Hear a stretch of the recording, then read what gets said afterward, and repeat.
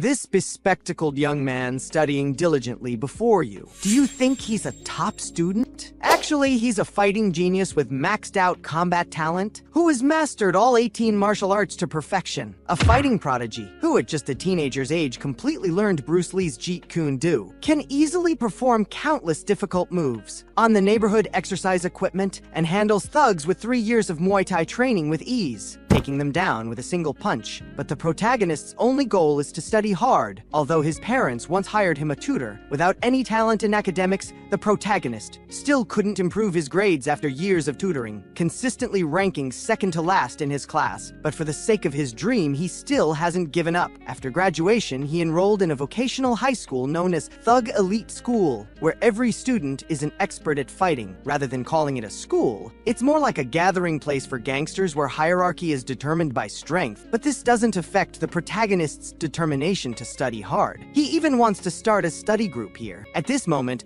a group of delinquents approaches, led by the class boss Li Xuanyu, smoking brazenly on campus. No teacher dares to confront them, but the new female teacher obviously doesn't know better. She blocks the delinquent's path. "Student, smoking is harmful to your health. For your own well-being, please put out that cigarette." As expected, the lead delinquent gets angry and immediately slaps her. "Even the principal can't control us. Who do you think you are?" And the girl, she's completely stunned. A student hitting a teacher is simply unheard of. The delinquents become even more arrogant. "What? Never seen a student hit a teacher before?" The female teacher starts crying in fear, begging them to stop. But this only makes the gang more aggressive. They're about to continue harassing her. But at this moment, the protagonist, who witnessed everything from the shadows, can't sit still anymore, because this female teacher was his tutor for 2 years. At that time, no matter how slow he was, she never complained, always encouraging him that he could do it. Finally, the protagonist steps out under everyone's gaze, takes off his jacket and puts it on the female teacher, saying if they start fighting now and his clothes get dirty, his mother won't let him off. The delinquents see this bookworm daring to interfere and immediately start flexing their muscles. The black-clothed thug charges first, kicking towards the protagonist. But unexpectedly, the protagonist catches the opening and takes him down with one move, while the other thugs think their companion was just careless, laughing and mocking him, apparently not realizing the seriousness of the situation. Just then,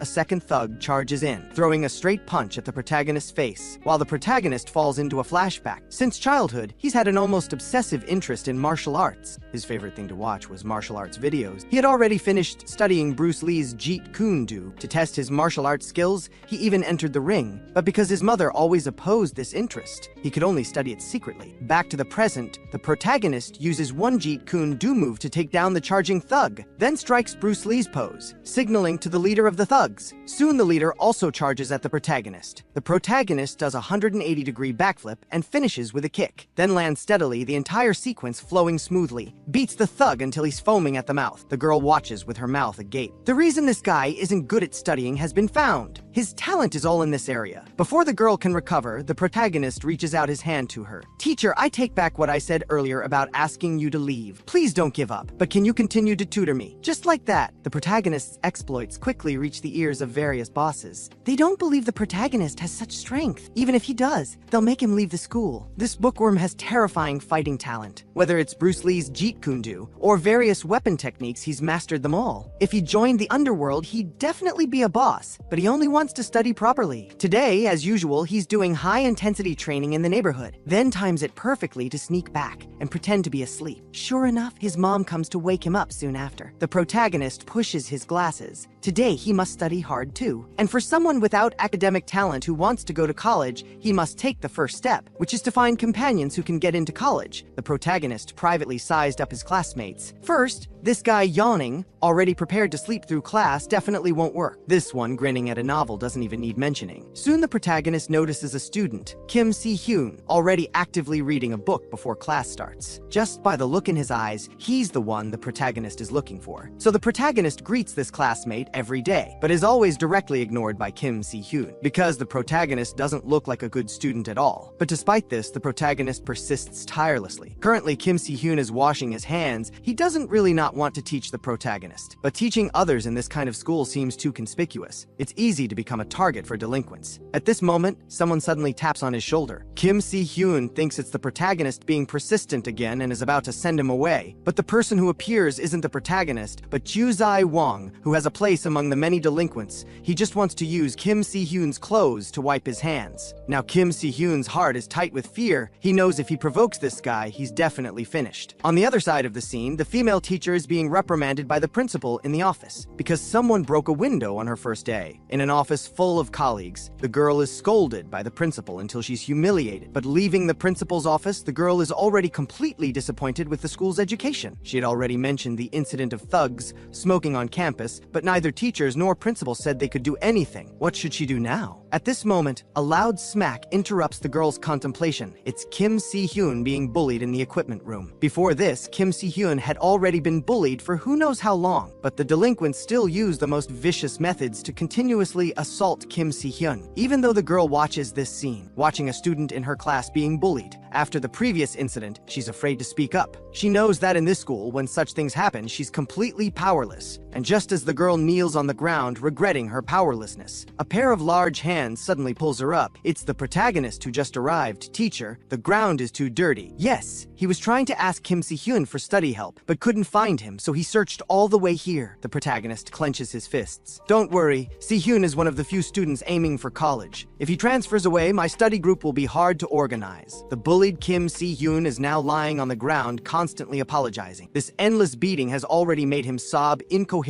Just as the protagonist is about to step forward, he's held back by the female teacher behind him. She doesn't allow the protagonist to fight like yesterday, saying violence can't solve everything. But the protagonist doesn't remove the teacher's hand. He just turns around with a playful grin. Then as long as I don't fight, it's fine, right? Saying this, he picks up a fire extinguisher from the equipment room and gently presses it. Instantly, the equipment room is filled with smoke. Just like that, the protagonist takes advantage of the chaos to escape with Kim Si-hyun. Indeed, this move once again shocks the female teacher. It's true he didn't fight, but is this really okay? This is absolutely the kindest teacher I've ever seen, because yesterday when the protagonist rescued Kim Si-hyun from being bullied by thugs, he used a fire extinguisher, making a mess of the equipment room. The girl actually took advantage of having no classes for the first 2 periods in the morning to help the protagonist clean up the mess by herself, because whenever she encounters danger, it's always thanks to the protagonist appearing in time. She can only help him in this way, but she needs to clean up quickly. Otherwise, if that fierce disciplined teacher finds out, it won't be good. However, just her luck, the disciplined teacher does arrive. When the disciplined teacher discovers the powder on the equipment, he immediately decides to deal with the student who caused the mess. The girl, to prevent the protagonist from being punished, musters her courage to take responsibility for it. Just then a young man happens to pass by, indicating he knows who did it. The young man removes his hood. I'm sorry, teacher, actually, I did it. This instantly shocks the girl, her mind filled with countless questions. Who is this young man? Why is he voluntarily helping her? And after the disciplined teacher sees this young man,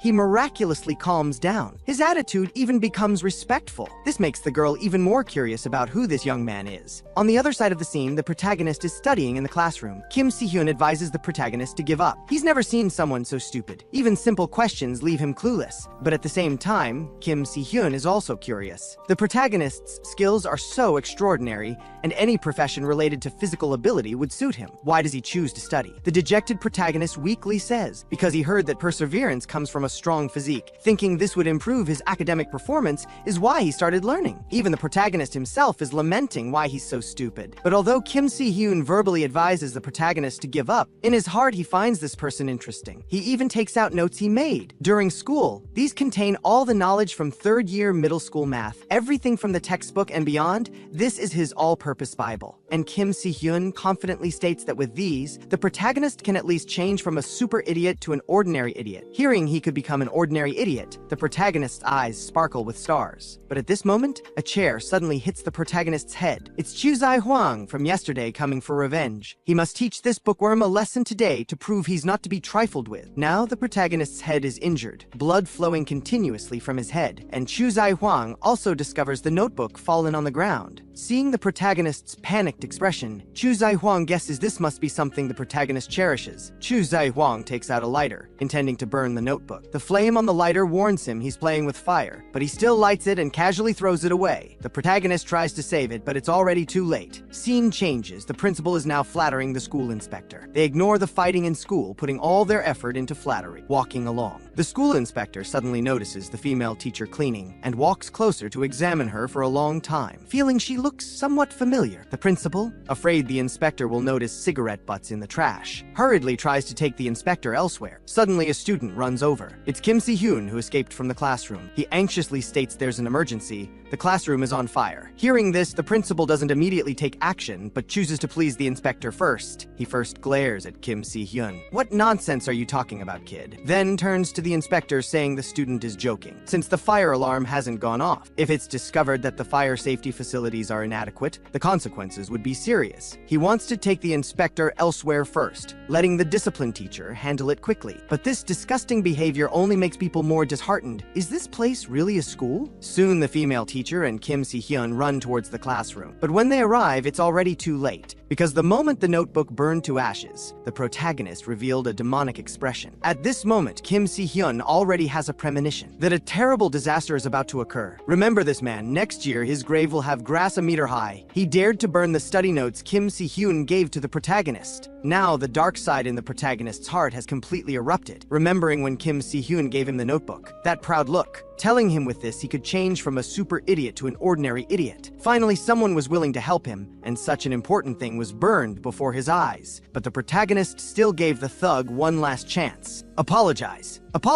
to Si-hyun, but the thug remains extremely arrogant, stating the next thing to be burned will be the protagonist. Hearing this, the protagonist has completely made up his mind. He must teach this scum a lesson. Soon the thug actively charges up to deliver himself to death. The protagonist extends his leg for a light trip, moves in close with a punch, then follows with several combination punches. But this thug is also admirably courageous, actually daring to stand up and provoke again. Grabbing the burning backpack, he throws it at the protagonist. But the protagonist's next move is even more surprising. He precisely catches the backpack with his foot, gently lifts his leg, drawing a fiery arc. At this moment, the thug's heart begins to panic. This madman, how is this possible? And what awaits him is a face restructuring kick. Soon, Kim Si-hyun and the female teacher arrive at the classroom door, just in time to see Chu Zai-hwang flying out of the classroom, already beaten beyond recognition. Soon, the protagonist, who lost his reason, also rushes out, telling this scum not to faint yet. First apologize to Si-hyun. Kim Si-hyun and the female teacher are already stunned by this scene. The protagonist is about to tell the teacher not to worry, he's fine. But before he can finish, he turns his head and sees the school inspector standing nearby, beating a classmate plus arson. What's your name? The vice principal, who just arrived, kneels to the ground, incoherent with fear. Now his school is done for. Soon the protagonist is called to the principal's office to await punishment. Students who got the news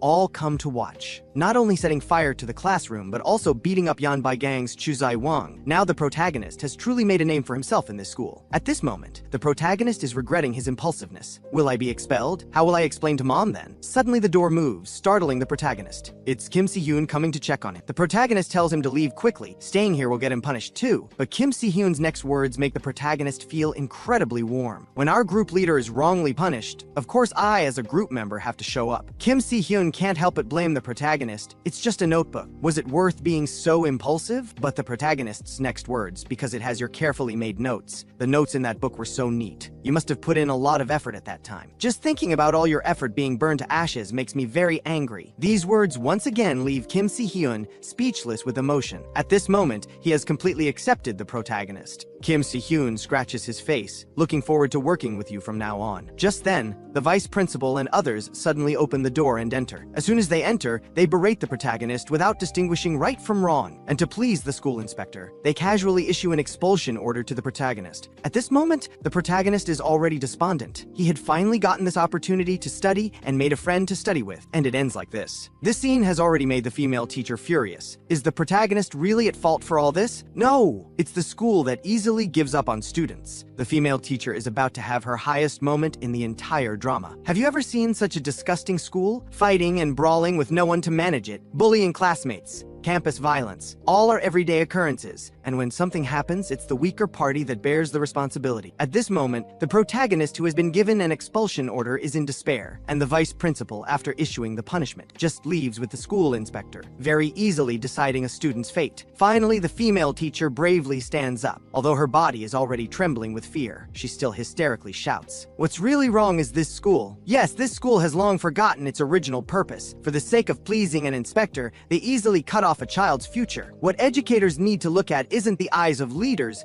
but the eyes of students. At least I won't easily give up on students like you. The girl risks being fired, every word spoken resolutely. Yes, what's wrong is this school. The girl still remembers when she advised the protagonist not to fight. Her hands trembled continuously from the guilt in her heart. She knew in such a school where the strong prey on the weak. What other method is there besides fighting violence with violence? Looking at the girl's determined eyes, at this moment, the school inspector finally remembers. No wonder this female teacher looked so familiar. The school inspector chuckles, indeed extraordinary. The valedictorian of the teacher's exam, teacher Lee Han Kyung. Hearing this, whether it's the vice principal beside the inspector or the protagonist, all are surprised. Valedictorian of the teacher's exam, but the principal still can't believe it. How would the valedictorian of the teacher's exam come to teach at such a school? But the inspector states he remembers clearly in last year's first teacher's exam. It was this teacher who passed the exam with the first rank, but declined registration citing personal reasons. Teacher Lee Han Kyung, is this the school you said you wanted to change? And the vice principal is now terrified by what's unfolding before him. But the defeated vice principal certainly doesn't disappoint, still criticizing the girl with a reprimanding tone. But the girl doesn't pay attention to what the vice principal said. At this moment, she thinks of the protagonist who asked for her help studying, organizing a study group for the sake of learning. That's right, she wants to create a study group in the school, together with this student Yin Zai Min. While the vice principal is still trying to obstruct, the school inspector thinks, completely disregarding the vice principal's opinion, decides to proceed with it. And the guiding teacher must be teacher Lee Han Kyung. Vice principal, if you still want to continue obstructing, should I first report the issue with the fire alarm? Or, just like that, the protagonist not only avoids expulsion, but successfully establishes a study group. And the school inspector who walks out now has a solemn expression. Originally, he was preparing to shut down this school, but with teacher Lee Han Kyung here, it's not so easy. At this moment, a voice sounds from behind. It's the hooded young man from earlier, now wiping blood from his hands. Yes, he is the school inspector's son, Park Ji-on-yi, and on the other side of the scene, in the infirmary, a thug is shocked by what he sees. In the corner is the thug who was just brutally beaten by the protagonist, now tortured beyond recognition by someone unknown. In the car, Park Ji-on-yi calmly speaks, isn't it the school's duty to make erring students take responsibility? The school inspector replies, that's right! And he won't let this school have a good ending. How hard is it to study properly in a delinquent school? The protagonist is forced to fight with thugs every day, causing students in the school to misunderstand him more and more. The protagonist is gradually rumored to be a school bully wanting to rule the school. At this moment, the protagonist is planning the study group with the teacher. They want to make students in the school love studying. Soon, the announcement is posted on the school's bulletin board. But when observing students learn it's the protagonist's doing, the rumors become more and more exaggerated. This freshman who's been in school for just 1 month beat up Yanbai Gang's Chi Yu Zai Huang. How could someone so brutal possibly study? They only think the protagonist is using this as a pretext to form a gang or find people to practice on, and some people are sabotaging it. How could something like this exist in such an interesting school? The unaware protagonist is still browsing a bookstore with the female teacher. To help the protagonist study, the teacher found mountains of teaching materials, but turning around, she finds the protagonist has disappeared. He found a book, One-on-One Focus Interview, Bruce Lee edition, thinking it would help with studying. The female teacher had no choice but to buy this book too. The girl says she'll definitely make the protagonist a top student, and lovingly pats the protagonist's head. Zai Min, I'm counting on you from now on. Let's work hard together. After buying the books, it's already night without them realizing. The female teacher happily returns home. But just as she's about to open her door, she's stunned by what she sees. The door to her house has already been opened. It's several thugs who somehow learned her address and broke into her home. On the other side, the protagonist is leisurely walking home. As he walks, he anxiously searches through the shopping bag. The Bruce Lee interview book he just bought is missing? Did he leave it in the teacher's bag? If he doesn't get it back, he might have to wait until Monday to see the book. All right, he'll go to the teacher's house to get it. At this moment in the teacher's house, the girl is being harassed by thugs. They want to leave the girl with an indelible trauma, so she can never be a teacher again. You know what, teacher? Calling the police is useless, because the police only appear after something has happened. In such a closed room, no matter how the girl cries for help, no one will discover it. But just then, the door unexpectedly opens. A dark figure appears at the door. It's Park Ji-on-yi wearing the Rocheng High School uniform. The girl also immediately recognizes him. Isn't this the hooded young man who helped her last time? The thugs don't know how Park Ji-on-yi found this place, but that doesn't matter now, because soon this interfering boy will be dealt with. However, the thug who charges up is punched flying by Park Ji-on-yi. The thug finally realizes this guy didn't pass by here by chance. He clearly came prepared, but it doesn't matter. He knows this boy's weakness. The thug punches towards Park Ji-on-yi's waist. Sure enough, Park Ji-on-yi is immediately in terrible pain. He knew it. As long as he attacks Park Ji-on-yi's right abdomen, he'll definitely be in unbearable pain. Saying this, he throws another punch. Now Park Ji-on-yi is in so much pain he can barely stand, because in his middle school years, something major happened, but few people should know about it. Unexpected that this thug understands so well. Could it be this thug knows about that incident? But at this point, he can't worry about that. He can only think of a way to take the teacher away. Park Ji-on-yi uses brass knuckles to break the ceiling glass, taking advantage of the chaos to bring the girl outside, and the thug isn't very worried. So that's how it is. No wonder Boss Hanyu had a split into two groups. Meanwhile, the protagonist finds he can't get through to the teacher's phone. The protagonist immediately looks disappointed. The teacher wouldn't go to sleep this early, right? Could it be she doesn't want to answer my call? Going to the teacher's house now wouldn't be very polite, right? But I really want to read the Bruce Lee interview. And just as the protagonist is struggling, he happens to encounter a running thug, talking about finding Lee Han-kyung. Hearing this, the protagonist looks nervous. Could it be the teacher is in trouble? This man arrogantly carrying the girl in his arms. A single word from him makes countless thugs obey his commands. Yes, he is the boss of the thugs at Rochang High School, Pi Hanyu. He wants to destroy what the protagonist cherishes. Make the protagonist become a scum like them. Once a person tastes the flavor of power, they become a venomous snake that takes pleasure in others' pain. Just like that Chu Zai Wang from before. At this moment, the girl is already surrounded by a group of thugs. But fortunately, she has Park Ji-on-yi protecting her. Just then, another thug recognizes Park Ji-on-yi. He can't help but feel angry just thinking about Park Ji-on-yi. Originally, he had just robbed money from a lower grade student and was beaten up by Park Ji-on-yi, who even made him kneel to those trash. But at that time, Park Ji-on-yi ranked second in Shiwa Middle School. He didn't dare to defy him, but now is an opportunity. Just as the thug kicks towards Park Ji-on-yi, Park Ji-on-yi has already prepared a crowbar hidden behind his back, steps forward and violently hits the thug's leg. Indeed, small fry with too much screen time are still small fry. Although Park Ji-on-yi is good at fighting, he can't withstand the thug's superior numbers and weapons. The girl thinks to herself, are these people really high school students? But just as the girl is about to find an opportunity to call the police, she turns to see the thug who broke into her home. And on the other side, Park Ji-on-yi is already struggling to protect himself under the thug's group assault. Now no one can save her. As the thug's hand raises again, the girl desperately closes her eyes, waiting for violence to arrive. But the next second, the thug's movement suddenly stops. The thug is a bit confused. It turns out the protagonist is grabbing his hood from behind. Can't you understand human language? Didn't I tell you to stop? And the thug lying on the ground is already starting to feel confused. Why would this monster appear here? But he never imagined it was actually just because of a Bruce Lee interview book. As soon as the protagonist arrives, the situation undergoes a reversal. The beaten and frightened thugs don't dare to move rashly. The protagonist unhurriedly asks the teacher what happened. During the protagonist's conversation,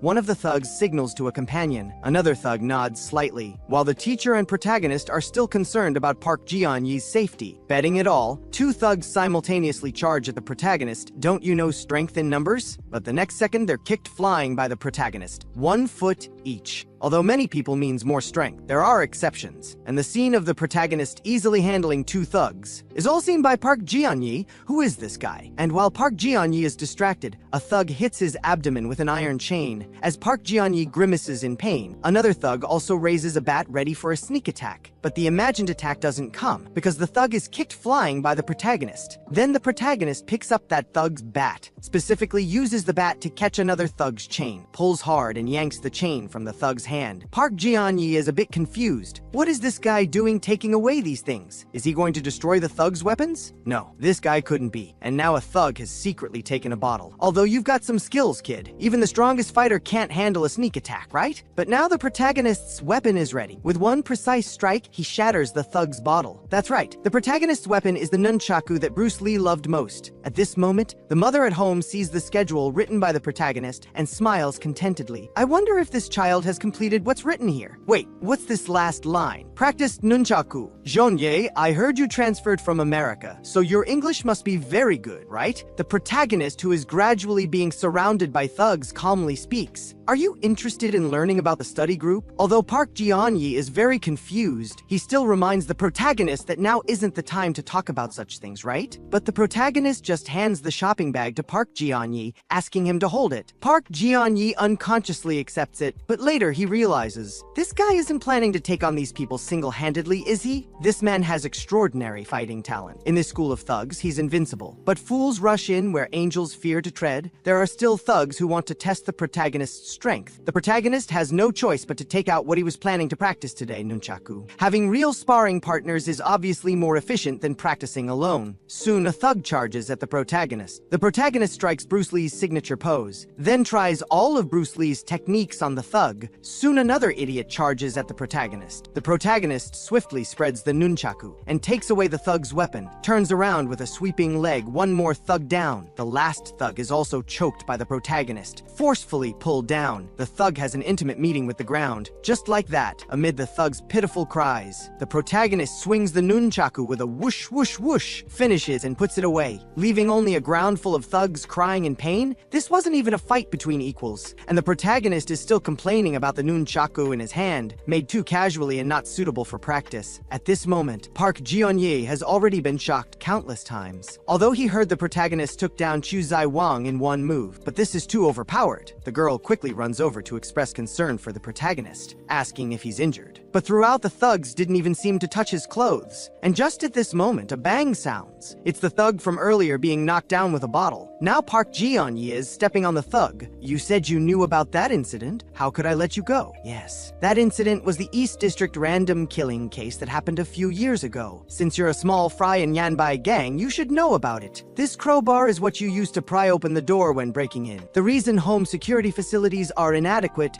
is because there's a promise as a premise. That is, don't break into homes, since you dare to break the rules. Have you prepared yourself to have your mouth pried open? Saying this, Park Ji-on-ye raises the crowbar high, looking at the thug's terrified expression. What's wrong? When you were prying the door, didn't you have even this much mental preparation? Just as the crowbar is about to fall, the protagonist extends his hand in time to stop it. That's enough. There's no need to go this far, although I don't know why you're so angry, but this is a bit too much, isn't it? But Park Ji-on-ye just takes off his hood and calmly speaks. What would you understand? My mother is dead. I'm telling you to get lost. Don't interfere with me. And when the protagonist hears this, he freezes in place. His mother is dead, and it's related to Li Xuanyu. The protagonist looks terrified with pupils instantly contracting. Could it be she was killed? Mother was killed by someone. That feeling is unimaginable. The protagonist falls silent. Park Ji-on-ye is still persuading the protagonist not to interfere, but seeing the protagonist's hand gripping the crowbar, suddenly let go, then violently punches the thug in the face. Angrily grabs Li Xuanyu by the collar, presses him against the wall. Was it you? Were you the killer? The protagonist has already lost his reason, telling the thug to answer him quickly. At this moment, the protagonist already has killing intent. Even Park Ji-on-ye didn't expect the protagonist's reaction to be so big. Park Ji-on-ye is also frightened back to his senses by the protagonist's actions. I don't know if you're really stupid or pretending to be. You don't really think this garbage is the killer, do you? He looks like nothing more than a hooligan. Doesn't even have the guts to kill. He only wanted to find out who was behind it all. Most of the thugs in this school are Pai Hanyu's pawns. He was probably caught in a weak spot and became Pai Hanyu's puppet. The protagonist calms down and thinks carefully for a moment. Finally remembers the name Pai Hanyu. At that time, the thug mentioned that if they didn't complete the task, they'd be killed by boss Hanyu. But why would this Pai Hanyu send him to do such a thing? And Park Ji-on-ye is concerned about the protagonist's intelligence. This is clearly aimed at the protagonist, yet he still has the mind to ask why. It looks like we'll have a hard time becoming close in the future. But the protagonist doesn't think so. The protagonist stares at Park Ji-on-ye's back. Although he's outwardly quiet, he's actually an extremely cruel person, like a wolf in sheep's clothing. But in my eyes, he looks like someone wearing ill-fitting clothes. After the incident, the girl looks at the thugs before her with intensity. I wonder when these children started to change. They're like puppets manipulated by others. The girl decides she must dig out the culprit behind all this. Who would have thought that a physically strong male protagonist would blush bright red just because he was going to meet a girl? It turns out that just now, the principal was causing trouble again, telling the protagonist and others to form a study group of 5 people within 2 weeks. If they couldn't meet the standard by the deadline, the school wouldn't support the study group activities. Hearing this news, the protagonist and Kim Se-yun were so scared they shouted out loud. Finding 3 more people in this kind of school would be incredibly difficult. But at that moment, the protagonist suddenly remembered that someone had already contacted him. However, that person's identity was extremely special because she was a girl. Although this was a co-ed school, the boys and girls classes were strictly separated, so some male students had never even spoken to a girl during school hours. Of course, this included the protagonist and Kim Se-hyun, both perpetually single. Now the protagonist and Kim Se-hyun were hesitating outside the girls' classroom. They had no idea what the girl looked like, so they needed to call out her name in the girls' classroom. Although this was easier said than done, unless they were extremely sociable. Fortunately, at that moment,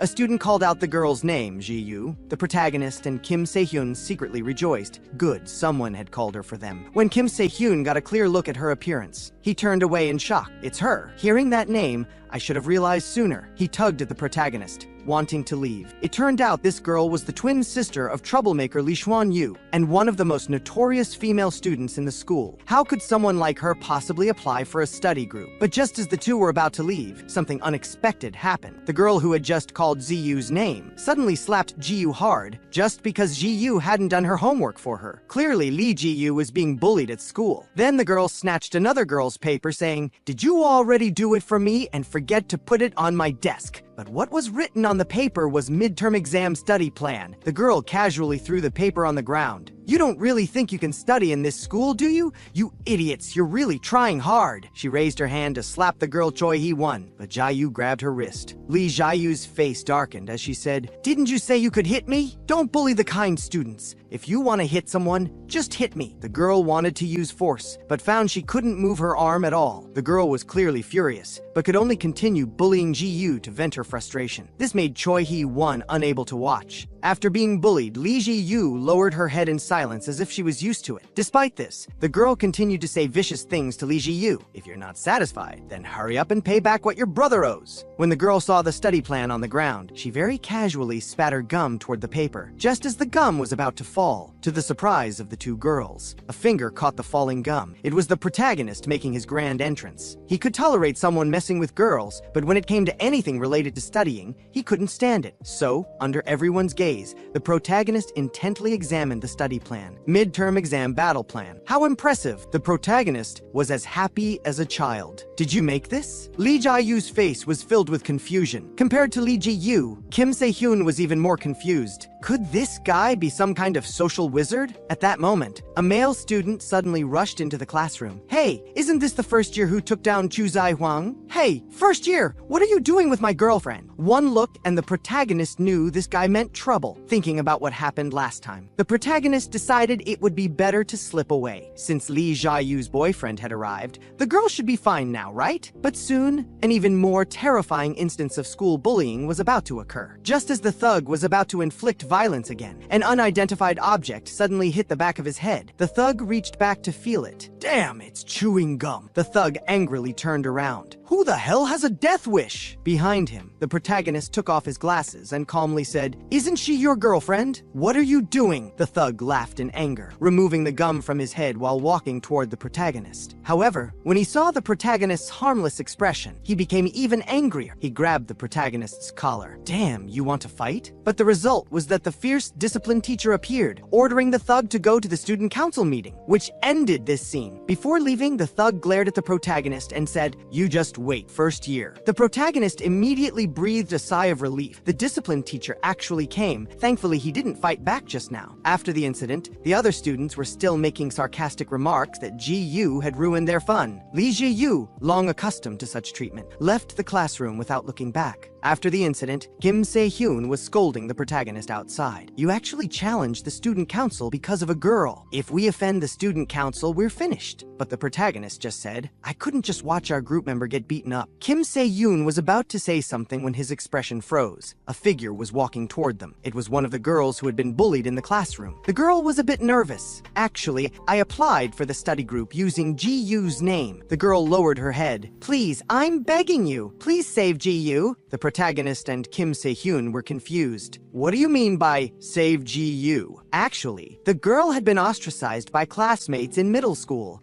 causing her to live in the shadow of self-doubt. When she came to the school with these insecurities, sure enough, in less than a week, she became a target of bullying again and was often robbed of money by thugs. Being naturally weak, she could only endure silently. It was Lee Ji-yu's appearance that gave her hope. After Lee Ji-yu heard she was being robbed, she directly body-slammed the thug to the ground. Kim Se-hyun interrupted in shock. Body slam? That's so hardcore! The girl continued remembering. After that, she and Lee Ji-yu became good friends. They encouraged each other and studied together. But because Ji-yu's brother Lee Xuan-yu borrowed a large sum of money from Kim Ju-jin, Kim Gyu-jin deliberately recorded a video of Lee Xuan-yu beating up a classmate, and Kim Gyu-jin was using the USB drive to threaten Ji-yu, making her obey him. The tragedy began from that moment. All along, it had been Lee Ji-yu helping her, but this time she wanted to help Lee Ji-yu once, and she would be transferring schools soon. The girl sincerely pleaded, "Please help Lee Ji-yu, and please study with Lee Ji-yu for me." But the protagonist's eyes turned to Kim Se-hyun. "Do you think it's okay? Didn't you say we'd be finished if we offended the student council?" Kim Se-hyun knew this guy wanted revenge and scratched his face. "That's what I said, but don't we have you monster, by our side? School life was never meant to be calm anyway." Hearing Kim Se-hyun's words, the protagonist smiled smugly. "All right then. So first we need to get that USB drive." Soon, on the other side, the female teacher had already taken action. She called Pai Han-yu to the office. "I heard you've been hanging out with Lee Xuan-yu lately. Why hasn't he been coming to school?" Pai Han-yu's expression was serious. She didn't even mention what happened on Saturday and is pretending nothing happened. Pai Han-yu knew this teacher was definitely trying to get information from him, so he spoke very cautiously. But he ultimately couldn't outsmart this teacher who had topped the teaching examination. She indirectly confirmed that Lee Xuan-yu had borrowed high-interest loans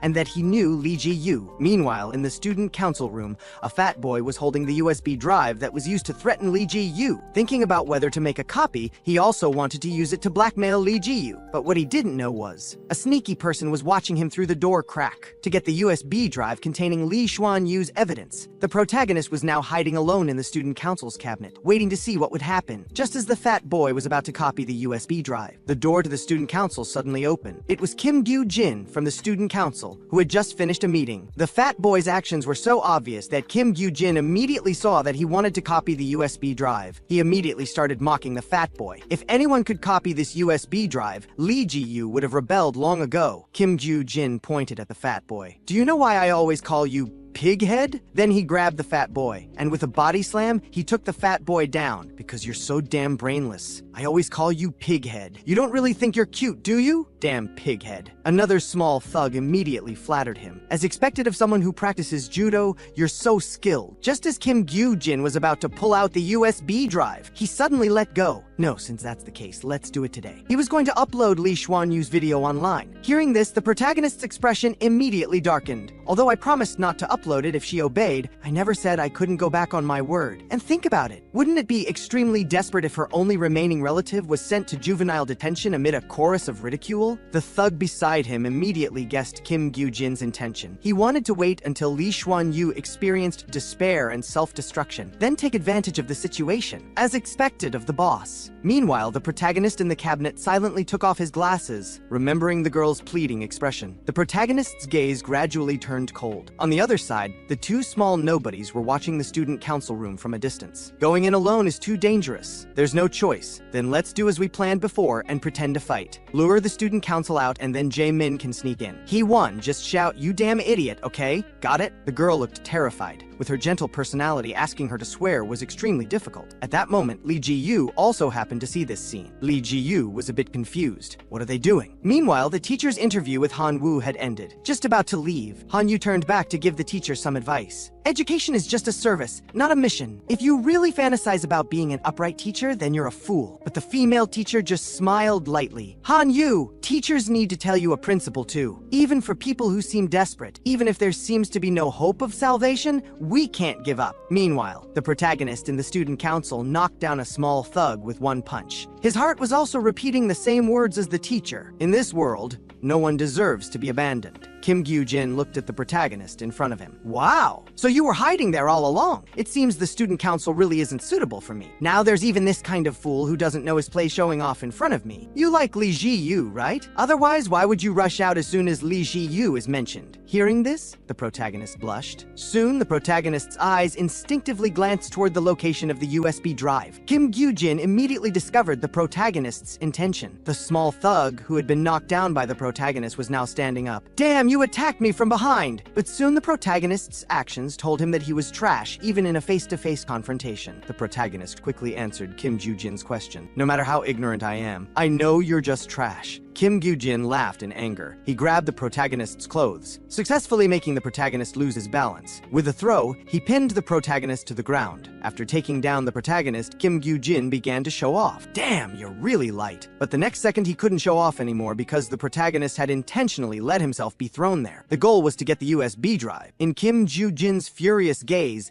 the protagonist showed the USB drive in his hand. "Got it." A panicked Kim Gyu-jin quickly came forward to stop him, but the protagonist had already put the USB drive in his pocket. Then, with a strange posture, he kicked Kim Gyu-jin right in the chin, landing gracefully. But Kim Gyu-jin was not like those small fries. He still had the strength to stand up. Soon he charged at the protagonist again. After dodging the attack, the protagonist grabbed a nearby student council uniform and threw it in Kim Gyu-jin's face. Since one hit isn't enough, here's another. No matter how many years of judo he had practiced, it was no match for the protagonist's serious punch. Just like that, Kim Gyu-jin was also knocked down by the protagonist. However, just as the protagonist was about to leave, Kim Gyu-jin arrogantly stated that the file had already been downloaded to the computer. With just one click, Lee Xuan-yu and that bitch would both be finished. Just as the protagonist was panicking, the discipline teacher appeared behind the protagonist. The discipline teacher looked at the protagonist. "Aren't you the one who caused trouble earlier?" Meanwhile, Kim Gyu-jin smiled at the protagonist. "You're finished!" "No, not at all!" At that moment, Lee Ji-yu and the others in the corridor saw an unforgettable scene. Behind them,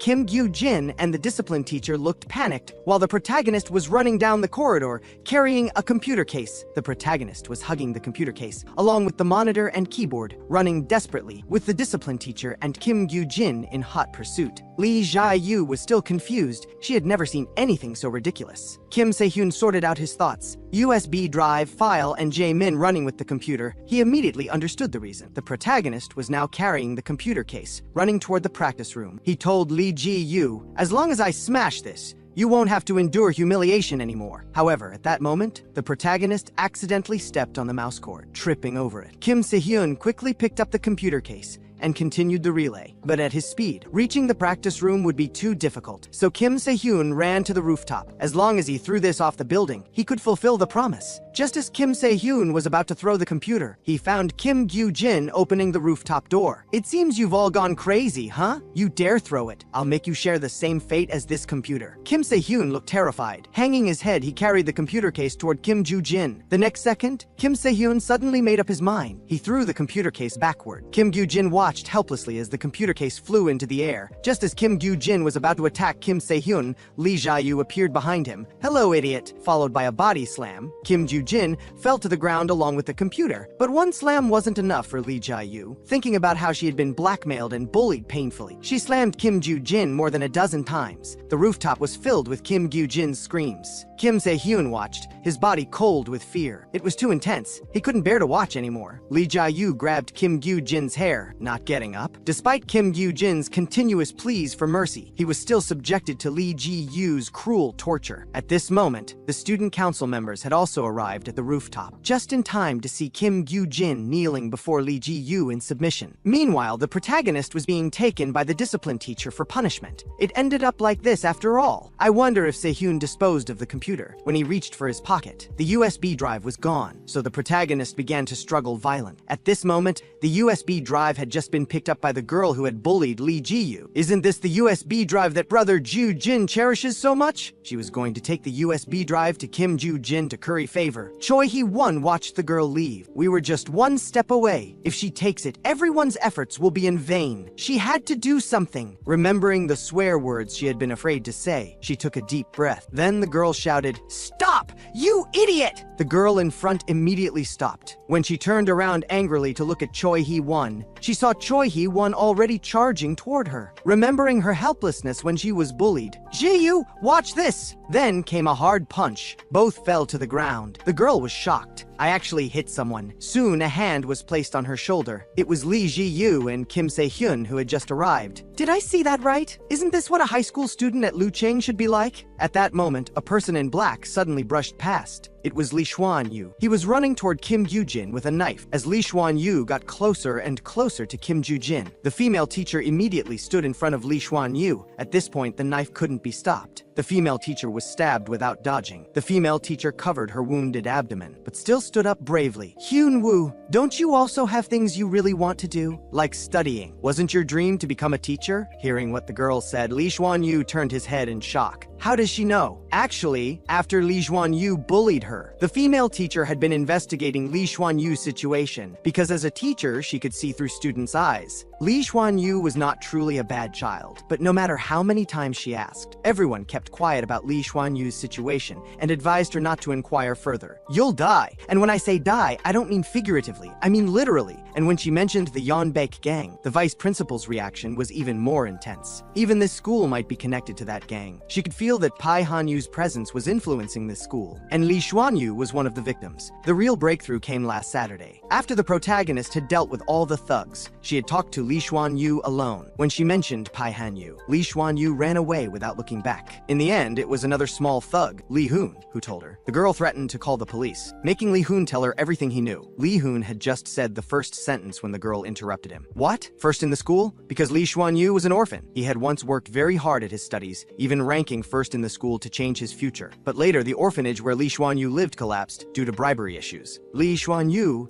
and his twin sister Lee Ji-yu were left with no support. To quickly find a job and support themselves, he had to give up college and went to Lucheng Vocational High School. But when he saw his sister crying silently because she couldn't go to college, he became determined to give up his studies and work outside, deciding to sacrifice his own dreams for his sister's education. But there wasn't much a high school student could do, just delivering food and working at internet cafes. Trying to save money steadily was very difficult, and he would encounter dishonest bosses who wouldn't pay. But one day he met Pai Han-yu. Pai Han-yu took Lee Xuan-yu's only 30,000 yuan and gambled online. Unexpectedly, it turned into 60,000 yuan. He couldn't earn this much money working day and night, so he chose to trust Pai Han-yu, and later he hung out with Pai Han-yu's group, gradually becoming corrupted. To please Pai Han-yu, he fought and caused trouble at school, but the result was that he owed Kim Gyu-jin a large sum of money and was caught by Kim Gyu-jin with evidence against him. Even this stupid thing he was doing now was instigated by Pai Han-yu. Pai Han-yu gave him a knife, telling him to take revenge on Kim Gyu-jin. Are you going to let people play you like a monkey forever? Anyway, you have nothing left to lose. Yes, he was desperate, unable to return to the past. But in this darkness, suddenly a colorful hand reached out to him. The female teacher's eyes were unusually determined. Look at me, Lee Xuan-yu. Remember last time I advised you to quit smoking? Actually, there are many successful cases of quitting smoking. People say it's difficult to change one's nature, but there are people who have reformed. Although Lee Xuan-yu saw hope in the female teacher's eyes, he still struggled and ran away. Don't lie to me, I'm going to juvenile detention anyway. But he hadn't run a few steps when he was met with a heavy punch from the protagonist. The vice principal and discipline teacher were shocked. The protagonist took out his glasses from his pocket, calmly saying, being knocked down isn't a shameful thing. What's most important is at the moment of falling, asking yourself why you fell. If you know how to reflect on yourself like this, the protagonist adjusted his glasses and continued, then there's hope for this person. This is what Bruce Lee said, and I've always used this quote to motivate myself. Lee Xuan-yu's eyes shook. He remembered the dream he had once written. His sister saw it and mocked him. With your nasty temper, you want to be a teacher. To be a teacher, you must treat all students equally. Lee Xuan-yu looked at his sister, whose grades were lower than his, and sarcastically said, of course, studying too. This made Lee Ji-yu furious. Here the flashback ends. The female teacher stroked Lee Xuan-yu's head and softly said, don't give up. The female teacher's breath was getting weaker. I will make this a place where you can study, so don't give up. The next second, the female teacher finally couldn't hold on anymore and fainted. At this moment, Lee Xuan-yu's body began to tremble uncontrollably. He couldn't help but cry out, can I really still study? After that incident, Lee Xuan-yu sincerely apologized to the female teacher, and because of the female teacher's plea, he only stayed in juvenile detention for one day before being released. And Pai Han-yu was also reported by the female teacher and was arrested by the police. The next day, Pai Han-yu suddenly opened the door of the study group. Kim Se-hyun had a ghost-like expression. Hello, Jae-min. Can I join the study group too? Kim Se Se-yoon was panicking inside. Zai-min loses his mind when he hears about the study group. He wouldn't really agree, would he? But this guy is too dangerous. The protagonist suddenly stood up. Your name is Pai Han-yu, right? Pai Han-yu even reminded the protagonist not to write his name wrong. But the next second, the protagonist rejected him. The reason was that in Pai Han-yu's eyes, he couldn't see any desire to go to college, let alone to study. Pai Han-yu immediately dropped his smile. You can tell just by looking at my eyes. How do you know I won't work hard if you don't try me? If you don't give me a reasonable reason, I can't accept it. But the protagonist didn't even look at him. Because you're a bastard. Hearing this, Pai Han-yu's expression clearly became unhappy, but he didn't argue, casually walking toward the door. I just wanted to help you guys, but you don't appreciate it. The protagonist was a bit confused. What do you mean by help us? In the next second, the study group's window was suddenly smashed. The three people in the classroom were all surprised, but the most surprised was Kim Se-hyun. But this wasn't done by Pai Han-yu. It was a group of first-year thugs. Pai Han-yu explained to the protagonist, do you know what those guys you defeated have in common? They're all second-year students. In Lucheng High School, there's an unwritten rule that you can't challenge someone from a different grade, and you broke that rule. That's why those first-year students are so angry, because the protagonist always challenged second-year students. They felt the protagonist didn't take the first years seriously. Yes, the protagonist had already become famous in this school, known as the monster Yin Zai-min. Because he had challenged many famous thugs from higher grades, he had become a topic of conversation among first-year students. The most dissatisfied with this was the first-year boss, Jiang Tai-woo. Because of the protagonist's existence, the respect for him from first-year students had significantly decreased. He wanted to duel with the protagonist to determine who was better. Despite him shouting downstairs, the protagonist ignored him completely, just thinking this kid was wasting his study time. Seeing that the protagonist wouldn't come down, Jiang Tai-woo thought the protagonist was afraid, so they were going to teach a thug a lesson and make an example in front of the protagonist. It was a first-year student named Woo Jun,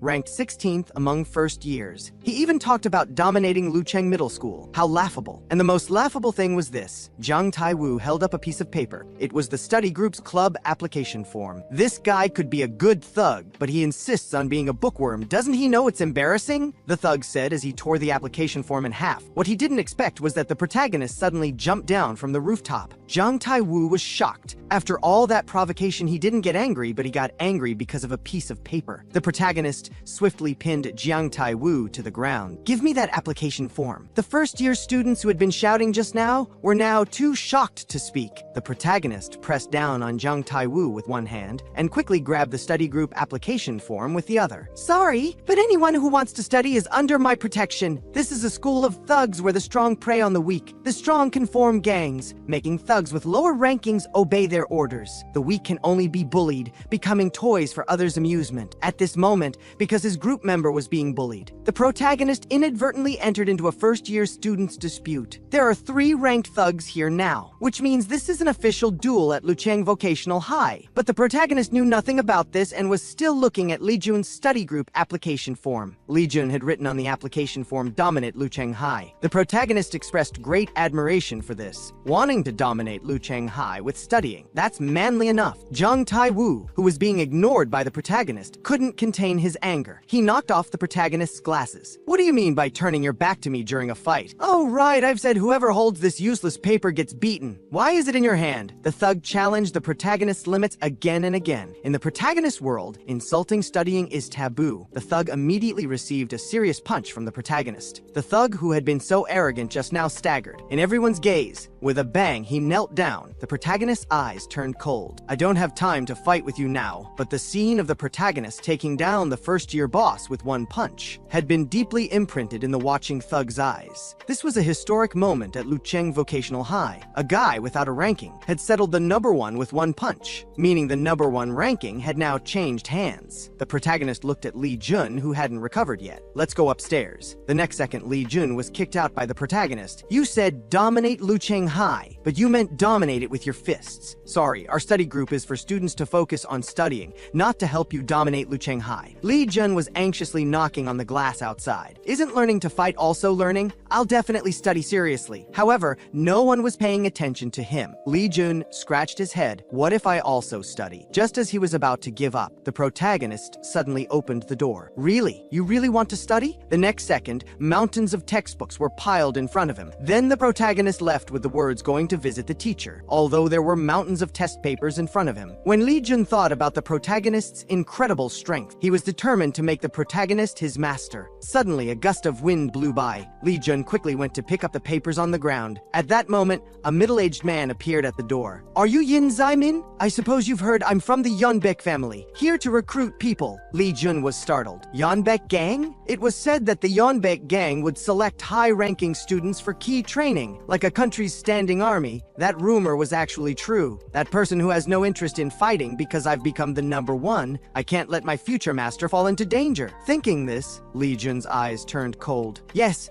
I am Yin Zai-min." Soon the protagonist returned to the school and found Lee Jun was not in the study group. Did he run away? When the protagonist saw Lee Jun's test papers, he was so excited his whole body trembled. "No, this guy absolutely cannot leave." At this moment, a voice came from behind the protagonist. The protagonist turned around. It was Park Ji-yeon, whom he hadn't seen for a long time. He knew where Lee Jun was now. Meanwhile, Lee Jun was taking the reserve army test in place of the protagonist. This oppressive atmosphere made Lee Jun uncomfortable. Soon, the middle-aged man mentioned the content of the test. The man picked up a car key. 3 thugs were standing in front of the car. The method to pass the test was very simple. Just get past the thugs' blockade and take the car key to pass. And not only would getting the car key mean passing the test, the car would also belong to him. Lee Jun's eyes immediately lit up. Really? But what he didn't know was how dangerous it was to pass the test. These 3 thugs all had criminal records. Zhang Fei Huan, ranked 17th, previous crime robbery. Guo Guan Yu, main previous crime assault causing injury. Finally, Xu Yufei, attempted murder. Lee Jun smiled. So that's what he was tempted by. Soon Wu Jun charged forward. "Even if there are 3 of them, don't be afraid. I will definitely win." But the result was that he was beaten black and blue by the thugs. Soon the middle-aged man walked up to Lee Jun. Indeed, one shouldn't let emotions get in the way. "I thought you looked quite imposing, and that's why I let you come. You don't think I would go looking for someone without checking their appearance first, do you? You're really underestimating the Yeonbaek gang." Saying this, the man raised an iron bar. "It's now 8:45 p.m. reserve army test." Soon the man raised the bar. "I declare failed." But before the bar could come down, one of the small thugs was struck by a punch, flying back several meters. The study group had officially arrived. The protagonist picked up the test papers and declared, "Lee Jun,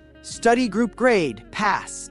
How formidable is the study group's collective strength? Lee Jun, a study group member with passing grades. Facing the menacing gang, this is the first thing the protagonist says. Since his grades qualified, Lee Jun is a member, so there's reason to save him. The protagonist quickly signals Lee Jun to come over. But in the next second, Lee Jun is struck down by a middle-aged man with an iron rod. The middle-aged man steps on Lee Jun, saying this isn't a place one can come and go as they please. Park Ji-yeon signals the protagonist to make a move. They had prepared for a confrontation with the gang, but just as the two prepare to charge, 2 thugs appear behind them. With one punch, they knock the 2's heads together, causing them to fall awkwardly. The situation becomes quite embarrassing. Lee Ji-yu inwardly sighs, calling them 2 idiots. Meanwhile, he confronts another thug who repeatedly calls him a short woman, making Lee Ji-yu grind his teeth in anger. Soon the thug throws the first punch. Lee Ji-yu dodges with a backward lean, then grabs the thug's arm and executes a shoulder throw. "Short woman? Who are you calling a short woman?" Instantly knocking the thug unconscious. At the same time, Park Ji-yeon narrowly avoids another thug's attack. Before Park Ji-yeon can catch his breath, the thug swings a wooden club wildly, which Park Ji-yeon dodges repeatedly, but his expression remains serious. This guy seems to be swinging randomly, but each strike carries lethal force. One hit would be fatal. However, since he's swinging wildly, it means he doesn't know who I am yet. Soon Park Ji-yeon dodges another strike, then throws a powerful punch with brass knuckles. In that case, I've already won. The middle-aged man curses under his breath. 2 idiots. So next up is that person, the true freshman leader of Rocheng Vocational High, Yin Zai-min. The protagonist faces the most formidable of these 3 thugs. Knife expert Xu Yufei, an extremely cruel character. Soon the thug swings his knife at the protagonist, but in the next second, the knife is caught by the protagonist using a rolled-up test paper. This is the power of knowledge. Then the protagonist flicks the paper, causing the thug's knife to fly out of his hand. Next, the protagonist forms his hand into a palm against the thug's chest, then suddenly clenches into a fist. A single strike sends the thug flying over 10 meters. It's Bruce Lee's 1-inch punch, and the protagonist's next target is the middle-aged man. The man inwardly panics. Is this the power of Rocheng Vocational High's freshman leader? But in the next second, the middle-aged man's voice calls out, Yin Zaiman! The middle-aged man catches the protagonist's fist with one hand. So what about knowledge? The protagonist's eyes widen in shock. This guy is strong. Then the middle-aged man raises the iron rod with his other hand. A vicious strike knocks the protagonist to the ground. Li Ji-yu and Park Ji-anya try to help, but they too are easily defeated by the middle-aged man. This guy isn't an ordinary high school thug, but a real member of the Yeonbaek gang. Looking at the fallen Li Ji-yu and Park Ji-anya, the man lights a cigarette. Since school just started, the freshman leader is quite pathetic. Just as he relaxes, the protagonist appears again. Seeing the protagonist approaching, the man can't counter because he's holding a cigarette. He can only defend with his leg. A roundhouse kick sends the protagonist flying. Sorry, I prefer using my right foot. But when he looks at the protagonist again, he finds the protagonist sighing in relief. The man instantly realizes the protagonist's intention. So he just wanted to lure me into lifting my foot. The protagonist looks up calmly. He must be in pain after being hit with the iron rod. Please don't step on him anymore. The middle-aged man laughs loudly. Such touching friendship. The bond in your little gang is quite deep. The protagonist throws off his jacket. No, it's not a gang. It's a study group. The protagonist lightly taps the ground with his feet, takes a stance, wondering if he can use that move, then instantly rushes forward. Uncle, since you're in a gang, you should be able to withstand this move, right? Meanwhile, the study group members Li Ji-yu and Park Ji-on-yi are unconscious on the ground. Only Lee Jun has just woken up, struggling to get up, unaware of what's happening around him. Soon a loud bang echoes, and the scene before Lee Jun instantly awakens him. The previously arrogant man now has a bruised face. With the protagonist's final punch, the gang member is sent flying, crashing into him. The man barely sits up. The protagonist follows up, his fists reaching the speed of the third universe, leaving only after images. Yes, this is one of the techniques his uncle forbade him to use, mercilessly using punches and kicks to beat the opponent senseless. A one-sided beating. Then the protagonist forms his palm again, delivering a powerful punch, ending the combo. This punch embeds the man in the car's windshield. Lee Jun is so shocked by this scene that he stops thinking,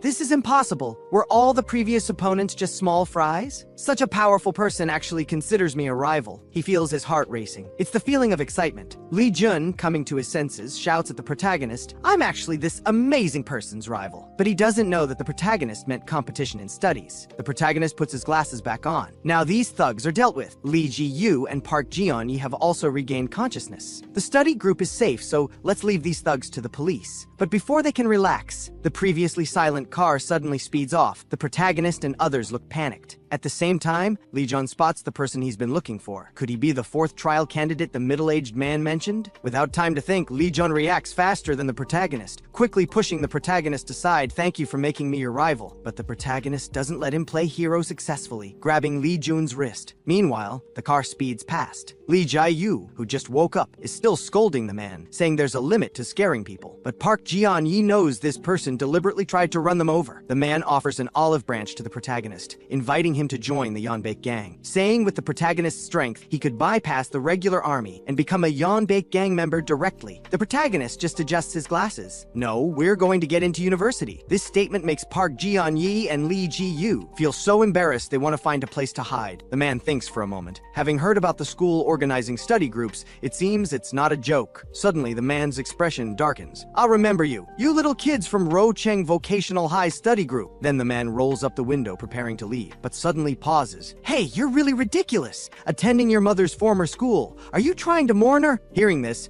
Park Ji-on-yi, who was just chatting happily, pupils suddenly contract. The man continues. Your mother was killed and you still have the mood to study? Or did she leave a will telling you to focus on studying? Ha ha ha. As the man finishes speaking, Park Ji-on-yi stands frozen in shock. That guy seems to know who stabbed my mother. Immediately, Park Ji-on-yi chases after him on his bike. I must find him, must catch him. At this moment, Park Ji-on-yi's mind keeps replaying what the thug said before leaving, seeing his mother's old clue right before his eyes. Park Ji-on-yi floors the accelerator, definitely can't let that guy escape. And just as Park Ji-on-yi passes through an alley with the thug's car within reach, a figure suddenly emerges from the corner. The motorcycle instantly loses control and crashes to the side. This burly man is Park Sang-in, son of a Yonbei gang director. He's also Chu Zai-Huang's companion. He recognizes this person. He still remembers when Chu Zai-Huang mentioned him. That fearful expression. Park Ji-on-yi slowly emerges from the shadows. Move aside if you don't want to die. The thug examines him carefully. Is this the expression Chu Zai-Huang mentioned? Indeed, Chu Zai-Huang was overreacting, seeing Park Ji-on-yi charging with raised fists. The burly man doesn't dodge. He even raises his hands, allowing Park Ji-on-ye's attack to land. Park Ji-on-ye's full-force attack seems to sink like a stone in the sea. The next second, the burly man grabs Park Ji-on-ye's head, then delivers a knee strike directly to Park Ji-on-ye's abdomen. Park Ji-on-ye is defeated in just one exchange. Park Ji-on-ye is shocked. Although his body hasn't fully recovered, he was wearing brass knuckles. Soon, the burly man slowly walks toward Park Ji-on-ye. Get up, aren't you in a hurry to die? While the burly man is distracted, Park Ji-on-ye glances at a nearby garbage bag. The burly man continues to provoke Park Ji-on-ye. You're not still looking for who killed your mother, are you? Wasn't it in the news? Your mother died from random killing, motivated by a drunken impulse. Before the burly man could finish, Park Ji-on-ye instantly erupts in anger. Shut up! My mother didn't die like that. She was targeted by those Yonbei gang bastards. Saying this, Park Ji-on-ye picks up the nearby garbage bag, throws it at the burly man, but it's easily blocked. However, Park Ji-on-ye immediately pulls out something else and slashes. The burly man's face instantly sprays blood. It was a can lid. Park Ji-on-ye takes advantage of the burly man's distraction to deliver a flying kick, landing gracefully, then gets back on the motorcycle preparing to chase the escaping thug, but finds the motorcycle won't start. Could it be at that time? Before Park Ji-on-ye can think further, the recovered burly man grabs Park Ji-on-ye's hood, throws Park Ji-on-ye out. The burly man's expression is cold. I've always been curious how you know so much about our operations. There's an undercover, right? Then the burly man forcefully presses on Park Ji-on-ye's face, followed by the sound of beating. Soon, a hand gently picks up the keys from the ground. I've been undercover risking my life for a month. Finally, it's my turn to shine. Meanwhile, the protagonist and others haven't left. The protagonist is asking the police uncle for help, because his ominous feeling tells him that Park Ji-on-ye might be in trouble, because when it comes to anything related to his mother, he might do something unpredictable. At the same time, the fat guy who tried to copy Lee Ji-yu's USB drive last time appears on a motorcycle. Just seeing this guy makes the protagonist instinctively clench his fists. The fat guy says now's not the time to discuss this. Park Ji-on-ye's life is in danger. On the other side of the scene, after careful consideration,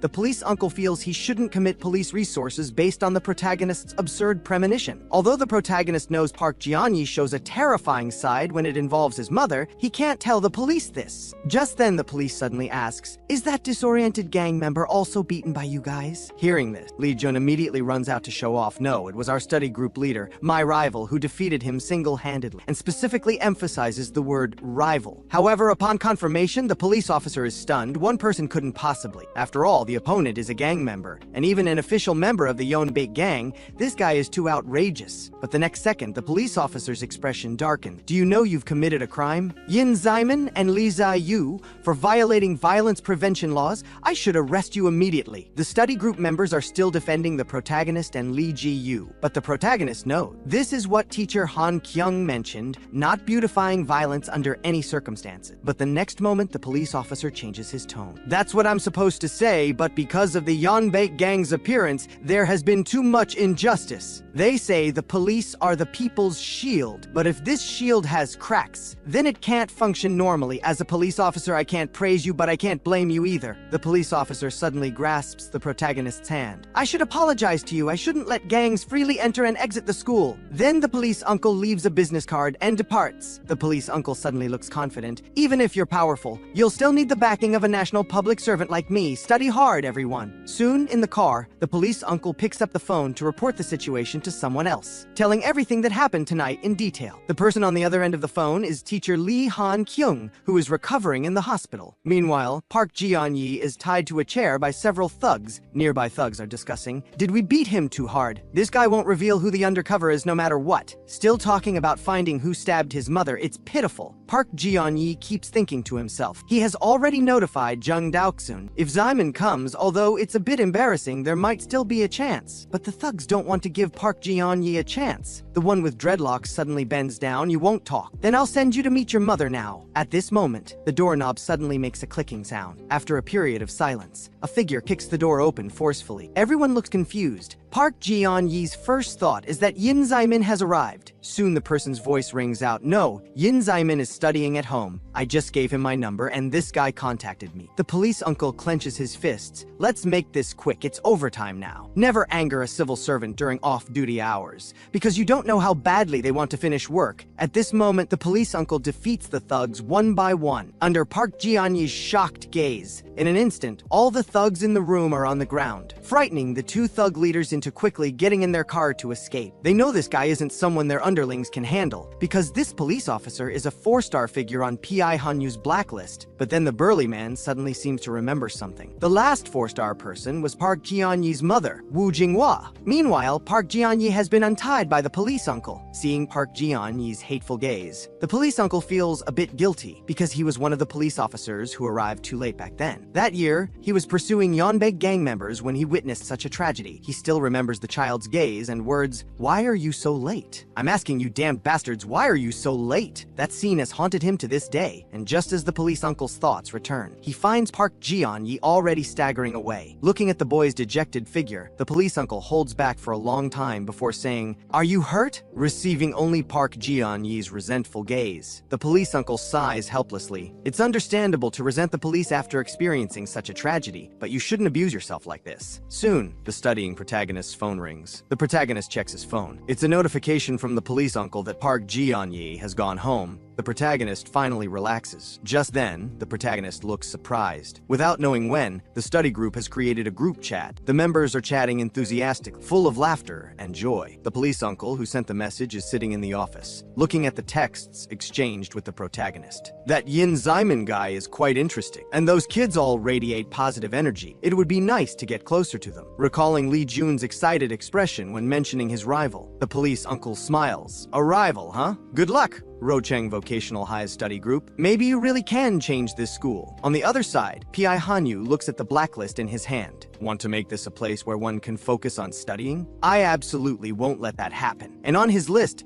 the 4-star name is clearly teacher Lee Han-kyung. Seems like it's time to begin, just like a year ago. But now the protagonist still has troubles, because ever since beating up Kim Gyujin that day, Kim Gyujin has been using student council privileges to deliberately cause trouble for the protagonist. This time, under the pretext that the protagonist isn't wearing winter uniform, he makes the protagonist go home to change. Just as the protagonist is at a loss, teacher Lee Han-kyung appears from behind. The school rules say winter uniforms are required in May. It's only April 1st. Don't the student council members know the school rules? This infuriates Kim Gyujin, but he can do nothing against this teacher, because she once saved his life. Kim Gyujin snorts coldly. "Fine, damn it." And Lee Han-kyung has just arrived at school when she infuriates the vice principal. "What? Expel Pi Han-yu?" The vice principal breaks into a cold sweat. Teacher Woo Jinghwa was also like this back then. Has that person possessed her? The protagonist has just arrived in the classroom, but finds his classmates looking at him strangely. The protagonist quietly asks Jin Shi-hyun, "He's not being ostracized, is he?" Jin Shi-hyun gives him a look like he's stupid. No, quite the opposite. You've become the freshman leader. Everyone is watching your expression out of fear. But the protagonist doesn't know that, in others' eyes, he has already become a school bully who is bullying his classmates. Just then, a loud crash breaks the classroom silence. Lee Shun is lying on the ground in pain. A thug is continuously beating Lee Shun, saying, "Your boss Lee Xuanyu says to take care of Lee Ji-woo borrowed money from me." Lee Ji-woo isn't a good person either. The protagonist is about to rush over to help but is quickly stopped by Jin Shi-hyun. "This person can't be touched, because if you lay hands on him, the principal and disciplinary teacher will come." The protagonist looks confused. Jin Shi-hyun explains, "He is the most hated thug among all thugs. A thug who is good at studying. First place in the freshman placement test, with 4 skill test qualifications. Jin Ho-min, known as the hope of Rocheng Vocational High." Meanwhile, teacher Lee Han-kyung is seeking help from the academic department head. She must get rid of Pi Han-yu, this scum, from the school. The academic department head's expression darkens. "I can agree to your condition, but on the condition that someone from your study group gets first place in the midterm exam. Can you do it?" Teacher Lee Han-kyung confidently says, "Of course." On the other side, the protagonist is playing chess with the studious thug. The thug arrogantly says, "In terms of fighting, I don't rank high. I'm just a good student who loves studying." The protagonist's expression is cold. "Did you just insult Lee Ji-woo? Take it back." Jin Ho-min remains arrogant. "What if I don't? Isn't Lee Ji-woo just associating with Kim Gyu-jin for money? If that's not shameless, what is?" One look and you can tell he's an orphan without parents. Hearing this, the protagonist can no longer hold back, throwing a hard punch toward the thug.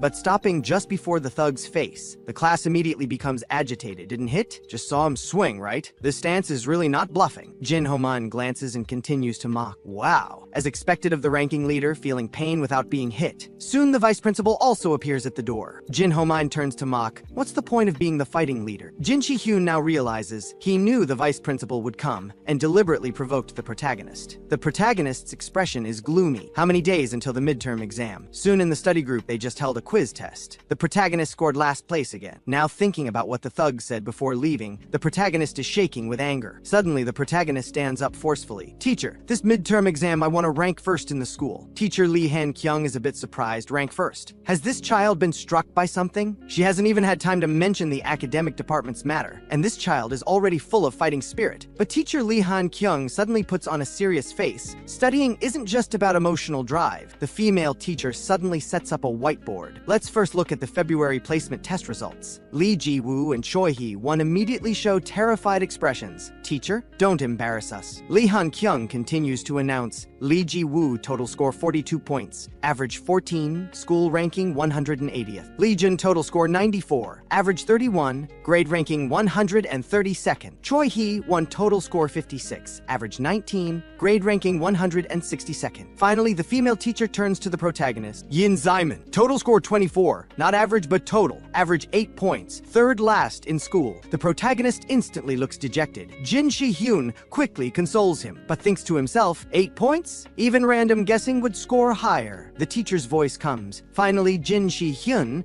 total scored 250 points, third in school. Instantly, the whole room falls silent, each showing shocked expressions. Third in school. This guy is actually so good. Teacher Lee Han-kyung points at the whiteboard. Except for Jin Shi-hyun, the rest are all at the bottom. Wanting to improve grades in a short time is impossible, and academic performance can't rely on miracles to happen. Then teacher Lee Han-kyung smiles lightly, but Rocheng Vocational High is different from regular high schools. The female teacher slaps the table. Just follow what I say, and it can definitely be done. Soon it's time to leave school, and Jin Shi-hyun quickly makes an excuse to leave. But from his expression, there is undisguisable dejection, because his phone has a text from his father. It's almost dark. Why aren't you at the construction site yet? Still want to learn skills or not? Get over here now. It turns out that just the day before, Jin Shi-hyun brought home his third place test score to share the good news, but was again coldly dismissed by his father. Using the excuse of not being able to afford college tuition, his father told Jin Shi-hyun to quickly learn a trade. Jin Shi-hyun feels complicated. Why was he born into such a family? But at this moment, the protagonist notices Jin Shi-hyun's unusual behavior and immediately makes an excuse to leave. He must do something. Now Jin Shi-hyun is walking dejectedly on the way home, coincidentally meeting Choi Hee-won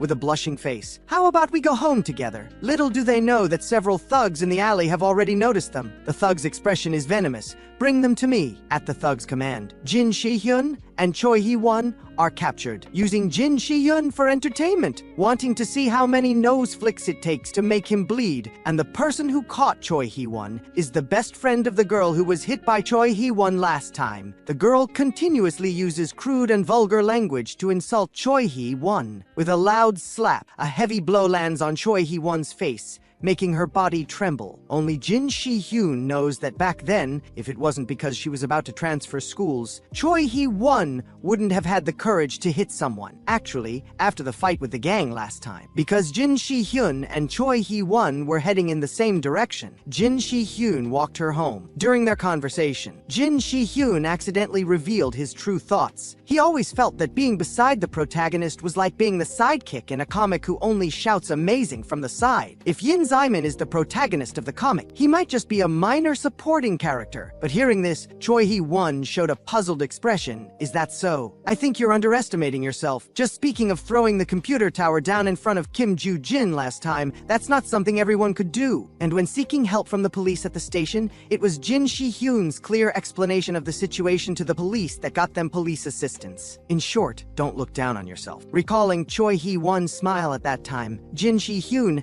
gnashes his teeth in anger. If she hadn't greeted me just now, she wouldn't have been involved. He must do something thinking like this. Jin Shi-hyun bites the thug's arm, raises his hand and charges toward the thug, but Jin Shi-hyun, who has never learned any combat techniques, is still kicked down by the thug. Fallen on the ground, Jin Shi-hyun is filled with grief and anger at his own weakness. What would Yin Zaiman do? Thinking this, Jin Shi-hyun gets up again, recklessly charging toward the thug, but the thug quietly tells him that he has investigated Yin Zaiman and knows his weakness. Hearing this, Jin Shi-hyun is shocked, can only reluctantly watch as the thug takes Choi Hee-won away, saying they're going to do something else with Choi Hee-won. At this moment, a voice rings out, "Rock, scissors, paper." It's the protagonist standing next to the thug. The protagonist looks at the scissors in his hand. "I seem to have won." The thug looks terrified. "What are you saying? You just played paper, right?" "So I won. Honor the bet." Saying this, the protagonist delivers a hard forehead flick. The powerful recoil directly bounces the thug against the wall. The thug covers his injured head. "Are you crazy? When did I say I wanted to play a game with you?" The protagonist strides toward the thug. "No,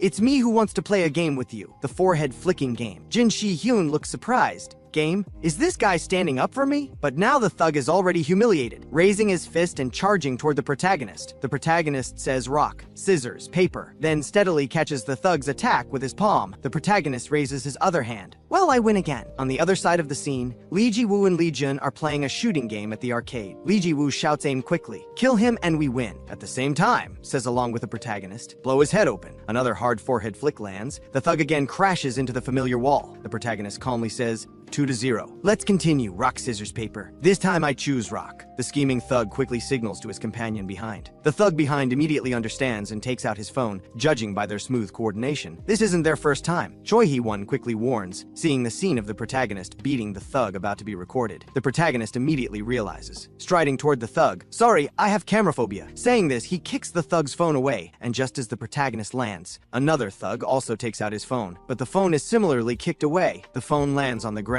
and shatters. The thug is about to turn and curse the protagonist, but is held by the protagonist's palm. "I said I have camera phobia." The strong pressure makes the thug swallow the latter half of his sentence. It seems the rumor of the freshman leader being knocked down in one punch was false. Meanwhile, the lead thug has escaped in the chaos. He's the studious thug. He can use his brain to deal with the protagonist. The protagonist looks at the remaining two again. "Do you want to play in his place?" There are 7 rounds left, thus scaring the thugs away again. The protagonist immediately smiles. "See, in the end, we win, right?" But at this moment, Jin Shi-hyun behaves unusually. "It's you who won." After saying this, he leaves without looking back. Returning home, Jin Shi-hyun, as expected, receives a scolding from his father. A heavy slap across Jin Shi-hyun's face. "Didn't I tell you to go to the construction site? How did I end up with such a bastard son? I'd rather have you learn a trade, but you keep yammering about college." No matter how wrong Jin Shi-hyun feels, his father continues to berate him. "How will the family debt be repaid if you don't earn money? The huge debt your mother left us before she died." Seeing his father's hand raise again for another slap, Jin Shi-hyun, who can no longer endure, grabs his father's wrist. "Money, money, money. I didn't say I wouldn't earn it. I'll repay it after I graduate from college." Jin Shi-hyun throws his father's hand aside. "With a college degree, I can earn more money and stop using mom as an excuse. Even if she owed money, she was still our family member, your wife." Ignoring his father's obstruction, Jin Shi-hyun slams the door as he leaves. Such a family environment makes Jin Shi-hyun shed tears of resentment. Just as Jin Shi-hyun is about to vent his emotions, he turns and sees the protagonist at the door. The protagonist originally came to comfort him, but unexpectedly witnessed Jin Shi-hyun running away from home. The protagonist looks worriedly at the time. In 40 more minutes, it will be curfew. Seeing the protagonist, Jin Shi-hyun's mood doesn't improve at all. "I know you came because you're worried about me, but you should go back. I've already heard about your family situation from Jin Ho-min, especially your father. You'll never understand me." The protagonist looks surprised, but still extends an invitation to Jin Shi-hyun. "Why don't you come to my place first?" Looking at Jin Shi-hyun's shocked expression, the protagonist continues, "I don't know what you've heard about me, but just now seeing you leave home, I found we're quite similar. I can understand." Jin Shi-hyun is a bit confused. The protagonist smiles. "You'll know when you get there. Let's go." Little do they know, a group of thugs are hiding nearby. They're tracking the protagonist, trying to find out his home address. It turns out that Jin Ho-min was taught a lesson by the male lead. He was even mocked by his sister, saying how proud Jin Ho-min was about being the school's #1, that he had printed the #1 on his forehead. Actually, this was from being flicked by the male lead. Jin Ho-min got angrier the more he thought about it. He picked up the phone and called a thug. This person is Ma Ming-hwan, the son of the Yeonbaek gang manager, who specializes in beating people up. He established a company that beats people without needing a reason. Jin Ho-min wanted to use this person to teach the male lead a lesson lesson. At this moment, Pai Han-yu opened the door and came in. Hearing Yin Zai-min's name, he was a bit surprised. He slowly approached Ma Ming-hwan, saying this guy is not easy to deal with. Meanwhile, the other thugs also received notification, preparing to follow the male lead to cause trouble at his home. At this moment, Kim Si-hyun suddenly let go of the male lead's hand. She learned about the gap between herself and the male lead from Jin Haman, thinking of her defeated father. Kim Si-hyun lowered her head. We've been living in different worlds from the beginning. I used to be grateful thinking you could understand me. You're quite amusing, pretending to be reluctant to spend even $50. Go home quickly and I'll take care of it. The male lead looked wrongfully accused, feeling upset. The male lead still wanted to keep him, but watched helplessly as Kim Si-hyun put on her headphones and gradually walked away. At this moment, the male lead's mother's message rang. He had to rush home. If he didn't go back, his mother would definitely bring up the matter of dropping out. Should he really leave Kim Si-hyun and go back by himself? At this moment, Kim Si-hyun, walking on the road, was thinking that there were still 9 hours before school opened, considering where to spend the night, but she had no money. If she went home, she would definitely be humiliated by her father again. Thinking about this, Kim Si-hyun clenched her fists. No, she absolutely couldn't go home. Just then, Kim Si-hyun happened to hear the thugs' conversation. Hearing that the thugs wanted to investigate the male lead's address. No good. She needed to quickly call Yin Zai-min to tell him someone was following him, but he didn't know a thug had already appeared behind her. The thug showed a sinister smile. Looks like there's a way to find that guy. You're Yin Zai-min's friend, right? Where does he live? Intense fear drove Kim Si-hyun to run for her life. The group of thugs immediately chased after her. But how could Kim Si-hyun, who was physically weak, outrun these thugs? Sure enough, she was discovered by the thugs again. Kim Si-hyun's heart was gripped tight. Was she going to be beaten again? Remembering past humiliation, why was he being beaten all day? Kim Si-hyun took off her headphones. He wanted to fight back. Meanwhile, the male lead hadn't left. Because he was too worried about Kim Si-hyun, the taxi had only gone halfway before he turned back. The male lead's heart was racing. It seemed he had caused trouble again. But when he recalled Kim Si-hyun's expression, it was just like his own in the past. He must be in pain. He could only go back and explain to his mother. The male lead who returned indeed found Kim Si-hyun in danger. Just as he was about to rush over, he suddenly stopped. Remembering Kim Si-hyun's disappointed look, saying she had never won against anyone before, the male lead had a sudden idea.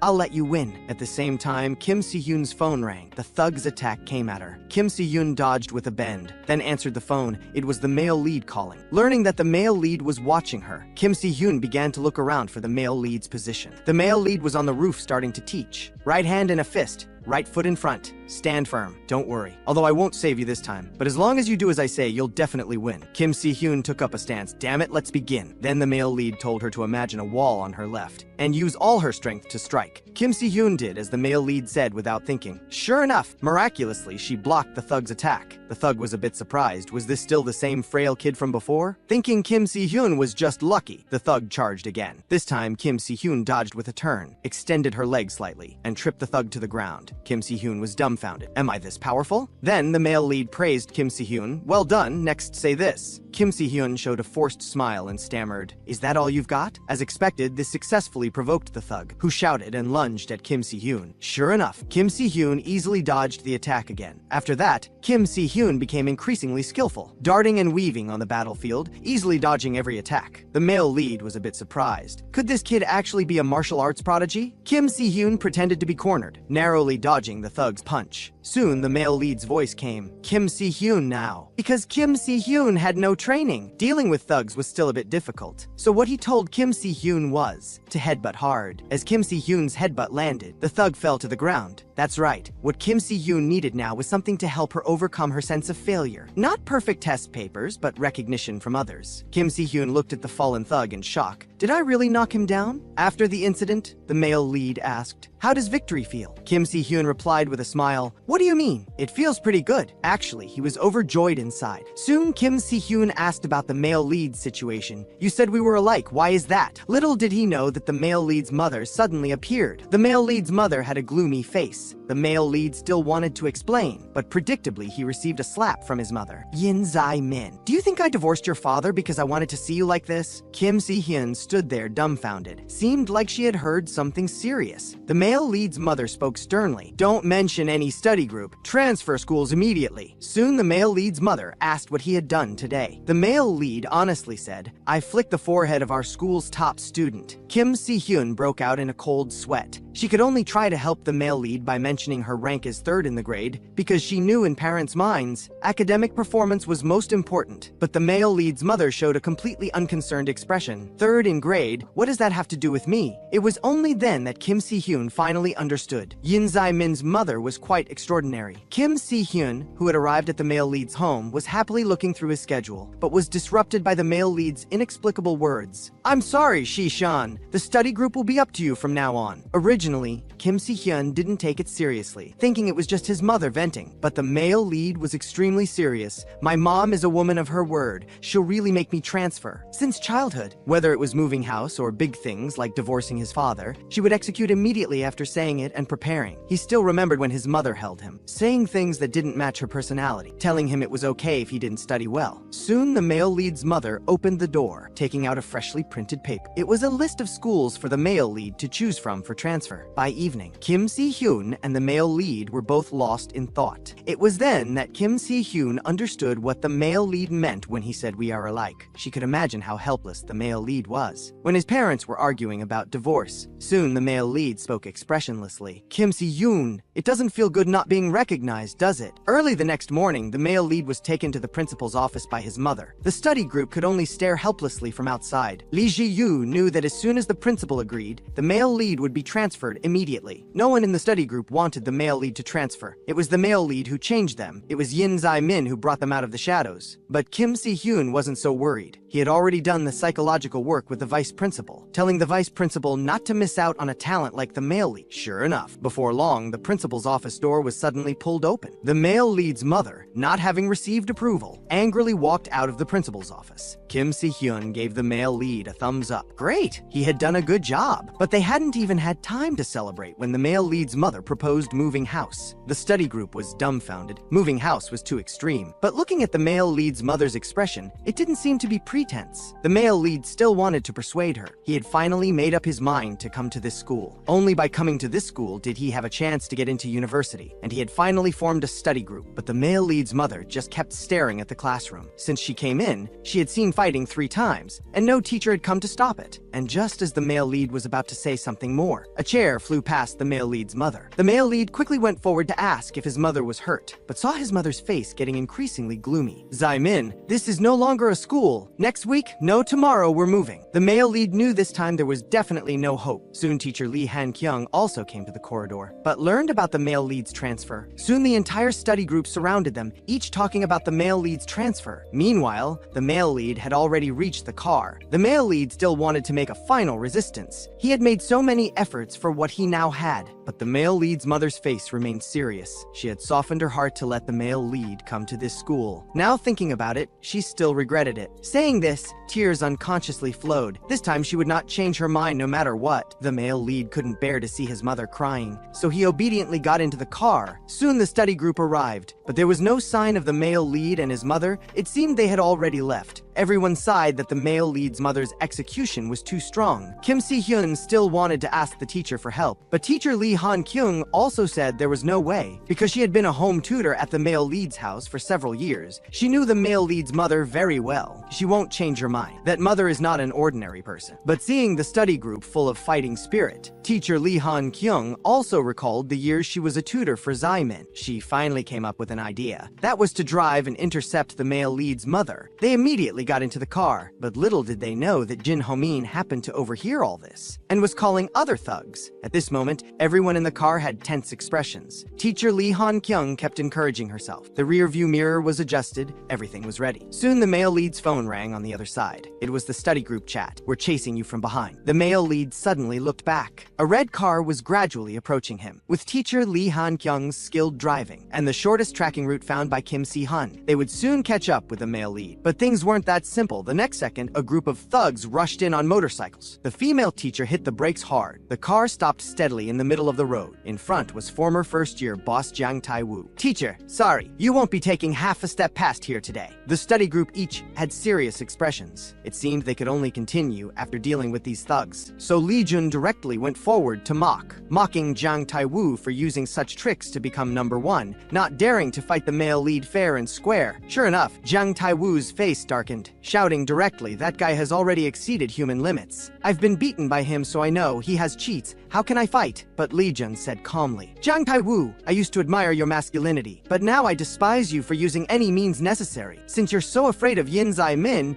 you'll have to fear me too, because I'll surpass him sooner or later." Facing Lee Jun's mockery, Jiang Tai-woo couldn't take it anymore. With one punch, he sent Lee Jun flying, but Lee Jun didn't seem to be affected at all by being hit. "You say you've been beaten, so you know, right?" Then Lee Jun proudly pointed to himself. "You think I haven't been beaten?" Actually, he had already practiced combat under the male lead's guidance, and the male lead had taught him the moves that his uncle had forbidden. Lee Jun charged towards Jiang Tai-woo like a cheetah, toe-stepping, delivering a knee strike, but it was blocked by Jiang Tai-woo's arm. Lee Jun was a bit confused. This wasn't going as he expected, but what came was another heavy punch from Jiang Tai-woo, flying out several meters again. The study group was anxious and couldn't bear to watch. If this continued, the male lead would get further and further away. At this moment, Lee Jun still hadn't given up, kicking towards Jiang Tai-woo again, but this time it was blocked again. And so, Lee Jun was continuously knocked down and continuously got up. He finally realized that the guy in front was too strong. It was basically impossible to beat him. Soon Jiang Tai-woo gave an order, started commanding his minions. However, the leader was caught by Li Jiyu. A hard slam on the back. Li Jun followed up, one kick to take down another. Some thugs knocked on the car windows trying to break them, but they were similarly dealt with by Li Jiyu and Li Jun working together. Soon the ground was full of thugs. Jiang Tai-woo was furious. If it wasn't for Yin Zai-ning, he would have passed the regular army test long ago. He might even have become a member of the Yeonbaek gang,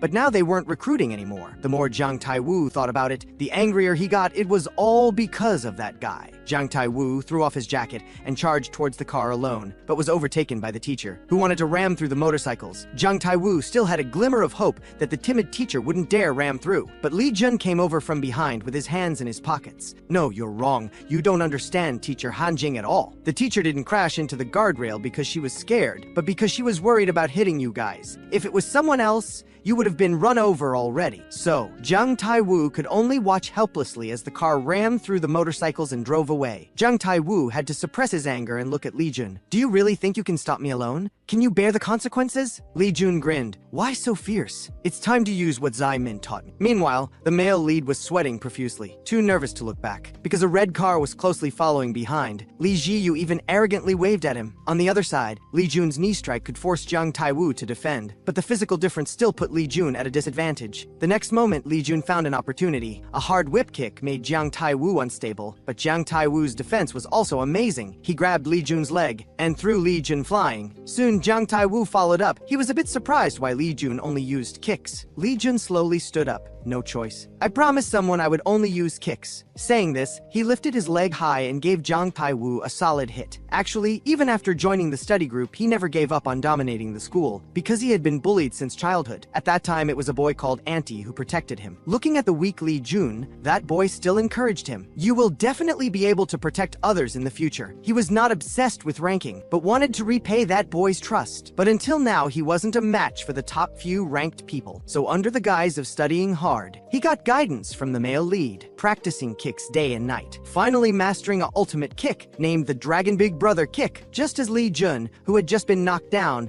leaped high into the air again, delivering a powerful kick towards Jiang Tai-woo like a mighty dragon breaking through the sky. This was the Dragon Big Brother kick. The inspiration for this move was a Bruce Lee movie, The Big Boss, the story of Bruce Lee defeating heartless employers to uphold justice for his co-workers. He wanted to become the big boss of our city. As the kick landed, Jiang Tai-woo fell straight down. At the same time, Li Jun also fainted due to exhaustion. This completely trapped Jiang Tai-woo. "Come back quickly, Yin Zai-min." At this moment, on the other side, teacher Lee Han-kyung successfully called the male lead's mother and arranged to meet at a restaurant. After a while, Jiang Tai-woo suddenly opened his eyes, remembering that he had fainted after seeing Li Jun's shoe sole. Could it be that I ranked number 1? Lost to someone ranked 17? Unable to accept the reality, Zhang Taiwu anxiously woke Li Jun up. This can't get out, or should I just kill this kid in the street? And just at this moment, a young man riding a motorcycle with an iron rod knocked Zhang Taiwu flying. The thugs wanted revenge, but were easily dealt with by the young man. It was Park Jianyi appearing. Park Jianyi immediately asked where teacher Li Han-kyung was now. He needed to get there quickly. If he guessed correctly, Li Han-kyung was in danger now. At this moment, teacher Li Han-kyung was trying to persuade the male lead's mother to change her mind. But with the male lead's mother's decisive personality, even she, as a teacher, was powerless. Such a school full of violence, as a mother, she absolutely could not tolerate it. And just when everyone thought there was no hope, teacher Li Han-kyung suddenly stood up. Auntie, why are you avoiding violence? Li Han-kyung looked determined. You weren't like this before. Hearing this, the male lead's mother showed a surprised expression. Even the male lead, as the person involved, was a bit confused. What was the teacher saying? Teacher Li Han-kyung walked towards the male lead's mother, saying something that shocked everyone. Wasn't it you, Auntie, who encouraged me to change this school? At the same time at the school, the principal was looking at a petition in shock. It was from teacher Li Han-kyung to have the police investigate the poaching by Rocheng Vocational High School. Teacher Li Han-kyung and the police were working together, planning to completely eliminate the Yeonbaek gang's influence in Rocheng Vocational High School. As expected, Pi Han-yu also got the news. Pi Han-yu looked at the message on his phone. Seems like they need to know we're not to be messed with. Meanwhile, a group of Yeonbaek gang thugs were swarming towards a restaurant. The target was where teacher Li Han-kyung and the male lead's mother were talking. How cool was this teacher? Facing dozens of thugs, she calmly turned around. She wanted to continue persuading the male lead's mother to withdraw the transfer decision. The male lead's mother was a bit surprised. Was this still the harmless teacher Hanjing? That's right, she was no longer that simple home tutor since the day Park Jianyi's mother, who was also her teacher, passed away. Actually, she used to be a bad student too, a listless girl who could daydream in class. It was Park Jianyi's mother who changed her. Even though she was delinquent, she never gave up on her, making her become what people called a genius girl. That day, Park Jianyi's mother was delightfully telling embarrassing stories about teacher Han-jing, making teacher Han-jing extremely uncomfortable. Li Han-kyung always believed her teacher could change that school, but good times didn't last, because Park Jianyi's mother wanted to change Rocheng High School and touch the interests of the Yeonbaek gang. Soon there was an accident, and her only way to change Rocheng Vocational High School was to inherit her teacher's will. At the same time, she couldn't give up on any student. She was determined to keep the male lead, and just at this moment, a thug attacked teacher Li Han-kyung from behind. As the attack got closer and closer to teacher Li Han-kyung, everyone was helpless. Suddenly, the male lead's mother kicked the thug flying, crashing heavily into a table. The whole place went silent. The study group was dumbfounded. Is this the power of genetics? The male lead's mother's expression turned cold. I'm in a very bad mood right now, you brats. That's right. Yin Zai-min's mother was Chun Mei-xian, the director of the Taekwondo Association. The thugs who were arrogant just now were now nervous. Led by the male lead's mother, the study group was extremely cocky. Today, Auntie will teach you guys a lesson. The thugs were a bit confused.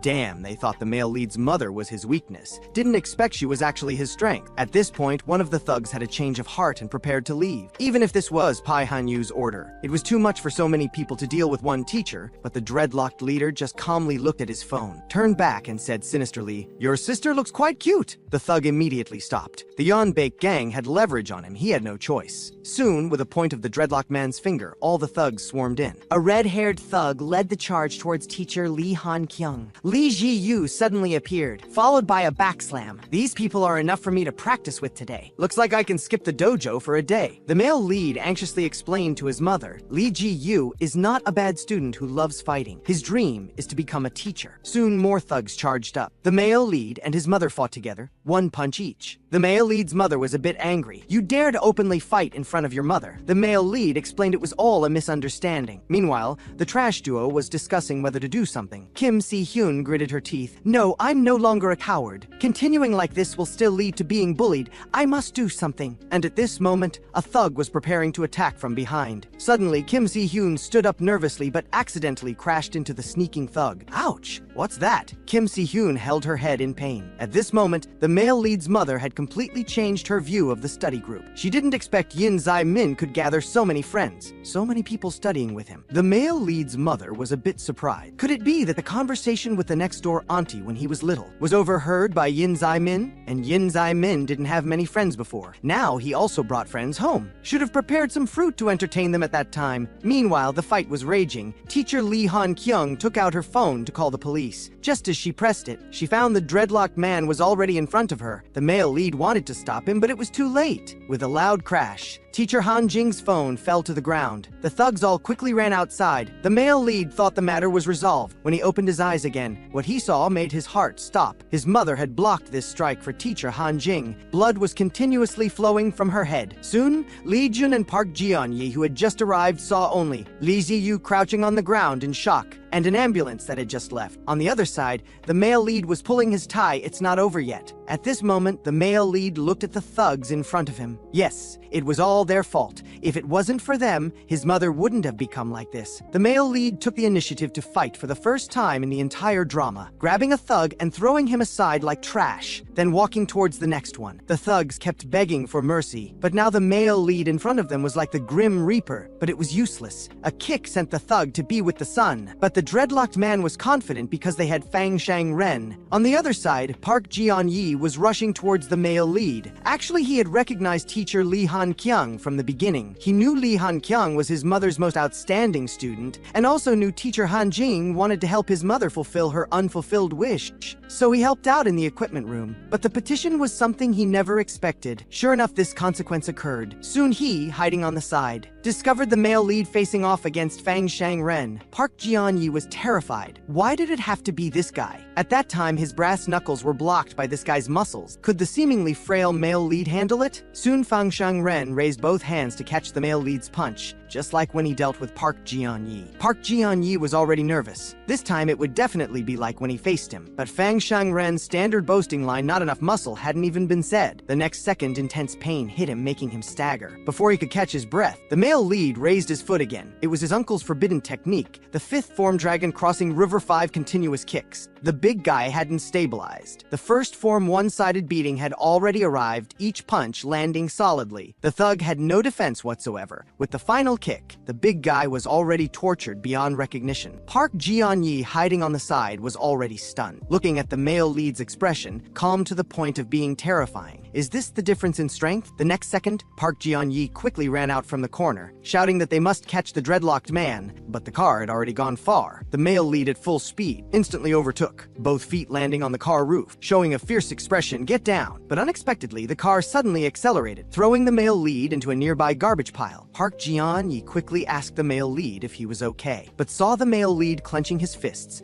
trembling all over. How could I be okay? Yes, his mother was injured severely right in front of him. How could he be okay? So, Park Jian-yi, don't worry about me. The next morning, the male lead was alone at home, putting on his backpack to go to school. Everything was the same as usual, but the style had become strange. At school, Jin Kui Jen was checking people as usual, but saw a student wearing an autumn jacket pass by. At this time, Pai Han-yu was on the roof talking with several thugs. He had gathered all the strongest fighters of this school. Basically, all the thugs had arrived, except Fang Shang Ren, who still hadn't come. As the rooftop door slowly opened. Is it Fang Shang Ren? No, it was the male lead who rushed out. Found you, Pi Han-yu. Yes, the instigator of all this was Pi Han-yu. The thugs who hurt his mother were also instructed by Pi Han-yu. At that time, Park Jian-yi told him calling the police was useless, because even the police couldn't do anything about Pi Han-yu. The male lead spoke calmly, "No, don't call the police. I'll handle it myself." At this moment, the male lead leaped up, kicking hard towards Pai Han-yu, who was caught off guard. But unfortunately, the male lead was held back by other thugs. Pai Han-yu showed his arrogant smile again. He thought the male lead was already helpless, so he walked towards the male lead and mocked. "You think you're good at fighting? What's the use of being good at fighting? To get by out here, you need power and background." Patted the male lead's face, know when to stop. After speaking, he opened the rooftop door to leave, leaving the male lead to be dealt with by several experts. After leaving, he still mocked the male lead for being an idiot, daring to come up alone. Let those 3 guys teach him a lesson. On the rooftop, the thugs threw the male lead hard on the ground. A fierce-looking blonde guy wanted to deal with the male lead alone. Although we're thugs, we're not the kind of hooligans who would gang up on a junior. The male lead was serious for the first time. This guy was not simple. Still remember the last meeting with Park Jian. What Park Jian-yi said? The reason Pai Han-yu joined this school was because of these 3 people, known as the 3 thugs of Rocheng Vocational High School, especially the leader, Kim Soon-chul,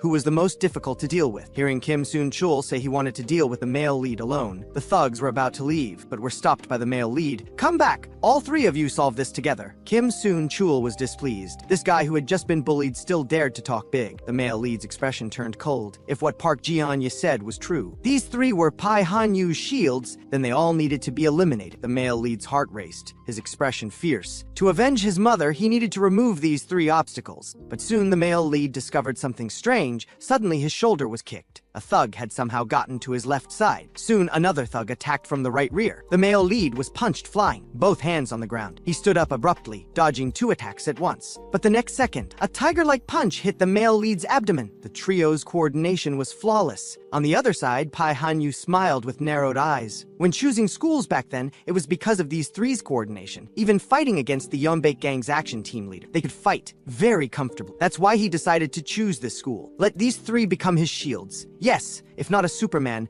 one would definitely be defeated by these three. But at this moment, the male lead showed a confused expression. The reason he was defeated was because his heart wouldn't stop racing. He suddenly remembered what his uncle had told him. This condition of his is called hesitation. Yes, the male lead had a fatal flaw, which was the desire for battle. Facing powerful enemies, he would unconsciously get excited. So his uncle told him to stay calm in situations. The ultimate of martial arts is no technique. His uncle's words kept repeating in the male lead's mind. Martial arts are divided into three levels. The water cup of the third rate is turbulent. The water cup of the second rate is calm. And first rate masters empty their water cups, desireless and undemanding, they can reach the peak. This time, the male lead took up his stance again, with no impurities in his eyes. Soon the thugs gradually surrounded him. The male lead calmly raised his hand to block the first attack, body tilting to avoid the second, then leaning back, one hand on the ground to take down the second. Facing the last blonde, the male lead extended his arm to block, and Kim Soon-chul also noticed the male lead's unusual state. This guy looks much calmer than before. That's right, mental training is the basic skill of martial arts. But soon Kim Soon-chul got distracted. Wait, how do you say mental in English? Seems like I saw it in the vocabulary book. Really want to take out the vocabulary book and check. But the next second, the male lead seized the opportunity with an uppercut. Kim Soon-chul quickly suppressed his OCD, extended his palm and used his ultimate technique, Tiger Fist emerging from the mountain. A series of attacks forced the male lead to defend passively, and just when the attack was at its fiercest, Kim Soon-chul suddenly covered his eyes and retreated. That's right, he was poked in the eye by the male lead. The male lead approached again with his fist raised, but the two thugs on the side had already arrived. Before the male lead's fist could land, they would beat him flat. Facing this situation,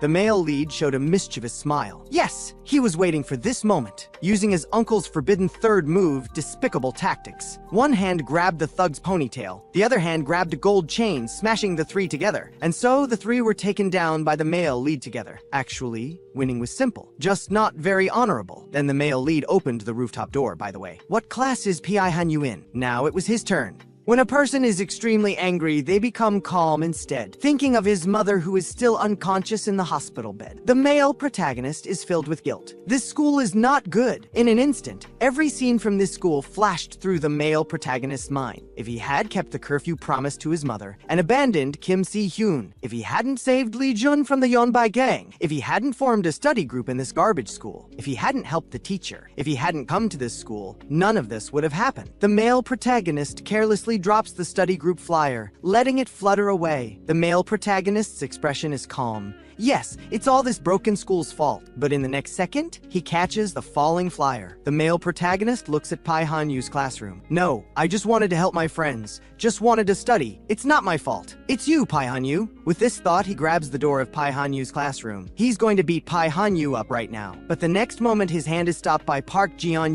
telling him not to act on impulse. The male protagonist is a bit confused about why Park Ji-on is here. It turns out Park Ji-on has been looking for him all day. He had already checked the rooftop and learned about the male protagonist's next target. Don't be impulsive. Do you want to make your mother sad again? It's morning assembly time now. This homeroom teacher, Ho Sang-min, has already been bought by Pai Han-yu. If Sam Chiul is Pai Han-yu's shield, then this person is Pai Han-yu's safety device. With this person around, the consequences of moving against Pai Han-yu are unimaginable. Park Ji-on-ye's face darkens. Although he has no evidence, he knows his mother died because of Pai Han-yu. But the Yeonbaek gang's influence is so great that even the police are helpless helpless against them. Park Ji-on-yi looks painfully at the male protagonist and says, "You know what? I've thought about stabbing him to death more than once or twice, but I need to find the right opportunity, because otherwise Pi Han-yu won't receive any punishment. Only I would become a murderer." Soon the broadcast sounds, telling all students to gather in the auditorium. Students gradually leave their classrooms. The male protagonist glances over. Pi Han-yu is watching him from a distance, looking somewhat surprised, as if saying, "How is he appearing here without a scratch?" But the next moment, Pi Han-yu arrogantly points a finger. He knows the male protagonist can't do anything to him. Park Ji-on-yi turns his head. "Yin Zai-min, let's go to the auditorium first," only to find the male protagonist has disappeared. When he spots the male protagonist again, he's already charging toward Pi Han-yu. In front of many students, he lifts Pi Han-yu up. Pi Han-yu calmly says, "Why do you insist on playing a game you can't win?" The homeroom teacher reacts quickly, hurriedly scolding the male protagonist to let go. The male protagonist takes a light breath and puts Pi Han-yu down. The next moment, his fist lands on Pi Han-yu's face with a bang. Everyone is shocked. The air goes quiet. Pi Han-yu's expression turns cold. He pivots his foot and delivers a side kick right at the male protagonist, sending him flying. Soon the male protagonist stands up again. The students finally start getting agitated. "Did I see that right? He hit Pi Han-yu. Are they going to fight?" Pi Han-yu turns and gives orders to the homeroom teacher. The homeroom teacher quickly restrains the male protagonist. Looking at Pi Han-yu, who is about to walk away, the male protagonist speaks softly. "How does it feel? Painful, right?" "Yes." The burning pain on his face constantly reminds Pi Han-yu that he's been hit. The male protagonist continues, "I've always found it strange. I've always wondered why everyone is afraid when they hear your name. It turns out people just don't want to offend you, so they try to stay away from you. So you've always had this misconception, actually. You're just an ordinary person too, and it hurts when you get hit." The male protagonist calmly says, "Don't get too full of yourself." The male protagonist is soon taken to the office by Ho Sang-min, who says he'll call the male protagonist's teacher. But the male protagonist pays no attention to what Ho Sang-min is saying. His eyes only see a paper filled with English writing. X is such a special name. Then he directly ignores Ho Sang-min and starts looking through a translation book. Meanwhile, the school's annual morning assembly has already begun. All students in the school must attend. The members of the study group are all among them, except for Yin Zai-min. Soon the vice principal comes on stage to speak,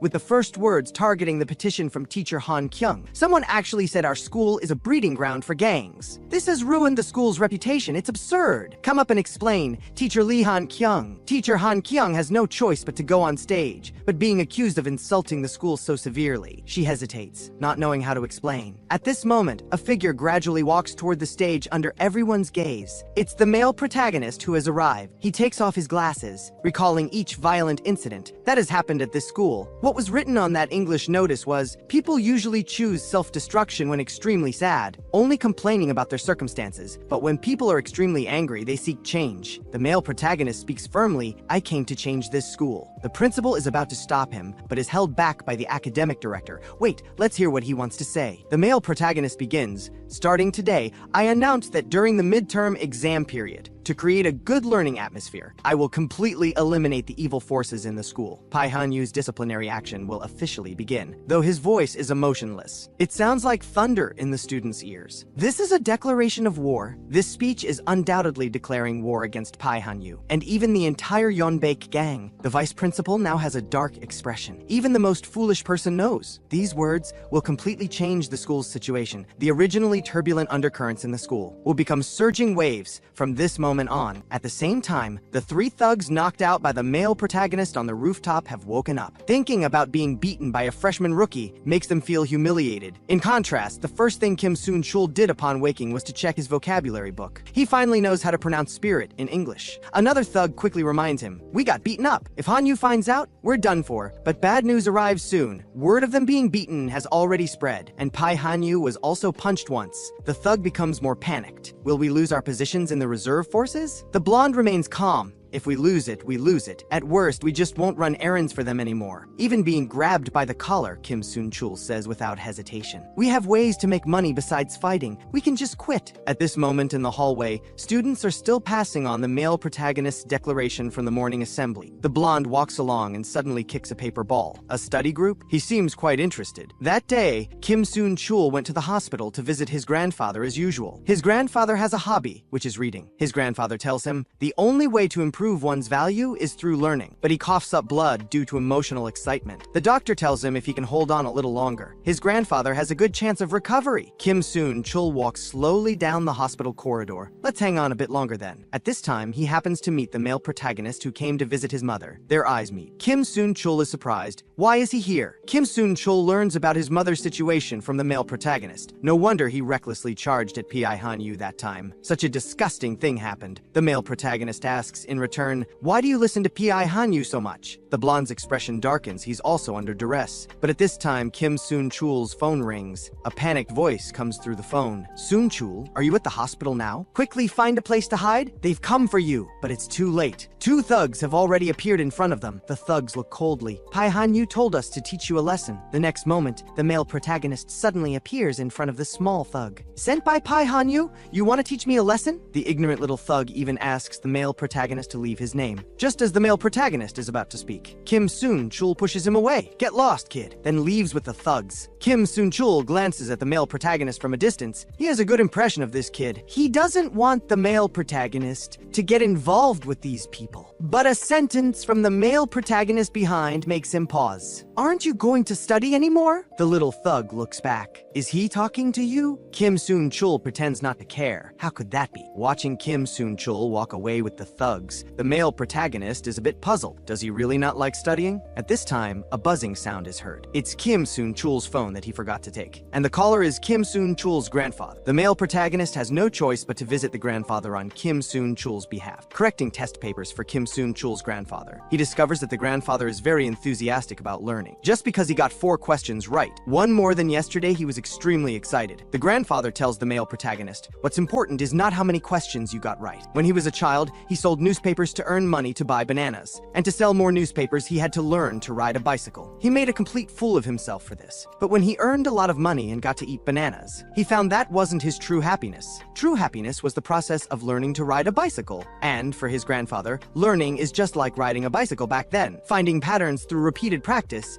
and thus becoming happy. Just as the male protagonist is about to leave, the grandfather calls him back. By the way, student, if you see Soon-chul, don't forget to tell him how joyful learning is. The male protagonist recalls Kim Soon-chul's dropped vocabulary book, and Kim Soon-chul, who was just taken away by the thugs. When all of this connects together, the male protagonist suddenly understands. The next day, the male protagonist comes to the study group and finds Officer Ro Tae-won is also there. Officer Ro Tae-won's expression turns cold. Let me get straight to the point. A murder happened last night. Officer Ro Tae-won holds up a newspaper. The murderer is the person in this photo. Officer Ro Tae-won suspects it's the work of the Yeonbaek gang. With that, Officer Ro Tae-won grins. He wants the study group to infiltrate the Yeonbaek gang, disguised as reserve troops to gather intelligence. The study group members are completely confused. Lee Ji-yu is the first to stand up and object. This is too outrageous. You're asking students to join a gang. Everyone thinks this is a bit unreliable. They don't know how deep the waters are in our city's largest gang, the Yeonbaek gang. They could go in and never come out. Who can guarantee they won't face danger? But at this moment, the male protagonist suddenly stands up. What do we need to do? Everyone thinks the male protagonist has gone mad. How could he make such a decision? The male protagonist raises his head, but I don't have time anymore. If his mother is discharged from the hospital, she will definitely process his transfer. He must change this school before his mother is discharged. Lee Jun comes out to explain. Although Luching Vocational was already a famous school for troublemakers before, but before the Yeonbaek gang got involved, it was just minor incidents. The situation wasn't so serious. Everyone finally understands. That is to say, to completely change this school, they must eradicate the Yeonbaek gang. Not long ago, the male protagonist went to the hospital to visit his unconscious mother. He told his mother his decision. I plan to have a fight to the death with the guy who put teacher Han Kyung in danger. I know you wanted me to transfer schools because you were worried about me, but I did this anyway. I'm sorry. And behind him, his mother suddenly spoke. You're really impossible. No matter what I say, you won't listen. Do what you want. The male protagonist is a bit moved. Mom, don't worry. At this point, Lee Jun slaps the male protagonist's shoulder, interrupting his memory. Count me in. How could I watch my rival take all the glory alone? Lee Ji-yu looks exasperated and runs toward the male protagonist and the others. Count me in too. Thinking carefully, if the Yeonbaek gang isn't eliminated, her good-for-nothing brother might cause trouble when he gets out. Officer Ro Tae-won immediately approves. Reserve Force uniforms have already been prepared for them. They will replace the 3-person team they previously defeated. Currently, 2 of them newcomer in the police station showing signs of repentance. They're the cheer-up and reform duo. The remaining one doesn't seem to have fully repented, but he's still helping us investigate the reserve forces. In a few days, the Yeonbaek gang will hold a reserve forces meeting. The three head to a pool hall to gather intelligence, because the middleman doesn't know what they look like. So now the three of them are named Zhang Feihuan, Shu Yufei, and Guo Guanyu. At this point, the messenger is still hesitant. Li Ji-yu puts on a fierce expression. What are you dawdling for? Just say it quickly. Unexpectedly, this really worked to get the intelligence. Rotae-wan says, using this opportunity, we'll round up Kim Soon-chul and those ignorant kids. But the male protagonist raises a question, officer. Is Kim Soon-chul really the murderer? I don't think he's the type to do such a thing. This makes Officer Rotae-wan a bit doubtful. On the night before attacking the Yeonbaek gang, the male protagonist walks home alone. He still can't believe that Kim Soon-chul would do such a thing. At this moment, a figure suddenly bumps into the male protagonist. The male protagonist takes a closer look and sees it's the little thug who was with Kim Soon-chul. The male protagonist can't help but bend down to ask, did Soon-chul-hyung really kill someone? Hearing this, the thug is stunned. Then he bursts into tears. That's a false accusation. Soon-chul-hyung is not the murderer. Just as the thug is about to continue, a man walks out of the shadows. Stop talking nonsense. The person was killed by Kim Soon-chul, he volunteered. Got it? The male protagonist stands there clenching his fists. Suddenly turns around. I knew it was like this. You bastards! He is the son of South Korea's largest gang leader, Pai Han-yu. He has dominated Lucheng Vocational for 3 years now. But at this moment, Pai Han-yu's expression in the base has become extremely grim. The male protagonist's declaration of war at the morning assembly seems like a nightmare he can't shake. That guy was still so arrogant this morning,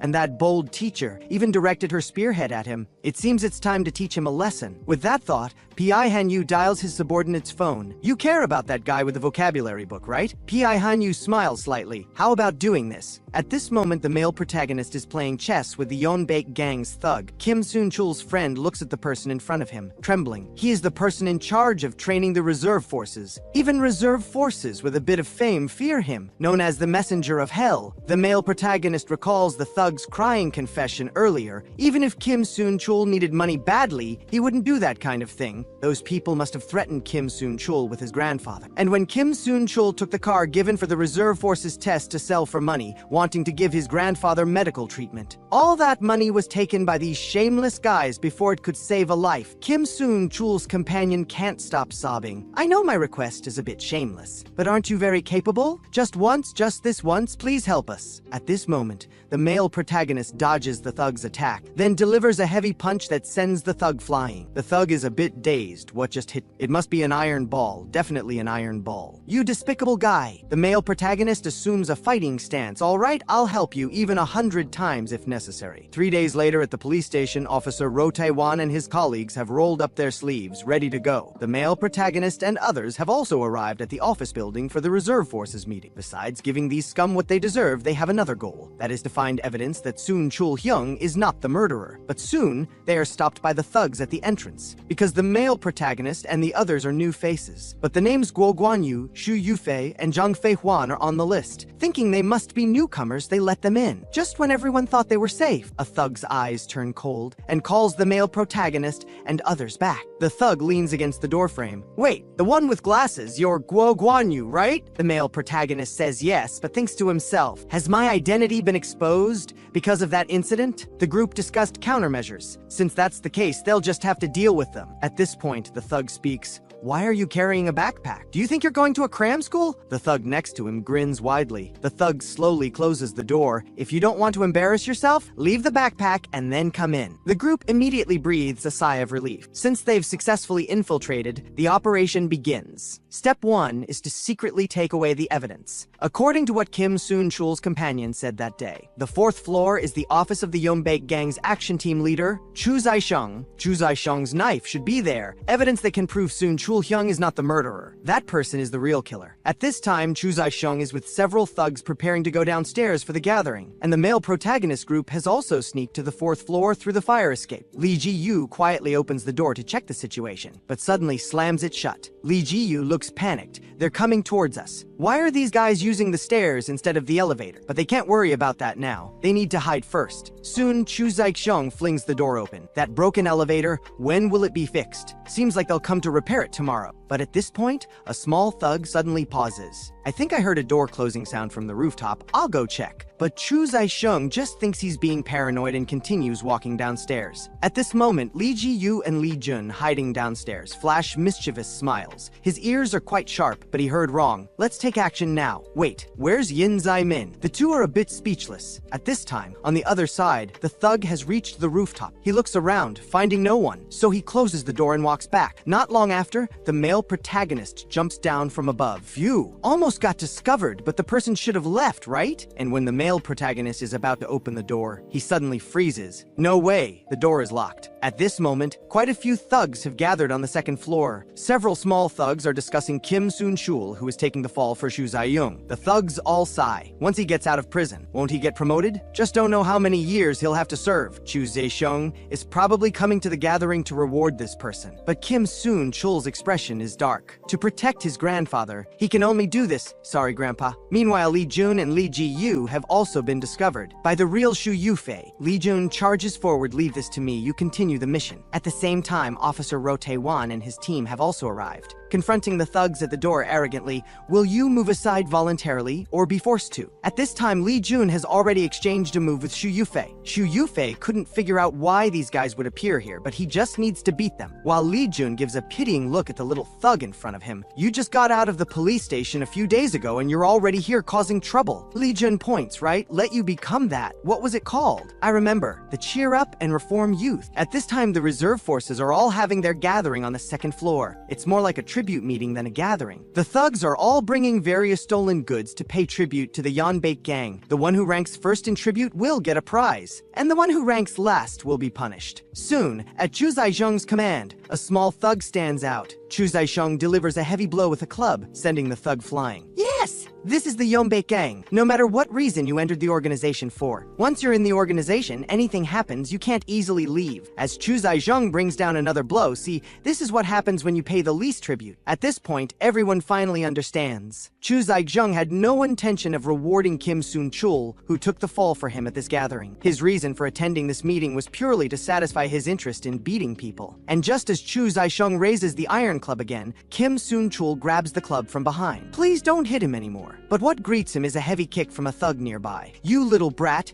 you took the fall for the boss and now you think you're somebody? Don't push your luck. On the other side, Li Ziyu has successfully infiltrated Chu Zai-kyung's office and found Chu Zai-kyung's murder weapon, but she doesn't know that two small thugs have also found her. Li Jiayu takes down one thug and runs out with a knife. At the same time, Officer Ro Taiwan and Huang Dai-gyun have also reached the second floor, charging towards the thugs, ready to fight, while the male protagonist is stuck on the rooftop because the door is locked. No matter how hard he kicks, it won't open. He had no choice but to send a text message to his companions first. The male protagonist adjusted his glasses. He might as well improve his midterm exam scores. Can't waste time. Due to the special nature of their vocational school, teachers will tell students the exam answers word for word in class. Just memorize the answers thoroughly and there's no problem. Just as the male protagonist is reviewing, Teacher Han Kyung's call suddenly comes in. The male protagonist is momentarily nervous and drops his review book. The male protagonist is a bit panicked. No, it would be terrible if he lost it. Chu Zai-kyung, because of the police's arrival, has sneaked out. The textbook happens to hit Chu Zai-kyung on the head. The male protagonist points from the rooftop. If you touch that, you're finished. It turns out that the one who framed Kim Soon-chul for murder was Pai Han-yu. 3 years ago, Kim Soon-chul and others defeated Chu Zai-kyung. Chu Zai-kyung has held a grudge ever since. Pai Han-yu took this opportunity to bring up the past. The reason Dad gave you the precious knife he used is because you are the person Dad trusts the most. Don't you want to take revenge for what happened before? Pai Han-yu's expression is cold in the base. Yin Zai-min, if you hadn't provoked me, I wouldn't have been so ruthless to Kim Soon-chul. When you find out you can't change anything, you'll know how insignificant you are. And at this time, the male protagonist who just threatened Chu Zai-sheng quickly shrinks back. No, he can't expose himself now. Chu Zai-sheng looks at the notebook in his hand. The name is Yin Zai-min. If there weren't police around, I would have gone up to catch you. With that, he takes the male protagonist's notebook and leaves. At this time,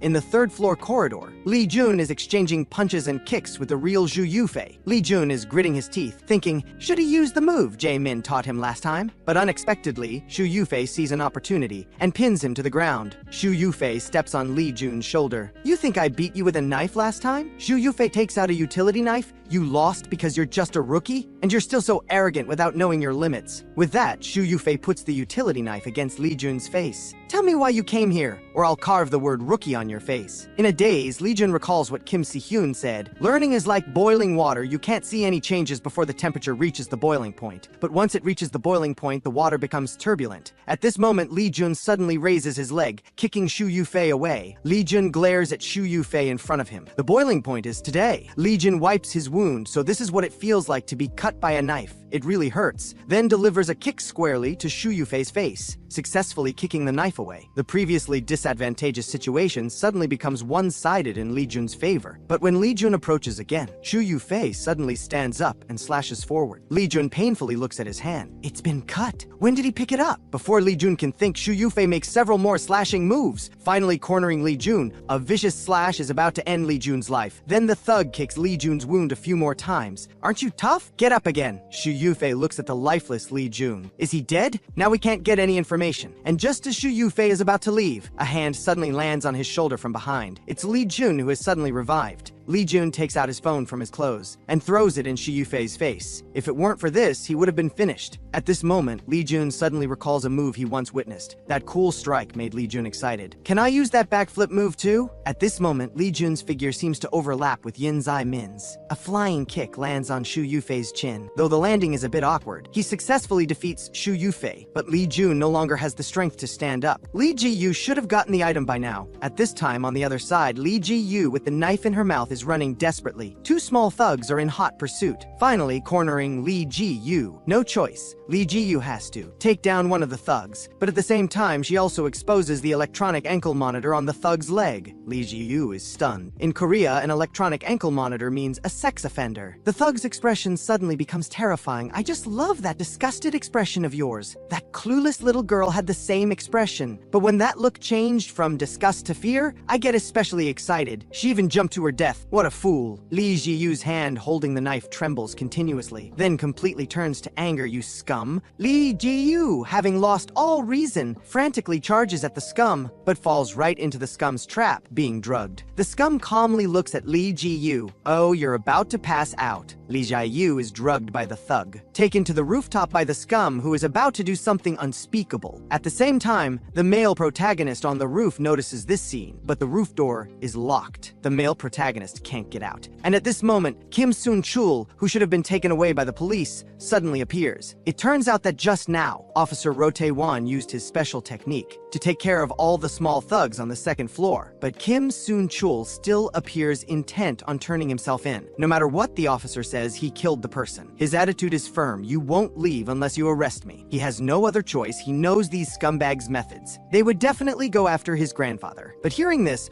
Officer Ro Tae-won calmly takes out a cigarette and asks Kim Soon-chul why he killed the person and how many times he stabbed him. Kim Soon-chul still has an apologetic expression. His acting is top-notch. He stabbed him 3 times. They had an argument, so he killed him. Officer Ro Tae-won looks up thoughtfully, then turns back with a look that seems to see through everything. Do you really plan to give up your life like this? Officer Ro Tae-won slowly says, according to the investigation, the person was only stabbed once, and the wound is very clean. It's clearly from a small knife, not your big axe. Sorry, all evidence indicates you're not the murderer. Can't accept your confession. Kim Soon-chul starts to panic, officer. I really killed him. But before Kim Soon-chul can finish, his companion lands a punch on his face. Grabbing Kim Soon-chul, he delivers several punches. He needs to make this guy wake up, but he gets thrown aside by Kim Soon-chul. What else can I do? They specifically named me to take the fall. If I don't listen to them, I'll definitely face retaliation. This might be the price I pay for using that dirty money to treat Grandpa's illness. Kim Soon-chul's companion is silent for a moment. He knows that no matter how he persuades Kim Soon-chul now, it won't work. He has no choice but to let Kim Soon-chul know the truth. Soon-chul, Grandpa probably can't hold on for a few more days. During the 3 days you were gone, we went to see Grandpa. The doctor told us Grandpa was just experiencing a temporary improvement before death. Grandpa has held on for so long, there must be some kind of willpower supporting him. The doctor didn't tell him because because he was concerned about Kim Soon-chul's feelings. Kim Soon-chul's expression freezes instantly. His companion grabs Kim Soon-chul's shoulders. Even if you can't become an excellent person while Grandpa is alive, you can't let him see you become a criminal before he dies. And that guy with glasses, they came to help you. At this moment, Kim Soon-chul, who has been knocked down again, recalls the male protagonist's words from before. Aren't you going to study anymore? He charges at the thugs again. At the same time, Lee Ji-yu also wakes up, takes down one of them. You're not fighting alone. It's 2 against 2. If you have any ideas, let's go together. But the result is getting beaten up by 2 thugs. They grab their hair and drag them out. How could 2 students be a match for the Yeonbaek gang's thugs? But Lee Ji-yu, being dragged by her hair, has a smile at the corner of her mouth because she heard the sound of chains being unlocked from upstairs. At this time, Kim Soon-chul's companion is looking at the open door, panting. I'm sorry. This is all I can do. The rest is up to you.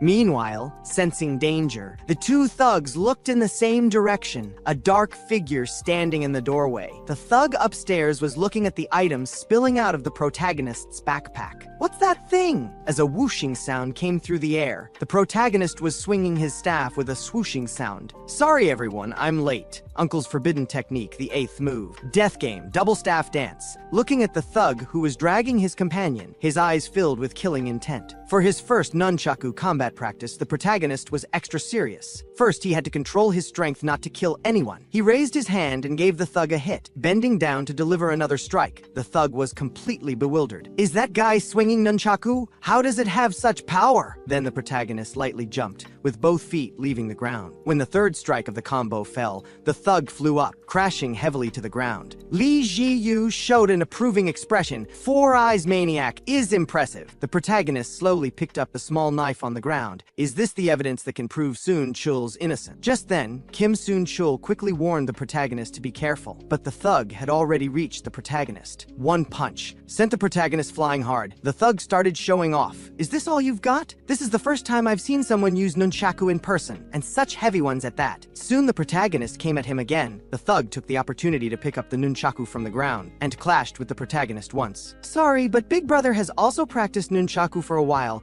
I'll use this to beat you. What's going on? Why are the nunchaku bending? The thug looked at the nunchaku in his hands, not knowing what to do. How did he use such a light thing to send people flying? At this moment, the 2 people on the roof were shocked by the metal door that had sunk in. The protagonist spoke expressionlessly. That's because I used all my strength. At this moment, the thug recalled his companion's report. When he heard that Woo Chang-ho, who was responsible for digging up people, had been defeated, he didn't care much. He just thought Woo Chang-ho was getting old and useless. That's what he had always thought. But after actually fighting with the protagonist, he realized it wasn't that Woo Chang-ho was useless, but that this guy was a monster. The thug simply threw the nunchaku on the ground, then undid a button, taking off his clothes. A monster? Back in the day, I was also a monster in others' eyes. Now I can get some practice. Lee Ji-yu fanned the flames from the side. That guy's a sex offender, Jae-min, kill him. The protagonist took his stance, raising his nunchaku, with a glance to the side. He dodged the thug's punch, and countered with the staff hitting the thug in the face. But the thug seized the opportunity. A knee strike hit the protagonist's abdomen hard, then glanced at the protagonist. That's it. That's the expression. You who appeared like a savior, yet defeated by unexpected power, destroying what others cherish. Feel this sense of guilt. Nothing is more exciting than this. Then the thug raised his fist, gave the protagonist one final blow. You'll be destroyed by my hands today. This blow sent the protagonist flying several meters, crashing into the garbage pile behind. The thug revealed a smug expression. The savior has exited. Let's see what you'll do. But he didn't know the protagonist had already appeared behind him. So weak. I'm too disappointed. The protagonist's face was full of disappointment. Big Brother Daechul told me you were especially fierce.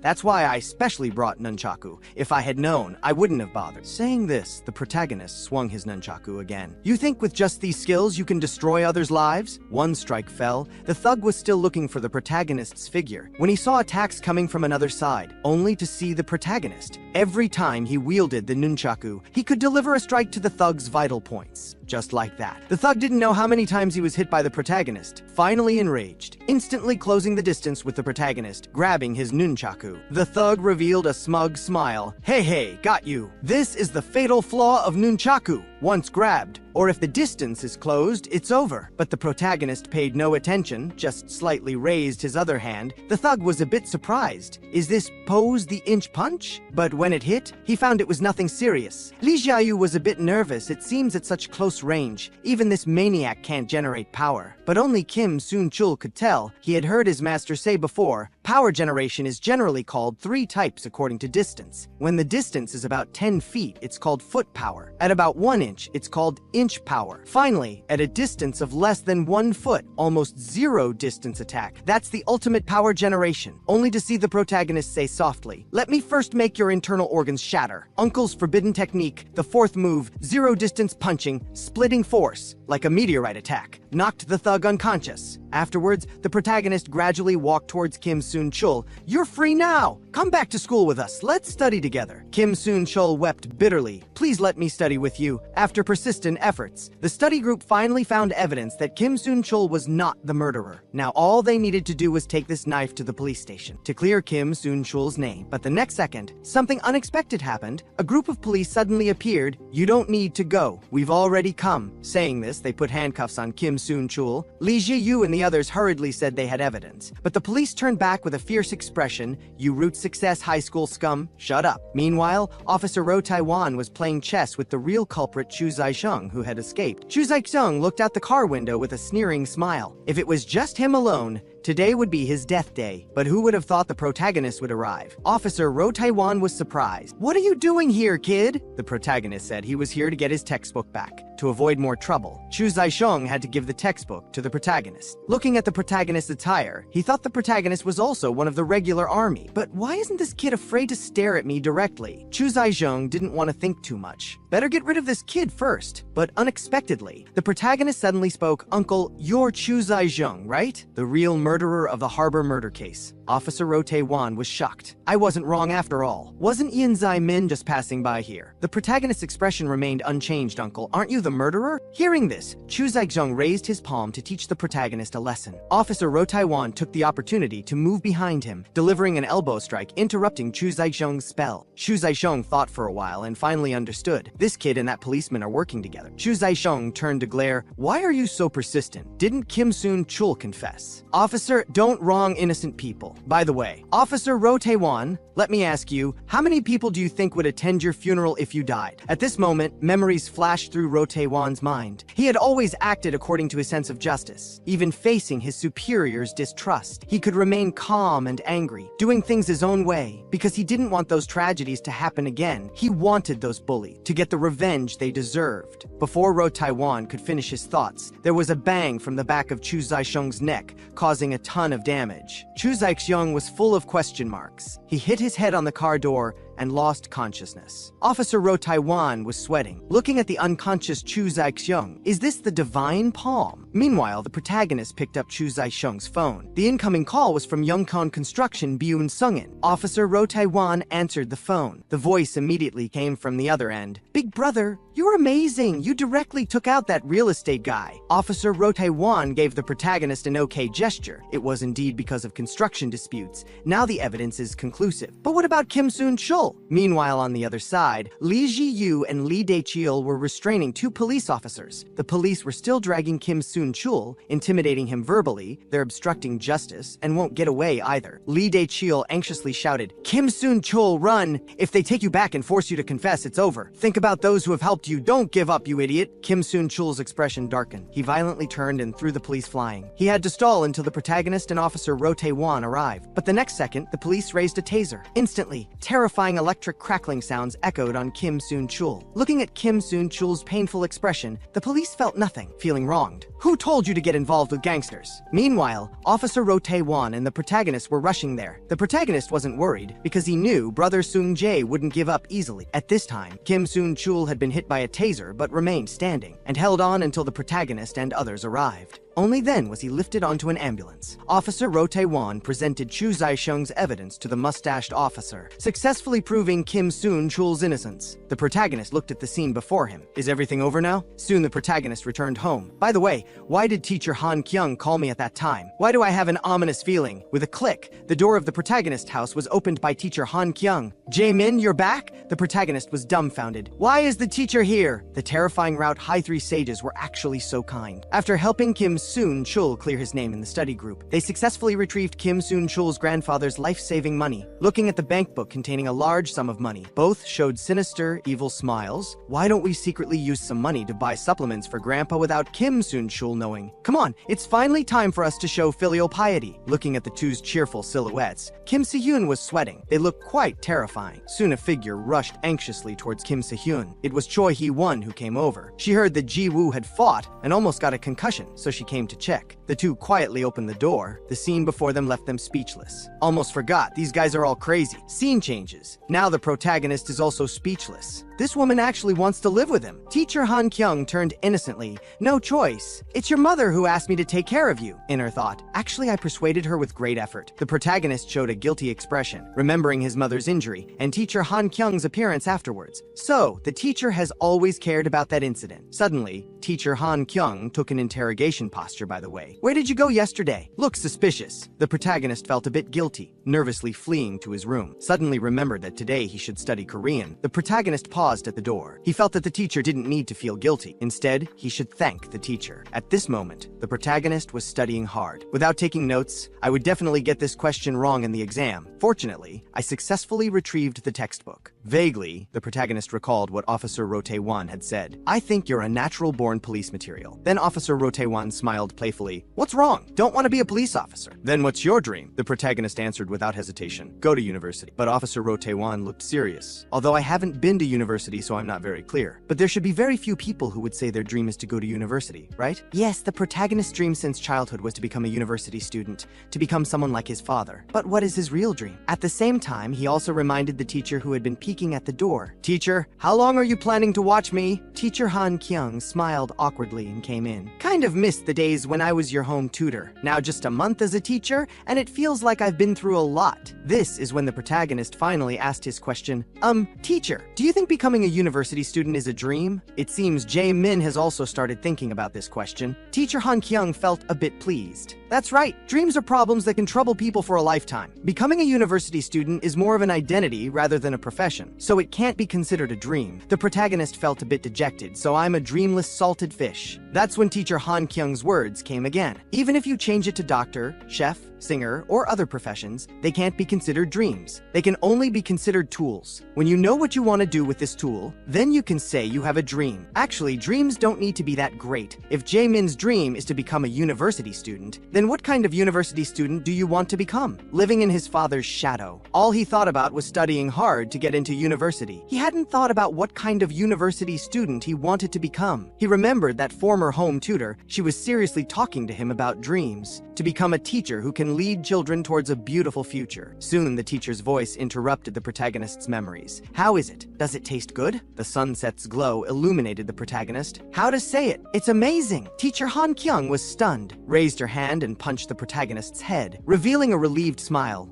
Eat more. Meanwhile, the protagonist's morning assembly speech resounded in everyone's heart. Now it's midterm exam period. We don't fight for power or status, nor for crime. We just want to eliminate all factors that hinder learning. For those who desire to study, that's all. At this time, 2 of the 3 sages of the campus were chatting on the street. One was curious. Why were you so certain that Chu Zae-chong was the real murderer? What if it was someone else? Lee Dae-cheol took off his mask. It was a very reliable person who told me. Seems like his name was Park Jeon-ye. Park Jeon-ye raised his head, thoughts flying. Remembering Yin Zae-min who had punched Pai Han-yu. Maybe his words were really possible. A few days later, the peaceful life ended. The real battle was about to begin. Midterm exams coming. After going through a lot, the midterm exams finally began. This was an exam with difficulty beyond imagination. Kim Se-yoon was writing answers comfortably. This question is too easy. Wouldn't everyone get full marks? However, the reality wasn't like that. Actually, only he thought it was easy. Everyone in the study group looked at the exam papers in confusion. Some even used pen caps to guess answers. The protagonist who finished the exam felt completely drained. Legion opened the exam room door excitedly. The answer to the 9th question must be 1. At the same time, Lee Ji-yu also opened the door. Bullshit, it's clearly 3. While everyone was arguing whether to choose 1 or 3, the protagonist was trembling holding the exam paper because he confidently chose 5. At this time, a figure at the door was watching this scene. Now, the Southern Yeonbaek Gang Reserve Army has completely disintegrated. A boy holding a phone revealed a smile. Sorry, Yin Jae-min? Seems like I underestimated you. Then let this guy deal with you. On the other side, Kim Soon-chul, who just came out of the exam room, was running desperately because he heard from a companion that his grandfather was about to pass away. But they said his grandfather still insisted on taking the TOEIC exam. The doctors couldn't stop him. Hearing this, an inexplicable emotion welled up in the protagonist's heart, gradually clenching his fist. At this moment, Kim Soon-chul was running like a madman. Grandfather, I'm taking you to the exam now. But the next second, he was blocked by a group of thugs. Pai Han-yu told them, as long as they took out Kim Soon-chul, they would restore their reserve army status. Hearing this, Kim Soon-chul gritted his teeth. It's this Pai Han-yu again. You kid just won't stop, huh? Saying this, he instantly charged towards the thugs. Meanwhile, at Urshi General Hospital, grandfather couldn't hold on anymore, looking at the book, slowly closing his eyes. But Kim Soon-chul still hadn't arrived. Grandfather felt regretful, originally wanted to let Sung-jae see himself walking out of the exam room with style. It seems like the things he had worked hard to learn wouldn't be put to use before he left. Just then, a voice emerged from the darkness. The protagonist appeared before his eyes with a midterm exam paper, looking at grandfather's haggard appearance. The protagonist looked serious. Grandfather, are you ready? Meanwhile, on the other side, Kim Soon-chul was already injured all over. The thugs from earlier were already scattered on the ground. Kim Soon-chul, using his last strength, finally reached the hospital, running at full speed towards grandfather's ward, grabbing his companion and throwing him aside to look at the ward. The two sages covered their faces and cried, "Sung-jae, don't open the door! Grandfather is taking an exam." At this moment, the protagonist was holding a radio for grandfather, playing English listening. Grandfather was using his last strength to complete the exam. At the same time, on the other side, teacher Han Kyung was on the phone. I understand. Destroy the exam paper immediately after it's over. Don't worry. The study group. Everyone was trying their best to maintain order in the hospital. Although this was an exam with no record or recognition, grandfather had put in all his effort, so don't open the door. At this moment, Kim Soon-chul outside the door was already crying uncontrollably, remembering what grandfather had said. The only way to improve self-worth is through study. Study is not just endurance, nor is it reluctance, but a kind of joy. Sung-jae, I believe you can do it too, because you are my grandson. This was grandfather's last words to him. Soon grandfather's funeral was held. Kim Soon-chul looked at grandfather's will with a bit of confusion. Just then, the protagonist arrived. Kim Soon-chul spoke softly. Can I join the study group too? Isn't it said that it's never too late to learn? 2 months later, in an abandoned factory in M District, the dreadlocked man was injured all over. What are you going to do with me? What's your purpose? Looking at the black figure at the door with a trembling voice, are you trying to take over the Yeonbaek gang? Park Ji-ye spoke softly. All this is just because of my personal grudge. I want to make those who took away my loved ones suffer unbearably. That's all. This boy had been hiding his strength all along. On the surface, he was Park Ji-ye, a student from class 1 to 8 of Root Success High School. But behind the scenes, he was actually the bare-knuckle fighter Noah. Now he finally stopped hiding his strength, working with Chubby. First, they found the administrative department head who colluded with Pai Han-yu. One moment still smiling, the next moment saying something shocking. Teacher, I want to ask you, how does it feel to be a student's running dog? Teacher, bark for me. Chubby, who was hiding on the side, was sweating. At this moment, the administrative department head was still confused. Ji-ye, what did you just say? Park Ji-ye's expression was calm.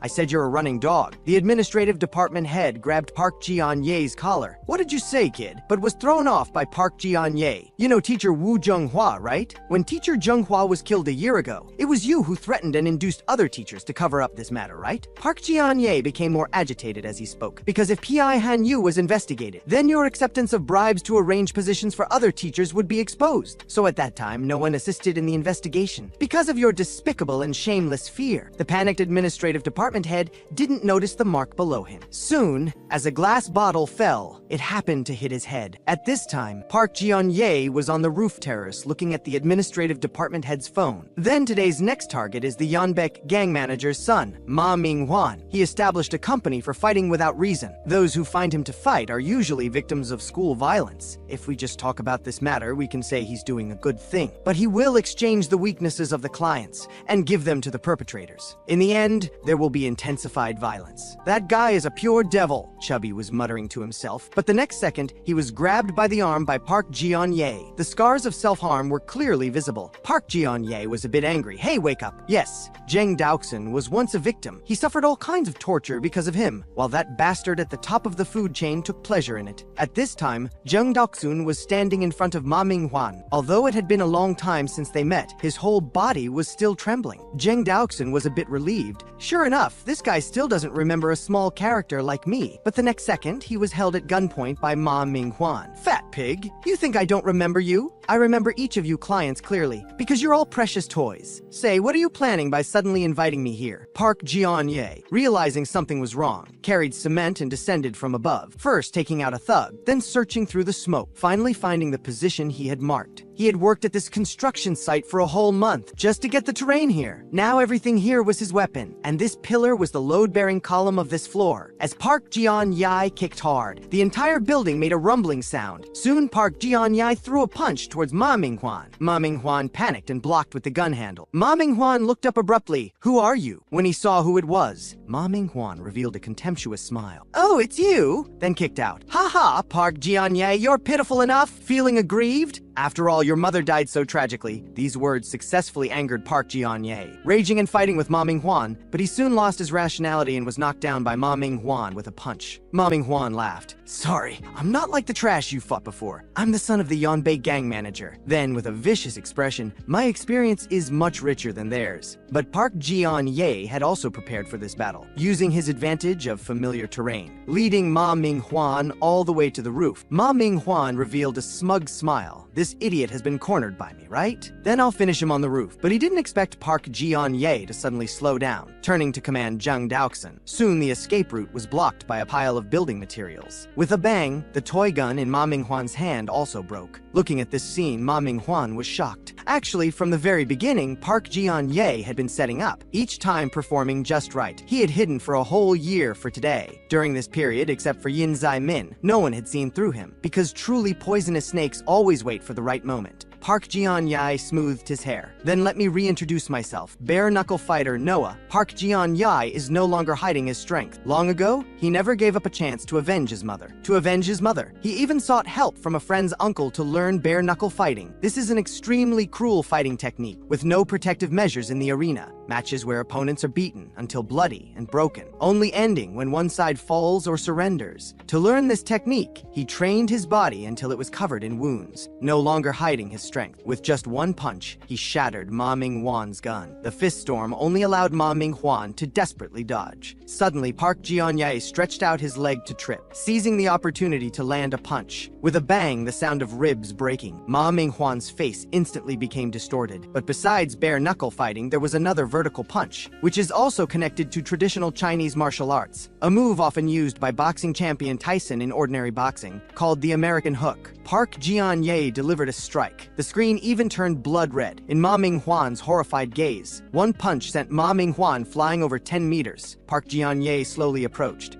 "Where is Auntie? And how much do you know about the murder case a year ago?" Ma Ming-hwan laughed in extreme anger. Wasn't he cornered by this guy? Pi Han-yu should have known this guy wasn't simple. Why didn't he warn me? That's too inconsiderate, considering we're brothers who have been through thick and thin together. Suddenly, Ma Ming-hwan seemed to think of something. Right, this guy seems to have a fatal weakness. Thinking this, he punched Park Ji-on-ye in the abdomen. "Isn't it the left side? Oh, it's the right side." And when Ma Ming-hwan swung again, Park Ji-on-ye had already dodged by getting close. Once people think they have the upper hand, they become careless, and he would use this point to achieve surprise victory. But what he got was only Ma Ming-hwan's calm gaze. "Sorry, Park Ji-on-ye, I was also waiting for you to become careless." Saying this, he kicked towards Park Ji-on-ye's head. Park Ji-on-ye revealed an unwilling expression. "Sorry, Mom." And just at this moment, a voice rang out. "Tiger fist, tiger's gaze." At the same time, the building materials blocking the roof suddenly burst open. Ma Ming-hwan and Park Ji-on-ye both looked in one direction. "Ma Ming-hwan, so it was you guys who did this? Daring to touch student council members is like challenging me."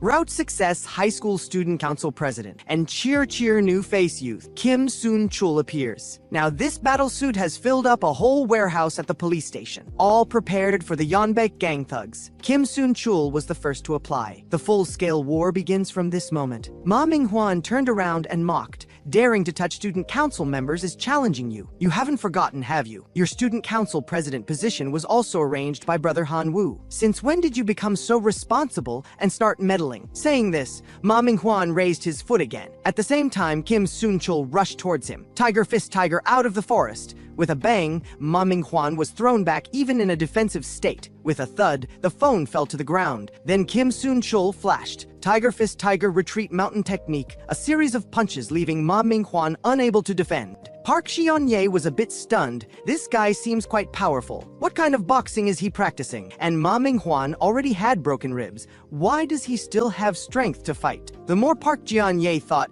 the more hateful it was. He couldn't even handle a Ma Minghuan. How could he take down Pai Hanyu? How to avenge his mother? Again, it's others helping me. Meanwhile, Park Ji-ye suddenly noticed the phone on the side. Auntie calling. Park Ji-ye quickly noted down the number, followed by a text message. Brother Minwan, what happened? Brother Sai-hwan went to find you. Park Ji-ye's face was horrified. Shon Si-hwan, this name, I remember Zheng Daoxun had mentioned him before. At this time, on the other side, Ma Minghuan flew out again, looking at Kim Soon-chul's terrifying expression. Ma Minghuan could only persuade Kim Soon-chul to join the Yeonbaek gang, trying to gain a lifeline. Kim Soon-chul's expression was stern. No, I don't need these. I want to go to university. Ma Minghuan laughed in extreme anger. University? That's fucking funny. You're not being influenced by that Yin Zai Min, are you? And just at this time, a ponytailed man suddenly appeared. Tiger Fist is not so easy to deal with, so it's better to take me out more often. Don't always keep me in the martial arts hall. Meanwhile, Park Ji-ye raised his fist ready to sneak attack, but saw the ponytailed man's expression change. One is wholeheartedly avenging his mother. One wants to turn over a new leaf, and I need to solve these two. Master's forbidden technique, the first move, fuse. In just an instant, Kim Soon-chul and Park Ji-ye were both under the ponytailed man's feet. All right, the villain has appeared. Idiots. The protagonist's academic performance finally improved. From ranking 3rd from bottom in the school, he successfully became 21st from bottom. Ranking 1st Kim Se-hyun and ranking 103rd Choi Hee-won,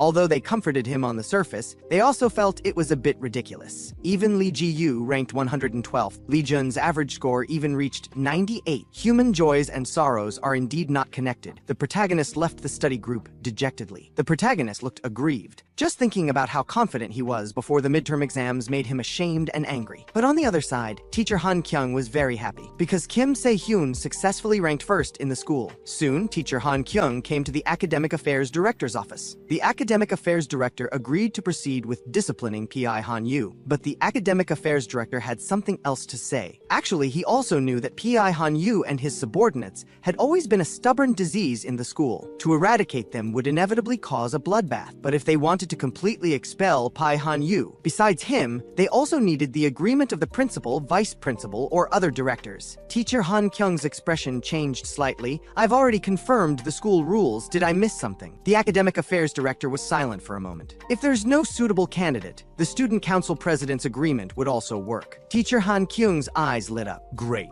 Student council president, isn't that Kim Soon-chul? Teacher Han Kyung quickened her pace and ran towards the student council. Must expel Pai Han Yu as soon as possible. But soon, what she saw plunged her into despair again. Student council members were lying crisscrossed on the ground. That's when Pai Han Yu appeared. Teacher, are you looking for the student council president? Would you like to meet the new student council president? At this time, the new president Chon Si-hwan was playing a game of wits with the protagonist. The student council members led by Kim Soon-chul all looked worried. That guy was someone who could take down both him and Park Ji-ye in an instant. He practiced Jeet Kune Do with Wing Chun as his foundation. He was a fighting machine specifically trained by the Yeonbaek gang. Could Yin Zai Min really handle him? Facing the charging Chon Si-hwan, the protagonist just raised his hands in a fighting stance. With one look, he made Chon Si-hwan retreat several meters. Chon Si-hwan finally realized the protagonist was no ordinary opponent. Little did he know that while his Jeet Kune Do basics earned him the title of genius from his master, the opponent before him had mastered the entire Jeet Kune Do system to perfection. So,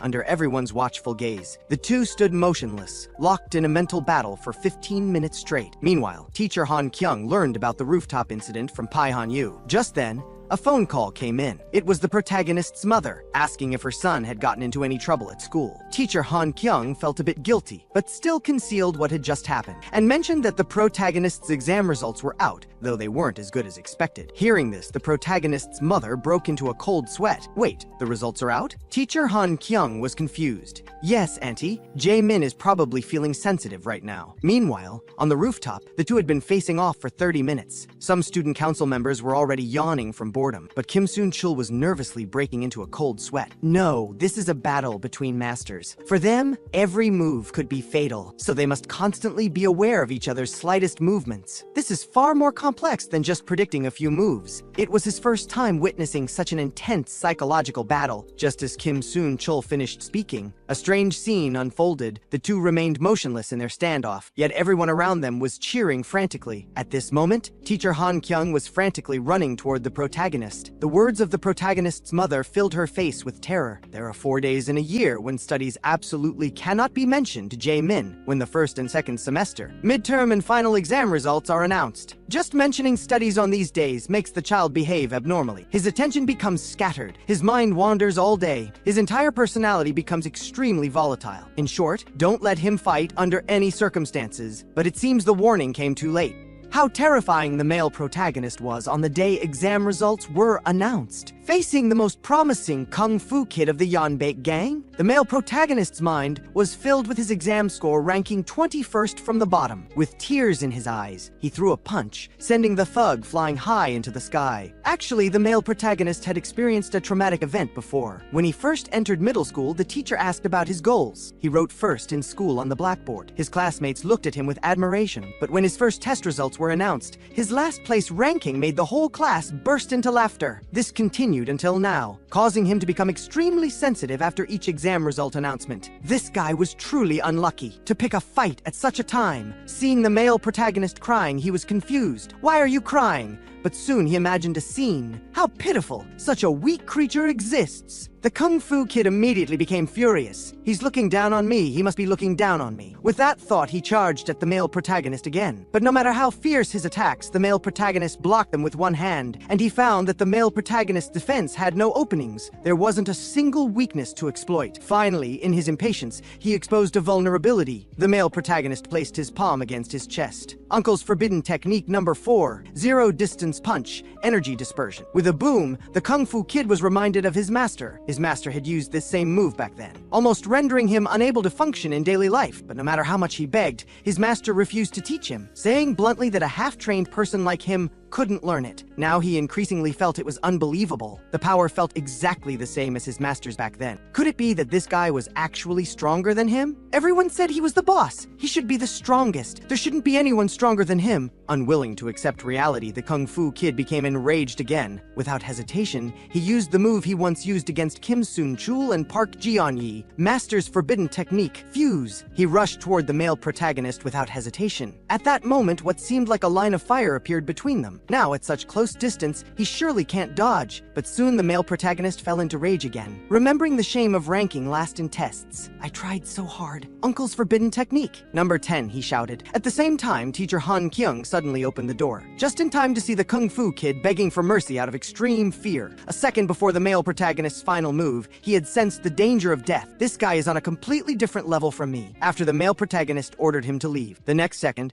the Kung Fu Kid fled in panic. Rumors said that Chan Si-hwan cried like a child afterward, and never appeared on campus again. The male protagonist felt a bit scared. He almost used the 10th technique. 2 days passed like this. The male protagonist looked at the wrong answers on his test paper and shed tears. I thought this time would be different. Meanwhile, the Kung Fu Kid had been hiding in the martial arts wushu hall for 2 days without eating. Both spoke at the same time. How is this any different from before? The male protagonist looked at the text message sent by his teacher. I'm sorry, teacher. At that moment, there was a knock on the door. The male protagonist tiptoed to open it. Standing outside was a nervous-looking Kim Soon-chul. Yin Zai-min, come quickly, the teacher is in danger. For some reason, teacher Han Kyung was now standing at the martial arts wushu hall entrance, confronting a group of thugs. The garbage duo was analyzing the situation from upstairs. The male protagonist sat on Kim Soon-chul's motorcycle at full speed. The teacher rescue plan officially began. To make the troublemaker Pi Han-yu from Lo-hai drop out, they needed to convince the new president Chon Si-hwan to convene a disciplinary committee. But how difficult would it be to change a potential member of the Yeonbaek gang? Teacher Han Kyung made up her mind and came to the martial arts wushu hall where Chon Si-hwan stayed. She remembered what teacher Woo Jing-hwa had said. A teacher who fears students. Even if they become a teacher, they cannot nurture people. Meanwhile, Lee Jun also learned about teacher Han Kyung's determination. So to drive away Pai Han-yu, you've been fighting alone all this time. Lee Jun threw open the study group's door. Comrades, I have an important announcement to make. At this time, Lee Jun and Lee Jae-yu were secretly observing the martial arts wushu hall. Kim Soon-chul was riding his motorcycle with the male protagonist, speeding toward their destination. The garbage duo was closely monitoring with a drone from the rooftop. But Kim Soon-chul wasn't too worried, because those people at the wushu hall were usually friendly toward teachers. However, they extremely hated people from low-high. If the teacher was discovered to be from low-high, it could be dangerous. Sure enough, Kim Soon-chul's fears were confirmed. The thug immediately exposed her. Damn, she's from low-high. Let's finish her. Lee Jun and Lee Ji-yu, hiding in the shadows, couldn't wait any longer and rushed forward. The garbage duo controlled the drone. Distracting the thug's vision, Lee Jun and Lee Ji-yu charged in to fight the thugs. Soon, the male protagonist and Kim Soon-chul also arrived at the martial arts wushu hall. But the area around the wushu hall was unnervingly quiet. They first needed to find the Wing Chun martial arts wushu hall where Chon Si-hwan was. But they quickly discovered teacher Han Kyung's textbook dropped on the ground. There was a feeling that something terrible had happened. Lee Ji-yu gritted his teeth. I was about to win. What's with that old lady? She's really something. And soon they would be taught a lesson by a group of thugs. Meanwhile,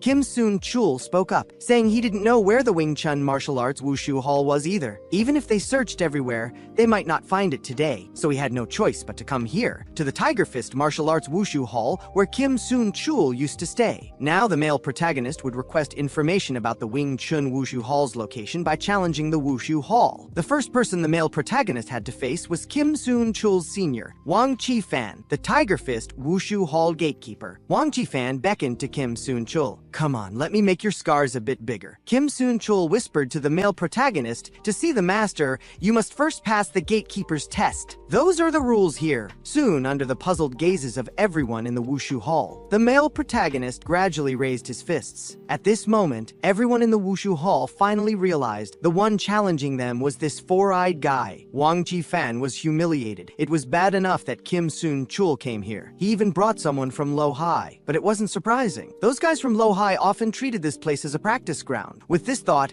Wang Chi-fan charged toward the male protagonist in rage. Using the Tiger Fist's fierce tiger emerges from forest attack. The male protagonist's eyes turned cold. He remembered this move, and also knew how to dodge it. Sure enough, the next moment the male protagonist counterattacked. Wang Chi-fan showed an expression of disbelief, but quickly regained his composure. Low-high actually came to our territory. We absolutely cannot lose face. Everyone is watching, so he concentrated again. Using Tiger Fist's fierce tiger pushes mountain. Heavy punches like raindrops forced the male protagonist into a corner. The wushu hall crowd began to cheer. See that? That's the real fierce tiger pushes mountain. With a clang, Wang Chi-fan finally broke through the male protagonist's defense. As his final strike was about to land, the male protagonist casually raised his hand to stop him. Uncle said, when sparring with martial artists, you must consider the opponent's strength. Winning by one move or half a move is martial arts etiquette. At this point, the male protagonist raised his other hand, but today time is tight. Recalling what Kim Soon-chul mentioned about Tiger Fist's key points. Extreme of extreme, beyond of beyond. Tiger Fist pursued power beyond limits. The male protagonist delivered a punch at his limit. With his right foot stomping the ground, he kicked out, sending Wang Chi-fan flying, crashing hard onto the floor. The wushu hall crowd clenched their fists. Damn low-high. Let's all attack together. But the male protagonist was already in front of them, kicking away two people with 1 foot each. Facing Wang Chi-fan, who charged again, the male protagonist focused his gaze and threw several punches, then suddenly bent down stylishly. Uncle's forbidden technique, number 5. Furious Dragon crosses river 5 consecutive kicks. Next, the male protagonist gradually walked to the front of the wushu hall master. So this is the final test, right? The disciples in the wushu hall were all filled with anger. Master will surely teach him a good lesson. Each accused the male protagonist of daring to stand before their master. At this moment, the master was trembling with anger, angrily shouting, "Shut up, all of you! Don't you have any awareness yet? The fact that he can stand before me now already proves his strength. If you still don't understand, pack your bags and leave." That's right. What angered him wasn't the male protagonist, but his disciples. Because in his eyes, his disciples had long been blinded by arrogance and prejudice, to the point they couldn't even recognize their own abilities. Having practiced martial arts for many years, he developed a keen sense for skilled fighters. From the beginning, he saw that the guy Kim Soon-chul brought wasn't ordinary. Although this child was still young, having practiced martial arts for just a few short years, his instinct told him, if he fought this person,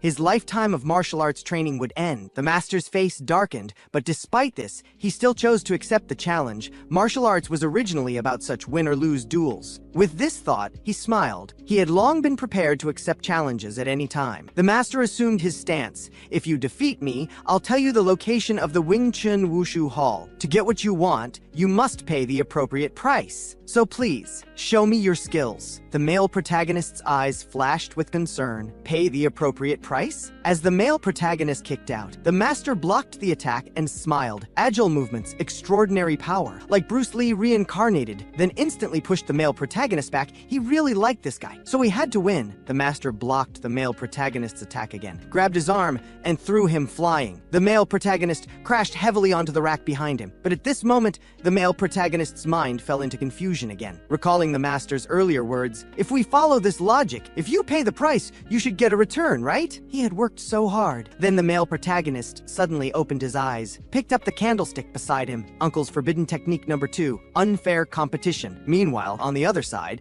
the study group also launched a counterattack. Li Jiyu, with his hands tied, delivered a flying kick to take down a thug. At the same time, Li Jun jumped up, taking down another one. While Li Jun was fighting with the thugs, Li Jiyu had already untied himself and charged forward. The thug was confused. How did the rope come undone? The scissors behind teacher Han Kyung explained everything. Soon, Li Jiyu executed a back throw to take down the last thug. A loud bang came from inside the door. Chan Si Huan outside was concerned. "What's that noise?" The thug beside him explained. A group from Low High was caught by the master and is being taught a lesson now. Chan Si Huan was a bit unhappy. Why did master have to do this? "I want to deal with that Low High guy personally." Soon a voice came. Chan Si Huan managed a forced smile. It was his father and master waiting for him. Chan Si Huan's father enthusiastically introduced a man to him. "This is the Yanbei gang's resolver, Mr. Park." Chan Si Huan's father wanted Chan Si Huan to become a resolver for the Yanbei gang. Then Chan Si Huan's father lit a cigarette, putting his arm around Chan Si Huan. "By the way, don't go to school anymore. You know your future path is different from theirs. Schools teach those useless things." Chan Si Huan's father grinned. "What you need to learn now is the art of killing." Saying this, he pulled Chan Si Huan toward the exit. His intentions were clear. Chan Si Huan's master's eyes trembled. Finally, he couldn't help but blurt out, "Wait, he's still young.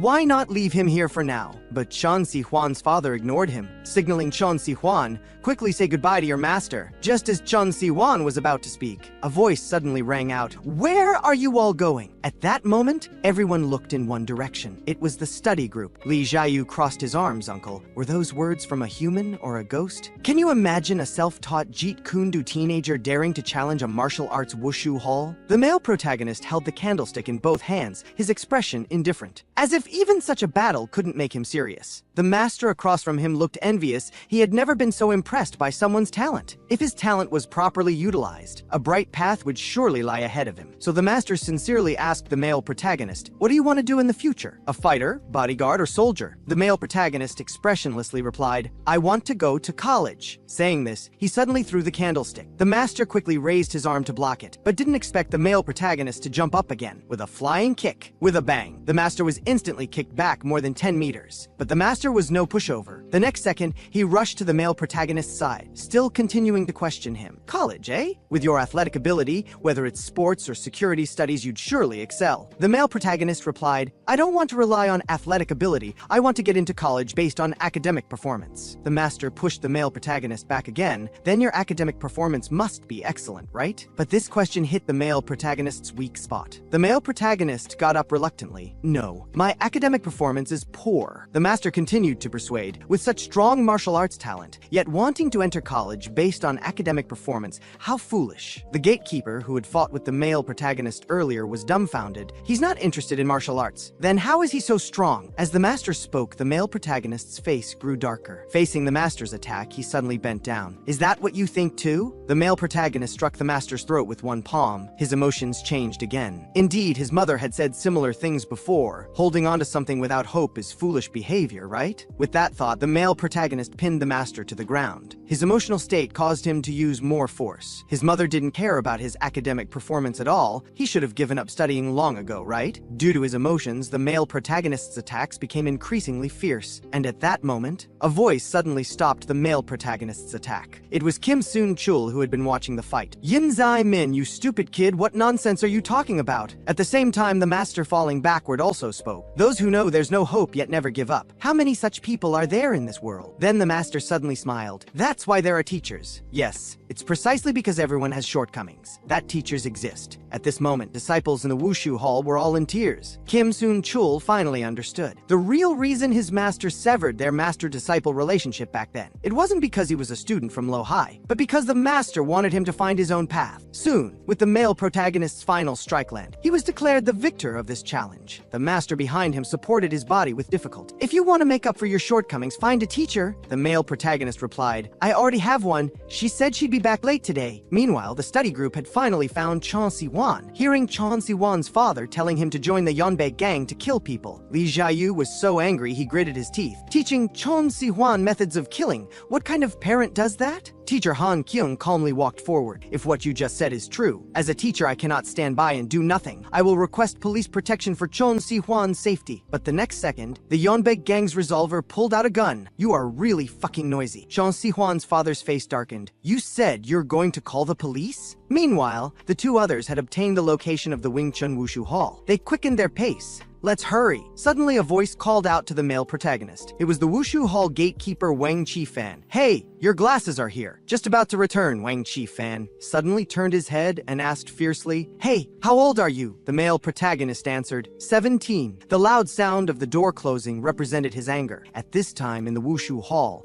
the master had a dark face, because once a Wushu Hall master is defeated, the students below would surely lose trust and leave one after another. This was always the rule. But the expected abandonment didn't happen. The disciples all ran to him with concern. That guy was too despicable. He even used a candlestick. Master didn't lose. This match is invalid. The master smiled with relief. He finally understood the male protagonist's intention in taking a weapon. Yeah, that guy was too despicable. How kind teacher Wu Jinghua was. Once, to improve relations between Low High and the martial arts Wushu Hall, teacher Wu Jinghua brought students from Low High to care for the Wushu Hall. Letting the Wushu Hall know Low High also had kind students, the relationship gradually improved. But with Pai Hanyu's arrival, everything changed. He greatly encouraged thugs to invade the Wushu Hall, even causing tragedies like the Wushu Hall arson incident. The male protagonist sighed after hearing this. That teacher must be very sad now. Kim Soon-chul was silent for a moment. The teacher has passed away. Remembering the scene when teacher Wu Jinghua gave him a vocabulary book, she was a very kind teacher. But the next second, a bang made the two stop in their tracks. Both looked terrified. That's the sound of a gun. At this moment, the resolver's gun was still smoking. Lee Ji-yu and Lee Jun looked in horror at the small hole in the wall. Chon Si-hwan's father spoke casually. Once you make someone feel the danger to their life, dealing with them becomes much easier. But this scene shocked Chon Si-hwan's master. If it were anyone else, they would have been scared weak-kneed by now. Yet that teacher unhesitatingly embraced the child. At that moment,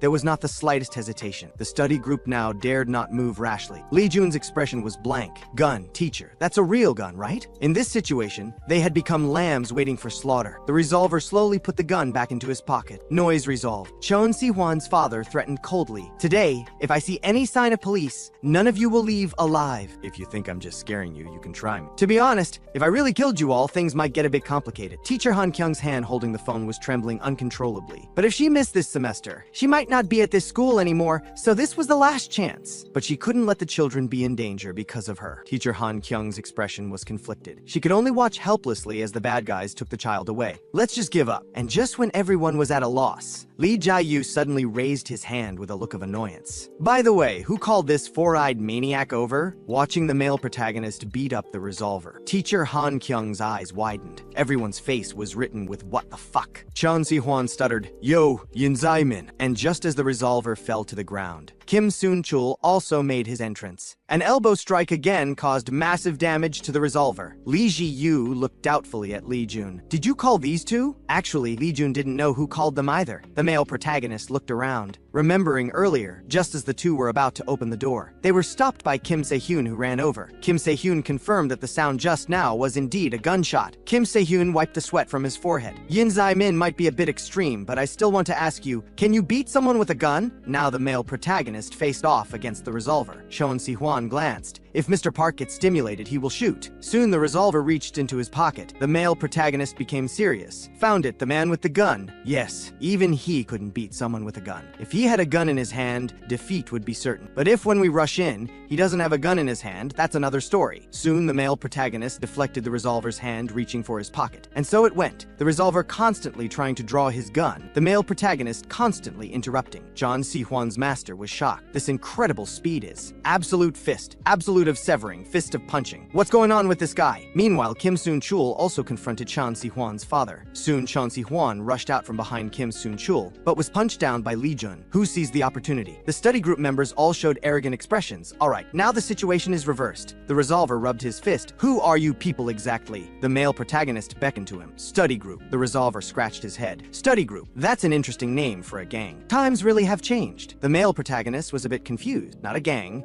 a group for studying together. The revolver was a bit speechless. You're joking. Saying this, he reached for his pocket again, but was interrupted again by the male protagonist. The revolver finally realized, so this guy has been watching my hands all along. So he secretly extended his leg. A kick directly hit the male protagonist's chin. Then he leaped high, slamming the male protagonist's head to the ground. Problem solved. But it also broke the seal on the male protagonist's glasses. The revolver reached into his pocket and took out a mobile phone. I just wanted to take out my phone. Why would I shoot a high school student who poses no threat? But then he was surprised to find that his right hand was painfully trembling. And just as he was giving orders to his subordinates, the male protagonist's fist arrived in front of his face, punching him back. The male protagonist showed a saintly expression. Good, he said, he won't use the gun. Then I can fight without holding back. Chan Si-hwan's father watched the two fighting behind him. It's rare to see Mr. Park so excited. Si-hwan should also make some memories. At least having memories of fighting with classmates. Handling 3 should be more than enough, right? Chan Si-hwan slowly stood up. Of course, I was careless just now. They're not even enough for a warm-up. The study group was a bit surprised, really. He's going to fight 3-on-1. Soon, Chan Si-hwan charged forward. Master's forbidden technique. Second move, kill wolf breaking. A powerful strike. Left the study group in complete disarray. Chan Si-hwan's father laughed loudly. Well done. That's my son. But Chan Si-hwan's first glance was at his master. Disciple didn't disappoint you, right? But soon the master warned him. It was Kim Soon-chul's move. Tiger Fist Claw was already coming. Chan Si-hwan narrowly dodged. But at the same time, Lee Jun also kicked up. Oh ho, take this, Lee Jun, kick! Before Chan Si-hwan could react, a hand had already grabbed him. Practical judo, 2 feet to the sky waist, twisting throw. Li Jiyu stylishly clenched his fist. Dare to underestimate me, you punk? Meanwhile, the battle between the male protagonist and the revolver had also entered a white-hot stage. The revolver punched toward the male protagonist. Why are you interfering with us? The male protagonist answered, because that guy is the student council president. There are still things waiting for him to do at school. Then the male protagonist dodged another punch with a heavy strike, making the revolver's face distort. He needs to help us drive Pai Hanyu out of school. The revolver was shocked inside. Pai Hanyu, the boss's son, thinking about this kid's talent, an image of the future immediately appeared in his mind. With that thought, the revolver took out his gun, the grim muzzle pointing at the male protagonist. I see a certain future, and you have the ability to make it reality, and you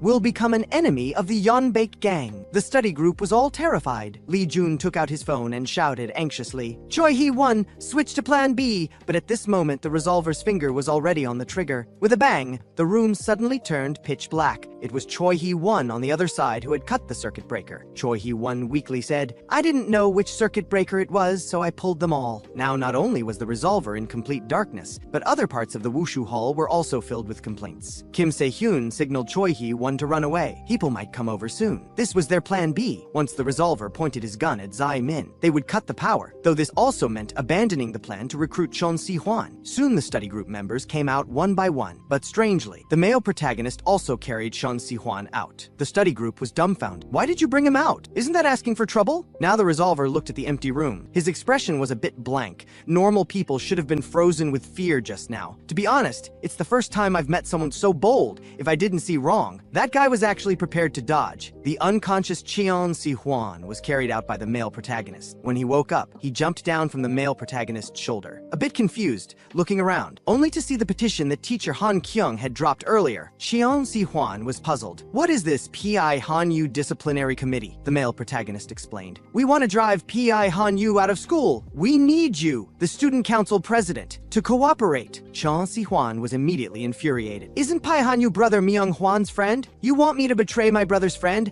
Asking me to do such a thing would be better to kill me, you punk. But soon applause rang out. As expected of my brother, it was Ma Ming-hwan. Behind him were many thugs from the Yeonbaek gang, and their target wasn't just the male protagonist, but also Chon Si-hwan. Ma Ming-hwan showed an evil smile. Your lies have all been exposed. Now my dad is taking a group of people to find your master. Dad is very angry. Your master might die. Chon Si-hwan's eyes shook violently. Why? While the male protagonist kicked the resolver in the face without a second thought, the male protagonist spoke. Although I don't know what's going on, teacher Han Kyung told me I must take Si-hwan away, or his master will be very sad. Hearing the male protagonist's words, Chon Si-hwan's expression froze. Although, as the person involved, he didn't understand what Ma Ming-hwan's words meant. But he heard a very important keyword: master might die. Damn it, count me in on the plan to punish Bihan Yu. At this time, Ma Ming-hwan's father was leading thugs to surround Master Ying Chuan. Ma Ming-hwan's father muttered to himself, "Isn't it too much, Master Ying Chuan?" His anger made his hand holding the phone tremble constantly. Yes, Chon Si-hwan wasn't his biological son, but his adopted son. Because his son Ma Ming-hwan didn't have the talent to become a boss, he couldn't even surpass the boss's son. He knew that although the organization was created together, his big brother Piha Yan Bai could, at the age of 26, pacify all the small gangs in our city. Until now, reaching this position was due to talent. Because he had talent, he was destined from birth to be the head of the organization. So he needed to find someone talented to help him become the boss. It was at this time that Chon Si-hwan from the martial arts Wushu Hall appeared, defeating 6 Yeonbaek gang members at the age of 10, catching his attention. So he adopted Chon Si-hwan and raised him from scratch. And just now he received a text message from Ma Ming-hwan. The one who defeated the Yeonbaek gang members 7 years ago wasn't Chon Si-hwan, but his master. These 7 years had all been a scam. Now teacher Han Kyung,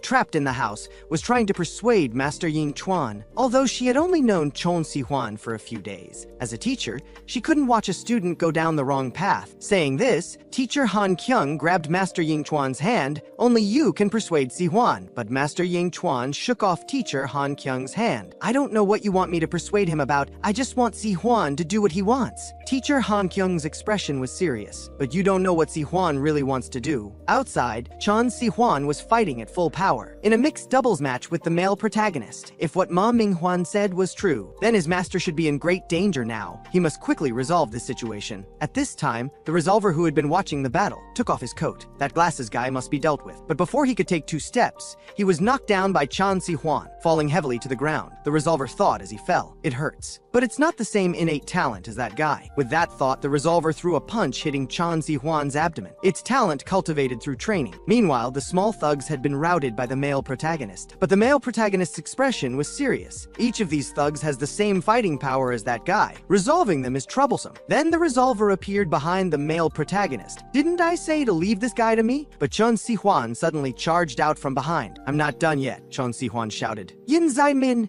leave this to me, you go quickly. I want to handle this alone." The thug army that even the male protagonist found tough to deal with, Chon Si-hwan wanted to resolve alone. The resolver completely disregarded Chon Si-hwan, grabbing his clothes ready to chase after the male protagonist. Chon Si-hwan was about to stop the resolver. Due to his distraction, he was immediately knocked flying by a thug. Instantly surrounded by thugs, each thug here was a formal member of the Yeonbaek gang. All were bosses in society. But Chon Si-hwan wasn't afraid at all. He had to stop these thugs. Couldn't let his master be attacked from both sides. But the scene on the other side made it seem like his concern for his master was unnecessary. Master Ying Chuan took down thugs one by one. Basically, those hit by Master Ying Chuan couldn't stand up. Ma Ming-hwan's father propped his chin. "Master Ying Chuan, didn't you say Si-hwan had surpassed you? Yet he seems far inferior to you. But with our numbers, defeating you is just a matter of time." Manager Ma showed a mocking smile. "I knew it. If that guy was really so strong, why would he obey me? Looks like he's really garbage." These words happened to remind Master Ying Chuan of the past. Previously, the Wushu Hall's thugs were all dealt with by him. Although life at the Wushu Hall was peaceful, he had lost the joy of life. And it was just at this time that he met that child who was very similar to him. That child had no relatives, couldn't even use chopsticks, and was always injured whenever he saw him. Young Chon Si-hwan held up a chicken leg because the brother said, "If I get beaten, they'll feed me." Master Ying Chuan's eyes shook violently. He could imagine how Chon Si-hwan had been bullied. Who did this kind of thing? But Si-hwan was optimistic. No choice. I have no money and no strength. For someone like me who has nothing, this is the way to survive. Master Yingchuan gave a meaningful look at the departing Si-hwan. Isn't this the same as me back then? Later, after guidance from the Tiger Fist,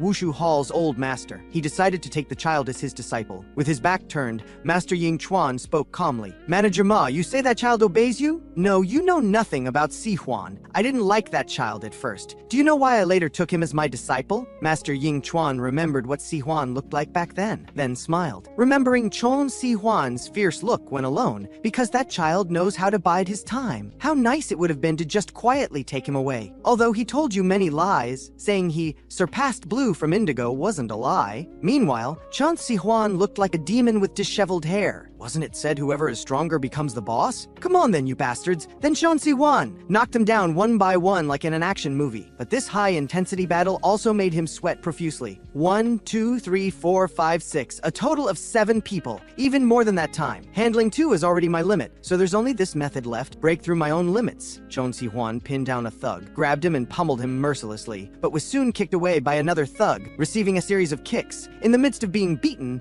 a memory surfaced in Si-hwan's mind. It was his first encounter with the term boss. It was a movie called Fist of Fury. He asked his master, "What is a boss?" His master told him it was the strong one. Whoever is strongest is the boss. Being the boss means no one can look down on you. His master told him, "What you need to do is not endure but become strong. Let others be unable to look down on you. That's your way of survival." Si-hwan gritted his teeth, then suddenly sprang up, an uppercut taking down a thug, dodging and weaving through the battlefield, each strike leaving a thug unable to stand again. "I told you to call me boss." Master's forbidden technique. Third move, Heaven's Gate. Facing the last thug, the living disability punch was delivered. Soon all the thugs were lying on the ground. Si-hwan was breathing heavily. Damn, that was tiring. Need to catch up with Yin Zai-min quickly. But he also fainted from exhaustion. While the Resolver was still chasing toward the male protagonist, the Resolver muttered to himself, must have gone to the Wushu Hall. I must finish him personally. Little did he know the male protagonist suddenly emerged from a corner. You don't really think you can beat me, do you?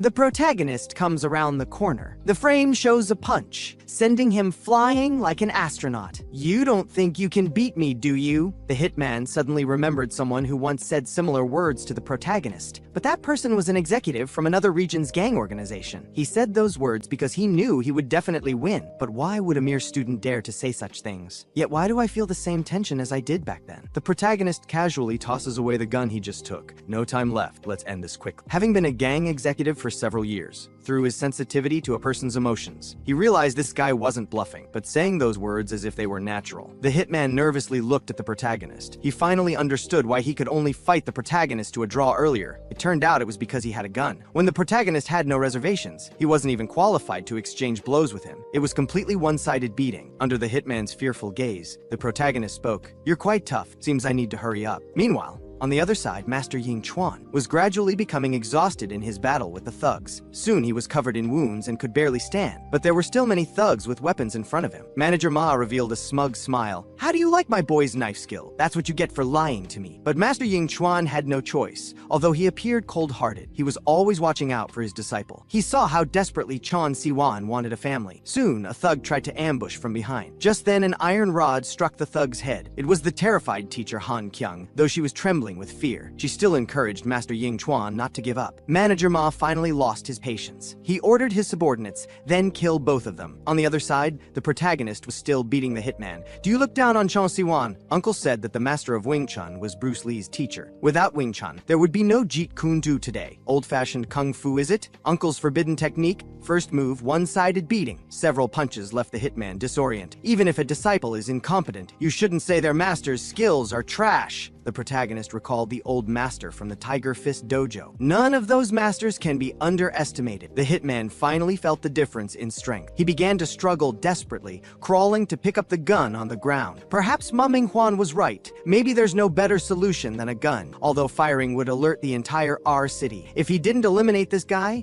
he would definitely be a threat to the entire Yeonbaek gang. Soon, under the protagonist's horrified gaze, the dark gun barrel was pointed at him, but the bang wasn't a gunshot. it was Chon Si-won who had caught up, kicking away the gun. Chon Si-won showed a fierce expression. I told you I would catch up. Simultaneously, they shouted the technique with the protagonist, Master's Forbidden Technique, Uncle's Forbidden 7 Techniques, fourth move. Fourth move, Hung Mu Gate. Their combined strike completely knocked out the hitman. At this moment, on the other side, teacher Han Kyung was thrown against the wall. She collapsed to the ground, unable to hold on any longer. Struggling to maintain consciousness, she spoke, Master, don't give up. Please hold on one more time. As teacher Han Kyung's words fell, the door behind Manager Ma creaked open. A figure appeared behind the door. Manager Ma turned around slightly confused. What's that? Before he could finish, he was kicked into the wall, immediately losing consciousness. The thugs who were just acting tough were now terrified. The protagonist had come to the rescue. How evil is Ma Ming-hwan, the protagonist, and Chon Si-won? After defeating the hitman, Chon Si-won was already too exhausted to stand. The protagonist had to go save the others alone. Just then, Ma Ming-hwan strolled over leisurely and discovered the gun on the ground. Ma Ming-hwan put his foot on the unconscious hitman's head. Is Yin Zai-min too strong, or are you just too weak, old man? Anyway, Yin Zai-min, you're really impressive thanks to you. Ma Ming-hwan paused, noticing Chon Si-won lying nearby. Ma Ming-hwan looked down at Chon Si-won condescendingly. You're different from before. Taking down 7 Yeonbaek members is quite impressive. Chon Si-won was trembling with anger. Brother, why are you doing this? Ma Ming-hwan stroked his chin, his eyes showing no emotion. He knew this guy had trusted him from the beginning. If it weren't for him, he wouldn't have been able to approach Master Ying Chuan. He had been planning everything since then. First, he took evidence of Master Ying Chuan defeating the Yeonbaek members, then suggested giving the credit to Chon Si-won. The purpose was to make him adopt Chon Si-won as his son. Today, he exposed everything. Chon Si-won still couldn't believe what was happening. Why would the brother he trusted most reveal the lie? Why betray us? Didn't we agree to be family? Ma Ming-hwan smiled mischievously, curious. Meanwhile, on the other side, the protagonist charged into the crowd. One punch, and another, moving through the thugs as if no one was there, jumping up with a 180-degree turn in midair, flying with a punch to clear obstacles again. In minutes, he reached Master Ying Chuan. Master Ying Chuan, surprised, asked how Si-won was doing. The protagonist briefly explained what happened, including Chon Si-won's feat of fighting 7 enemies. He's really amazing. No matter how hard teacher Han Kyung tutors me,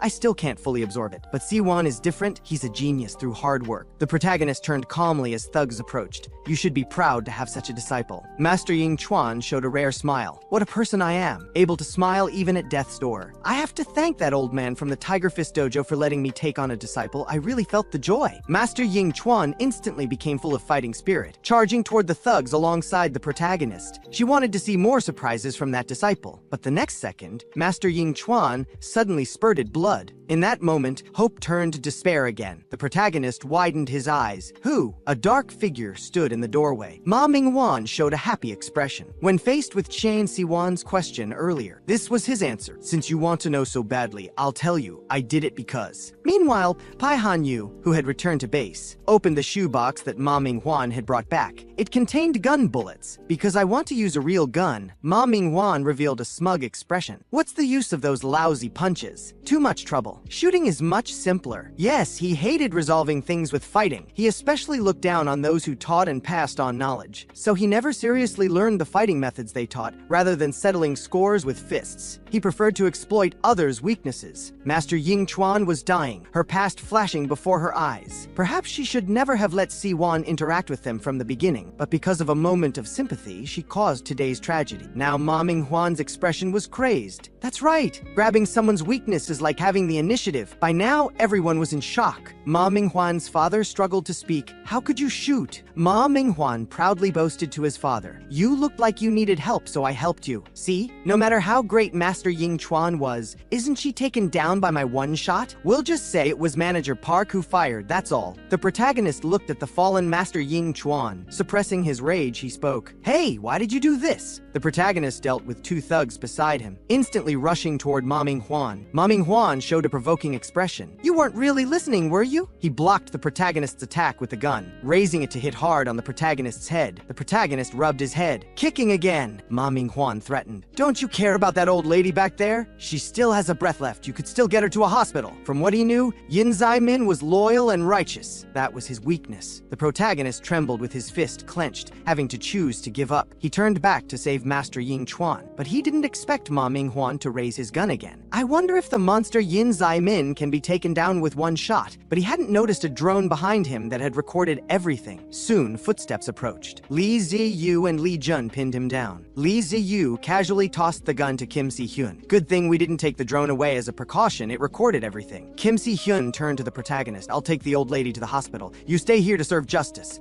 Lee Jun and Lee Ji-yu looked fierce. The study group's counterattack officially began. Ma Ming-hwan lunged at Kim Si-hyun like a stray dog, trying to get the gun back. The protagonist flew in with a kick from behind. Ma Ming-hwan spun 365 degrees in the air. Before landing, Lee Jia-yu grabbed him, throwing him hard. In the air, he thought of his life as a scoundrel without any remorse, taking pleasure in exploiting the weak, setting fire to the dojo 7 years ago, threatening Master Ying Chuan with Chon Si-wan, and now shooting Master Ying Chuan. Soon, while still in the air, he was hit hard by Lee Jun's punch. Then pinned to the wall, the protagonist added another punch. Each member of the study group vented their anger. In their eyes, this scum deserved to die. Ma Ming-hwan's father raised his hand with difficulty, asking why. Before he finished, the protagonist delivered a close-range punch. The protagonist pressed Ma Ming-hwan down, repeatedly punching him, demanding, "Why did you do this?" Lee Jun grabbed the protagonist's shoulder in time. "Yin Zai-min, enough! He'll die if you hit him more." At this moment, several thugs opened the door, still unaware of the situation, while the study group was distracted. Ma Ming-hwan took the opportunity to escape pathetically, but just as he escaped around the corner, the chubby kid tackled him to the ground. Ma Ming-hwan was confused. "Who are you?" A youth removed his hood. "What else? I'm here to claim the kill credit." Meanwhile, Kim Soon-chul carried the injured Chon Si-wan, heading to the hospital with Choi Hee-won. But they overlooked one thing. The beaten manager Ma was still conscious. He ordered his men to intercept them. "That girl has evidence of Ma Ming-hwan shooting." Soon, the two were cornered by thugs. Both looked tense.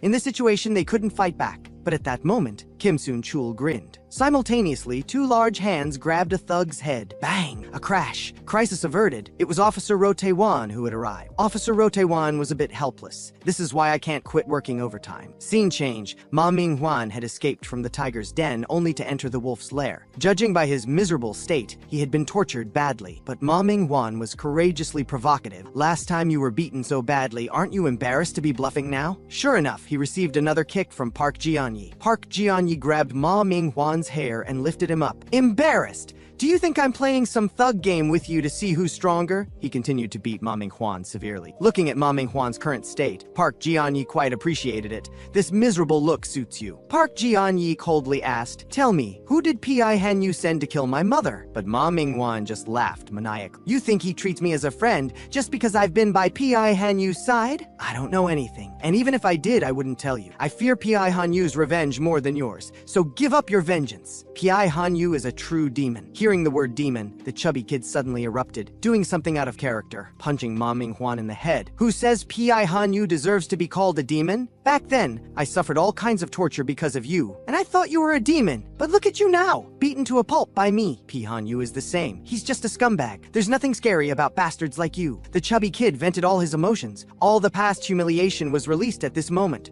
The protagonist who arrived soon was shocked by the scene. Ma Ming-hwan had been tortured beyond recognition. Then a voice sounded, "Know who did this?" A middle-aged man was holding Pi Han-yu's disciplinary notice, looking grim. "That guy is my son's friend." The protagonist's expression turned serious. He just said, "This is his son's friend. If this guy's friend, could this person be Pi Han-yu's father?" The protagonist was furious. "This person is responsible for leading students in our school. No, in the entire R city astray. The boss of the Yeonbaek gang, Pi Yan-bai. What would happen if I took action now? Boss of the Yeonbaek gang, so what?" In his eyes, this person was just a scumbag who should be eliminated. But Pi Yan-bai called for the protagonist to calm down. Pi Yan-bai showed an elder's demeanor. "Isn't this Yin Zai-min? Uncle has seen you before. Your speech that day left a deep impression on me." The protagonist was on edge. He heard what I said on stage that day, so he's had his eye on me all along. Then it's time for a direct confrontation. But unexpectedly, Pi Yan-bai suddenly bowed sincerely. "As a father, I apologize for Han-yu." He handed the petition to the protagonist. "My Han-yu must have done something wrong. I'm truly sorry." The protagonist was surprised. He bowed to me. "But this person is the most unforgivable criminal. I must catch him." Just as the protagonist was about to act, something more ridiculous happened.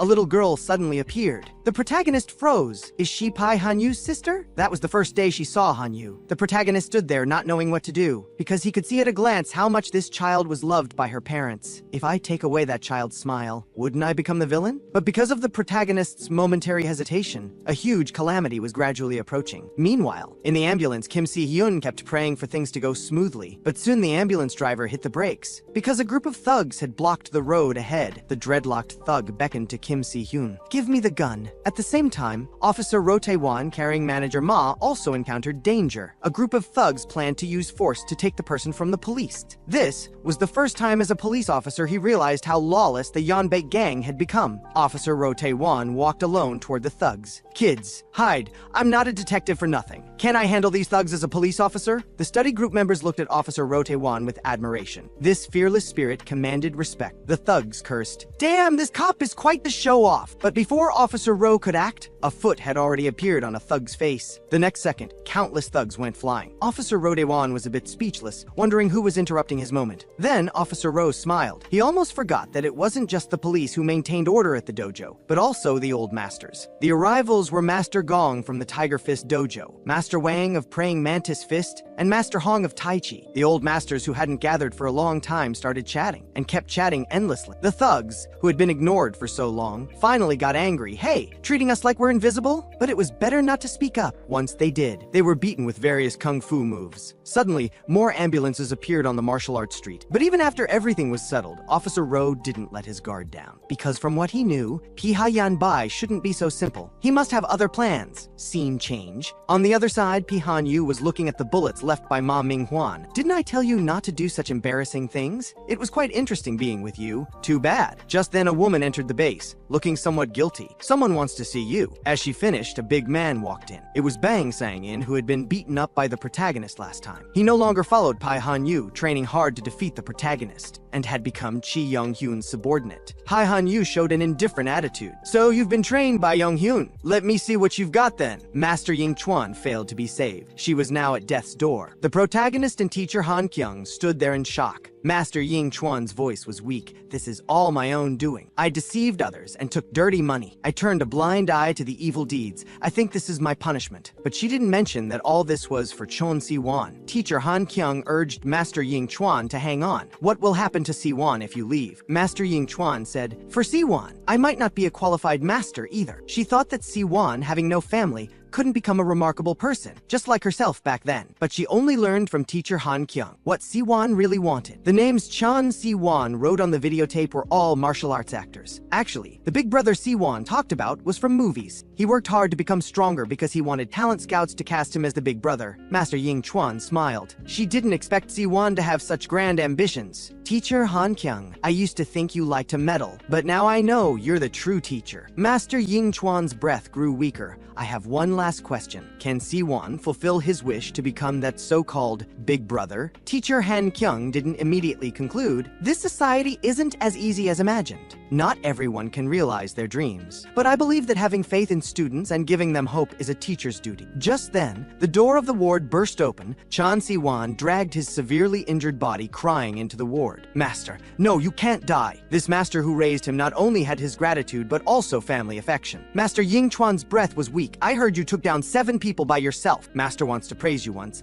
"Life is about constantly breaking limits. You can definitely do it. You are not the past me, and I am not the future you. You are the disciple of the new branch of Wing Chun that I recognize. You are my pride." As Master Ying-chuan's words fell, she closed her eyes forever. Chon Si-won wept bitterly. The next day at school, Pi-han-yu had just walked out of the classroom when teacher Han Kyung blocked him at the door. Pi-han-yu spoke. "Teacher Lee Han Kyung, I happen to have something to discuss with you." Before he could finish, teacher Han Kyung interrupted him. "Whatever it is, we'll talk later." At this moment, all members of the study group were present. Lee Ji-yu smiled happily. "Brother Han-yu, look at this. The disciplinary notice has been signed by the academic affairs director and the student council president. Do you know what that means?" Lee Ji-yu made a throat-cutting gesture. "Watch your head." Pi Han-yu finally realized he was being sanctioned. At the same time, today's news was also explosive. Shooting incident at martial arts dojo, 1 citizen dead. The culprit turns out to be a student. But Ma Ming-hwan kept silent in front of the reporter's questions. The reporter's final question. "Anything else you want to say?" Ma Ming-hwan left a puzzling statement. "Sunshine, please." Not only that, the school was also in chaos with reporters. But the happiest were the members of the study group. Soon Chon Si-won awkwardly opened the door. He came specially to thank teacher Han Kyung. Teacher Han Kyung suddenly appeared from behind.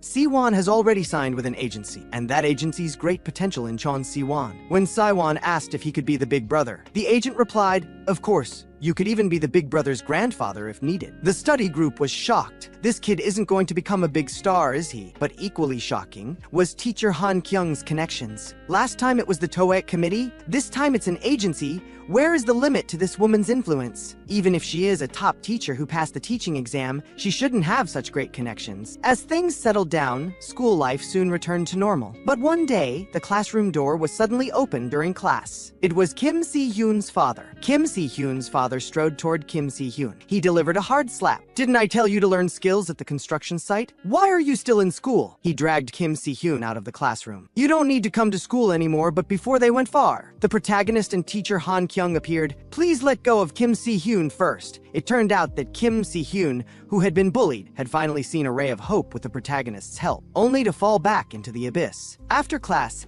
Kim Si-hyun walked alone dejectedly toward the construction site. Thinking carefully, his life had always been spent in darkness. When he was young, his parents would quarrel every few days, never considering his feelings. He felt he was just a supporting character to his parents, not only at home but outside as well. We're all protagonists. Don't lie. There will always be pitiful extras everywhere, needed to highlight the main characters. But one day, the spotlight shone on him for the first time. His perfect scores in all subjects brought cheers from classmates. But when he returned home with his report card, he received news of his mother leaving home. Thus, he brushed past the spotlight once again. And because of his father's scene at school, he became the laughingstock of his classmates again. Jin Ho-min, unhappy about being tied for first place with Kim Si-hyun, took the opportunity to mock Kim Si-hyun's father as a useless waste, dressed like a beggar. Kim Si-hyun gritted his teeth in anger. "Damn, they're all right, which is why I can't refute. Why do I feel angry?" Kim Si-hyun raised his fist and punched Jin Ho-min hard in the face. "Damn it, don't insult my dad!" These words surprised even himself. "Why am I defending my father?" Jin Ho-min laughed in anger. "Damn, have you gone crazy? You dare to hit me!" As he said this,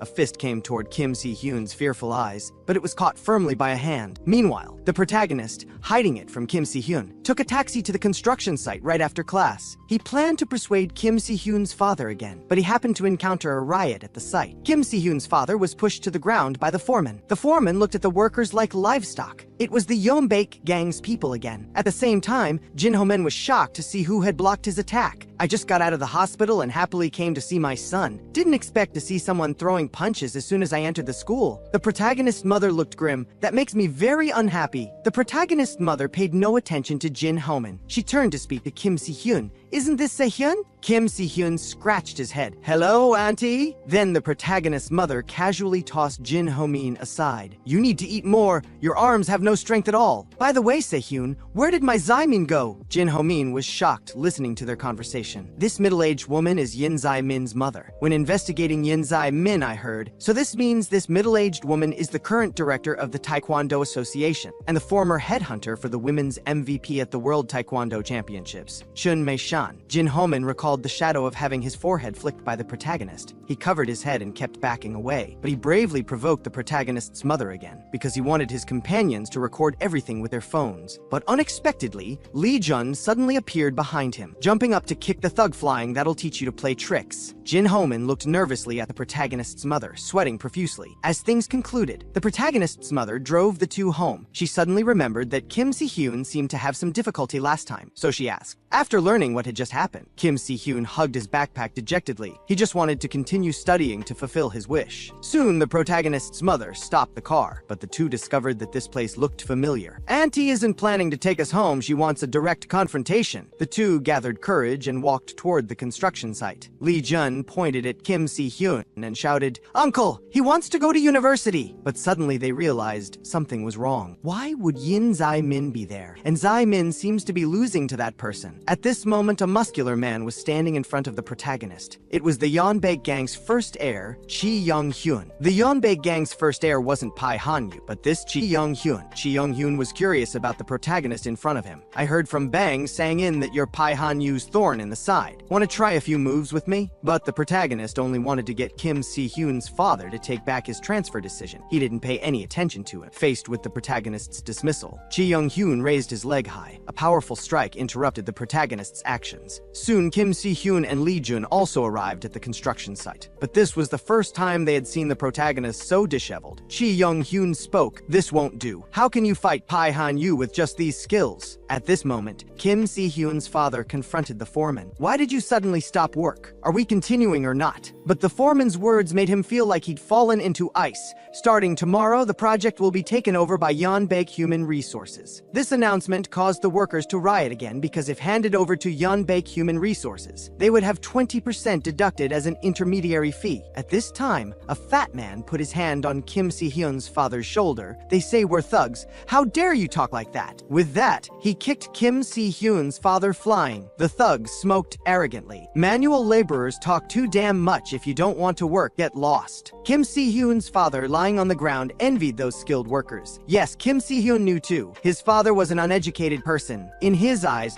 those skilled workers were the most valued. That's why he kept wanting me to learn skills. Lee Jun, unable to bear it, charged at the thug, but was kicked away by someone. It was Chi Young-hyun who had been standing aside. Chi Young-hyun smiled. "How about this? Let's have a fist match. You throw a punch, I throw a punch. Like that. If any of you can make me step back 1 meter, I'll make Yeonbaek Human Resources withdraw from this factory." Chi Young-hyun began to take off his clothes. "Yin Zai-min, you weren't serious with those 2 moves just now. Stop putting on airs. Show me your real skills quickly." Soon Chi Young-hyun was standing there, flaunting his thick muscles, announcing the game had begun. But unexpectedly, it was Kim Si-hyun with tears in his eyes who stepped forward. "This is what you said. No going back on your word." Kim Si-hyun turned to look at his father. "I'll make sure Dad continues to work, and you have to let me continue studying. I'm not doing this for Dad, but for myself." Kim Si-hyun's eyes were determined. "I must go to school." Kim Si-hyun's father was shocked. "This guy isn't trying to persuade me, he's negotiating. But can he really do it?" The reason Kim Si-hyun dared to take the challenge was known only to Lee Jun. To gain means of self-protection, Kim Si-hyun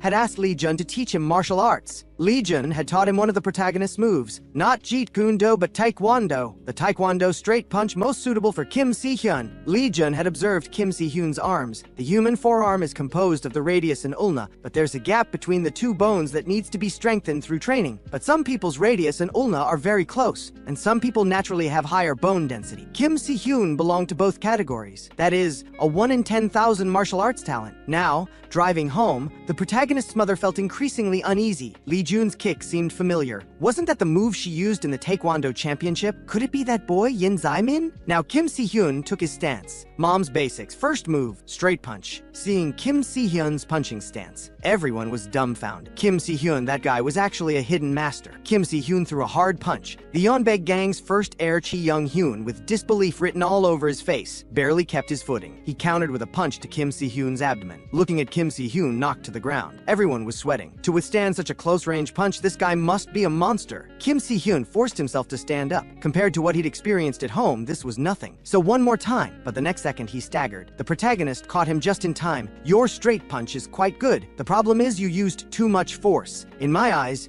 you didn't have any solid parts except your head. Didn't expect you to have such a good weapon." The protagonist looked at the steel rods 10 meters away. "Hey, uncles, can you move those away? I'm afraid it'd be dangerous if we hit them." "Kim Si-hyun, let me demonstrate properly, but you have to keep this secret from my mom." How powerful was the protagonist's serious punch? As a child, the protagonist always wanted to learn his mother's Taekwondo, but his mother always refused, saying she didn't want him to have skills to fight everywhere. Fortunately, there was his uncle who always stood by the protagonist.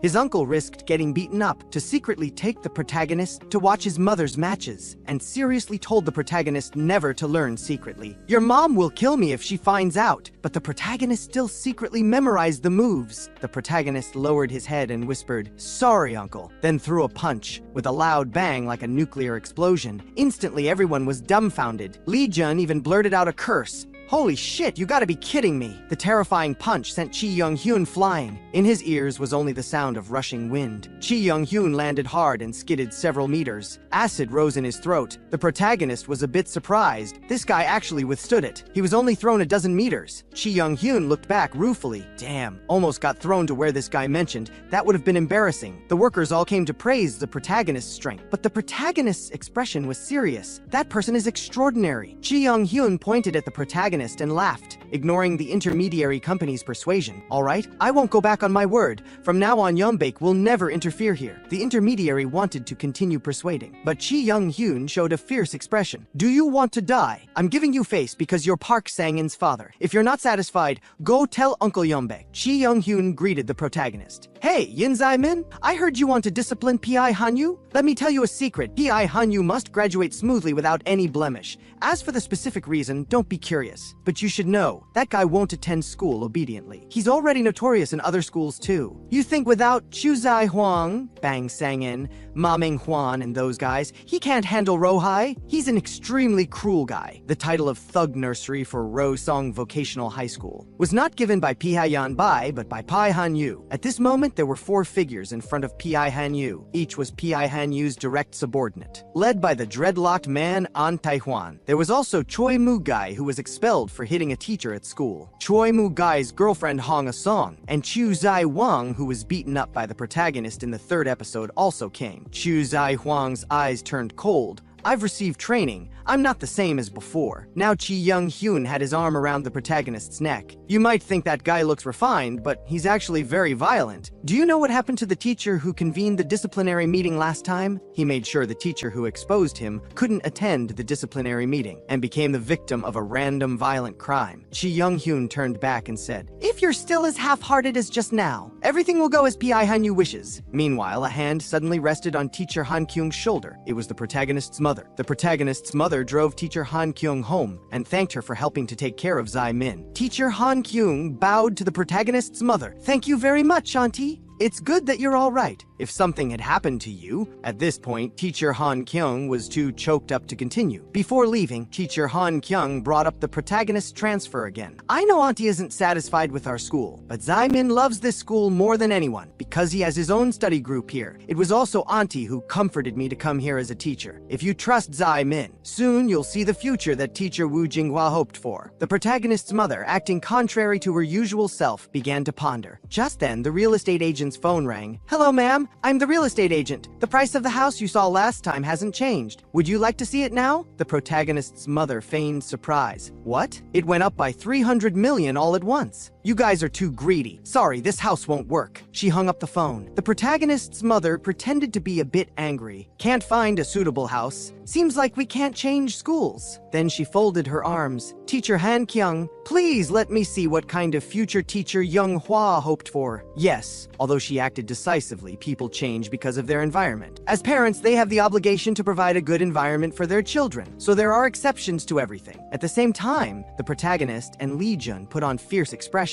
Uncle, if you insist on making Se-hyun drop out, we won't stand by. I bet if you let Se-hyun study instead of learning skills, he'll definitely be someone who can buy this building. Kim Se-hyun's father looked defeated. Whatever. If you want to study so badly, go ahead. I won't interfere. He turned away angrily and hurried back home. You've been out for a month now, haven't you? Kim Se-hyun stared at his father's back, suddenly frozen in place. When conflict reaches its limit, no parent can win against their child. Damn it. Why am I remembering this now? Kim Se-hyun was a bit proud. Just wait and see. If you provoke me again, I'll run away from home again. Soon, the day before the final exam arrived, Chon Si-won, walking alone on campus, encountered P.I. Hanyu and others. Chon Si-won spoke. Are you here for revenge because I signed the disciplinary notice? P. Hanyu immediately said something annoying. Not entirely. I just didn't expect Ma Ming-hwan's brother could betray me. Chon Si-won exploded with anger. Who are you calling whose brother?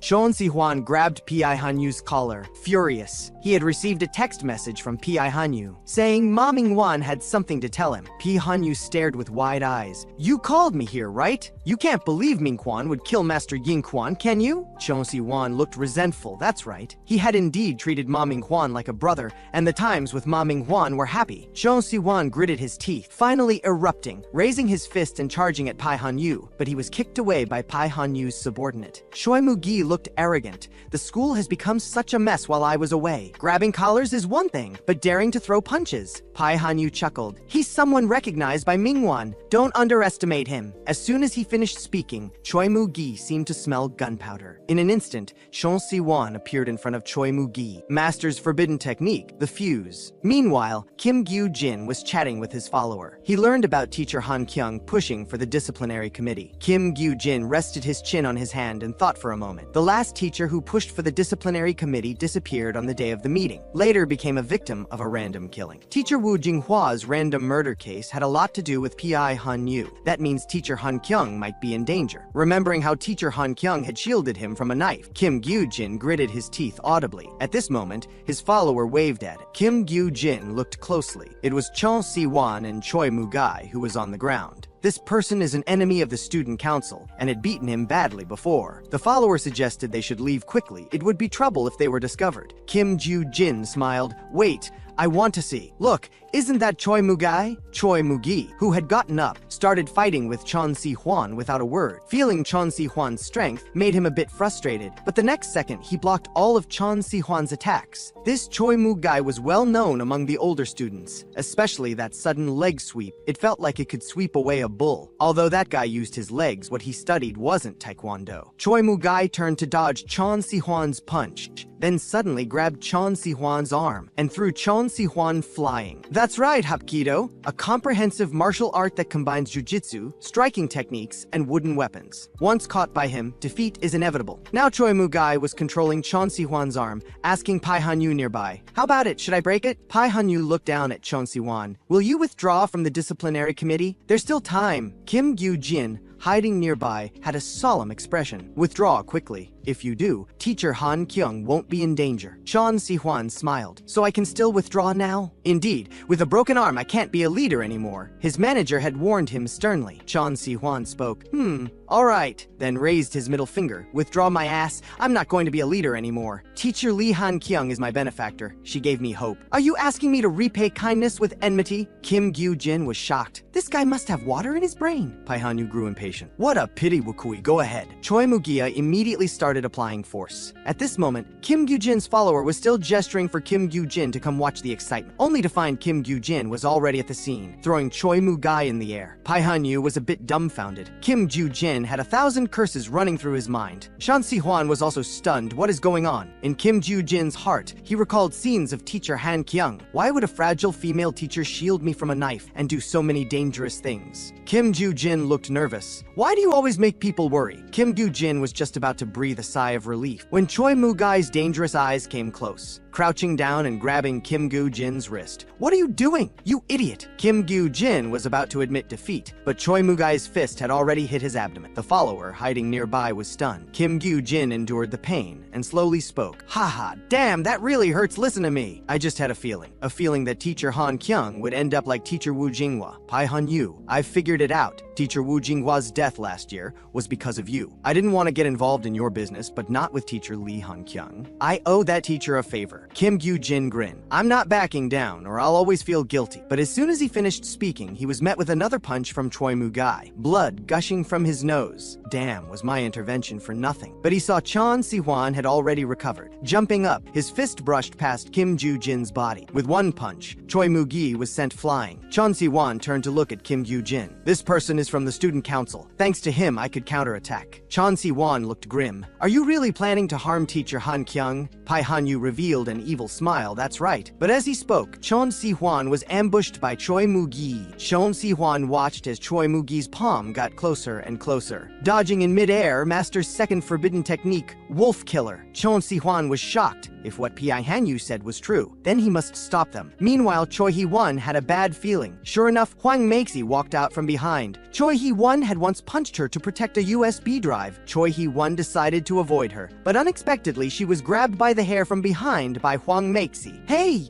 you're quite arrogant now," she said, raising her palm to slap. Before it landed, it was caught by a hand. It was Lee Dae-cheol who happened to be passing by, but at the same time, Pai Han-yu's direct subordinate Hong Yak-sing also passed by, looking at the fragile young girl, who could take down Lee Dae-cheol with just a purse chain. Scene change? The final exams are over. Everyone in the study group has relaxed. While discussing the final exam results, they mentioned the protagonist, that is, Yin Zaimin, who is now trembling all over. Lee Junyu deliberately exaggerated his expression. Is he in a sensitive period again? Is he going to the martial arts gym for a fight, but Kim Si-hyun indicated this time it's good news. He compared the test papers with the protagonist and found 50% were the same. The protagonist's heart was pounding, having the same answers as Kim Si-hyun, which means suddenly the whole room exploded. It means the protagonist got half right. It was the first time the protagonist enjoyed such a boasting feeling. It made him a bit uncomfortable. It seems his recent efforts weren't in vain. The study group congratulated him warmly again. Lee Jun was so excited he shed tears. Teacher Lee Han-kyung smiled with satisfaction. Even for these kids, we need to change this school quickly. After teacher Han-kyung left, with Lee Ziyu's warning, everyone quickly pulled the curtains, locked the door, and secretly started a meeting because a few days ago, the day before the final exam, Jeon Si-won, covered in blood, opened the door of the study group. He had barely escaped, and without time to recover, he hurried to find them. Yin Zayman, if you don't want to lose your mentor like I did, you need to act. The previous teachers who tried to get Pi Hanyu expelled were all killed. At this moment, Lee Ziyu was emotionally agitated. Damn, I can't believe this would happen. Kim Soon-chul, as a senior student, knew about this. Back then, teacher Woo Jing-hwa became a victim of a random murder case. Choi Hee-won was the first to raise a question. Why not tell Officer Ro Taiwan? The protagonist had a solemn face. We can't talk to the police now. It's not that we don't trust Officer Luo, because the police will only take action after something happens. Without evidence, it would just waste resources. And if Pi Hanyu knows the police are watching him, he'll be harder to deal with. Instantly, everyone reached a consensus. Yes, we should act before Pi Hanyu does. But Pi Hanyu's subordinates are also a problem. Choi Mugai, who could beat Chan Si-hwan into that state, and Hong Yaxing, who could take down Lee Dae-cheol, neither are easy to deal with. And according to Cheon Si-hwan, Chu Zai-hwang has also arrived. So first they need to make a plan, and can't let teacher Han Kyung know. Everyone in the study group thought of teacher Han Kyung's help. She risked danger to make the school better. At this moment, everyone in the study group's eyes became determined. This time, everyone would be there. The protagonist ended the topic with a serious expression. It's our turn to repay the kindness. During the 20 days of preparing for Pi Hanyu's disciplinary meeting, Lee Jiyu went to the martial arts club to learn MMA mixed martial arts. Kim Si-yoon came to the protagonist's home to learn taekwondo from the protagonist's mother. Lee Jun was personally trained by the protagonist. Kim Soon-chul walked into the long-missed martial arts gym. Choi Hee-won collected information online continuously. Finally, after teacher Han Kyung announced the beginning of summer vacation, it was already the last day. At night, everyone in the study group dressed in black arrived at Yambo Gang's hideout. The protagonist's eyes were coldly calm to a frightening degree. Pi Hanyu, let's see if you can still be so arrogant after today. After today, a shocking event in our city will happen quietly. The Road to Success Study Group's 6-person team, the day before the disciplinary committee meeting, to eliminate Pi Hanyu's hideout, take down Pi Hanyu, attack Songdao. Pi Hanyu stood on the rooftop with his hands in his pockets. He had already promised Hanyu. Tomorrow he would play games with Hanyu all day. Things must be resolved before tomorrow. He couldn't break his promise. Meanwhile, the protagonist and others arrived at the building below Pi Hanyu's hideout. The study group was shocked at the building before them. This entire building is Pi Hanyu's headquarters. These gangs are really capable. At the same time, Park Ji-on-yi and others went to another place to collect information. As the protagonist and Lee Jun exchanged glances, both kicked at the same time, kicking open the door. Meanwhile, the building alarm went off. Kim Si-hyun signaled Choi Hee-won to keep watch outside. As he spoke, a group of Yanbo gang thugs quickly blocked the door. Lee Jun showed an excited expression. Come on, bring it on. No, we're bringing it to you, Kim Soon-chul explained to everyone. These thugs are from various schools, a standing army, all under Pi Hanyu's influence. Now Yambo Gang is divided into South and North. The northern forces are controlled by Chi Yingxian. The South belongs to Pi Hanyu. Lee Jun immediately understood. So, they're Pi Hanyu's dogs? As soon as Lee Jun finished speaking, he was ambushed by a thug. Damn, what did you call us? Before he could finish, number 48's big foot landed on his face. Lee Jun kicked and shouted, "Fly! Lee Jun kick!" Lee Jun turned back to continue taunting. Calling you dogs is already flattering you. The thugs were immediately provoked, and the battle began. Kim Soon-chul first flashed in front of a thug. With one punch, he lifted the thug high, tiger fist, fierce tiger in forest, sidestepping to dodge a second attack. A strike left the thug in pain. Then an elbow strike, tiger fist, tiger cannon. Seeing Kim Soon-chul showing off, Lee Jun was not to be outdone. Supporting himself with one hand, a flying kick, ground-dragging Lee Jun kick. Hearing the name Lee Jun gave, Lee Jiyu was speechless. Facing a thug's attack, Li Jiyu dodged. Bang! A punch blocked the thug's vision. Then another fierce punch sent the thug airborne, grabbing the thug's clothes with his backhand. Miyama mixed martial arts wrestling. Several brutal punches left the thug bruised and swollen. Everyone watched in astonishment. Jiyu! She seems to have risen to a new level, but there was no time to think more since the thugs arrived so quickly. It meant their whereabouts had been exposed. From now on, they needed to fight against time, carrying the hopes of the study group. The protagonist and Kim Si-hyun rushed towards the top floor of the building. Meanwhile, the dreadlock man handed the phone surveillance to Pi Hanyu. What should we do now? Chu Zai Wang, hiding nearby, was a bit confused. Why gather here when they guessed they would find this place? What kind of trick was Pi Hanyu playing? Hong Yaxing and Choi Mu-gi immediately volunteered to go down and meet them. Pi Hanyu tossed the documents. I was going to let you wait, but that doesn't seem like your style. Go eliminate them all! At this moment, the protagonist and Kim Si-hyun didn't know what floor they'd reached, but Pi Hanyu must be in this building. Just then, Kim Si-hyun suddenly stopped. Yin Zae-min, you go ahead, because he had just encountered Chu Zai-wang, who was wandering on this floor. Chu Zai-wang revealed a fierce expression. Damn, did I hit the jackpot? Kim Si-hyun turned back with a forced smile. You continue to find Pi Hanyu. I'll deal with this guy. Chu Zai-wang pointed at Kim Si-hyun. What's going on, Yin Zae-min? You actually let this loser be your shield. Recalling scenes of being bullied by Chu Zai-wang, Kim Si-hyun gritted his teeth, saying a dirty word for the first time in the show. I'm not a loser, damn it! Meanwhile, the protagonist who continued on his way wasn't worried at all, because Si-hyun wasn't sacrificing himself voluntarily. If Shunjae and Li Jun's strength had improved amazingly, then Li Ziyu had reached a new level, and in these 20 days, the biggest change was in Kim Si-hyun facing Chu Zai-wang's slap. Kim Si-hyun didn't even look, catching it with one hand. Recalling the humiliation suffered from Chu Zai-wang, I said, I'm not a loser, and I'm not a shield. I'm just an ordinary student at most used as firewood, but you burned my favorite book. Almighty Mixian's Basics, second technique. Smashing elbow with a bang that echoed through the entire floor with Chu Zai-wang's screams. Recalling what the protagonist's mother said, a great person once said, violence implemented to protect oneself is not violence. Kim Si-hyun looked calm, it's rationality. Chu Zai-wang wiped his injured right cheek.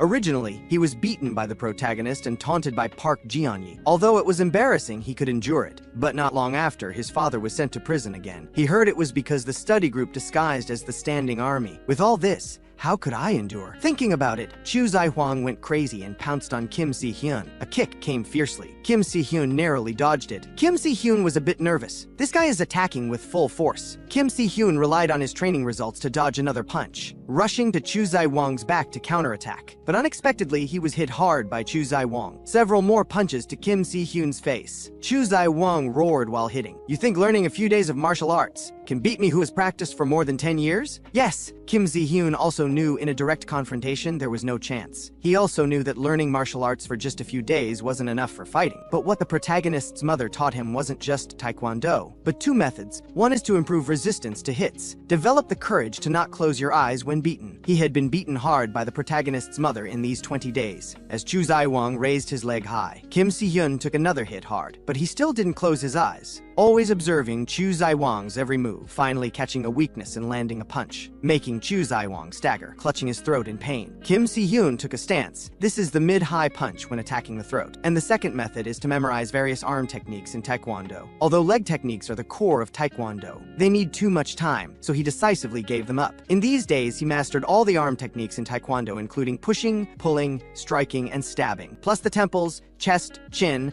philtrum, and other vulnerable points on the body. But to combine these three factors accurately, and to use them reflexively in actual combat, yes, this is the method to beat him. With just a few days of training, 26 hand techniques, 35 vulnerable points, and 910 possible probabilities. Finally making a conclusion, he must memorize all of this. Kim Si-hyun extended his palm. This time it's the chin. Kim Si-hyun raised his hand swiftly. Palm strike, uppercut. At this moment, Chu Zai-wang was beaten into questioning life. Chu Zai-wang, lying on the ground, wasn't convinced. This guy was a loser who let me bully him last time. Kim Si-hyun, bruised and swollen, spoke. Not convinced? If you're not convinced, then study, you idiot. Recalling Li Jun pointing at him with an ice cream stick. Go, show your hedgehog head style. Kim Si-hyun was a bit confused. What does hedgehog head mean? Haven't you read comics? Don't all the characters there have hedgehog heads? Although Li Jiyu always mocks you as skinny firewood, I don't think so. Kim Si-hyun fell to the ground powerlessly. Hedgehog head. Is it a symbol of the protagonist? Meanwhile, on another floor, Li Ziyu's voice sounded. Ha ha! I thought thought we were playing a level clearing game.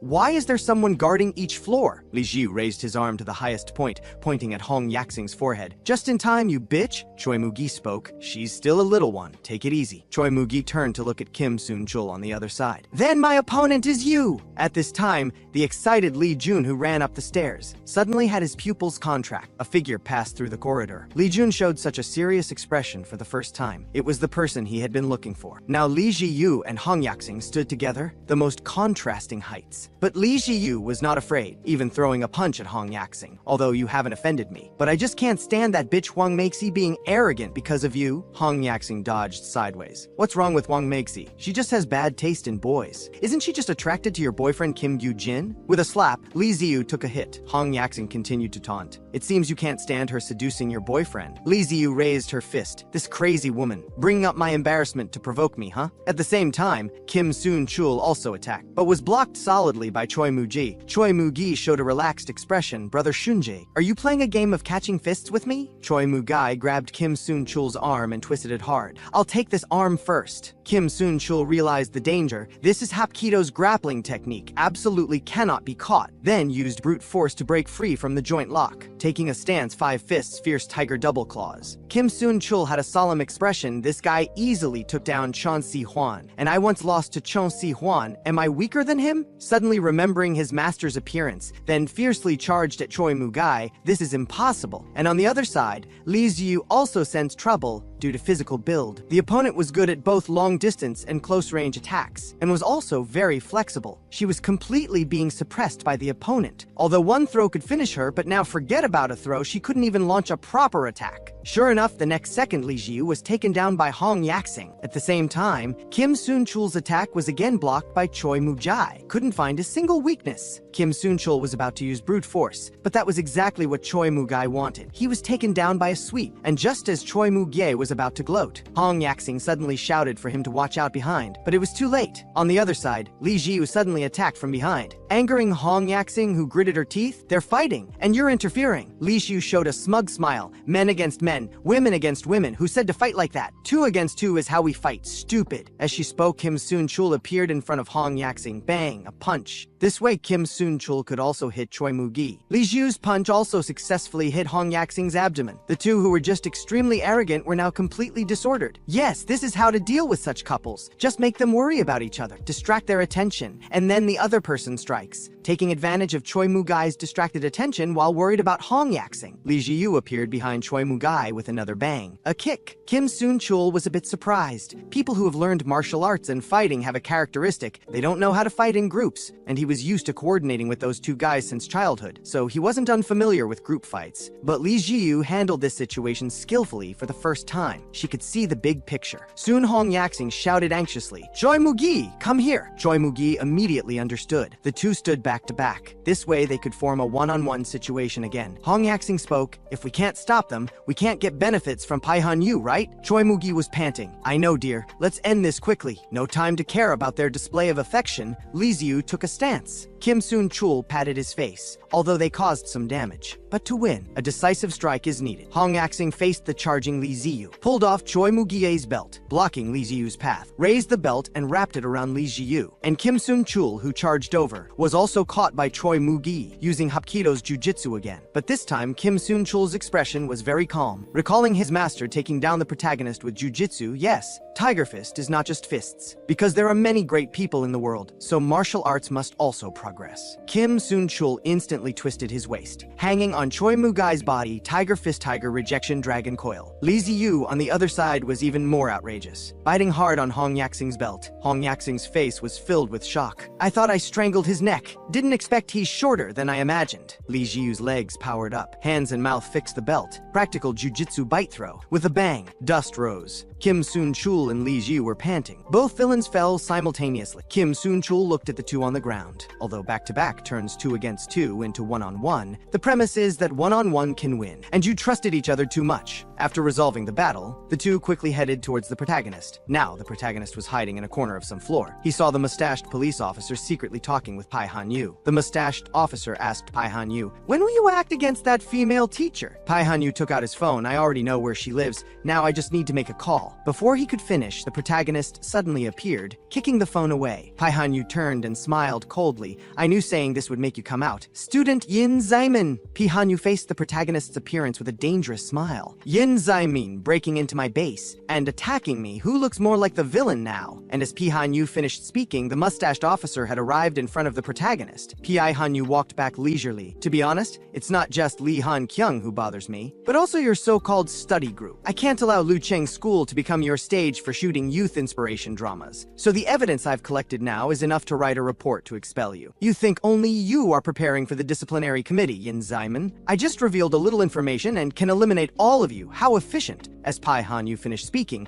the protagonist was already furious to the extreme. The mustached officer looked sideways at Pai Han-yu. "So this kid wants to make me a shield. Disrespectful little guy." But saw the protagonist speaking softly. "Move aside," then grabbed the mustached officer's arm with a terrifying expression. "I told you to move aside." The mustached officer was momentarily too scared to speak, but the next moment, realizing the protagonist couldn't do anything to the police, he pressed the protagonist down firmly, loudly questioning, "How many of you are there?" But the protagonist casually raised his hand and punched, almost giving the mustached officer a concussion. Pai Han-yu looked unhappy, as if saying, "Why does this guy dare to do this?" The mustached officer loudly reprimanded. The protagonist was so angry veins popped out. "Just now Pai Han-yu said he's always been grateful to you. I heard it clearly." The mustached officer's arrogance undiminished. "So what?" Suddenly a voice sounded. "It seems you're going to cause big trouble, Officer Luo. I've already handled it." It was the mustached officer's voice. The protagonist was holding a phone playing the recording. "Uncle, you're not a police officer anymore." Yes, just before the study group was about to attack, they were stopped by Kim Si-hyun. "We're going to a place full of ugliness. No one knows what evidence we might find there," Kim Si-hyun pointed out emphatically. "So once something happens, don't rush in without thinking. Record it." And he specifically named the protagonist. So the protagonist had already secretly recorded it before this. The mustached officer realized the trouble, charged at the protagonist like a madman. But the protagonist's anger hadn't dissipated, speaking softly. "It's not the first time, right? That random murder case last year, did you help him then too?" The protagonist stomped hard on the ground, then jumped high with a heel strike, then landed and started gathering power, like a cheetah charging at Pai Han-yu. Thinking of his mother's injuries back then, he almost lost his family, and Pai Han-yu's arrogant appearance.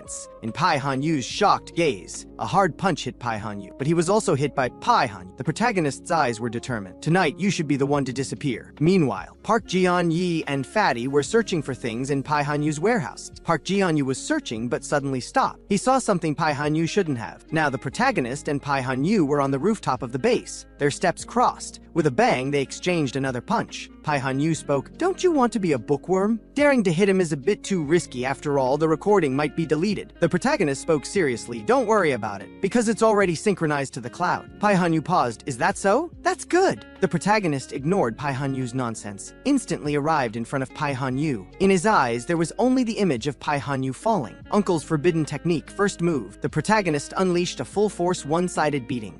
But Pai Han-yu was able to move with ease amid the main character's fierce punches, easily dodging another attack. His foot stomps. A flying kick hits the main character. "You think by expelling me from school, things will become what you want? Too naive." Before he could finish speaking, the main character's fierce punch came rushing in. Pai Han-yu narrowly dodged, but was hit by the main character's sidekick. He doesn't care about the outcome of this fight, as long as he can take down Pai Han-yu. And so, the main character and Pai Han-yu exchange blows, finally cornering Pai Han-yu. The main character throws a full-force punch. With a loud bang, a hole is punched into the building's glass. Blood continuously drips from the main character's fist. Pai Han-yu dodges at the last moment. "Yin Zaimin, do you intend to kill me? It's been a long time since I've met such an exciting opponent. I asked Chu Zai Wang before, who's better between us? I've actually been wanting to face off with you." As he says this, they clash again. However, gripping the main character's fist, Pai Han-yu smiles lightly. That day is not today. Soon, two metal needles hit the main character's back. Pai Han-yu shows a smug expression. "You're too slow." It was the awakened mustached man who used a stun gun. In fact, Pai Han-yu had known about the main character's arrival, but he didn't expose it. His purpose was to let the relationship established between him and the police based on money develop further, put shackles on him, making the police more loyal to himself. To keep keep his job. From now on, he must be determined to protect me at all costs. Instantly, strong electric current ravages through the main character's body. The main character turns around and angrily looks at the mustached man, throws another fierce punch that sends the mustached man flying again, but at the same time, the main character falls to his knees. Pai Hanyu casually walks past the main character, looking at the mustached man on the ground. Picks up the phone. Don't worry, I'll still keep your job safe. The main character uses his last strength to grab Pai Hanyu's ankle. Trembling all over, you won't get away with anything bad. But Pai Hanyu just casually kicks him away. At the same time, at the foot of teacher Han Kyung's building, a thug asks, "Shall we start?" Pai Hanyu glances sideways at the main character then, but before he could finish, Kim Soon-chul and Lee Ji-yu had already rushed up, attacking from both sides, catching Pai Hanyu off guard. Pai Hanyu shows a disbelieving expression. Where did Hong Yaksing and Choi Mugi go? Meanwhile, Lee Jun looks fierce. What is Pai Hanyu's real purpose? And in front of him is that dreadlocked man. And on the other side, the small thugs who heard Pai Hanyu's words stopped abruptly, thinking that before receiving orders they shouldn't act rashly. Lee Ziyu and Kim Soon-chul, who rushed over, looked at each other, and also understood what happened. Yin Zaemin was hit with a stun gun. That mustached man really isn't a good person. But why hasn't Yin Zaemin stood up yet? Could he be injured somewhere? However, facing this situation, Pai Hanyu quickly regained his composure. "You don't really think you can stop me, do you?" As he spoke, he backhandedly punched Kim Soon-chul, then punched toward Lee Ji-yu. Pai Hanyu fought against two people by himself, beating them until they had no power to fight back. Another punch sent Lee Ji-yu flying. "Do you know what consequences your actions will bring?" Another punch aimed at the approaching Kim Soon-chul. Pai Hanyu's expression became fierce. "Do you think you can live a new life from now on?" Kim Soon-chul, looking again at Lee Ji-yu, who was struggling to crawl toward his phone, he raised Lee Ji-yu high with his backhand. "Do you think you and your brother can see the light again?" Lee Ji-yu, with a bang,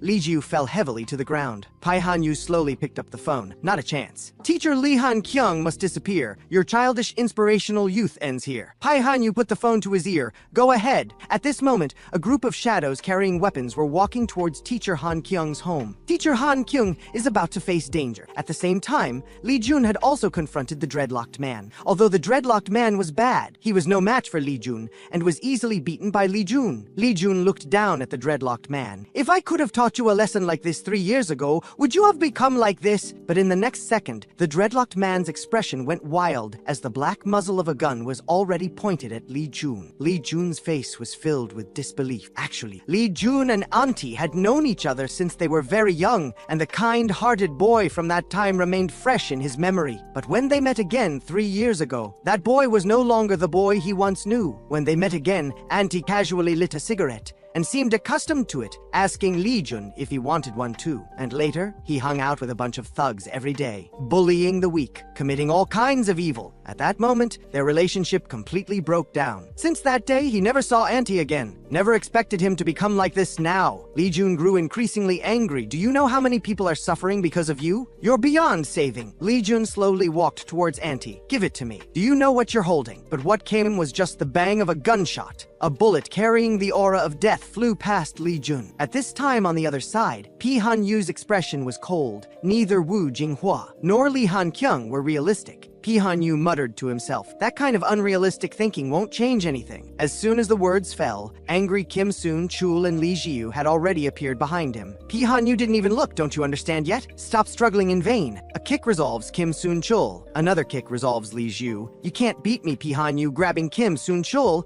continued to mutter. A fierce punch landed on Kim Soon-chul's abdomen. "So who told you to leave me back then?" The main character wanted to struggle to stand up, but to no avail. Why insist on wishful thinking? It's all your illusion. Twisting Kim Soon-chul's arm. "Do you think studying can really make you stand out? Don't dream under Pai Hanyu's torture." Kim Soon-chul spoke with difficulty. "The only way for people to enhance their value is through learning. This is my grandfather's lifelong pursuit. It's also a man's belief and my persistence." Then turned his head and shouted, "You have no right to say that, Pai Hanyu." But with a cracking sound from Kim Soon-chul's bones, his voice abruptly stopped. The main character struggled to stand up. "Pai Hanyu, I won't let you get away with this." But the tearing pain made it impossible for him to stand. He wanted nothing more than to kill Pai Hanyu right away. But teacher Han Kyung might be in danger now. Pai Hanyu turned around and mocked. "Looks like your leg isn't very cooperative." And in this tense atmosphere, a ringing sound suddenly went off. At the same time, each member of the study group received a text message alert. The main character tremblingly opened his phone. It was from Choi Hee-won. Pai Hanyu Yu hadn't yet realized the seriousness of the situation, thinking he had victory in hand, quietly waiting for victory, but he heard a laughing sound from behind. It was Li Ziyu looking at his phone and laughing out loud. No matter how Pai Hanyu threatened, Li Ziyu ignored him and couldn't stop laughing. Ha ha ha! You said kindness hurt us. Then turned his head with a serious expression. Pai Hanyu, are you underestimating kind people? Pai Hanyu was a bit confused. What nonsense was he talking about? Why was he laughing constantly? At the same time, in a certain floor, Kim Si-hyun looked at his phone. Choi Hee-won is so reckless. How could she do such a rash thing? At this moment, at the foot of Pai Hanyu's lair, footsteps kept coming. It was the old masters from the martial arts hall and all disciples of the martial arts hall in position, really. Such a kind-hearted girl, she must have a reason to find us. And at teacher Han Kyung's place, it shouldn't be so easy to succeed, because Li Ziyu's brother Li Xuanyu was released from prison today. Li Ziyu turned his head and said, "Are you ready, four-eyed maniac? You won't be unable to beat Pai Hanyu just because you have a lame leg, right?" "That's right. From now on, the tables have turned." At this point, a group of desperate thugs preparing to deal with teacher Han Kyung had already arrived at teacher Han Kyung's residence. And what was just now a deadly situation. Suddenly, a group of uninvited guests appeared. One was the Martial Arts Alliance, led by the old masters of the Martial Arts Hall. When the relationship between the Martial Arts Hall and Lu Gao had not yet improved, Choi Hee-won searched everywhere, persuading over 100 people from martial arts halls, finally successfully persuading all. All of this was thanks to Choi Hee-won's kind inner nature, because kind people can arouse the protective instinct of many righteous people. This is the frightening aspect of kind people. The second was the newly released Go-Go New Face youth Li Xuanyu. As soon as he was released, he was called over by Officer Ro Taiwan and Kim Soon-chul. They gave him a special t-shirt. Kim Soon-chul, like an MLM organization, persuaded Li Xuanyu to join the New Face youth. Li Xuanyu faced the small thugs in front of him and said, "Looks like you don't know how terrifying someone with a criminal record can be." The small thug's face turned cold. "Beat all these immature brats for me." Li Xuanyu's eyes firm. "Just because I'm still a student. That teacher, who was the victim, let me off, making me the subject of protective custody, so I must prove to everyone." "Oh right, what's the slogan of the New Face youth again?" "Rivers and mountains may change, but one's nature can be doubted," Li Xuanyu shouted loudly. "Let's go," instantly boosting everyone's morale. Meanwhile, the old masters of the martial arts hall also displayed their skills. Tai Chi Master Gao Tanma, Praying Mantis Fist Master Kua Hubu, and the Tiger Fist Old Master, Master Kong, who could knock a small thug into disability with one punch. Even if the police had stun guns, it didn't matter. Tiger Fist martial arts disciple Wang Qifan shouted, "Let them hit. They won't be able to hit many times anyway. They will be tied up even if they use their bodies." Yes, although the martial arts hall was not satisfied with Rocheng Vocational High, they had a personal debt to repay. Although that glasses-wearing kid was a bit arrogant, he still gave the master some face. And most importantly, he paved the way forward for Master Yingquan's pride, Qian Shiduan. Teacher Li Han Kyung, the martial arts disciples were all high-spirited. "I heard that this battle is for that teacher. Although I don't have much interest in studying, I at least know this world needs more good teachers." At the same time, the main character's thoughts seemed to overlap with the other side, because only in this way would schools have hope. The main character rushed towards Pai Hanyu again. He had to fight to the end, despite the constant pain in his leg, despite Pai Hanyu's attacks coming continuously, but he couldn't fall. Hang in there, if he falls, he won't be able to take him down. At this moment, Pai Hanyu was extremely Lang Bei, suddenly looking at the main character's right leg, wanting to take advantage and give the main character another kick, but fell right into the main character's trap. The main character raised his hand, stirring up a whistling wind. Uncle's forbidden move, the fourth move, zero-distance punch. With a nuclear explosion-like bang, Pai Hanyu fell clumsily to the ground, spitting blood. This stubborn appearance looked just like that guy. When Pai Hanyu decided to go to Lu Gao, Ji Yingxian said, "This idea is not bad, but will everything go as you wish?" Pai Hanyu was so angry he gnashed his teeth. Yes, he hadn't expected a variable like the main character to appear. Pai Hanyu continued, "You think that if I'm gone, this school will get better? The school you cherish so much will actually get worse, and those who will be implicated will be the people around you. If one day someone wants to pursue responsibility for what happened today," Pai Hanyu pointed at the main character, "then everyone will definitely blame you. From now on, I'll tell you why." The main character slowly unbuttoned his collar. "Shut up. Shut your stinking mouth." Pai Hanyu was shocked. "He doesn't want to know." The main character continued, "My brain is too stupid. I don't understand your messy grand principles. I'm not curious about why you do these things. If problems arise in the future, we'll find a way." "Did you forget what I said at the morning assembly?" The main character pointed. "I've already warned you clearly." Pai Hanyu crazily rushed towards the main character.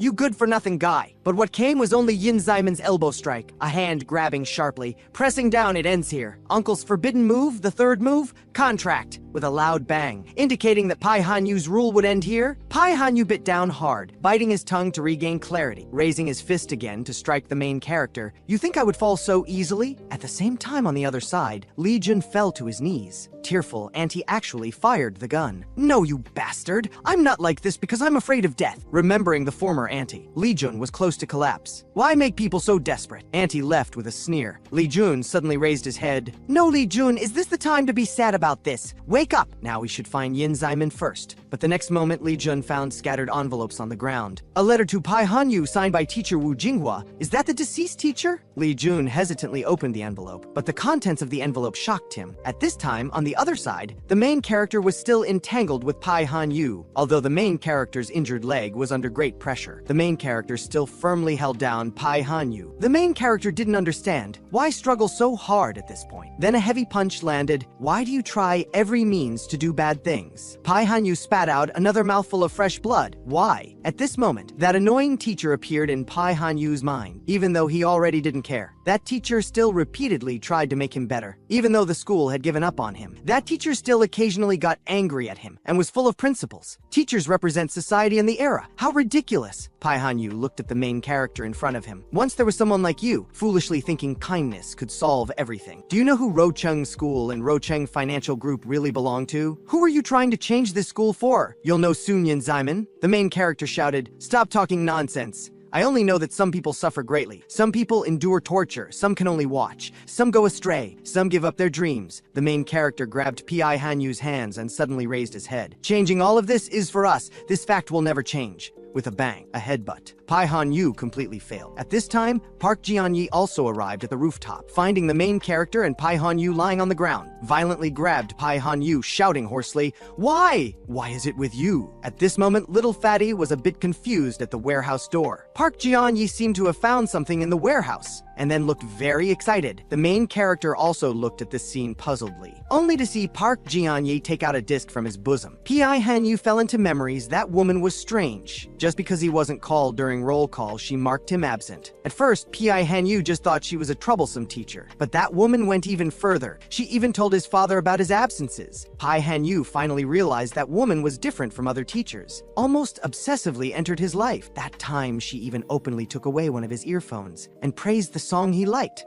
Why? You could have been like other teachers who feared me, or simply given up on me. Thinking carefully, the reason was simple. She just wanted to stand out. Because adults' so-called advice and admonitions are actually based on their own interests. Dad wants me to study just because he's afraid I'll drag him down, right? He sacrificed Mom in the internal faction fights of the organization. This organization was exchanged with Mom's life. You think I would easily give up? That woman must also want to use the name of reforming me, a gangster's son, to gain the title of a good teacher. Then I'll make you disappear. But shortly after, something happened that completely changed Pai Hanyu's view. Teacher Wu Jinghua came to his home without permission. Although Pai Hanyu was angry, he still had to deal with his sister first. Coming to the terrace, Pai Hanyu asked, "Weren't you the one insisting on pushing forward the disciplinary meeting? Why come find me? Aren't you afraid of my background?" Teacher Wu Jinghua just smiled. A teacher who fears students can be an ordinary teacher, but cannot be a true teacher. By the way, Hanyu seems to like you very much. It seems you're quite considerate to your sister. Pai Hanyu spoke calmly. After all, Mom isn't around. Seeing her still being so strong in this situation makes me heartache. Children need care after all. But teacher Wu Jinghua suddenly touched his head. "I feel like you're talking about yourself." Pai Hanyu turned his head in surprise. His mother's face appeared before him, seeming to overlap with teacher Wu Jinghua's smiling face. And Pai Hanyu just impatiently slapped away teacher Wu Jinghua's hand. This gesture is also unnecessary. But teacher Wu Jinghua took out a disc and gave it to him. "This is a gift from my son. I'm lending it to you. There's also a letter inside. Take it back and have a look. I saw you put Golden Dream on single loop. Do you know where the inspiration for this song came from?" Pai Hanyu seriously looked at the teacher in front of him for the first time. Teacher Wu Jinghua turned to look into the distance. "The most important thing in life is to live with dignity. I hope all my students can live solidly." Then teacher Wu Jinghua suddenly pointed at Pai Hanyu. "You must attend the disciplinary meeting tomorrow. If you do something wrong, you must be punished. What's important is whether you can repent afterwards." Back home,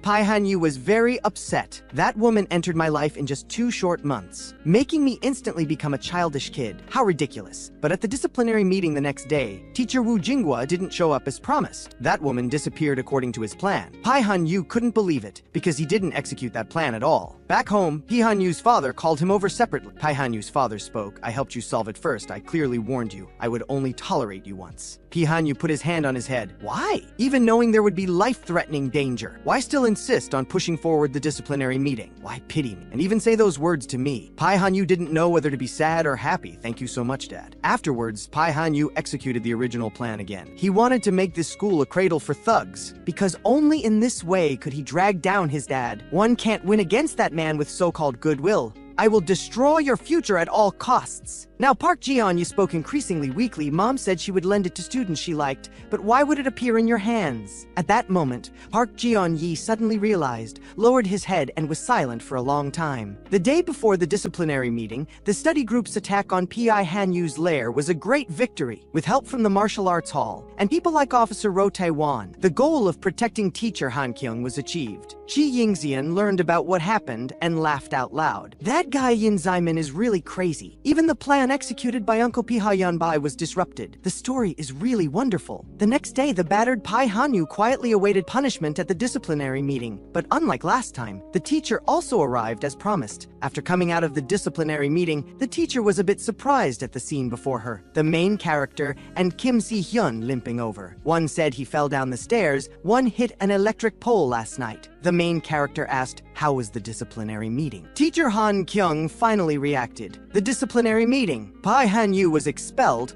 Although it's normal for Pai Han-yu to be punished for doing bad things, it just feels a bit strange. Teacher Han Kyung lowered her head to think, why was it so smooth? There must be something fishy. The main character spoke with satisfaction. The disciplinary meeting is the result of your efforts. There shouldn't be anything fishy. At this point, Teacher Han Kyung suddenly moved closer to the main character. By the way, I still feel something strange. How did you get injured? The main character turned his head to look at Pai Han-yu walking out. Pai Han-yu also gave the main character a meaningful look, then continued to leave, remembering what the main character said at the base. Pai Han-yu spoke from afar, hope you can keep your word. Epilogue, because we experience different changes every day, so everyone will change. Therefore, the saying rivers and mountains may change, but one's nature remains doesn't hold. Although this saying means that compared to changing for the better, more people will change for the worse. So we struggle desperately to make ourselves better, to strive to realize our dreams, to create opportunities in hellish circumstances. Because it is precisely these changes that give everyone more possibilities. No matter where your future direction is, strive for your goals, youth. Finally, the main character turned to look at Kim Si-hyun. Si-hyun, then let's begin summer special study.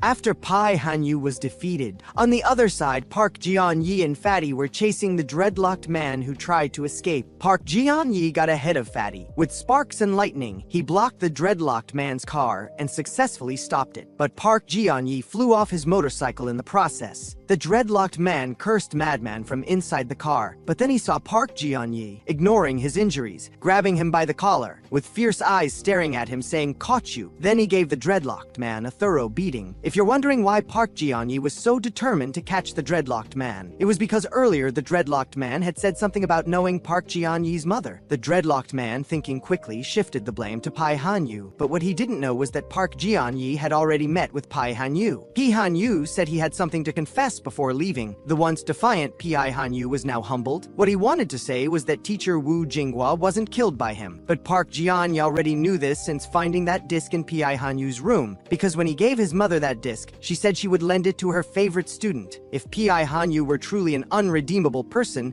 his mother would never have given it to him. Yes, for Pai Han-yu, teacher Wu Jinghua was also someone he was deeply grateful for. Pai Han-yu's eyes showed sadness and desolation. "I'm sorry, Park Ji-yeon. I failed to protect the teacher." Then Pai Han-yu handed a folder to Park Ji-yeon. It was a list of names. Teacher Wu Jinghua was clearly on it. Yes, the stars on it were indeed drawn by Pai Hanyu, but they marked the main targets of his father. He had wanted to take down the Yonbek gang, so he closely monitored his father's every move. The list contained people his father had mentioned at least once. Teacher Wu Jinghua met with his father the day before the disciplinary meeting and was killed that night, so the murderer was actually his father, Pihai Yanbai. Park Ji-on-yi grabbed Pai Hanyu's collar in agitation, demanding to know why Pai Hanyu showed him this. Pai Hanyu gave a smug smile. Is your name on this list? No, right? In other words, Pihai Yanbai doesn't know of your existence yet. Yes, Pai Hanyu's purpose was to have Park Ji-on-yi, unknown to Pihai Yanbai, infiltrate the Yonbek gang to fight against the powerful Yonbek organization. The only way was to gain Pihai Yanbai's trust, become his confidant, and then stab him in the back. But before achieving this goal, he had to become an enemy of the study group. Meanwhile, the study group was in a completely different mood. After the midterm exams, they decided to have a special summer activity to visit the best school in the city for an exchange. The study group was happily walking toward their destination when Kim Si-hyun accidentally bumped into someone. Who would have thought they were a group of delinquents? While the study group was chatting happily, Kim Si-hyun was already being chased several blocks away. No choice. Before the academic exchange, they were forced to exchange some martial arts first. Lee Jun faced off against the first thug, first dodging the thug's punch with a sidestep, then turning for a kick, instantly taking down the thug. We didn't come here to fight today. The second to step up was Lee Ji-yu, who was mocked for his height and the study group being called losers. Lee Ji-yu preferred action over words. Grabbing the thug's collar, he executed a back throw. They might be losers, but at least they're not as pathetic as you. Interestingly, the official story noted here that Lee Ji-yu's height was 155.5 centimeters, having grown 0.5 centimeters. Next was Kim Soon-chul, who had broken an arm in the last battle. He was taunted as handicapped. Without wasting words, Tiger Fist, Tiger Claw Strike, teaching the thug a lesson. One arm is enough. The last thug targeted Kim Si-hyun, who seemed the easiest to bully, attacking him fiercely. Kim Si-hyun reflexively threw a punch. It was a middle-high punch targeting the Adam's apple, followed by an upward palm strike, 2 moves to finish. Though it looked impressive, Kim Si-hyun was actually terrified. At this time, Zai-min was sitting alone on the bus to school. Having heard about meeting academically excellent friends, he was so nervous he couldn't sleep all night. Soon the study group arrived at their destination, school. The teacher welcoming them was Park Yu-leol from Wan-yi School, a former student of teacher Han Kyung. As everyone walked in, the pressure from being in an elite school hit them. Here, all students joined a study group and even used holidays to make up for their weaknesses through group study. Not only that, the school offered over 20 courses in humanity, language, mathematics, science, and arts. And each year, about 300 students entered the top 3 prestigious schools in the country, truly living up to its reputation. Before everyone could finish being amazed,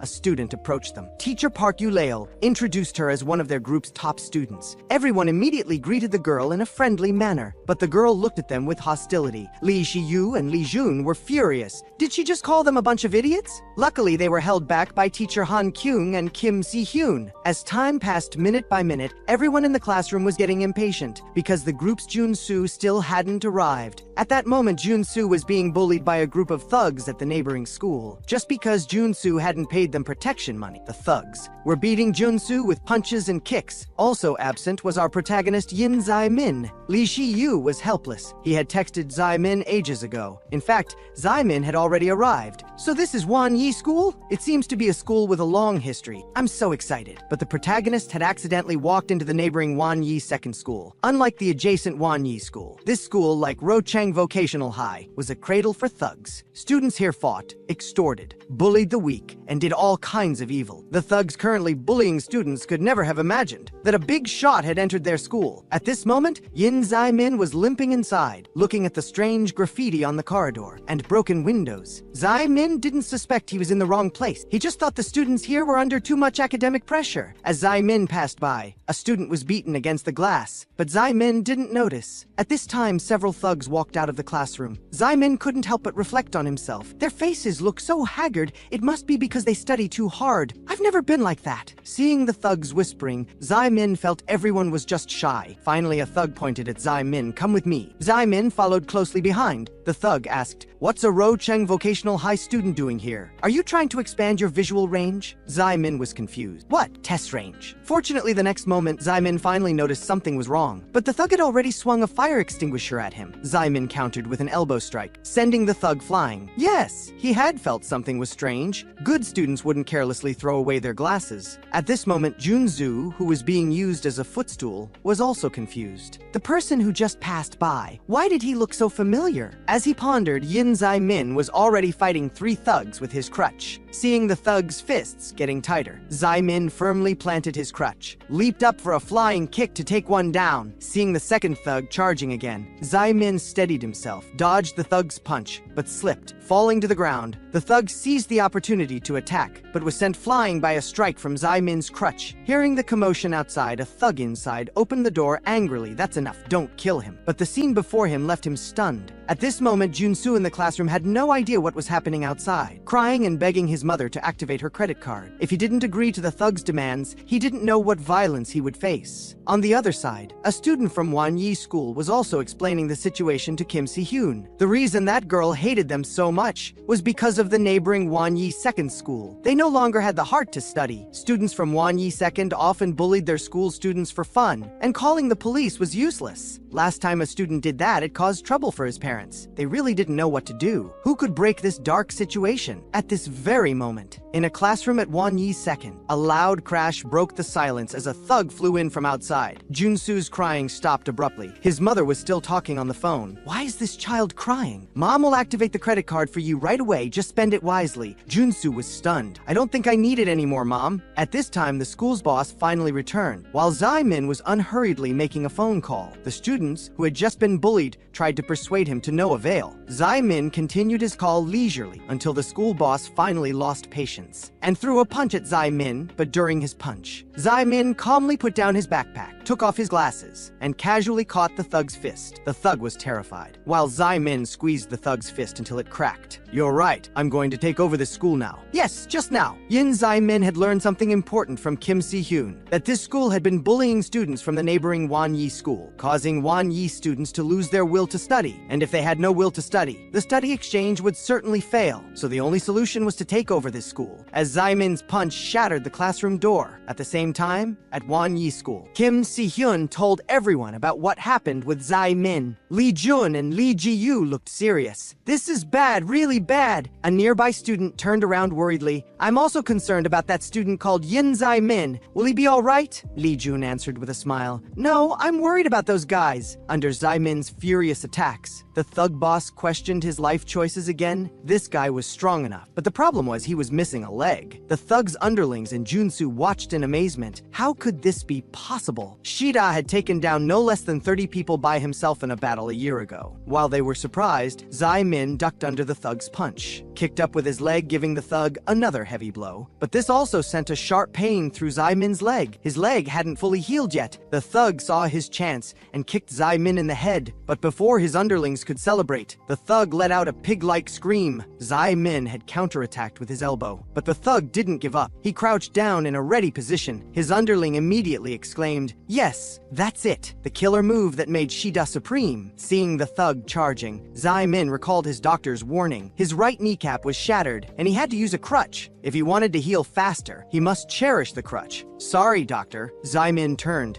swinging his crutch forcefully. Doctor's forbidden move, first technique, martial crutch. Remember, don't bully good students who are studying honestly anymore. At this moment, Yin Zai Min earned another notorious title. Yin Zai Min, who single-handedly took down Wanyi Second School. Interestingly, after Zai Min rescued Junsu, Junsu called out Yin Zai Min's name. After Junsu put on his glasses, Zai Min finally recognized him. He was Yin Zai Min's old classmate, Yu Junsu, who always ranked first in class. And Zai Min was remembered by Junsu, the top student in the class. Recognized at first sight, it turned out that when Zai Min just started middle school, he confidently said his goal was to be first in school, but ended up last in class. Yet the top student didn't find Zai Min's ambition funny, because he saw Zai Min's hard work, always studying desperately. How could he not remember him? He believed Zai Min could definitely do it, because Zai Min was one of the most unique people he had ever met. At this moment, Zai Min couldn't help but tear up, perhaps as Zai Min was saving others. Others were unknowingly healing Zai Min's pain. Zai Min's study story continued, but the study group didn't know that at Rocheng School, Piha Yan Bai had visited. At this time, Yin Zai Min's eyes were wide open. He had never seen such a magnificent school. He thought it was a palace, and just at that moment, a female student ran down, but accidentally slipped and fell.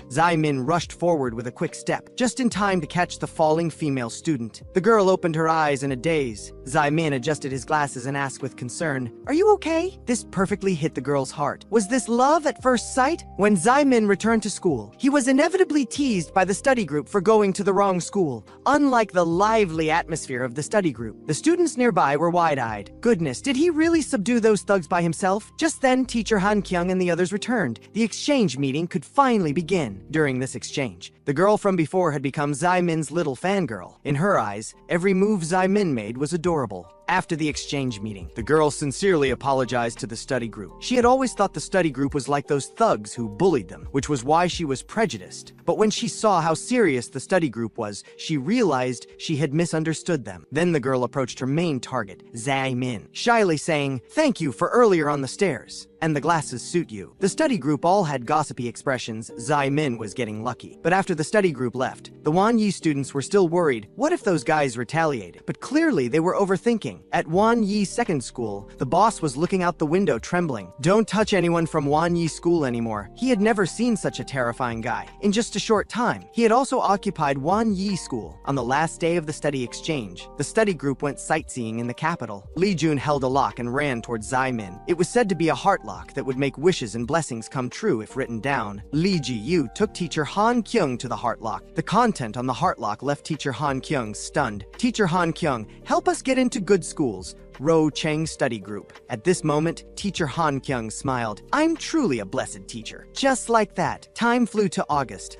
Min was exercising downstairs as usual. His movements were so graceful and pleasing. Even the doorman couldn't help but applaud. He had been Min's loyal fan for several years. Now Min's knee had completely healed. The doorman who was chatting with Min suddenly looked at his watch in panic, telling Min to hurry home, or he would be scolded by his mother if she found out. But Min smiled and said it was fine, because his mother had gone on a business trip yesterday. Before leaving, his mother didn't have many demands about Min's study. She just told Min to be a little happier than usual after returning to school. Because Pai Hanyu and the Yeonbaek gang were no longer around, the school atmosphere was much better than before. Under the leadership of Student Council President Chon Si-hwan, all violence was eliminated at school. Those once troublesome thugs had now reformed. After Pai Hanyu left, Min naturally became known as the school's boss among students. From now on, they could study peacefully with teacher Han Kyung. That's what he thought. But soon he learned of teacher Han Kyung's resignation. Not only that, even teacher Han Kyung's phone had become disconnected. Although it was true that being a teacher at this school was tiring, but teacher Han Kyung had done so much for them, there was no reason to give up easily. The study group suspected something was wrong. And just when the study group was at a loss, a teacher suddenly appeared. He knew the study group was teacher Han Kyung's favorite students, so he decided to tell them. Teacher Han Kyung didn't resign voluntarily but was fired. Most importantly, Pi Ha-yeon Bai had visited the day before teacher Han Kyung was fired. Meanwhile, Lee Xuan-yu was also investigating, only to find that teacher Han Kyung's house was empty too. Teacher Han Kyung had vanished like smoke, and Lee Xuan-yu also encountered an unexpected person there. It was Park Ji-on-yi wearing a Yeonbaek gang suit. Lee Xuan-yu grabbed the dreadlock man's collar. This series of events seemed peculiar. Teacher Han Kyung missing, Park Ji-on-yi joining the Yeonbaek gang, and Park Ji-on-yi seemed to know teacher Han Kyung's whereabouts. Park Ji-on-yi beat Lee Xuan-yu, citing his past wrongdoings. But Lee Xuan-yu didn't mind. He admitted he had done many wrong things. He admitted he was an idiot, but now he just wanted to know teacher Han Kyung's whereabouts, and faced with Lee Xuan-yu's sincere request, Park Ji-on-yi attacked again, breaking into homes using violence, doing so many evil things, now suddenly repenting and caring about others. You think you can be redeemed so easily? Don't be ridiculous, disgusting guy. Hitting Lee Xuan-yu where it hurt, Lee Xuan-yu frantically tackled Park Ji-on-yi to the ground, counterattacking. But unfortunately, he was no match for Park Ji-on-yi. Park Ji-on-yi left with a statement to stop looking for teacher Han Kyung, then turned to leave. But Lee Xuan-yu had finally grasped a glimmer of hope. How could he give up so easily? At the correctional facility, Officer Ro Tae-won told him, "Do you know why teacher Han Kyung stepped forward to take the knife for someone else back then?" Officer Ro Tae-won handed a booklet to Lee Xuan-yu. Generally, cases are divided into two types: protection cases and criminal cases. cases. The former only requires disciplinary action at the education center without a record. The latter means prison time, affecting one's whole life. As you can see, teacher Han Kyung wrote all the reasons why you needed protection on that petition, not reasons to punish you. At that moment, he realized no one but your family would write a petition for you. So despite knowing the life danger, she still gave you this chance. Good teachers like that are rare. At this moment, Lee Xuanyu again recklessly charged towards Park Jianye. Now the only way was to take down Park Jianye and force him to reveal teacher Han Kyung's whereabouts, even if it meant using the most despicable methods. But when Lee Xuanyu's elbow struck Park Jianye's right abdomen, he found Park Jianye still unmoved. How much strength was he hiding? At this time, things were not calm at Rocheng School either. In the past, with Pai Hanyu's presence, though the school was chaotic, Pai Hanyu also served as Rocheng School's protective umbrella, and now Yin Zai-min, who had taken down Pai Hanyu, had to inherit Pai Hanyu's former task, deterring other schools. At this time, the Yeonbaek Gang's Northern Alliance also made their move. Now with Pai Hanyu's exit, the southern forces that heavily relied on Pai Hanyu had collapsed. Chi Young-hyun's arm finally reached the core of the southern forces, Rocheng Vocational High. These school thugs were some of Chi Young-hyun's subordinates, but Pai Hanyu's departure didn't mean Rocheng Vocational High was easy to bully. These three people stood up first. They were former Pai Hanyu direct subordinate Choi Mu-ju, former first-year boss Kang Tai-mu, former student council president Jung Tai-woo. At this moment, Kim Si-hyun was the first to realize the severity of the situation. Yes, this kind of thing didn't happen last semester. It was because Pai Hanyu was at this school. And now, without Pai Hanyu's protection, Rocheng Vocational High needed another person to carry the flag. And this advanced team sent by Chi Young-hyun was no easy opponent. The leader could catch Choi Mu-ju's Aikido move in one glance, and using only strength completely overwhelmed Choi Mu-ju. After the provocation,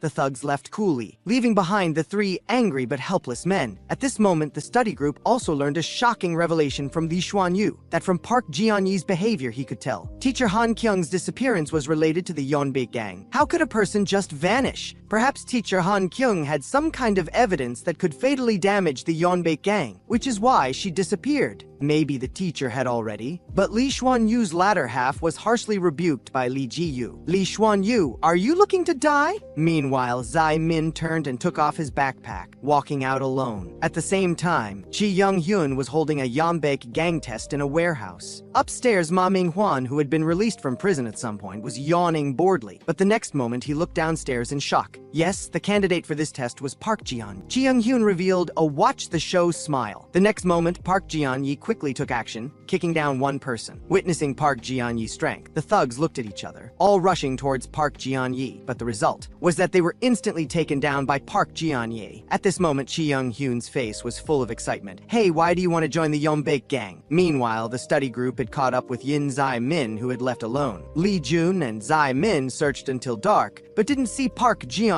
And just when the two were at a loss, they happened to see a familiar figure. It was Park Ji-yeon's friend, the chubby Jong Do-hun. He was the closest person to Park Ji-yeon. He must know Park Ji-yeon's whereabouts. So Lee Jun immediately circled around, blocking Jong Do-hun's path. Jong Do-hun turned and saw Yin Zai-min blocking the rear. Upon seeing Zai-min, the chubby boy immediately gave up on escaping, because he knew he couldn't outrun them anyway. But no matter how Zai-min and the others questioned him, Jong Do-hun refused to answer, because Park Ji-yeon had anticipated this situation, and told him in advance to say he didn't know anything no matter what they asked. Jong Do-hun didn't disappoint. Before Zai-min and others could ask, he just kept repeating, I don't know anything. At this point, Zai-min made a final inquiry. I heard Park Ji-yeon has been hanging out with the Yeonbaek Gang. Aren't you worried about him as a friend? But Jong Do-hun still appeared nonchalant. What problems could there be? Ha ha, Yin Zai-min, have you ever wanted to truly avenge someone, regardless of whether you'll be crushed? Regardless of what price you'll pay, the kind of feeling where you want to cut the other person into 1,000 pieces. What he's going through is something you can't understand. All I can do is support him silently from behind. That's what I consider friendship. Yin Zai-min. Hearing this,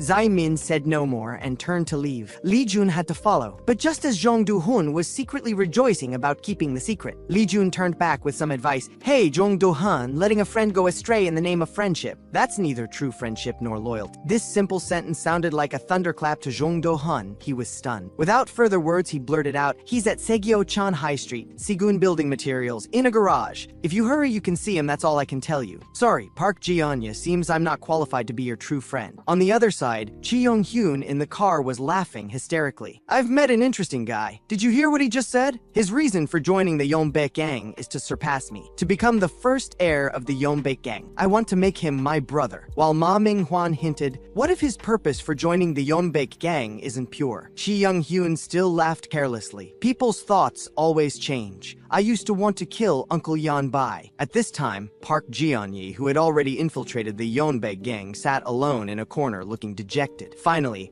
urged by the thugs, he walked towards the motorcycle. Mom, I won't regret this. Just then, a taxi stopped nearby. Yin Zai-min had arrived. Before the thug could finish his threats, Zai-min had pinned him to the ground. "This is Uncle's forbidden technique. Third move, contract." He had already asked several people today for teacher Han Kyung's whereabouts. In Park Ji-yeon's shocked gaze, Zai-min coldly said, "And you are the last one." Soon, more thugs swarmed around. But Zai-min just said calmly, "If you don't want to get hurt, then get lost." After hearing Zai-min's words, the thugs burst into laughter, then without further words rushed towards Zai-min. At this time, Lee Jun had also walked up to Park Ji-yeon. No matter how Lee Jun asked, Park Ji-yeon refused to answer, impatiently saying, "For Zai-min, dealing with those few people should be a piece of cake, right? But what if he has to face 100 people?" Lee Jun kicked over Park Ji-yeon's motorcycle. With a menacing look, he doesn't care how many people he has to face. Now he just wants to know teacher Han Kyung's whereabouts, even if it means becoming enemies with Park Ji-yeon, who once helped him. Although the atmosphere was tense, Park Ji-yeon wasn't angry. Instead, he said, "Not telling you about teacher Han Kyung is for your own good. But since you want to know so badly, I'll tell you." Meanwhile,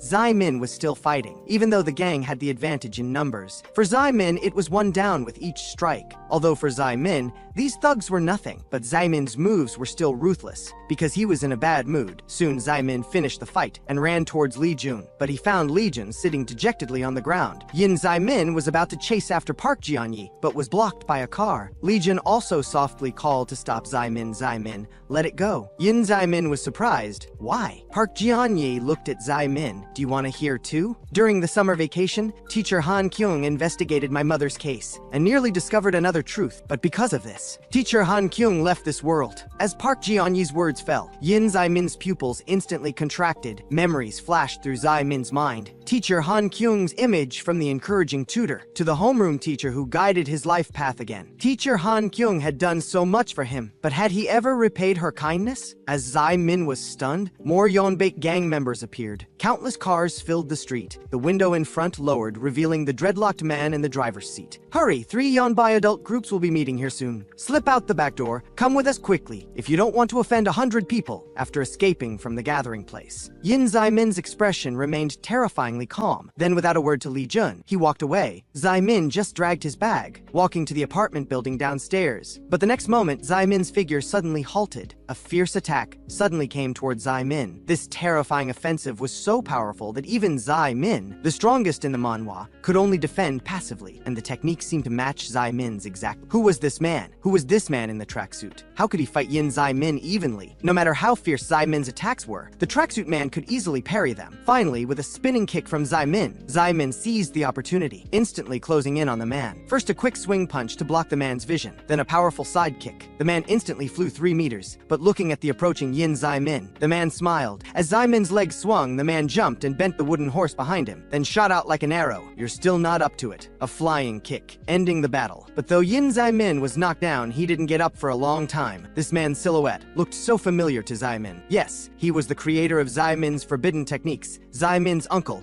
Kwon Shia. But before the uncle and nephew could catch up, he found that Zai-min was now staring blankly with tears flowing. Back at home, Uncle finally learned the truth about what happened. He said that Zai-min wasn't in the right state today, so this practice match didn't count. But seeing Zai-min's dejected expression, Uncle didn't know how to console him. The person who could make Zai-min look like that must be a good teacher, right? Anyone would find it hard to accept such a thing. But at this moment, Uncle suddenly changed his tone. "Then don't accept it. There was once a scientist who proposed a hypothesis, saying that this world isn't the only one. There are countless universes existing simultaneously, and at certain moments when we make choices, we also travel to various parallel universes." Listening to Uncle's absurd theory Zai Min was confused, but Uncle smiled and said, if this hypothesis is true, then if you're here, accepting your teacher's death, the teacher's death might become reality. What if that Park Jin-yi was lying to you? Yes. As long as there's still a glimmer of hope, it means there are more possibilities. So don't give up on your teacher Yin Zai Min, just like he never gave up on you. At that moment, Zai Min clenched his fists tightly. He knew what he needed to do now. After finishing his speech,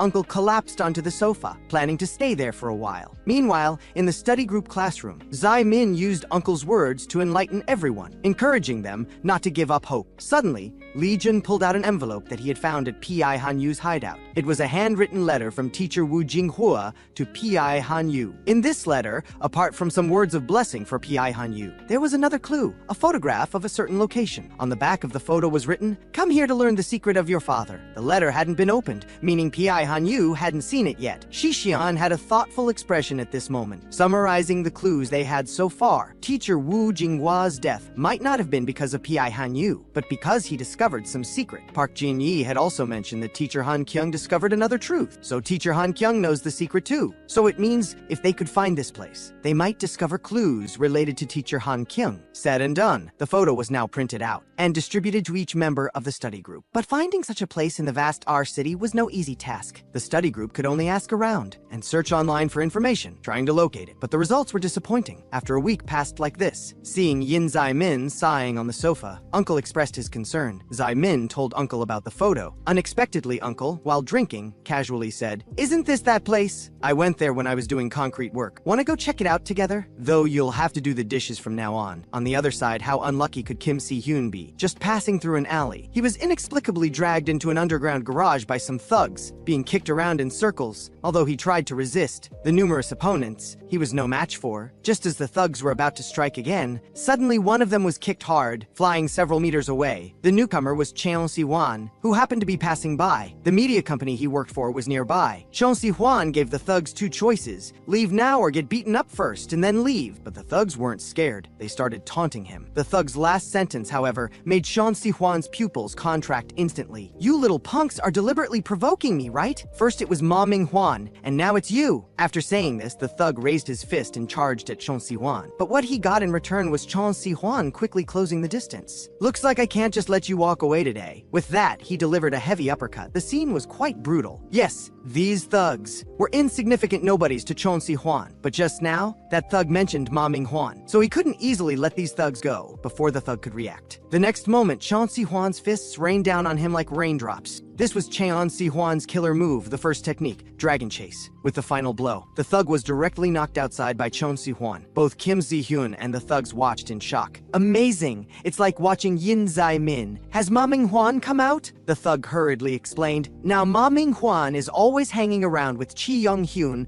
probably brought out by Yeonbaek." After saying this, the thug tried to sneak away, but ended up in the same spot as his boss. Meanwhile, on the other side, Zai Min and his uncle also arrived at the location in the photo. Zai Min took out his phone to compare. From the appearance, it indeed looked similar. But Uncle interrupted Zai Min's words. "Not just the appearance, I think we found the right place." Just as Uncle finished speaking, small thugs hidden in the shadows appeared. Soon the thugs stopped the two of them. "Hey, what are you doing here?" Uncle immediately put on an innocent expression. "Us? What about us? We're just going to a friend's house. Happened to pass by here." But the thug wasn't going to let them go, approaching them step by step. Uncle still maintained his smile. "Strange, we just want to enter this building. How odd. Could it be that you've hidden treasures inside? Or some absolute deadly poison that can't be discovered by anyone?" Finally, under Uncle's provocation, the thug threw a punch, but Uncle effortlessly deflected it and delivered a punch to the thug's chest. Judging by these thugs' reactions, there was definitely something fishy. Then Uncle beckoned to the thugs. "Come on, I'll give you 5 moves." The next moment, countless thugs swarmed from all directions. Uncle and Zai Min stood back to back. "Let's play a little game. You take that side, I'll take this side. Let's see who finishes first." As the words fell, 2 figures instantly disappeared. Uncle was the first to knock down a thug. Then, without even looking at the thug sneaking up behind him, he knocked out another with a backhand punch. Despite being in such a chaotic scene, Uncle was completely at ease. Each strike precisely knocked down a thug. Every move was just right. In the eyes of the thugs, Uncle could no longer be described as human. "You call this unemployed?" With a loud bang, the last thug was also taken care of, and when Uncle looked towards Yin Zai Min had also finished his battle. He was holding up a thug and interrogating him. Yes! The reason he kept this thug was because he clearly heard him say earlier, last time it was a female teacher. This time it's a student. Yin Zai Min's face was terrifying. What did you do to the teacher? But Uncle pulled Zai Min aside and put the thug in a new position. Quickly answer my nephew's question. If you don't want to use chopsticks with your left hand in the future, the thug hastily confessed. We just confirmed her identity and then drove her away. I don't know what happened to her after that. Uncle continued to press. Who did you give her personal information to? The thug was about to say he didn't know, but under Uncle's pressure, he quickly changed his answer. It should have been given to the Onbaek gang. Chi Young-hyun. I heard that the information was ultimately given to a guy called Chi Young-hyun, but Uncle ran to the side to check the electric meter. Mumbling, looks like it really is deadly poison. Then stretching lazily, he said, and not just any poison, but super deadly poison. Not only Uncle, but Zai Min also gained a clue. Chi Young-hyun, Zai Min's sixth sense told him, he would eventually have a major confrontation with that guy. After this incident, the Yeonbaek gang's Northern Alliance also began to take action, using the excuse that Lu Jiao had provoked them first. They started bullying Lu Gao's students, because this school no longer had Pi Han Yu's protection. Other schools became increasingly unrestrained. The top student who had just been bullied now shed tears of helplessness. This is so fucking frustrating. If only Pi Han Yu were still here. And as he passed by Yin Zai Min, he felt even worse. This is all because of you, Yin Zai Min. But unexpectedly, just as he was about to leave, Zai Min behind him suddenly said, "Who did it?" At this moment, the top student immediately stopped. Zai Min repeated again, I ask, "Who did it?" At the same time, on the other side, thugs started bullying an old vegetable vendor, shamelessly proud of their despicable behavior. Just as the thug's stick was about to fall, a shout of stop made the thug pause. It was Kim Soon-chul who happened to be passing by. The thugs immediately started mocking Kim Soon-chul. What's a guy with a broken hand doing here trying to be a hero? But Kim Soon-chul just looked towards the old man, remembering his deceased grandfather. Kim Soon-chul's fists made cracking sounds. "One hand is enough for me," as Kim Soon-chul said. Soon all the minions were dealt with by him. Just as Kim Soon-chul was finishing off the last thug, Purple Hair suddenly attacked from behind. Kim Soon-chul was kicked to the ground. As Kim Soon-chul got up, Purple Hair charged again and was aiming at Soon-chul's right hand in the cast. Kim Soon-chul countered with a punch. Purple Hair also landed a punch on Kim Soon-chul's chin, then kicked Soon-chul's right hand again. Taking advantage of Soon-chul's pain, he despicably landed several more punches. Finally, Soon-chul became truly angry. He grabbed Purple Hair's neck. In Purple Hair's eyes, Kim Soon-chul at this moment was like a fierce tiger tearing apart its prey. Damn, am I going to die like this? Fortunately for Purple Hair, his minion came to help. Soon-chul ducked, and the minion hit his boss in the head. Then with another punch, he knocked the minion down. The thugs no longer dared to move rashly. Strange. That guy is supposed to have a broken hand, and we have the advantage in numbers, but why can't we match his intensity? Soon-chul's condition was also at its limit, but he always adhered to his master's teaching, learn martial arts to help the righteous and punish the wicked. Even if it meant risking his life, he wanted to prove himself to them. Seeing Soon-chul charging like a beast, the thugs started to panic. Just as Soon-chul was about to attack, suddenly a fist appeared and hit him on the head. Somehow, another thug had appeared. This thug was from Haichang School, known as Yellow Face Bro. Huang Da-se ranked second in Haichang School. Huang Da-se didn't bother with Kim Soon-chul, but gathered the thugs present. I heard that Lu Gao's students are coming to attack us. As the thugs left,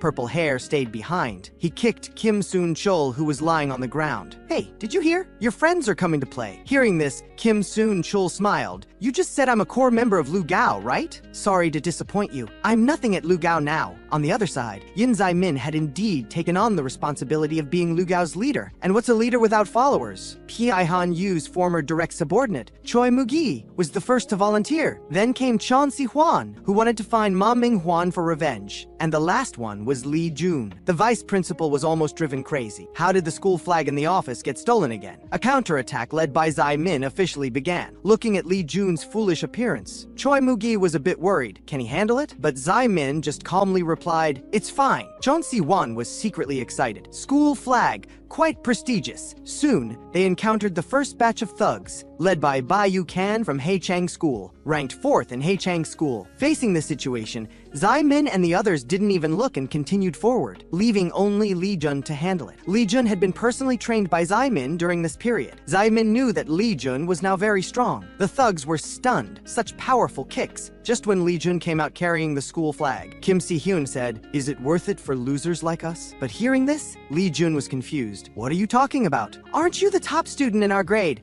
Min said he wants to make this a place where people can study. Of course we need good students like you to lead the way. Now, Li Jun looked at the thugs in front of him again. And you have committed the most unforgivable error, trampling on Lucheng School's self-respect. Soon, the thugs witnessed Li Jun's strength. Each move was just right, without any flaws. And throughout, he held the school flag in his hands, only using his legs to fight. The two reformed youths hiding in the corner watched in amazement. Today's Li Jun was like a second Yin Min. Soon Li Jun noticed that the thug leader was watching the battle from the side. Why isn't he joining in? And even when Li Jun called out to him, he didn't respond. Irritated, Li Jun leaped forward. Daydreaming deserves a beating, but what he received was a heavy punch from the thug. It turned out the thug had noticed that Li Jun only used his legs to fight, as if deliberately restraining himself, and the movements Li Jun couldn't complete with his legs became his blind spot. Yes, this thug was famous for analysis. While fighting, he would analyze the enemy's weaknesses. After seeing through Li Jun's moves, Li Jun was constantly on the defensive. Finally, at the next moment, the thug made a mistake, and Li Jun seized the opportunity. Li Jun's leg swung high, pinning the thug's head to the floor. What's so important about just using feet to fight? As long as I win, it's fine. My training period just hasn't ended yet. And when the thug raised his head, he happened to see the school flag placed on the wall. The thug was horrified. Could it be that until now, this guy wasn't backed into a corner by me, but deliberately led me here to place that school flag? This made the thug even more furious. Unexpectedly, in this situation, Li Jun still gloated mockingly. To deal with you, just using my feet is enough. Meanwhile, on the other side, Lu Cheng and his team had also fought their way into the enemy's interior, each of them showcasing their talents. But compared to the front, the back of the enemy's formation was even more terrifying, because Zai Min alone at the back was sending thugs flying everywhere. But as the fight went on, Zai Min quickly realized that there were too many opponents. Continuing like this would just be a waste of time. With that in mind, he directly fought through a path, seeking the opponent's leader. This was a king against king, pawn against pawn game. Li Jun, fighting against the high IQ thug, Choi Mu-gai faced the equally big yellow-faced bro, Kung Fu Kid Chong Si-hwan, faced off against Haichang School's third fighter, Purple Hair. While Yin Zai Min had already gone ahead to challenge Haichang School's number, the battle had just begun, and Choi Mu-gai started taunting. Your face is so yellow. Is there something wrong with you? Do you need to go to the hospital? And then Yellow-Face Bro saw his comrade flying through the air. Zhang Si-hwan also flashed past Yellow-Face. Yellow-Face was somewhat surprised. Is that what I think it is? At this moment, Choi Mu-gi, who had once mocked Chan Si-wan's skills as mere tricks, raised his fist and charged. It's Kung Fu. Under Choi Mu-gi's punch, Yellowface could only be knocked down. He discovered he appeared to be attacking with his fists, but was actually like a cunning snake,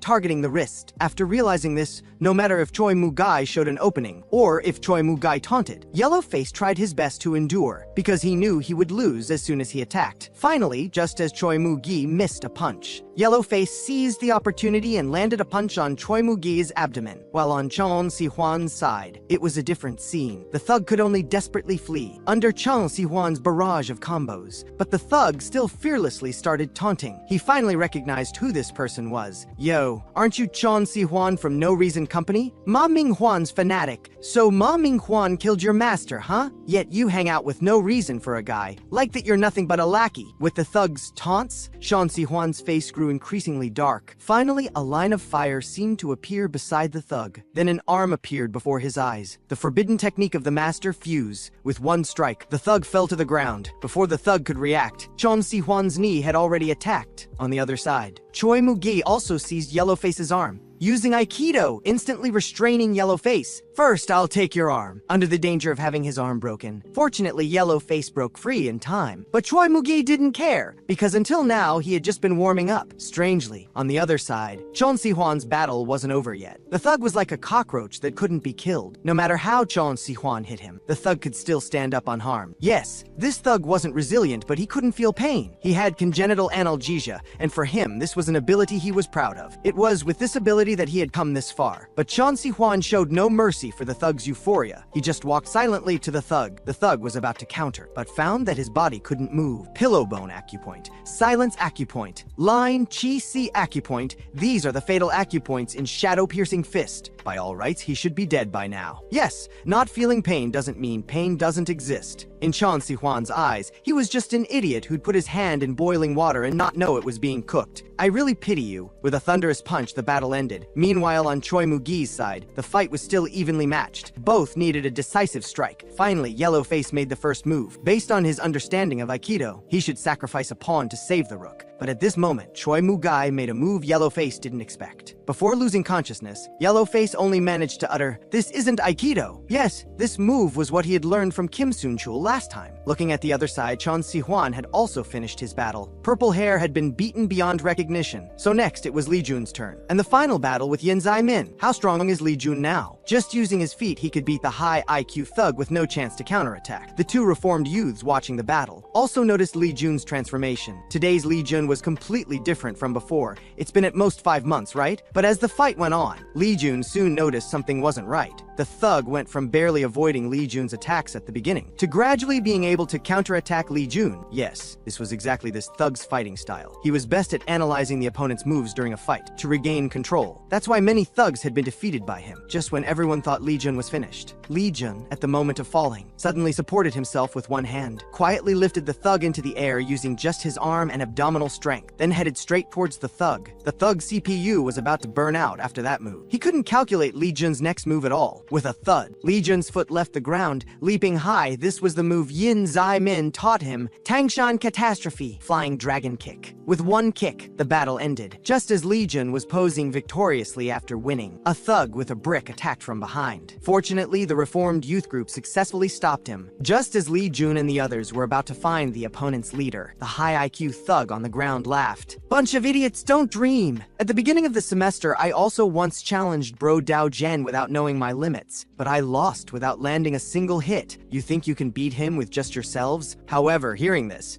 Lee Jun also laughed. "Same here, I haven't hit him once either. I'm talking about our leader." Interestingly, the silly Yin Zai-min had taken the wrong path again. Dao Jen was in the new gymnasium. There was no Dao Jin here, but something more terrifying than Dao Jin, 100 thugs. And the first to find Dao Jin was actually Lee Jun, who had just finished fighting and rushed over. Lee Jun was a bit confused. Where's Zai-min? He thought he could plant the school flag when he arrived. But with Lee Jun's personality of wanting to fight everyone, he soon started battling with the thug leader. The result was as expected. He got beaten under the opponent's absolute strength. Lee Jun was beaten with no chance to fight back, but the reformed youth group didn't think so. When Lee Jun was fighting the high IQ thug earlier, they noticed Lee Jun only using his legs wasn't because his legs were stronger than his fists. On the contrary, it caused many inconveniences, and from Lee Jun's arm muscles, they could see his arms hadn't stopped training. That meant Lee Jun must be undergoing some kind of training, making him restrict his fist use. And just as he thought of this, an incredible scene unfolded. The thug leader who had been dominating Lee Jun suddenly leaned backward, as if he had received some heavy blow. Yes, Lee Jun had used his fist. Supporting himself with one hand, he delivered a high kick, kicking the thug to the ground. Just as Lee Jun was about to deliver the decisive blow to the thug, a chair suddenly flew over, hitting Lee Jun on the head. And the person who threw the chair wasn't an enemy. It was actually the student who had just been bullied. Out of extreme fear, he had chosen to betray. Just as he was gloating, Dao Jen gave him a punch to the abdomen. Then with a black face, he beat this person frantically. He didn't like others interfering in his fights. You think I'll be nice to you because of this? Think again. After dealing with that person, Dao Jen walked towards the reformed youth team. As members of the Northern Alliance, they were actually cheering for Lu Cheng's school. In his eyes, these two were also traitors. Just as they were in crisis,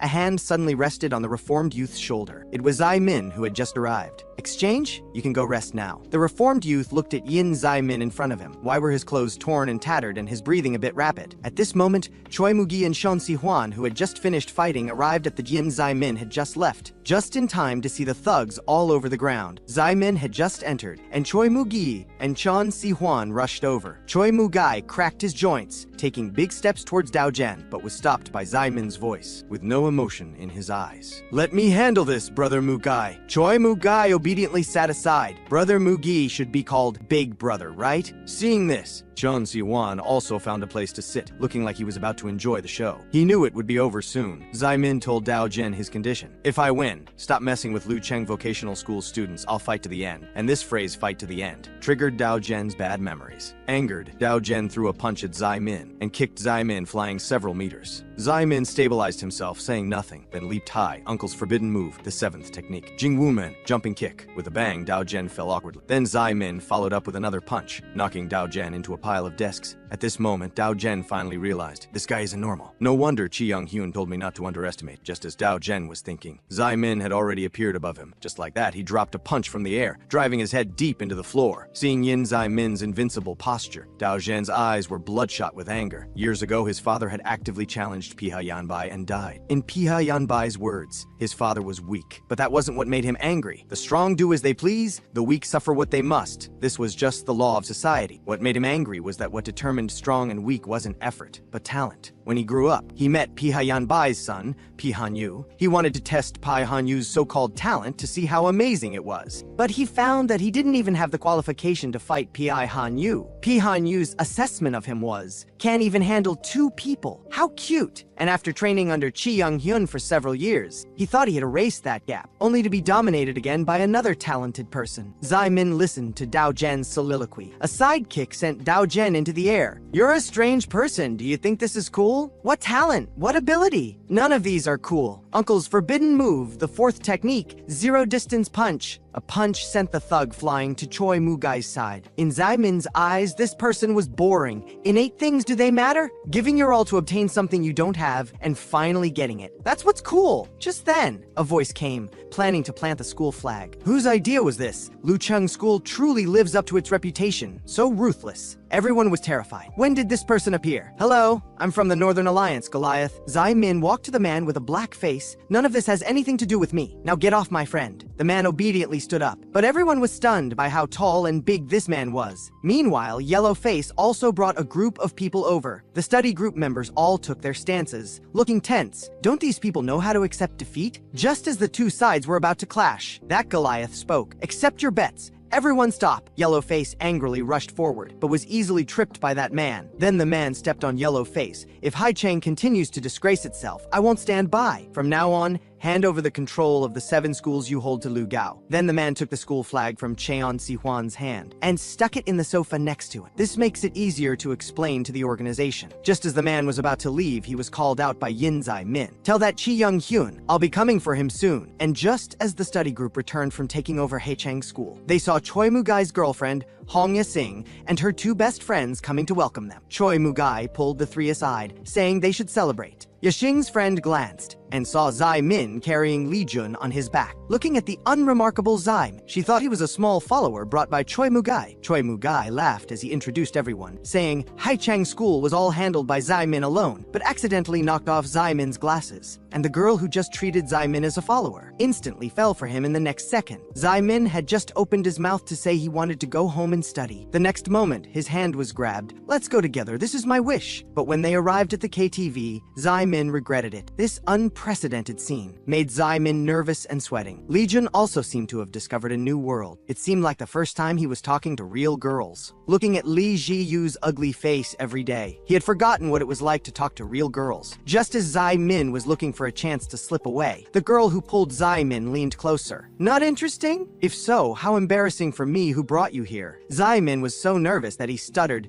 No, I'm not good at singing and I have to study. But such a shy Zai Min only made the girl more interested. Seeing Zai Min's constantly stern face, the girl looked at Zai Min seriously. You should smile more when you can. And this sentence happened to enlighten Zai Min. That's right. Since teacher Han Kyung left, he seemed to have not smiled for a long time. And looking at those happy companions, Zai Min smiled from the heart. Thank you. This smile completely conquered the girl's psychological defenses. Blushing, she handed her phone to Zai Min, asking for his contact information. Just as Zai Min was entering the contact information, his expression suddenly became solemn, but before Zai Min could look closely, the phone was snatched away by the girl. In the lively atmosphere, time quickly came to the evening. Several people were suggesting taking a group photo, but the girl said she had an urgent matter and had to leave first. And the girl's so-called urgent matter was actually to meet a sleazy bald man. Come, follow Uncle to experience a new world. Your dad has sold you to me. Yes, the reason she had summoned the courage to pull Zai Min away was because such moments for her might never have another chance in this life. In the bald man's sleazy smile, The girl still slowly walked towards him. All right, I'll go all in.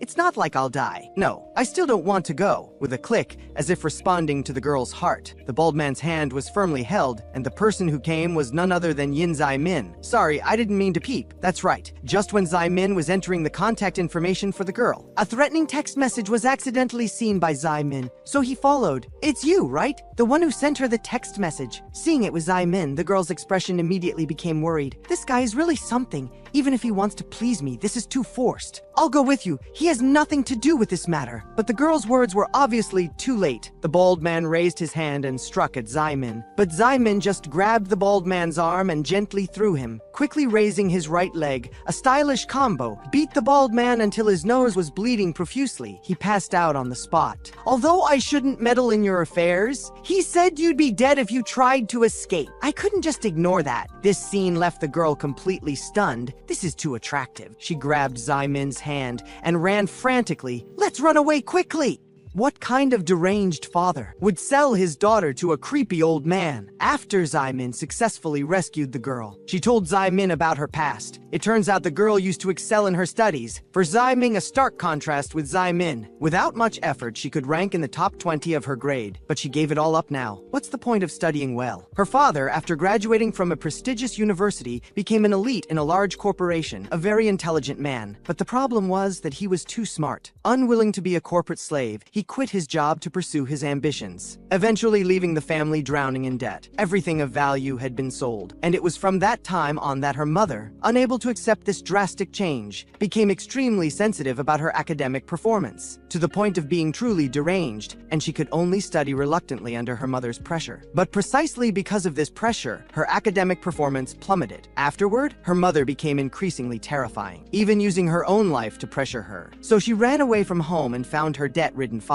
Although her father was in debt, he was still very good to her. But a week ago, her father disappeared. Debt collectors came to her door demanding she pay her father's debts. At this point, the girl finally realized she had said too much and prepared to leave. My name is Zhang Mingxi. Thank you for everything today. But the girl was not allowed to leave as planned. Zai Min made a bold move. He brought Zhang Mingxi back to his home. Zhang Mingxi thought Zai Min had ill intentions toward her, but she met his uncle at the door. With a thud, the toothbrush fell to the ground. His uncle was dumbfounded. Did I hear that correctly? Did you just say, if uncle doesn't want to die, get out of here? Zai Min looked exasperated. After entering the house, uncle mysteriously pulled Zai Min aside. Do you know that if your mother, my sister, finds out about this, we're both dead? But for the sake of my nephew's future, uncle is willing to risk his life. Meanwhile, Zhang Mingxi secretly smiled. So uncle is here. For this, uncle specifically spent big money to order fried chicken for the two, so heartbroken that tears flowed down his face. During their chat, Zhang Mingxi learned that Zai Min's mother was away on a business trip, but when she mentioned Zai Min's father, both uncle and Zai Min fell silent, although Zai Min pretended not to care and brushed it off. Seeing the awkward atmosphere, Zhang Mingxi seemed to understand something. After dinner, Zhang Mingxi discovered another adorable aspect of Zai Min. Opening the drawer, there were identical pairs of glasses inside. No wonder when Zai Min's glasses broke during the fight, they became new again. Mystery solved. In Zai Min's bedroom, Zhang Mingxi also found his study plan. Just then, Zai Min walked up behind Zhang Mingxi. A sense of danger was gradually approaching. As Zai Min got closer, the two were almost touching. The girl's face grew increasingly flushed. This is too fast. I heard the first kiss feels like flying on an airplane. Is that true?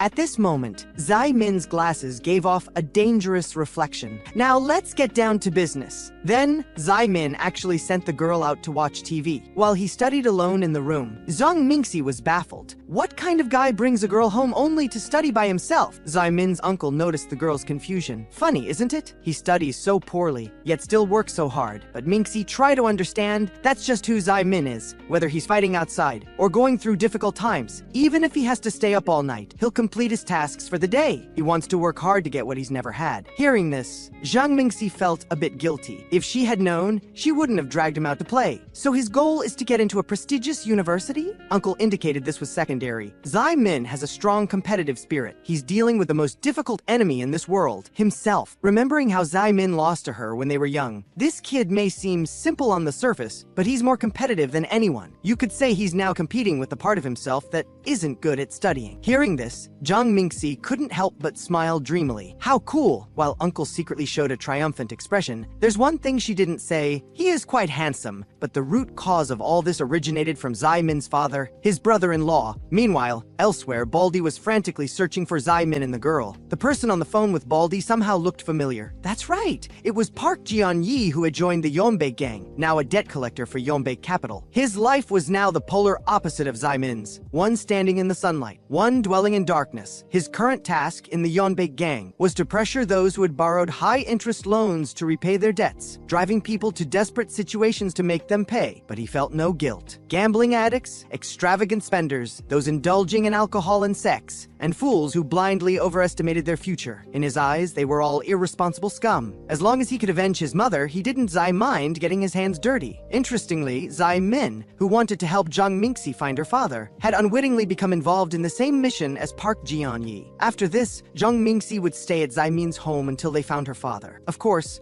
Mingxi would definitely stay in Zai Min's mother's room. On the other side, Park Ji-on-yi was with the bald man. This Baldy was a director at Yeonbae capital. To become a confidant of Piha Yanbai, Park Ji-on-yi had to start from the bottom, so he had to find ways to please this disgusting guy. And those who knew about Park Ji-on-yi's spy identity had all been properly dealt with by An Tae-hwan. Now Park Ji-on-yi could climb the ranks without worry, but Park Ji-on-yi realized there was still one last variable. That was An Tae-hwan himself. Park Ji-on-yi casually asked, An Tae-hwan, which department do you work in at Yanbai? An Tae-hwan gave him a contemptuous look. That information doesn't seem relevant to our deal. With that, An Tae-hwan turned to leave. Don't care too much about me, you might develop feelings. At this time, Park Ji-on-yi was in Baldy's office. Baldy had just completed a deal. It was a woman borrowing money to pay for her child's tutoring fees. Baldy generously lent the woman an extra 10,000, for which the woman was extremely grateful, but she had no idea this would become a bottomless pit. Baldy brought up the incident again, complaining if it weren't for that glasses-wearing punk, Jung Mingxi would have taken the bait by now, while Park Ji-on-yi reflected silently. Glasses-wearing punk, could it be him? To find Jung Mingxi's father, Zai Min had his uncle use various connections, finally pinpointing an area called Julie. Meanwhile, Park Ji-on-yi's mission also pointed toward Jang Mingxi. He saw photos of Jang Mingxi with her best friend Choi Se-yuan on social media. According to their usual habits, they should be at the internet cafe. Just as Park Ji-on-yi was passing through an alley, he witnessed school bullying. Bullies pointing at a schoolboy with a backpack. I just saw your mom Ko Zai-ming from a loan shark. Does your mom gamble? Is she a gambling addict? Ha ha ha. Park Ji-on-yi guessed that this morning, a mother had borrowed high-interest loans to pay for her son's tutoring fees. This boy was that mother's son. Park Ji-on-yi exhaled. This wasn't within his job scope. In the alley, with a smack, the boy was knocked to the ground, beaten up by the bullies. The bullies also took the boy's money. Ignoring the boy's pleas, the bullies turned to leave. At that moment, Park Ji-on-yi finally stepped in. Yes, there are no debt collectors in this world who truly consider the debtors, but he couldn't stand seeing such a scene. So his life was full of contradictions. He wanted to avenge his mother, which required abandoning emotions, but his nature couldn't allow him to turn a blind eye to these things. After a series of moves,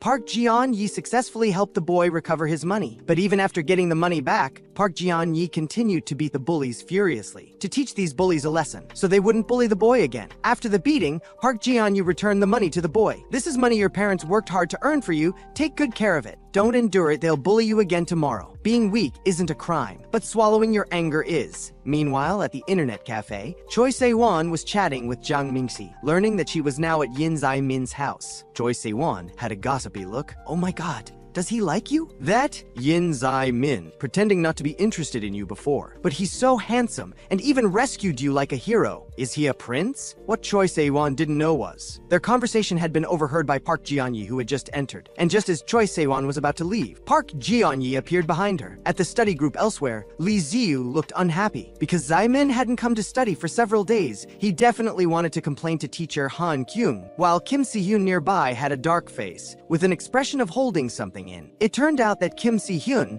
who was in the same class as Zai Min, had happened to overhear Zai Min's phone conversation, which included a girl's voice. Did I just hear wrong? What does bored mean? Is she being held captive by Zai Min? Although this is his personal business, Zai Min wouldn't be having a strange romance, would he? What exactly is Yin Zai Min doing? Meanwhile, Zai Min, who was walking home, accidentally bumped into a disheveled man. This man's appearance was very similar to the photo of her father that Mingxi had shown him. Zai Min decided to follow him to see, and at Zymin's home, Minxie was indeed bored. She had finished cleaning, washing dishes, and had nothing else to do. She lay on the sofa trying various positions out of boredom. Suddenly, Minxie felt depressed, remembering what Zymin had said. I always feel your father didn't intentionally sell you out. She also believed in her father because her father had always doted on her when he was around. What is Dad thinking now? Just then, the doorbell rang. It was the soy crab eggs she had ordered, which she had spent good money on. Would they like it? Just as Minxie took the delivery, her wrist was grabbed tightly by a hand. Zhang Minxie looked up. Who was this man? It turned out that to find Zhang Minxie's location, Park Jianyi had pretended to be an innocent boy, tricking Zhang Minxie's best friend for her phone, getting her call history with Zhang Minxie from Choi Se-yuan's phone. Indeed, finding Zhang Minxie at Yin Zai-min's house. Before finding her, Park Jianyi couldn't quite believe it, not knowing whether to consider it good or bad luck. He was once again mysteriously entangled with Yin Zai-min. After Park Jianyi revealed he was from Yanbai's debt collection team, Zhang Minxie quickly tried to pull the door closed, but was firmly held back by Park Jianyi. Park Jianyi crouched down and began speaking. Remember what I'm about to say, I'm not here to catch you. I just wanted to confirm where you are. You should know that Director Chi is looking for you. He'll definitely send others besides me to catch you. If it wasn't me today,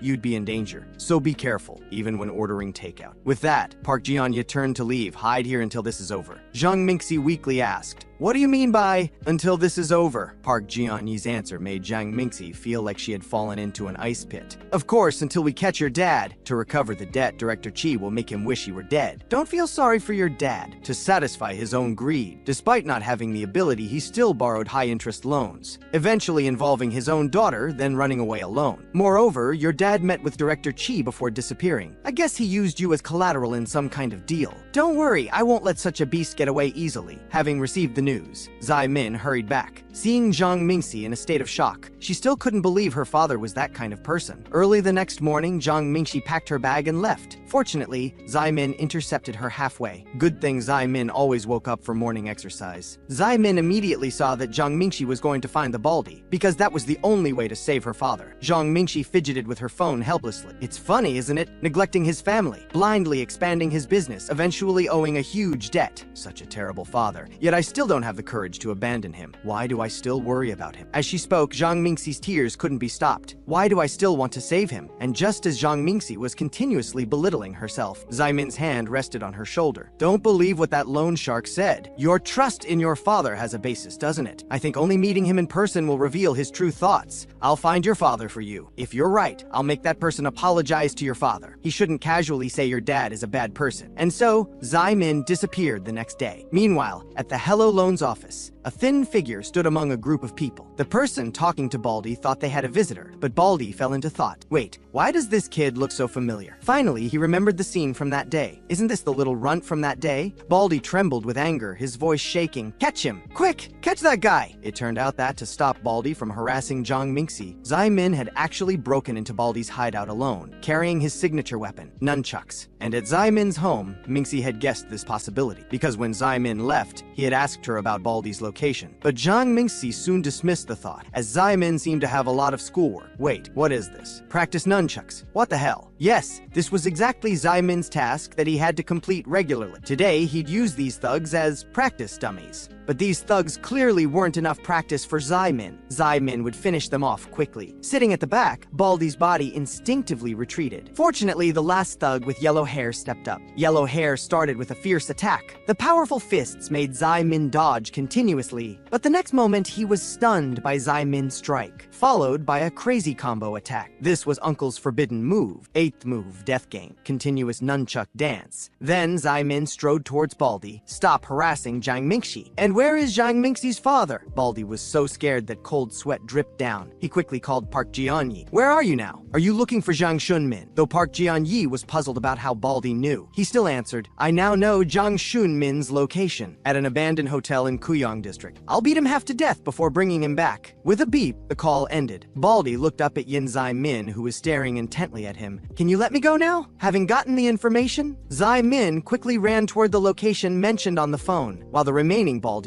secretly called the Yanbait gang, asking them to send tougher people over. At this time elsewhere, Uncle showed a terrified expression. He's even more crazy than I imagined. Such things must be stopped. and Jiang Shunmin, whom everyone was searching for, was drinking in a hotel, a suspicious bag of drugs on the table. After typing something on his phone, Jiang Shunmin showed a resigned expression. At this critical moment, Zai Min, who was searching for Jiang Mingxi's father, couldn't get a taxi. The Guiyang district is very far from here. The Zai Min's feeling grew stronger. Fortunately, at this moment, Zai Min happened to run into Kim Sun-chul on his motorcycle. On the way, Kim Sun-chul offered advice to Zai Min. In today's society, the line between good and bad people has blurred. Sometimes the existence of evil is necessary. Take the Lucheng school, for example. Although it's free from Pai Hanyu's control, it has encountered new troubles, even himself. It was because of the Yunbek gang that he could earn money for his grandfather's medical bills. The real world is different from comics and movies. We eventually accept evil, and the bad guys are the winners, Zai Min asked. What about those who truly have no way out and make those choices? Kim Sun-chul borrowed what Officer Ro Taiwan had told him. Those who can only achieve their goals through violence are certainly pitiful. But even if the choice was made out of desperation, if the goal is achieved through immoral means, it must be corrected. Upon reaching their destination, Kim Sun-chul left Zai Min with one last line. Although I don't know exactly what happened, remember this when you feel confused. No reason can be an excuse for evil. At Zai Min's home, Jiang Mingxi's phone suddenly rang. Jiang Mingxi thought it was a message from Zai Min, but the next moment her phone fell to the ground. Such a reality was completely unacceptable to Jiang Mingxi. The text message was her father's final words. Fortunately, Jiang Shunmin hadn't succeeded as planned. Park Jian-yi burst in at the right time. He had seen through Jiang Shunmin's intentions. While searching for clues about Jiang Shunmin, he had visited Jiang Shunmin's home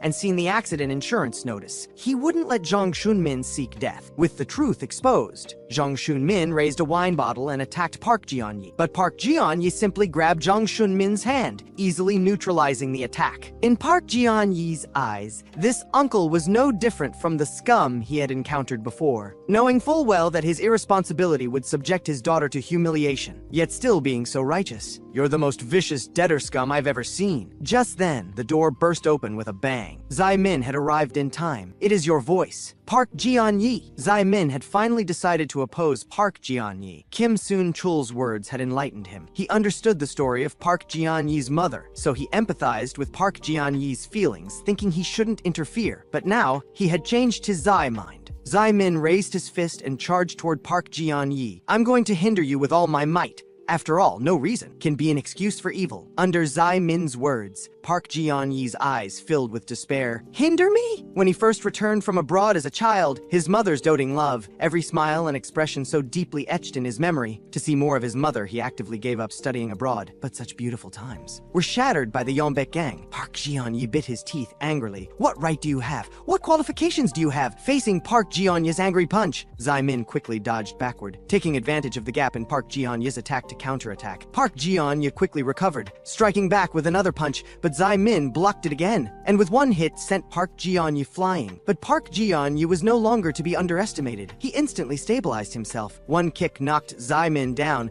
leaving the uncle on the side dumbfounded. Is this a battle of gods? Park Jian-yi rubbed his wrist. He had to get rid of Zai Min's interference. Director Chi told me to bring Jiang Mingxi back, but he now knows I'm looking for Jiang Shunmin. If Park Jian-yi couldn't even capture Jiang Shunmin, his evaluation in the organization would plummet. This would mean losing the opportunity to get close to Piha Yanbai. With that in Zai mind, Park Jian-yi unleashed another combo attack on Zai Min. After blocking several times, Zai Min finally noticed Park Jian-yi's change. The speed of these combos was on par with his uncle's. He had sensed earlier that Park Jian-yi's skills were unusual. It seemed Park Jian-yi was indeed hiding his true strength. After blocking several more of Park Jian-yi's attacks, Zai Min discovered another fact. That is, no matter how formidable Park Jian-yi had become, he was no match for him. Under Zai Min's punch, Park Jian-yi slammed hard against the wall behind him, and the next moment, Park Jian-yi slowly sat up. Zai Min's face was full of disbelief. He knew how heavy that punch was. Yet Park Jian-yi could still stand up. In that instant, an indescribable sense of unfamiliarity made Zai Min shudder. What had Park Jian-yi been through? Just then, Jiang Shunmin took advantage of the chaos and jumped down from upstairs. Zai Min and Park Jian-yi both stopped fighting. Park Jian-yi pushed Zai Min aside. Looking outside, thankfully it was just the second floor. Jiang Shunmin had only escaped. Park Ji-on turned back with a vicious look at Zai-min. If he dies, it's all your fault. With that, he leaped down, hearing Park Ji-on's words. Zai-min also quickly climbed onto the window, remembering Zhang Mingxi's helpless expression. Uncle can't die, that's not allowed. Just as Zai-min was about to follow, he was pulled back by an arm. Is it him? Just a wet behind the ears kid. So what kind of person was Zhang Mingxi's father? On his last day of hiding from debt, he left a final message to Mingxi, asking Mingxi to renounce her inheritance rights within 3 months after his death, to disassociate herself from his debts. He had also taken out an accident insurance policy, with Zhang Mingxi as the beneficiary. This was the last thing he could do for Mingxi. Perhaps in this world, nothing is more important than money. Money allows you to be a parent. Money allows you to marry. Even happiness must be bought with money. Dad is sorry for making you suffer. You must be happy. Reading her father's farewell-like text, Zhang Mingxi's body trembled uncontrollably. Now she didn't even know where her father was. What could she do? Just then, ding dong, the doorbell rang. It was Lee Jun and Kim Si-hyun. No way, it really is a girl. I knew Zai-min had been acting strange lately. Meanwhile, on the other side, Zai-min was racing against the thugs. Soon Zai-min reached the door with a powerful pull. He locked the thugs inside, then sped toward Zhang Mingxi's father's location. Meanwhile, Park Jian-yi was also running upstairs. Zhang Shunmin now stood on the rooftop. Zhang Shunmin looked indifferently at Park Jian-yi. What's there to see? Why chase after me? Park Jian-yi could only try to calm Zhang Shunmin's emotions, looking for an opportunity to intervene. As Park Jian-yi slowly approached, Zhang Shunmin spoke as if to himself. Actually, I always wanted to be a painter, but my family was too poor, so I could only be a good son, studying diligently as my parents told me. Got into a prestigious university, joined one of the country's top companies, but they were still not satisfied. They still wanted me to become a company boss like others, or become a great figure. It's ridiculous, I tried so hard, yet they still complained every day. Later, although both had passed away, I still felt guilty, always feeling I hadn't fulfilled their wishes in life. Now look where I've ended up. Sometimes I wonder, if I had given up being a good son and become a painter, would things have turned out differently? But Park Jian-yi's words remained cold. Don't joke around. What about your daughter? You sold Zhang Mingxi to Director Qi. Isn't she pitiful? She almost gave up everything because of you. Hearing this, Zhang Shunmin showed a terrified expression. That bastard Director Qi. But he noticed Park Jian-yi's almost, meaning his daughter was still safe. Just as Zhang Shunmin's guard dropped, Park Jian-yi lunged forward, ready to pull Zhang Shunmin back. Scene change. Zhang Shunmin was now tied up by Park Jian-yi. He mocked Zhang Shunmin, saying it was laughable, because such suicide attempts wouldn't be compensated by insurance companies. Instead, it would only leave endless pain and grievance for the family. Zhang Shunmin's type, wanting to package himself even after death, was common to him. Just then, a man walked over. Park Jian-yi thought it was his backup, so he tidied his clothes and walked away. At that moment, Park Jian-yi suddenly realized something. Seeing Zhang Shunmin's smile, he understood. Yes, suicide indeed couldn't trick the insurance money, but Zhang Shunmin's real purpose was to find someone to kill him. He greatly feared death. As a child, he had even cried upon learning that everyone eventually dies. But at that time, he wanted to die so badly every day. Those countless loans were like a bottomless abyss. After experiencing that hell-like torment, Zhang Shunmin began planning how to die. But at the moment the knife was about to fall, he faltered. The real hell was this moment when death was imminent. Just then, the imagined death didn't occur. Park Jian-yi, at this critical moment, kicked the man away. The assassin muttered, "This isn't what we agreed on." Meanwhile, Lee Jun and Kim Si-hyun also learned from Kim Soon-chul, where Zai-min had last gotten off. But just as Zhang Mingxi was about to rush forward, she was stopped by Kim Si-hyun, because there was a large dent in the air conditioning unit below the hotel. They're probably not here anymore, but it's not too late. There aren't any high-rise buildings around here. Now on the rooftop, Park Jian-yi and the assassin were fighting. Zhang Shunmin shouted at this time, "Wait, I've changed my Zai mind. I'm sorry, please go back." But the assassin rummaged through his pocket, pulling out another small knife. "Are you kidding me? You think this is like ordering at a restaurant?" "Sorry, I refuse to accept your change of Zai mind." Although the assassin held a small knife, Park Jian-yi still charged forward quickly, fighting with the knife-wielding assassin. The assassin found it strange that, despite him holding a knife, this person showed no fear. At first, he thought this guy was just used to fighting, but now it seemed not. He truly wasn't afraid at all. Soon, Park Jian-yi found a weak spot and punched the assassin. How much do you usually charge? To take a life? Yes, it was the existence of such professions that made life's value worthless. It was because they calculated life with money that people could despicably hide behind and harm others. Park Jian-yi beat the man furiously. If not for people like this, his mother wouldn't have met with misfortune. Park Jian-yi coldly asked, "How much did Director Qi give you?" Seeing the lie exposed, the man picked up the small knife again and rushed toward Zhang Shunmin. Fortunately, Park Jian-yi stopped him with a flying tackle. "Does your silence mean you admit it? The next moment, the two were fighting again. And in this confrontation, Park Ji-yeon was at a disadvantage. The assassin, with the advantage of a weapon, was continuously draining Park Ji-yeon's fighting power. Under such consumption, Park Ji-yeon's punches became somewhat weak, and the next moment, Park Ji-yeon actually grabbed the assassin's knife with his bare hand, directly headbutting the assassin with another punch. Brass knuckles had appeared in Park Ji-yeon's hand at some point, delivering a decisive blow to the assassin. Just as Park Ji-yeon's battle was resolved, Director Chi arrived with his men. Park Ji-yeon, did you do this to him? With that, Director Chi dragged the assassin toward the edge of the rooftop. It seems there's been some misunderstanding between us. After throwing the assassin off the rooftop, he walked back to Park Ji-yeon. Here, these are the gloves and this guy's knife, you stab him. Now Park Ji-yeon had clearly decided to abandon everything for revenge, but at this critical moment, he chose to betray Director Chi. Just now, Director Chi had arrogantly revealed the truth. It turned out this was all Director Chi's plot. After Zhang Shunmin left, he first tricked Zhang Mingxi, saying her father had abandoned her, then bribed the gang in Julie to persuade Zhang Shunmin to seek death. This way, he could not only squeeze out all of Zhang Shunmin's value, but also turn Zhang Mingxi into his money-making tool. For all his calculations, he had overlooked Park Ji-yeon's deep-seated kindness. Park Ji-yeon untied the ropes from Zhang Shunmin, staggering toward the thugs, weakly telling Zhang Shunmin, "I'll let you go today, but you must repay the money, you must live." Yes, he had experienced the pain of losing a loved one, so he knew that for a child, a parent's death was like the sky falling. Park Ji-yeon gritted his teeth, knowing he was likely doomed this time. "Mom, I don't think I can avenge you." Just then, a thug was mysteriously knocked to the ground, and a voice rang out, "Mingxi, this little girl is too kind. She even bought us soy crab, while I only treated her to fried chicken. I don't like owing others favors." Yes, it was Zai Min and his uncle who had just arrived. Interestingly, just the two standing there made the numerous thugs cower in fear. Park Ji-yeon also took this moment to pass out with relief. At this time, a fearless thug pushed towards Uncle, who ignored him, still talking to Zai Min. "They have numbers on their side, we should be careful." While speaking, Uncle sent the thug flying with one punch, because if we don't control our strength well, someone might fall off. Today's mission is to settle everyone, but without causing deaths. Zai Min indicated he understood and charged ahead. Thugs were also provoked by Uncle's words and rushed toward the two. Soon, Zai Min knocked a thug down with one punch, followed by another punch into the crowd. Facing several charging thugs, Zai Min pulled out his nunchucks from his pocket. With a swing,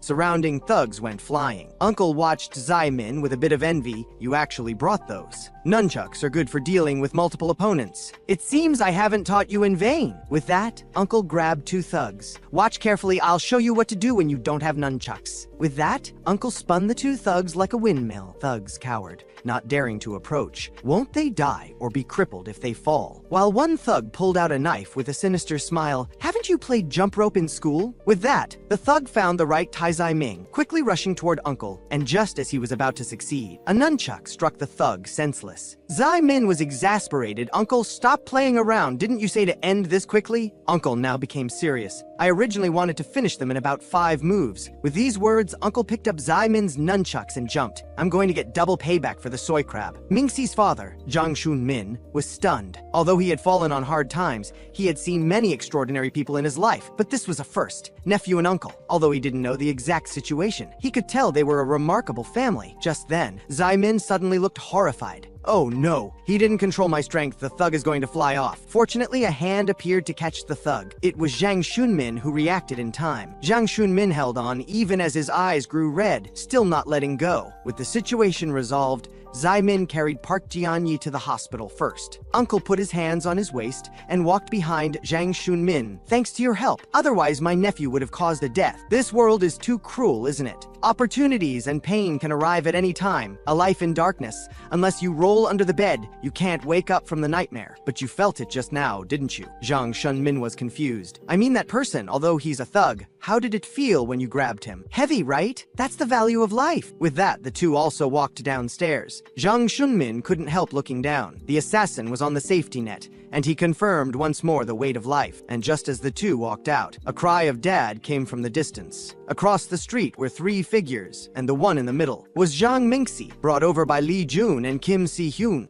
The moment she saw her father, Zhang Mingxi first gave Zhang Shunmin a heavy punch. But before Zhang Shunmin could explain, Mingxi threw herself into Zhang Shunmin's arms. At the moment when father and daughter embraced tightly, all conflicts dissolved. As it turns out, whether it was the debt or the matter with Director Qi, Zhang Shunmin didn't need to explain. Mingxi just wanted her father by her side. Zhang Shunmin, who had prepared countless words, finally expressed them in one sentence. Mingxi, Dad is sorry. Watching this, Kim Si-hyun showed a relieved smile. This feeling he understood well. At this moment, Zai Min, who had just left the hospital, suddenly received a phone call, but the contact name on the phone shocked him. It was actually teacher Han Kyung. Zai Min's fingers trembled as he pressed the answer button, but there was no sound from the phone for a long time. After Zai Min asked several times, a strange ringtone suddenly came from the other end, then a beep, and the call was disconnected. The next day, Jang Daoxin was running urgently in the hospital. He quickly ran to Park Jianye's room. Park Jianye, who was seriously injured and unconscious yesterday, was now calmly taking off his hospital gown. He planned to leave the hospital today. Jung Daoxun anxiously asked, I remember you said on the phone that you knocked down Director Qi, so is this plan ruined? Thinking of what Li Jun said that day, he felt this was better. As a friend, he didn't want Park Jianye to do such dangerous things anymore. But before Jung Daoxun could voice his concerns, Park Jianye stated it made no difference. The result would be the same either way. Meanwhile, Director Qi was looking to get revenge on Park Jianye, but he was stopped by his older brother, Yeonbaek Secretariat's Ju Hyun. Director Qi quickly adopted a humble attitude. Big brother, what brings you here? Unexpectedly, Ju Haeon grabbed him by the neck. Didn't I tell you to have limits? Because of you, I can't show my face anymore, got it? You stupid pig! It turns out Director Qi had been using the same methods he used on Zhang Shunmin to pursue private gains many times, which Park Jianye had noticed at the construction site. So before Park Jianye passed out during the chaos, he secretly took Director Qi's phone and found black account records. He used this to blackmail Ju Haeon. Afterward, the new person in charge of Hello Capital, Park Jianye, was arranged into the secretariat as wished. Meanwhile, Chi Young-hyun smiled happily. Things were getting more interesting. In the afternoon, Zhang Shunmin brought Zhang Mingxi to visit Park Jianye, but they learned he had been discharged. Zhang Mingxi didn't understand. In the end, he still makes you repay the debt. He really is a bad guy. What's there to thank a loan shark for? Anyway, those guys will continue to torment Dad. Zhang Shunmin had already come to terms with it. I can't just owe money and not pay it back, right? Zhang Mingxi comforted him. Ridiculously high interest loans are legally not required to be repaid. Even if we can't go through legal procedures now, I can be your lawyer in the future. Just then,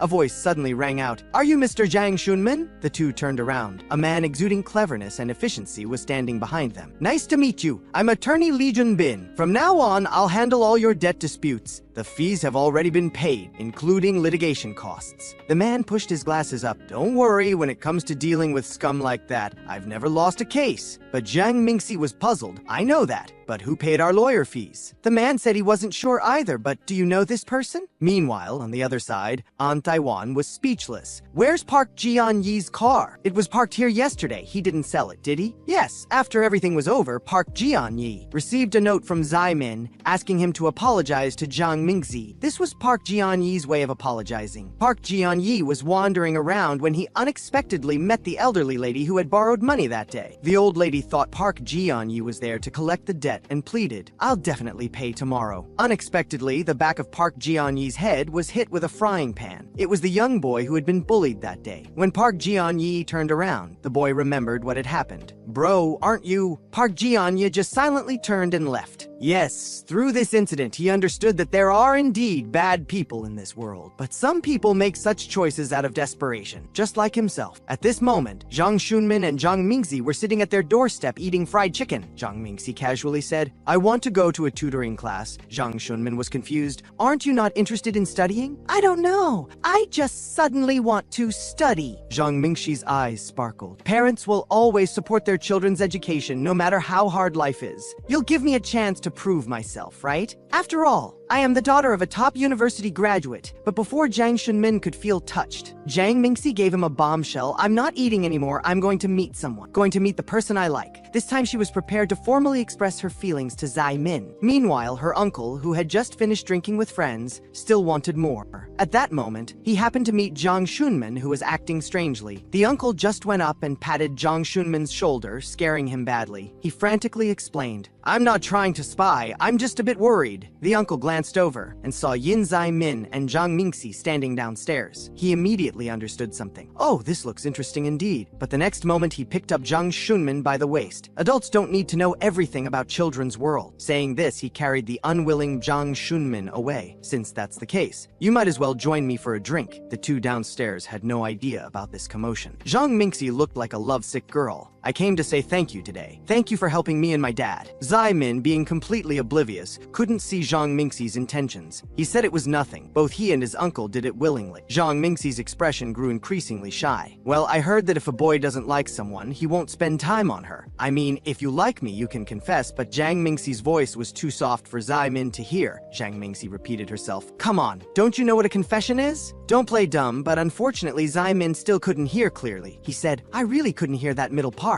Frustrated, Zhang Mingxi shouted, Confession! Don't you understand what a confession is? And Zhang Mingxi's loud shout attracted the study group who were eavesdropping on the gossip. Li Jun pushed the others aside. I told you there was something between these two. Didn't she just say, go back to you? Zhang Mingxi, whose moment was ruined, felt embarrassed. She kept saying it was fine, everything was okay. Choi Hee-won was surprised. Is this the girl Zai-min helped? She's so pretty. During their casual conversation, Zhang Mingxi learned that these people were all friends from Zai-min's study group. Zhang Mingxi was surprised, so he even formed a study group. How cute. She found that the more she learned about Zai-min, the more surprises she discovered. Li Jun suddenly had a lewd expression.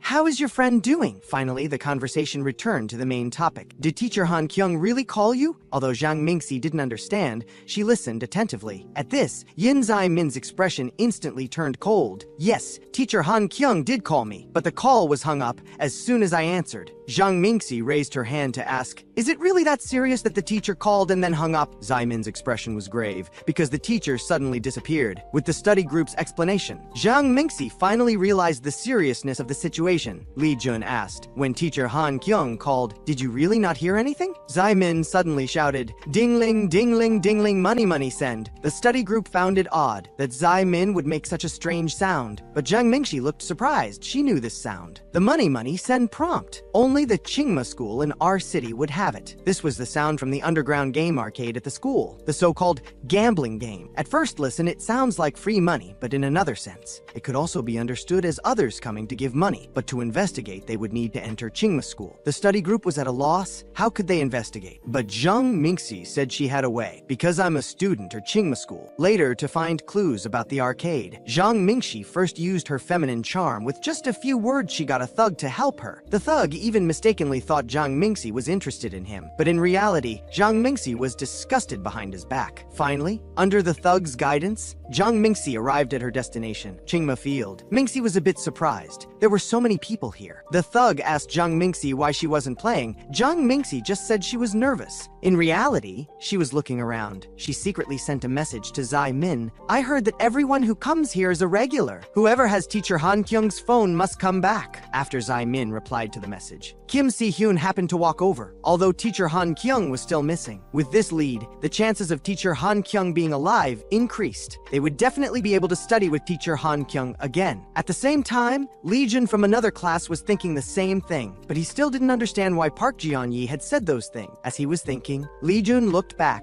and happened to see Jung Daoksun passing by. Jung Daoksun hurriedly covered his face in terror, telling Li Jun not to ask him about Park Ji-on-yi's matters. Li Jun was speechless. Just then, Jung Daoksun collided with a thug. The thug immediately slapped Jung Daoksun, arrogantly demanding Jung Daoksun apologize. Li Jun looked serious. He had found the root of the problem. Although the school no longer had Pai Hanyu, in fact, when Pai Hanyu wasn't around, the school had no salvation. Student Council President Chon Si-hwan and top dog Yin Zai-min couldn't take care of everything. He also had a responsibility to correct the school's atmosphere. Meanwhile, on the other side, Yo Dao-jen found Chi Young-hyun, wanting him to help regain face. But Chi Young-hyun's expression grew increasingly dangerous. Dao-jen, what I admire most about you is your fighting spirit, but your current submissive attitude disappoints me. At the same time, time, another group appeared. These were all fighters from Chingma School. The two leaders started arguing as soon as they met, but Chi Young-hyun ignored their argument. He was just curious that Yin Zai-min actually said he didn't need control over the 7 schools. But he wasn't worried, because now those 7 schools no longer had North Union's protection. Chingma School had started to make moves against them. Then the hero would have to step forward, and I, who defeats the so-called savior, will leave a deeper impression on people. The scene returns to Lee Jun 2 weeks after Lee Jun made his decision, with Choi Moo-gi as witness. Lee Jun began his ranking battle. Lee Jun directly challenged the first-year leader Jang Tai-woo, although Lee Jun once didn't even qualify to face Jang Tai-woo. For the current Lee Jun, Jang Tai-woo was just a small fry. At this moment, everyone present realized that when they settled Haichang School, Lee Jun wasn't just there to make up numbers. It's just that Yin Zai-min's light was too bright, overshadowing Lee Jun's brilliance. Finally, with Lee Jun's last kick, the title of first-year leader changed hands. If you're wondering why Lee Jun's hair is longer now, it's because the barbershop he frequently visits has temporarily closed. After taking the leader position, Lee Jun walked home with the study group after school. They happened to see the boy who was bullied at Haichang School that day. Now their school no longer belonged to the North Union. They needed Zai-min's help, but now Zai-min was facing a new crisis. His father had returned. At this moment,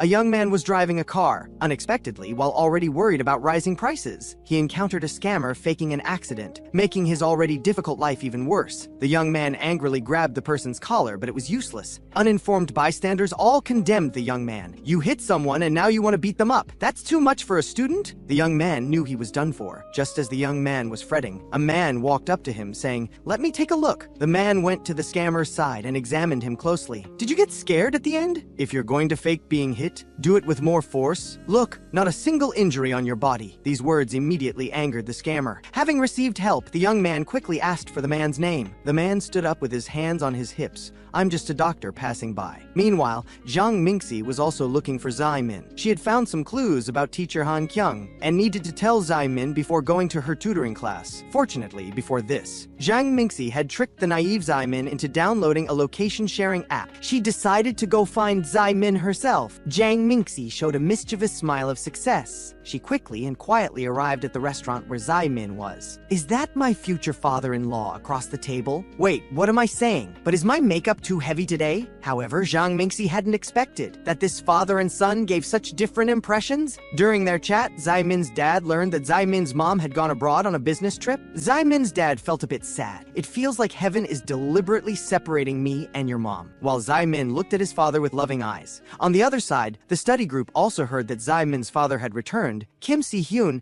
knew a bit about Zai-min's father. "I heard Zai-min's father, Dr. Yoon Jung-ho, is a specialist. He's also the youngest person to obtain the 2 highest degrees in the biological field, MD and PhD, from K Country University. He can be called a genius among geniuses. When K Country's ship was hijacked in Somalia, he became famous overnight for saving the captain who had been shot. But strangely, after becoming famous, his career was going smoothly when he suddenly announced he was giving up everything to go abroad. Rumor has it that he now works as a member of Doctors Without Borders, giving up all his fame and fortune to become a mysterious man traveling the world. That's Yin Zai-min's father." The study group wondered, "So is Yin Zai-min so obsessed with studying because his dad is scary?" Kim Si-hyun suggested it might not be because of that. At this moment, having learned that Zai-min had formed a study group, his father suddenly gave Zai-min a thumbs up. "That's cool. Dad also formed a study group when he was young. A man should have a few excellent teammates." Zai-min's expression grew happier. Yes, his dad was his hero. He would always see his dad's cool image on TV. Since childhood, he had dreamed of becoming as excellent as his dad, but his mom was always worried about him. Later, he learned it was because he didn't have a talent for studying, and his grandparents looked down on him and his mom. Whenever Grandma asked what rank Zai-min got on tests, Zai-min's mom would forcibly cover Zai-min's ears and pull him away, but his dad always supported him. Although they were later separated, he still liked his dad very much. Meanwhile, Zhang Mingxi also secretly peeked out her head. She had sent so many messages. Yet Zai-min didn't even look at his phone once. He must really like his dad. Just then, Zhang Mingxi seemed to discover something. Who is that person? At this moment, Zai-min was still chatting with his dad. Dad told Zai-min not to work so hard just to become someone like him. At this point, an unfriendly voice suddenly rang out. Even if you want to become like him, you can't, right? Useless fellow. Soon a group of people appeared before the two, led by an elderly man exuding an upper-class aura. Long time no see. Stupid grandson. When Zai Min stood next to his grandfather,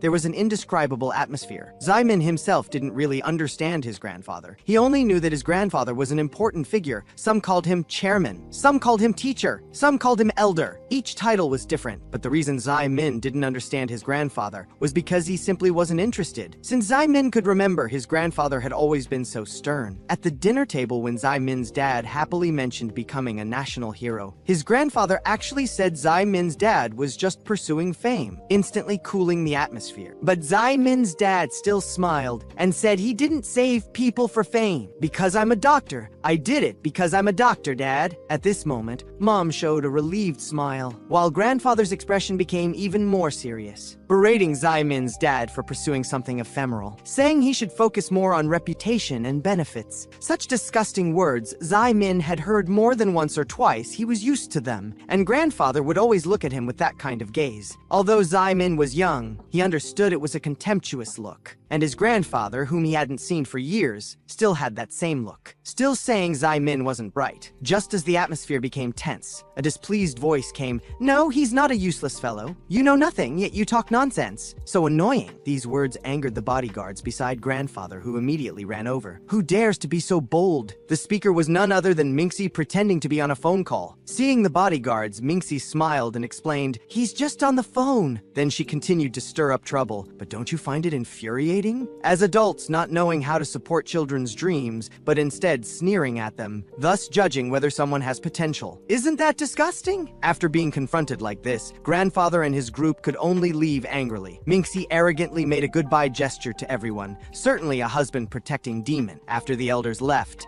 Zai Min's father suddenly looked dejected. Actually, he returned this time to persuade Zai Min to give up this exam. Although he had always encouraged Zai Min, in his heart, he also felt Zai Min didn't have a talentus. He no longer wanted to see the disappointment on the faces of those he loved. Plus, there was another reason for his return. He planned to cut ties with his family who didn't support his marriage to Zai Min's mom, then go abroad to reconcile with Zai Min's mom, and hoped Zai Min would join them abroad for a happy life. After saying this, Zai Min's dad turned to leave. He wouldn't force it. He told Zai Min to meet him at the airport in a week if he decided to come. Before leaving, he specifically thanked Minxie. You're Zai Min's friend, right? Thank you for your wake-up call. I saw you lingering outside earlier. After Zai Min's dad left, Minxie looked at Zai Min with concern. Hey, loser! Are you okay? Lying in bed that night, Zai Min thought about what had happened. Minxie anxiously explained she just got information about Chingma Field and came to tell Zai Min, emphasizing she was on her way to tutoring class. She seemed to know why teacher Han Kyung's phone appeared there. It turns out, during the days Minxie spent at Chingma Field, she would see a very loud man every day. Nearby thugs told her he sells phones. This person would bring a bunch of phones every day, using the money to play games. But Minxie couldn't see the person's face clearly, because he was too mysteriously wrapped up. Minxie was a bit scared. She heard that in a week, Chingma Field would hold an event. All VIPs would attend. But Minxie quickly changed her tone,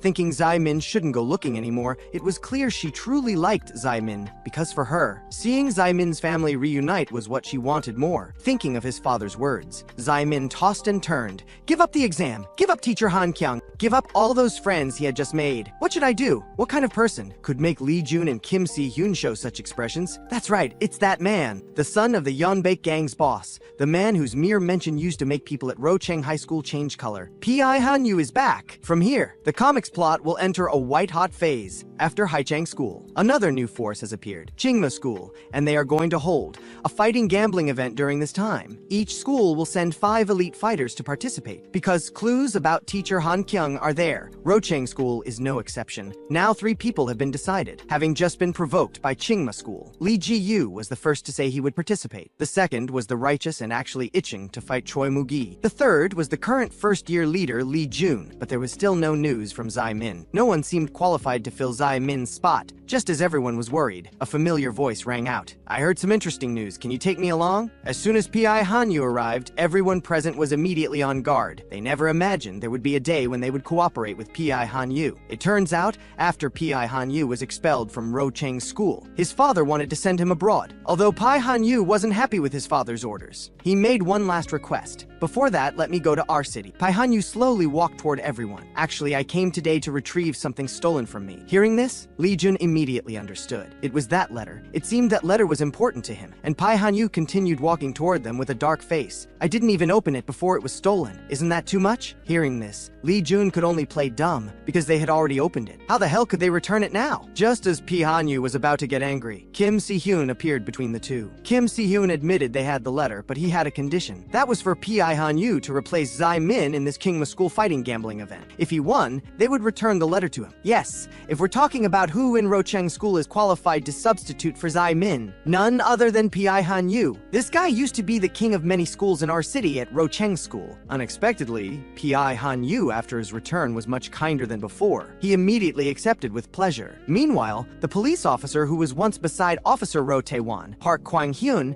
began investigating Kingma School. After investigation, he learned that the series of staged accident scams were all directed by Kingma School leader Pyo Min-sung. But without evidence, he couldn't make an arrest, so Park Kwang-hyun could only secretly investigate in Kingma School. Someone reported that Kingma School was illegally operating an underground arcade. Just as he was about to go down to check, he was stopped by the Kingma School principal. Unexpectedly, this principal was also in league with those thugs. What he didn't know was that the person behind Kingma School was actually Ma Ming-hwan, who was recently bailed out by the Yeonbaek gang. Just like that, time flew by. The important moment came unexpectedly. Yin Zai-min had only 1 hour left before his flight. Meanwhile, the showdown at Kingma School began. Interestingly for this battle, besides Li Jun, Choi Mugai, and Li Ji-yu who had requested to fight from the beginning, Kim Si-hyun was also dragged in to make up the numbers. As soon as everyone approached, they saw Pai Hanyu stepping on a thug. They already guessed. Today's spotlight would definitely be stolen by this guy. And before this, Pi Hanyu had arranged a private meeting with Yin Zai-min at Rocheng School. The vice principal and the head teacher stared at each other through the window, not daring to make any sudden moves. Although Pai Hanyu had been expelled from Rocheng School, this place was still somewhere he could come and go as he pleased. As the son of the Yeonbaek gang boss, they couldn't mess with him. Looking at Pi Hanyu before him, Yin Zai-min remained coldly aloof because of what Pi Hanyu had done to this school and his companions in the past. Yin Zai-min had to be cautious.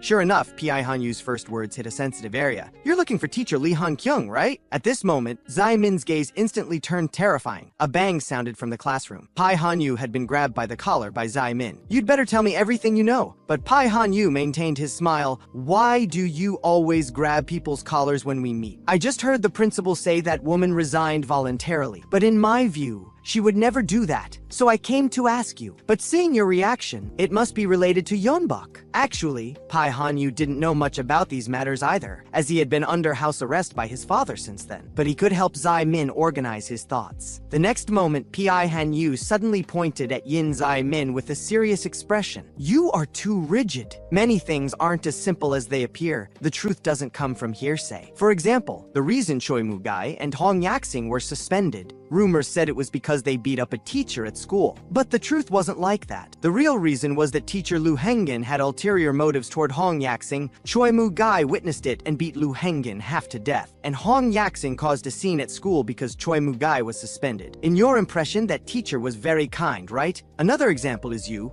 Perhaps you came to study at Rocheng School to redeem something. And this remark hit right at Yin Zai-min's heart. Zai-min remained silent. Yes, Pai Hanyu arranged this meeting with Yin Zai-min just to give him some advice. In a sense, Pai Hanyu had already failed, so he could only place his hopes on this person. This Yin Zai-min who seemed special to him. And he was here to play the role of Zai-min's guide. Pai Hanyu opened his palm. Don't blame yourself too much for many things. It might not be because of you. It might not be as serious as you think. So live more freely. No need to live for others. Just do what you want to do. After speaking, Pai Hanyu turned to leave. It's still too early for you to be a gentleman. Anyway, think about it.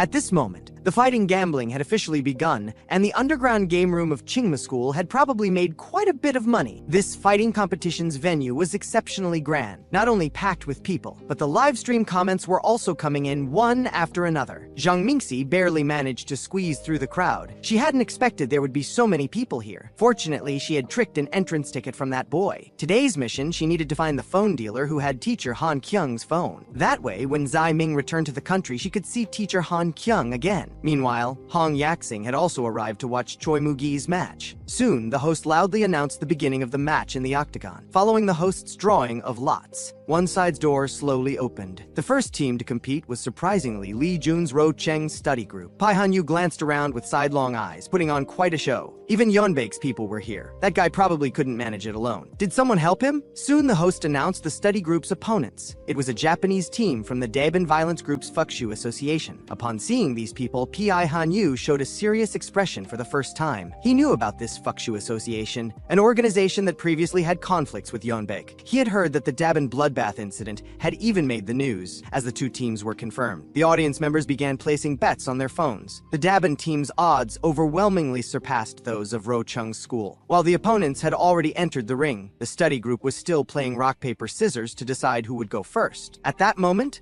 Li Jun suddenly looked toward the arena in horror. Li Jiu had somehow already gone up there, and right after the referee announced the start, Li Jiu's opponent suddenly raised his hand, saying, "I don't have the heart to hit a girl. Can I forfeit?" This immediately caused the audience to burst into laughter. The man continued to mock, but his teammate suddenly grabbed the octagon's wire fence. "Hey, didn't you hear the rules clearly? You can do anything except killing someone." In the next moment, the thug suddenly revealed an excited expression. "I see. In that case, I won't hold back." But just as he felt he was about to succeed, Li Xiu grabbed his leg. A leg takedown immediately floored him. Then an uppercut instantly ended the match. Hong Yaxing in the audience showed an expression that suggested this was expected. Someone who mistook Li Xiu for a girl would naturally lose. After Li Xiu left the stage, the opponent's boss had a gloomy face. If they lost again, they would become a laughingstock. Soon the second match began. This time it was Li Jun fighting against Japan's Huteng Shenggong. Li Jun immediately had the Japanese team on the defensive. Under Li Jun's continuous kicks, the Japanese team could only defend passively. In the audience, Hong Yaxing was enjoying the match when her stomach suddenly experienced intense pain. She quickly held her stomach and rushed to the bathroom. Back in the arena,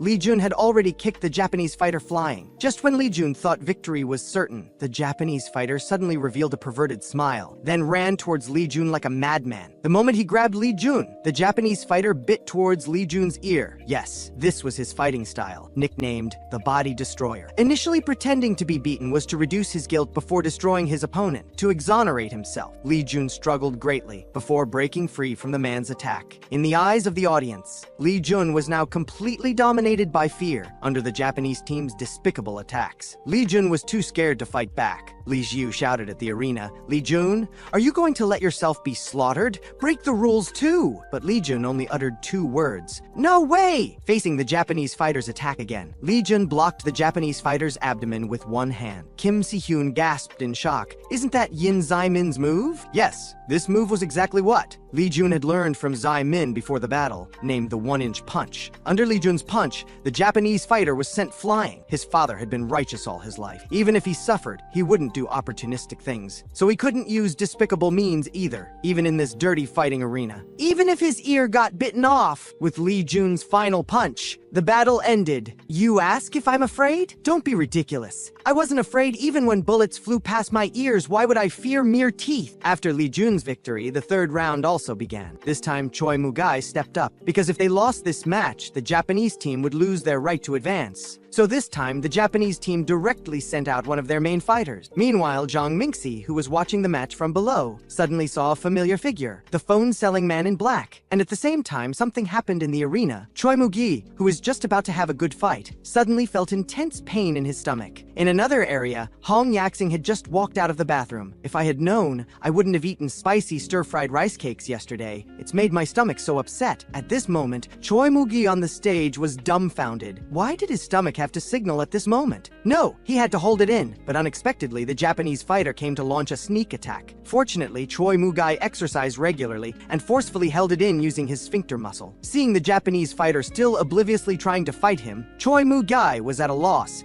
If he couldn't control it this time, he would be utterly humiliated in the ring. That would be a black mark he could never recover from in his lifetime. Those guys below would surely mock him mercilessly. Finally, when the Japanese fighter launched another attack, Choi Moo-gi used Aikido to throw the Japanese fighter to the ground and uttered the word forfeit. The Japanese fighter who left the stage maintained a dark expression. He had felt such intense fear for the first time. That guy wasn't scared away at all. He just thought I wasn't worth his time because he wasn't even looking at me. The fourth match of this gambling competition, Pi Hanyu would represent Rocheng School, and his opponent was the Japanese team's strongest fighter, Lian. Soon, both the Japanese fighter and Pi Hanyu stood in the arena. The Japanese fighter arrogantly stated in Japanese, "It's an honor to compete with Yanbaek's young master." Surprisingly, Pi Hanyu also answered in Japanese, "Is that so? Then may I ask you something? Why did you come here?" But Pi Hanyu was clearly underestimated. The Japanese fighter not only arrogantly refused to answer, but also assumed a fighting stance. Yes, in the Japanese team's perception, Lian could never lose. He was not only their best fighter, but also someone recognized by the Sun Country's gang boss. The Japanese fighter's face was full of confidence, still putting on airs. "I heard you've been practicing with Agent Park, but Agent Park was badly beaten by my master. We have many monsters where we come from. Today, I'll open your eyes." After speaking, the Japanese fighter charged fiercely toward Pi Hanyu, but Pi Hanyu responded with just one kick, pinning him against the wire fence with his head deeply embedded. Not enough, Pi Hanyu punched him to the ground and continued to beat him like holding down a small mouse. The Japanese team was shocked that their proud captain was finished in one hit. Pi Hanyu wasn't done. He lifted the Japanese fighter's head high. "Didn't they say you can do whatever you want after taking down an opponent? Let me see how tight the mouths of the violence group really are." Yes, Pi Hanyu always had a question in his mind. How did his father become such a big figure? At the root, his father was just a thug who knew how to fight. How did he gain such great power? That's right, there must be another reason. It must be some toxic secret that would threaten Pai Yonbek if discovered. No matter who it was, whoever touched that secret, he would never let them go. Even if it was a fragile female teacher, and Pai Hanyu's intuition told him this toxic secret was related to these Japanese fighters. He had to pry open his mouth and find out. So on stage, Pai Hanyu viciously interrogated, beating the opponent whenever he refused to answer. The study group was stunned. This was completely like toying with the opponent. At this moment, the Japanese fighter on stage suddenly revealed a vicious expression. This was also noticed by Pai Hanyu on stage. Unsurprisingly, Pai Hanyu annoyedly pinned the Japanese fighter to the ground. The next moment, a crisp sound came from the stage. One of the Japanese fighter's arms had been dislocated by Pai Hanyu, and he was howling in pain. Seeing this situation, the Japanese team members below had already drawn their knives. If necessary, he would have to do this. At this moment, the Japanese fighter on stage staggeringly stood up again. Seeing this slow progress on stage, Li Xiu couldn't stand it anymore. He grabbed the wire fence outside the octagon, telling Pai Hanyu to end it quickly. But Li Xiu's words caused dissatisfaction among the audience. They wanted the Japanese fighter to continue. They had bet heavily on it. Knowing the study group was anxious, Pai Hanyu also knew he wouldn't get anything more out of him. So this time, Pai Hanyu didn't hold back and ended the match with one strike, then casually walked towards the exit. After Pai Hanyu completed the final match, everyone returned to the rest area to rest. Pai Hanyu saw a familiar figure, so he followed to the washroom. "I thought I was seeing things." Pai Hanyu calmly washed his hands beside Ma Minghuan. "Minghuan, don't you think you need to explain something?" Pai Hanyu knew that Ma Minghuan must know something about his father, so he glared at Ma Minghuan with dangerous eyes. "What exactly is my dad doing?" Ma Minghuan's face still had that harmless smile. "Seems this matter is very important to you. But what if I refuse to answer? Will you hit me?" Pai Hanyu said. "How could I raise a hand against a friend?" But his fingers made cracking sounds, and Ma Minghuan was also making small movements in his pocket. The next moment, Pai Hanyu had several knives at his throat. Yes, friends should get along harmoniously. Of course, the men in black were also Yanbaek's people. They were just preventing Pai Hanyu from harming Ma Minghuan. Ma Minghuan looked at Pai Hanyu with eyes that seemed to see through everything. "I don't know what filial duty you're trying to fulfill, but don't inquire too deeply, okay?" After saying this, Ma Minghuan turned to leave. Turning again, he said, "I'll keep today's matter a secret for you." After Ma Minghuan and the men in black left, Pai Hanyu revealed an excited smile. This Ma Mingwan, truly unpredictable. Why did he tell me everything? During their conversation, many matches had already taken place. In the end, Qingma School advanced with a 3-0 victory. Meanwhile, our protagonist Yin Zai Min also met his father at the airport. Zai Min's father happily put his arm around Zai Min. Let's go see mom. But Zai Min couldn't feel happy at all. Zai Min's father comforted him. Once we go abroad, our family can be reunited. The motherland isn't actually as glorious as it appears on the surface. But what Zai Min's father didn't know was that Zai Min came to the airport, not to say goodbye to his friends, but to say goodbye to his family. He planned to give up his family. In the meantime, Pianyu was already in his second match. This time, the opponents were peculiar. It was the Repentance Youth Group, basically Ro Cheng's school fighting Ro Cheng School. Li Ziyu below was almost driven crazy by this rebellious younger brother. Actually, these three people each had some grudge against Pi Hanyu. They had come specifically to challenge Pi Hanyu. How could they miss such a good opportunity to beat up Pi Hanyu? Pi Hanyu also calmly walked onto the stage. Since they came to challenge him, he had no problem fighting 1 versus 3. But such a match caused dissatisfaction among the audience, who shouted that it was unfair. Choi Mugai looked at those spectators with some annoyance. What are you shouting about? Would someone who felt disadvantaged have that expression? As the match began, Li Xuanyu was the first to charge forward. The person who had made him become a thug and almost left him no way back was none other than Pai Hanyu. But Pai Hanyu still had that relaxed smile. A turning kick sent Li Xuanyu to face the sun. The second to attack was Kim Soon Chul using Tiger Fist, the fierce tiger leaving the mountain. The person who led those small thugs to cause trouble for the martial arts school was directed by Pai Hanyu. Kim Soon Chul almost had his life ruined because of the Yonbaek gang. Under Kim Soon Chul's angry fist, Pai Hanyu finally wasn't as relaxed as before. But at the same time, Kim Soon Chul discovered that Pai Hanyu's field of vision was so wide. No matter which blind spot he attacked from, Pai Hanyu could accurately defend. Under the continuous attacks of the two, Pai Hanyu could easily counterattack, taking down both with one move. At the same time, a gloomy aura approached. Then powerful attacks fell like a storm. This was Kung Fu Kid Cheon Si-hwan's wolf killer. Speaking of Cheon Si-hwan's grudge with Pai Hanyu, it was actually the deepest. Although the person who toyed with him and his master was Ma Minghwan, the burning of the martial arts school and some of Ma Minghwan's actions all had Pai Hanyu's instigation. Pai Hanyu endured the pain in his arm and threw Chon Si-hwan out. Chon Si-hwan landed steadily, then stabilized his posture and charged towards Pai Hanyu again. When Chon Si-hwan appeared, the audience cheered the loudest. Every movement was elegant and cool, like watching a martial arts movie. During the fight on stage, Zhang Mingxi encountered a crisis. That mysterious phone seller was pressing Zhang Mingxi hard against the wall, interrogating her. Speak! Why are you following me? On the arena, the three finally decided to attack simultaneously, but terrifyingly, despite the numerical advantage, Pai Hanyu fought them as easily as fighting one person. Pai Hanyu was truly like his title,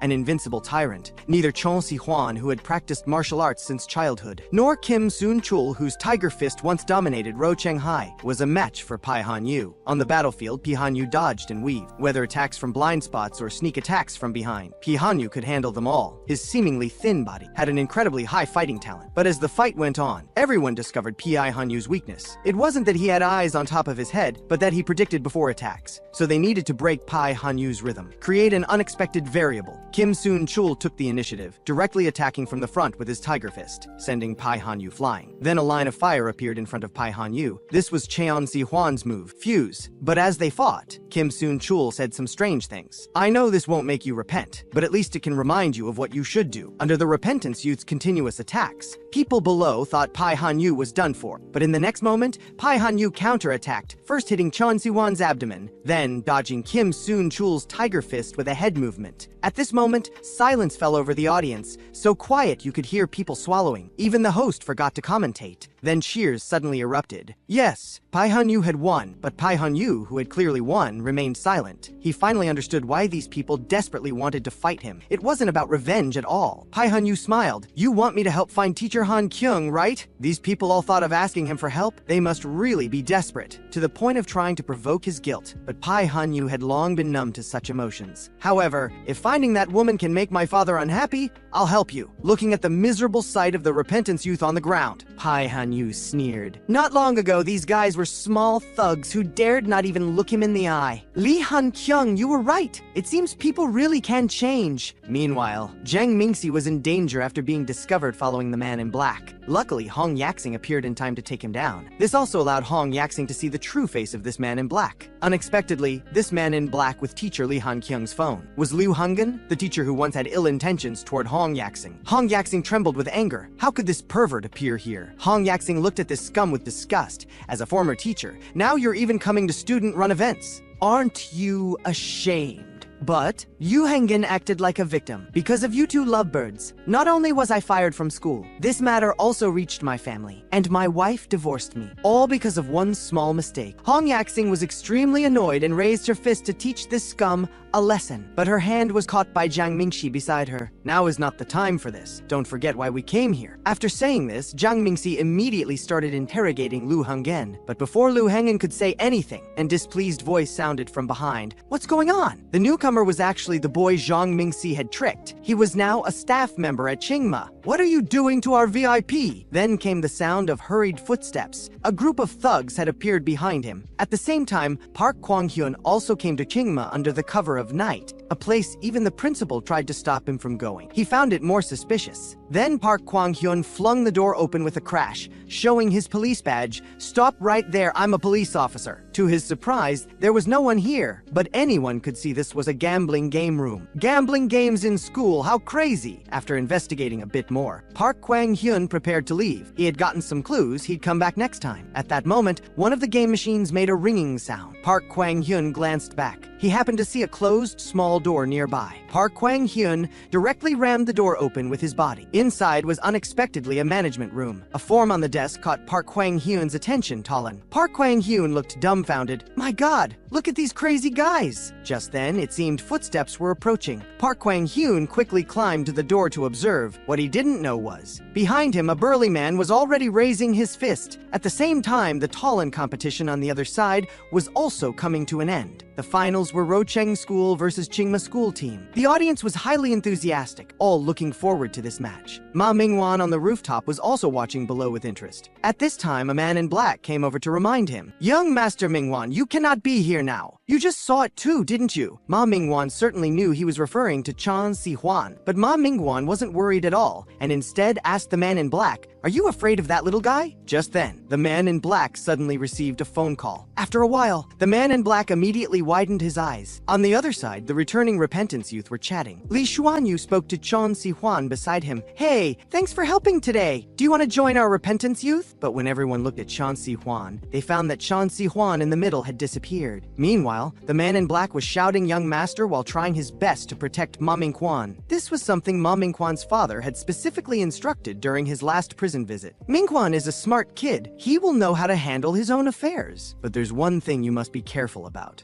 Never let him meet Chan Si-hwan. Since Master Ying Chuan was shot by Ma Mingquan, Chan Si-hwan had been living in the shadow of this incident. Once, the talent agency, in order to cultivate Chan Si-hwan, specifically took him to watch a top martial arts actor filming. Just when the top actor raised a prop gun, Chan Si-hwan suddenly froze as if possessed, then disappeared from his chair. When they looked at the screen again, Chan Si-hwan had already raised the actor's hand holding the prop gun, repeating like a madman, "Don't shoot!" Afterward, from the car, Chan Si-hwan saw the agent continuously apologizing to people. Chan Si-hwan sat there like a child who had done something wrong. When the agent returned to the car, the scolding Chan Si-hwan imagined didn't happen. Instead, the agent patted Chan Si-hwan's head. He knew about Chan Si-hwan's situation and could understand his reaction. At this moment, Chan Si-hwan's eyes filled with tears. "I'm sorry, I'm too weak." The agent comforted him. "It's not weakness. It's a knot in your heart that you can't untie." Chan Si-hwan clenched his fists until they trembled. "I heard the guy who killed my master is out of prison. I don't know what I might do." But the agent interrupted Chan Si-hwan's words with a light chuckle. "Si-hwan, you are valuable talent. I won't give up on you. If there's a chance, I hope you can completely resolve this.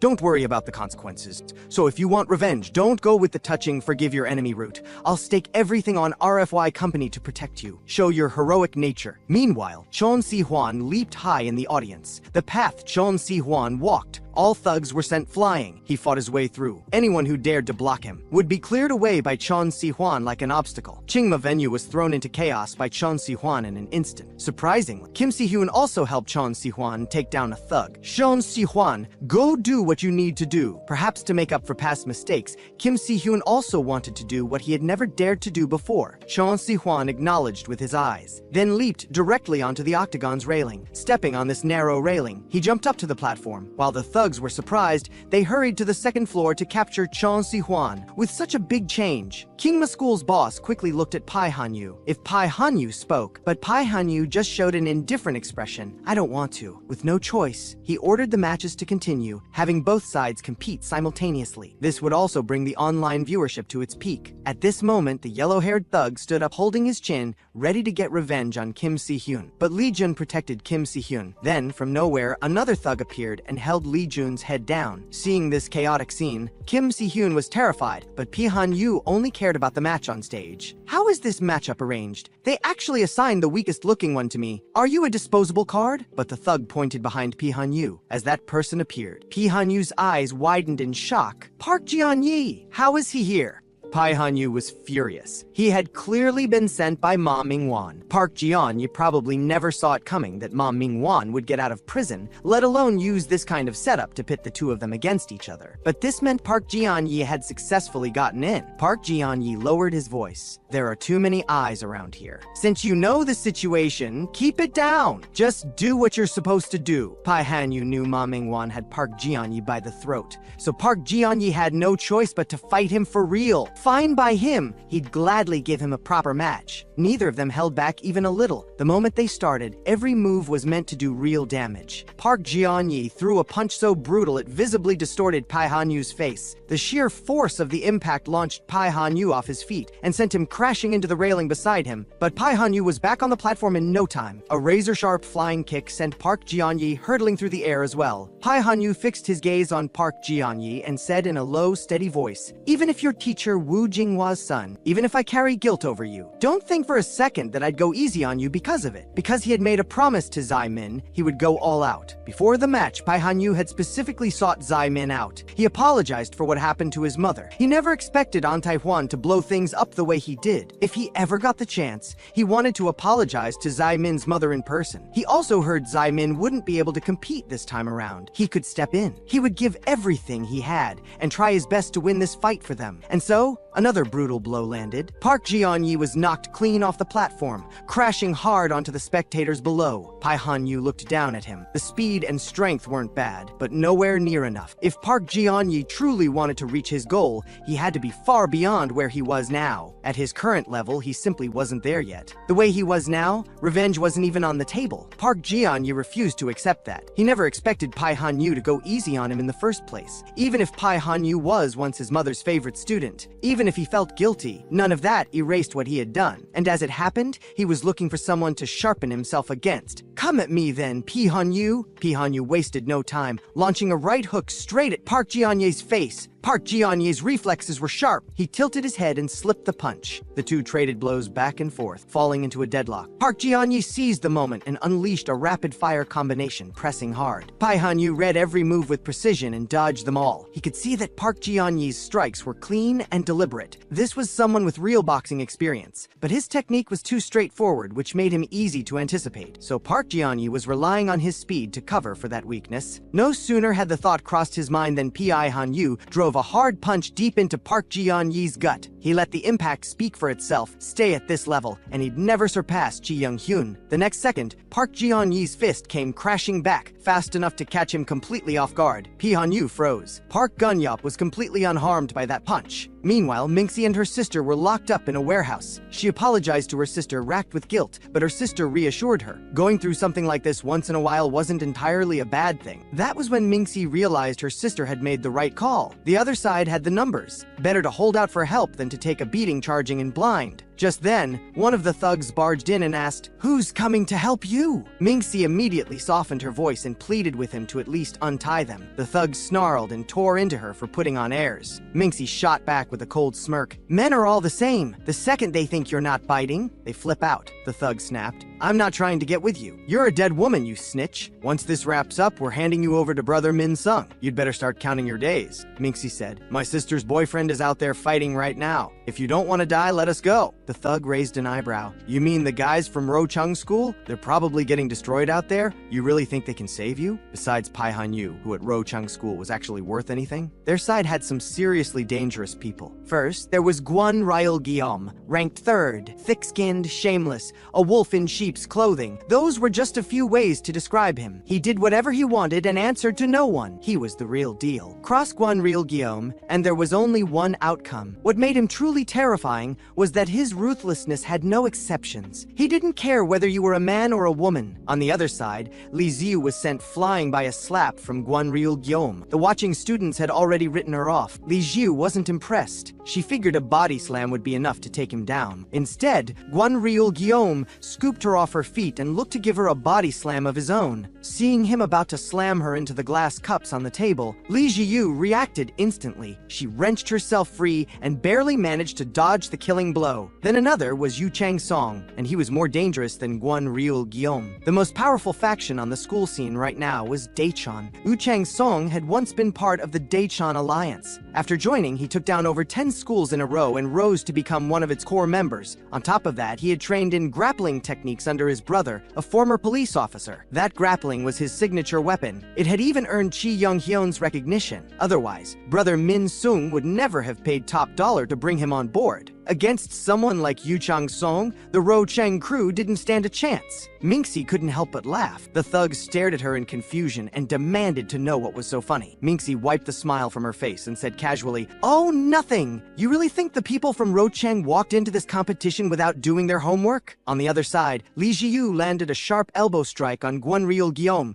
and Li Jun was getting ready to unleash his trump card. Before the match, Choi Hee-won thanked everyone for stepping up to avenge her, but worried it was too risky. Kim Si-hyun forced a calm he didn't feel and tried to reassure her. They weren't the kind of people who just rolled over and let others do whatever they wanted. He sounded convincing enough on the surface. Inside, he was a mess. Si-hyun anxiously pressed Lee Jun on whether he was really truly safe from having to fight. Lee Jun gave a carefree wave of his hand. Not necessarily. That was basically the same as saying they had no plan whatsoever. That day in the classroom, Minxie had received a private message from Choi Hee-won asking for help. She had come specifically to dig up information on Yu Chang-song and Guan Ryul Guillaume, so Minxie had already gone ahead and asked the guys about them beforehand and passed everything she found to Choi Hee-won and the others. Now, without waiting for the thug to say another word, Minxie coolly admitted it. Even as a fellow member of Tsinghua School, she had no problem selling them out at any time, and the students watching the live stream erupted in shock as Lee Jun actually broke free from the hold. Everyone had assumed he was done for. Lee Jun had fallen for that move once before. This time, he had clearly come prepared. Lee Jun moved in a flash. He threw his hand up and blocked Yu Chang-song's line of sight, leaving him no room to react. The moment Yu Chang-song's vision was cut off, Lee Jun didn't hesitate. He drove his foot hard into Yu Chang-song's stomach. Yu Chang-song couldn't believe Lee Jun had just slipped out of his grapple. Had he actually gone and learned some kind of self-defense specifically to break out of that move? He had figured Lee Jun for nothing more than a small-timer. He had no idea the guy could hit like that. Next time, he was going to have to come at him a lot harder. But Lee Jun knew the only reason he got out of it was because Yu Chang-song had his guard down. From this point on, Yu Chang-song would be coming at him with everything he had. If he got caught again, it was over. So he had to keep moving. Never stop, never stand still. Lee Jun quietly took comfort in the layout. The arena had been confining. This open space actually worked in his favor. He settled on a plan, keep dodging and run out the clock, then wait patiently for the right moment to counter. The key was to stay as mobile as possible to keep the upper hand. And while dodging, he had to keep throwing attacks to pile on the pressure. That was his ace in the hole. Yu Chang-song was seething. He cursed Lee Jun out as a cowardly piece of trash. Lee Jun just laughed and said he'd take that as a compliment. That pushed Yu Chang-song over the edge. This rookie actually had the nerve to taunt him. He charged forward and unloaded a barrage of combination punches, hammering them into Lee Jun. Lee Jun was confused. He started to wonder if Yu Chang-song had ditched the grappling altogether. Yu Chang-song kept throwing punches as he growled. "Grappling's not the only thing I know." He drove a brutal uppercut forward. He was Yu Chang's Song of the Daishan Alliance. Back in the day, a nobody like Li Jun wouldn't even have been worth his time in a one-on-one. Yu Chang Song looked at Li Jun with pure contempt. He had absolutely no respect for this faceless little grunt. Li Jun fired back, mocking Yu Chang's Song for not understanding what an alliance even meant. Taking over schools wasn't as simple as Yu Chang's Song seemed to think. What they called an alliance was nothing like the scheming and pillaging Yu Chang's Song was known for. Crushing people by any means necessary just to make money. That wasn't an alliance. It didn't deserve the name. Li Jun raised his voice and asked if the crew from the Bullied school was watching this fight. He swore he would build a real R-City alliance with his own two hands. Yu Chang's Song exploded, telling him not to overreach. Was he seriously thinking about taking over all of R-City? He'd better not forget, Qingma still ran this city. It wasn't his place to act up. Yu Chang's Song raged that Li Jun had gone way too far. He lunged forward and wrapped his hand around Li Jun's throat in a death grip. Li Jun swung his arm down and smashed it hard against Yu Chang's Song's forearm. Yu Chang's Song let out a howl of pain. His arm popped right out of its socket. Seeing that he still hadn't gone down,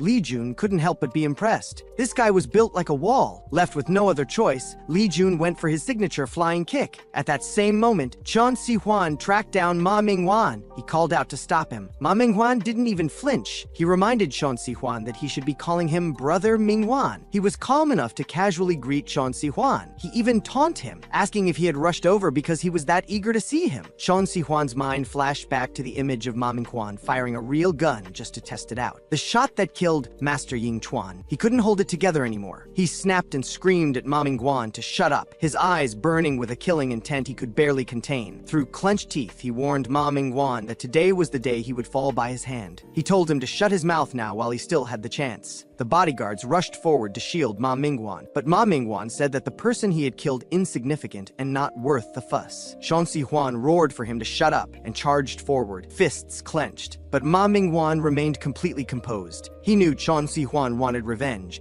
but if it were him, he never would have chosen this place to make his move. And just like that, a swarm of black-clad bodyguards materialized out of nowhere, surrounding Chen Sihuan on all sides. Revenge was only satisfying when the timing was right. Someone as hot-headed as Chen Sihuan was only going to trip himself up. Back in the arena, Li Jun finally put Yu Chang's Song on the ground for good. Still catching his breath, he found it in himself to ask the crowd whether they got a good shot of it. Yu Chang's Song coughed up blood and stubbornly demanded to know if Li Jun was planning to use the R-City Alliance to take over the whole city. He insisted Li Jun had just gotten lucky. Their overall record was still tied at 1 apiece. Chi Young-hyun was probably watching right now and had definitely just heard him declare war. Li Jun didn't care at all. He wasn't the least bit afraid of Chi Young-hyun. He had thought Chi Young-hyun was a man of his word back when they crossed paths at the construction site. Turns out he just let his people do whatever they wanted. Didn't exactly sound like one of the good guys. Just then, the sound of Kim Si-hyun's voice cut through the noise. Li Jun watched Kim Si-hyun, who had been running and dodging this whole time without throwing a single punch. He was stunned that Si-hyun had kept running all this time just to avoid fighting. Kim Si-hyun explained that Ro Chang only needed 3 wins to call it done. He was just waiting for the right opening. In that case, Li Jun figured he'd lend a hand. The rules said anything goes, after all. Kim Si-hyun quickly refused, telling Li Jun not to worry about him. If he still had any energy left, he should go help Chen Sihuan. All the Yeonbaek thugs had gone after Chen Sihuan. He was definitely in deep trouble right now. Then he added one more thing. Chen Sihuan had gone to find Ma Minghuan. That one sentence wiped the expression clean off Li Jun's face. He let out a string of curses. Then he was already moving, vaulting over the barrier to go find Chen Sihuan. Chen Sihuan had gone upstairs, so he headed up, but as he passed the stage, he stopped dead in his tracks. The one who was going up against Pi Hanyu was Park Jianyi. How was Park Jianyi the last fighter for Qingma School? What was going on? Meanwhile, everyone had been left completely stunned by Li Jiyu. No one expected this small-statured girl to be such a ferocious fighter. She drove her elbow hard into Guanryul Guillaume's chest. Li Jiyu, still catching her breath, threw down a challenge. Even a big guy like you still feels it when you get hit somewhere it counts. She had eventually taken the advice from that waste of space and started going for vital spots. But this guy was on a whole other level. She had landed 5 or 6 solid hits on his vitals and he looked completely fine. Guanryul Guillaume's expression darkened. He had been pulling his punches because she was a woman. That was over now. Before the words were even out of his mouth, he threw a heavy punch. Li Jiyu's reflexes kicked in and she twisted out of the way. The fist slammed into the table and left a dent. She quickly ran the numbers in her head. Guanryul Guillaume was all raw power and no technique whatsoever. His reputation rested entirely on his sheer size. But if he ever landed a hit on her,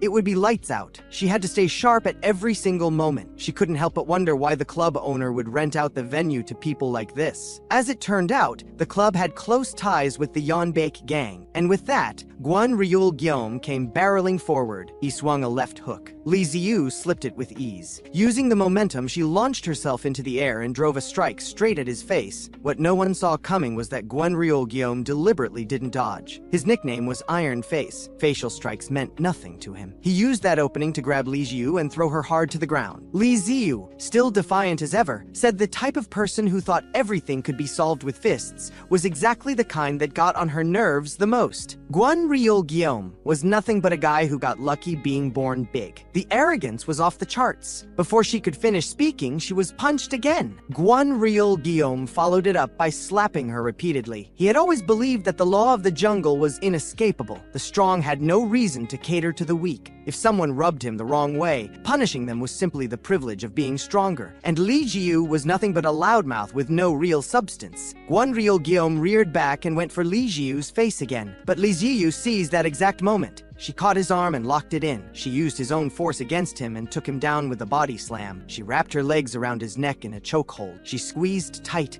and pinned him to the ground. Gwon Ryul Gyeom lost his balance and his head slammed hard into the floor, knocking all resistance out of him. Lee Jiu was still breathing hard. In a world ruled by the strong, Gwon Ryul Gyeom was at the very bottom. Because if he were actually strong, he wouldn't have gone down this easily. Not far away, Pyo Min Song stared at the sight of both Gwon Ryul Gyeom and Woo Chang-song defeated. He couldn't believe what he was seeing. Choi Moo-gi was furious and shaken in equal measure. He had to beat Pyo Min Song before Pi Han-yu got to him. He hadn't made any kind of impression today yet. He wasn't about to walk away empty-handed. Pyo Min Song, fuming, hurled a right hook at Choi Moo-gi. Choi Moo-gi smirked. Pyo Min Song was hitting noticeably harder. The news must have sent him into a rage. He deliberately twisted the knife. Is this because your hired muscle just got dropped? Don't take it so hard. Those people from Rocheng School might spend most of their time buried in their studies, but every one of them is a force to be reckoned with. Li Jiu had already pushed past the limits of what anyone expected from a woman. She was the truly top-tier elite. Li Jun had completely unlocked his potential ever since he started training under Zai Min and shot straight to the top of Rocheng's first-year rankings. More than anything, they were nothing like the thugs at Qingma. They always went after opponents stronger than themselves. To beat those stronger opponents, they kept pushing themselves past their limits,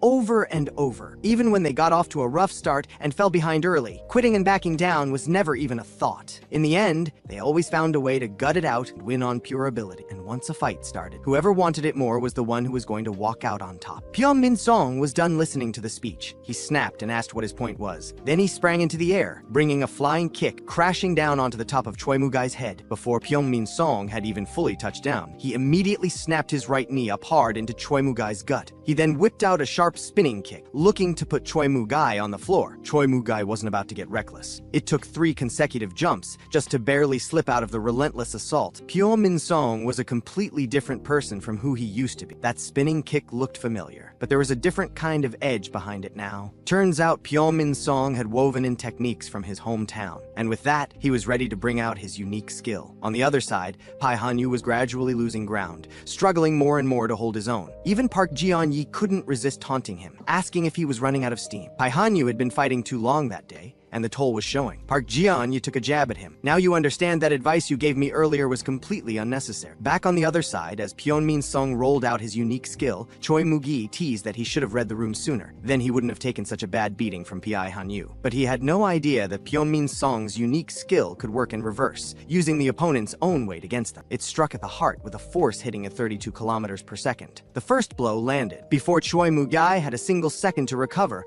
a follow-up strike came down on the exact same spot. The accumulated force of those consecutive strikes was comparable to a bowling ball dropped from 10 feet up. Choi Moo-gi took the hit right on target and cried out in pain. Pyo Min Song zeroed in on the old wounds. Choi Moo-gi was shaken to his core. Pyo Min Song was like a different person entirely. He had clearly come here ready, with everything he had left. Choi Moo-gai locked his legs around Pyo Min Song and barely managed to claw back a threat of control. Pyo Min Song gritted his teeth, refusing to believe he couldn't break free. Choi Moo-gai was certain Pyo Min Song wasn't isn't getting out of this one. Finally, a chance to hit back. He was ready to go all in. Then a sharp, urgent shout tore through the venue. Choi Mu-gai heard it and felt a chill run through him. He spun his head toward the sound. What he saw was Shu Guangju with a chokehold around Kim Si-hyun's throat. Shu Guangju's voice roared through the hall as he ordered everyone to stop, or Si-hyun would thrown down. There was Kim Si-hyun, dangling outside the second-floor railing at Shu Guangju's mercy. A beer bottle had already been thrown to the floor below and shattered into a carpet of glass. Shu Guangju made it clear, if anyone continued to attack, Kim Si-hyun would be in danger. Nearby, one of the thugs barked at the audience to shut off their cameras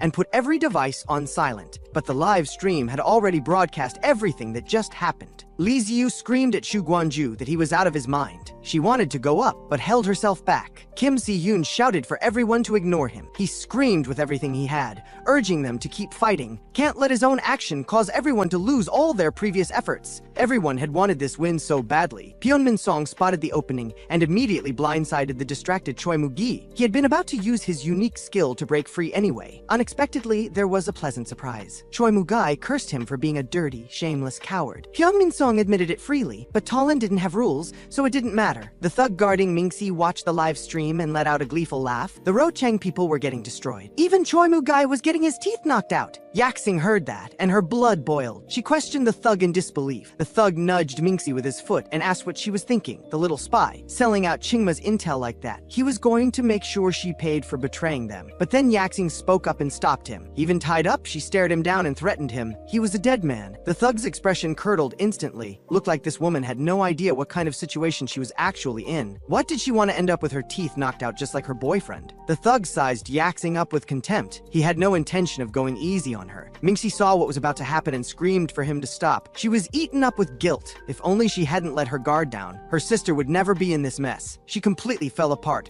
crying out over and over, begging for someone to come and help them. Suddenly, the warehouse door was kicked clean off its hinges. It flew straight into the thug who had been about to throw his first punch, sending him sprawling. The thug hit the floor hard and, clutching himself in pain, screamed to know who the hell had the nerve to do that. The newcomer's eyes landed on Mingxi. In a low, quiet voice, he asked how she had gotten that injury on her face. The protagonist Zai Min arrived just in time. An announcement kept repeating over the intercom, urging Yoon Jong-ho and Zai Min to make their way to Gate 23. There were only 5 minutes left before the doors closed. Dad was still standing there. He hadn't moved. With her wrists freed, Yaxing let out a breath of relief. Mingxi asked how he had come here. Zai Min explained that when he couldn't reach Mingxi, he followed the shared location on an app and tracked her here. Mingxi was puzzled. That app didn't show a specific address. The truth was, when Zai Min had gotten there, he didn't actually know where Mingxi was. As luck would have it, he happened to run straight into the security guard who had grabbed her. Zai Min stopped him and desperately asked if he had seen Mingxi. The guard recognized her as the girl they had brought in a moment ago. Zai Min pressed him urgently for her whereabouts. The guard's whole demeanor shifted. He refused to say a word and instead demanded to know where Zai Min had come from. Zai Min had no patience for it. He launched straight into a flurry of punches and backed the man right into a wall. Then he grabbed him by the throat and applied pressure until the man gave up Mingxi's location. When Zai Min turned to tell Mingxi the story, he played it down and said the man had just told him on his own. Mingxi wasn't entirely convinced, but she was more concerned about him and Uncle, and about leaving the country. Zai Min brushed that aside with a vague excuse and steered the conversation away. He asked whether anyone had tracked down the person who had taken teacher Han Kyung's phone. Yaxing said the person who sold the phone was Liu Hongyan, a former teacher at Rocheng School. Zai Min's eyes sharpened immediately. He asked urgently where that bastard was right now. Mingxi figured he was still most likely somewhere in the building, but right now his study group teammates were in danger. They had to go help. She grabbed Zai Min to leave, then turned back and called to Yaxing, asking why she wasn't coming. Yaxing told them to go ahead, although she was worried about Choi Mu-gi. Right now, she had a score to settle with this thug first. On the other side, Shu Guangju was pleased with the reaction he was getting. He hadn't actually expected this tactic to work. He had no idea the Rocheng school crowd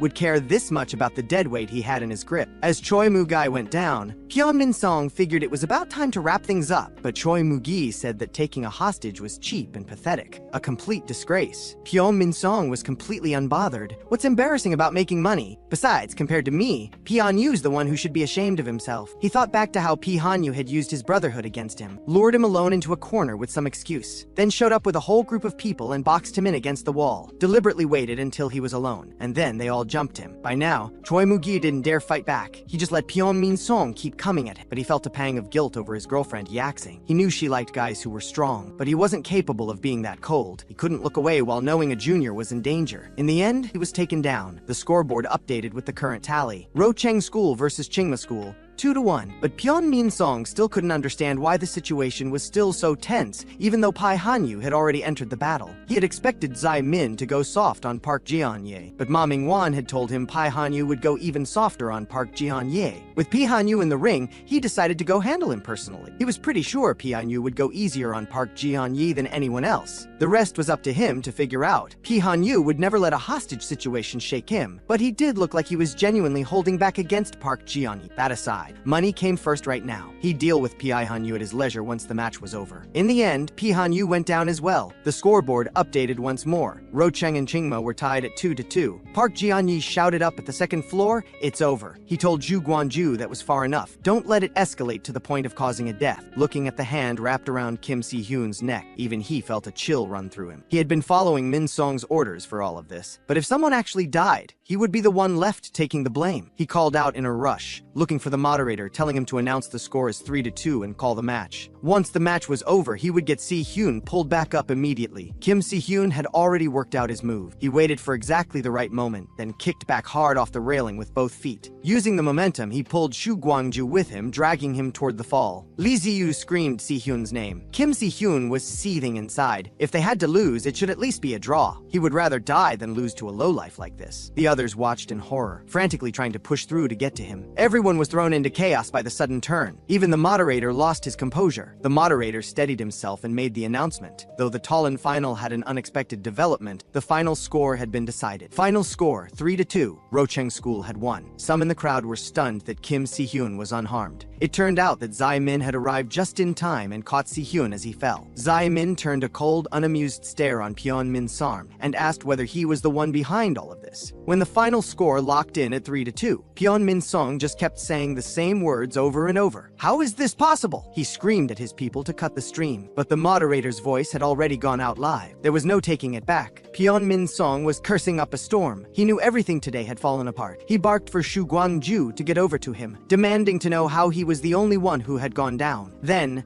Zai Min grabbed him. His stomach dropped. What was Zai Min even doing here? Zai Min had long since lost his patience. Then it clicked. Zai Min was the one who had caught Si-hyun. Pyeon Min-song thought, if he could use that angle, he might be able to get the official result overturned. He wheeled on the moderator and accused him of being blind. Having a non-competitor interfere was a violation. The moderator threw back that they were the ones who had taken a hostage. Pyeon Min-song said, "You want to get paid? You do it my way. You're just a money-hungry parasite putting on a show of having principles." He had made a promise to Lee Jun. He had even sworn it. If Rocheng won, he would stop going after the other schools. So he absolutely could not let this victory be taken away. He pushed the moderator to change the result. He didn't even finish the sentence before a punch landed. The force of it sent Pyeon Min-song flying a considerable distance. He landed and coughed up blood, but still screamed for everyone to get out of the way. Zai Min's expression was ice cold. He told Pyeon Min-song he was nothing like Lee Jun. He had no intention of playing by their rules. He looked at Pyeon Min-song livid and beside himself and said, "If you need money that badly, get an honest part-time job. Stop running these dirty schemes." That hit a nerve. Pyeon Min-song screamed for Chingma's people to take him out. Finish Zai Min. Zai Min moved at a speed that was almost hard to follow. Everyone who rushed at him got dropped before they could land a single hit. One of them panicked and cried out, "Wait!" Zai Min hit him in the face without a second thought. Pyeon Min-song was hiding behind that person at that very moment, waiting for Zai Min to be distracted so he could get a shot in. Pyeon Min-song had a reputation for being calculating and underhanded. He thought he had spotted his opening. This time, he would definitely be able to get Jae Min under control. He launched his unique skill, but before the move was even halfway out, a fist crashed into him. He was sent flying. Every single person in the venue at the first Talon had their jaw hit the floor. He had been punched clean clean into the air by Zai Min. Pyo Min Song hit the ground hard, kicking up a cloud of dust. The sight of it made people's skin crawl. The entire arena went dead silent in an instant. Nobody dared say a single word. Once it sank in, everyone started pressing Zai Min in awe, asking what in the world that move was. People who had all been on different sides moments ago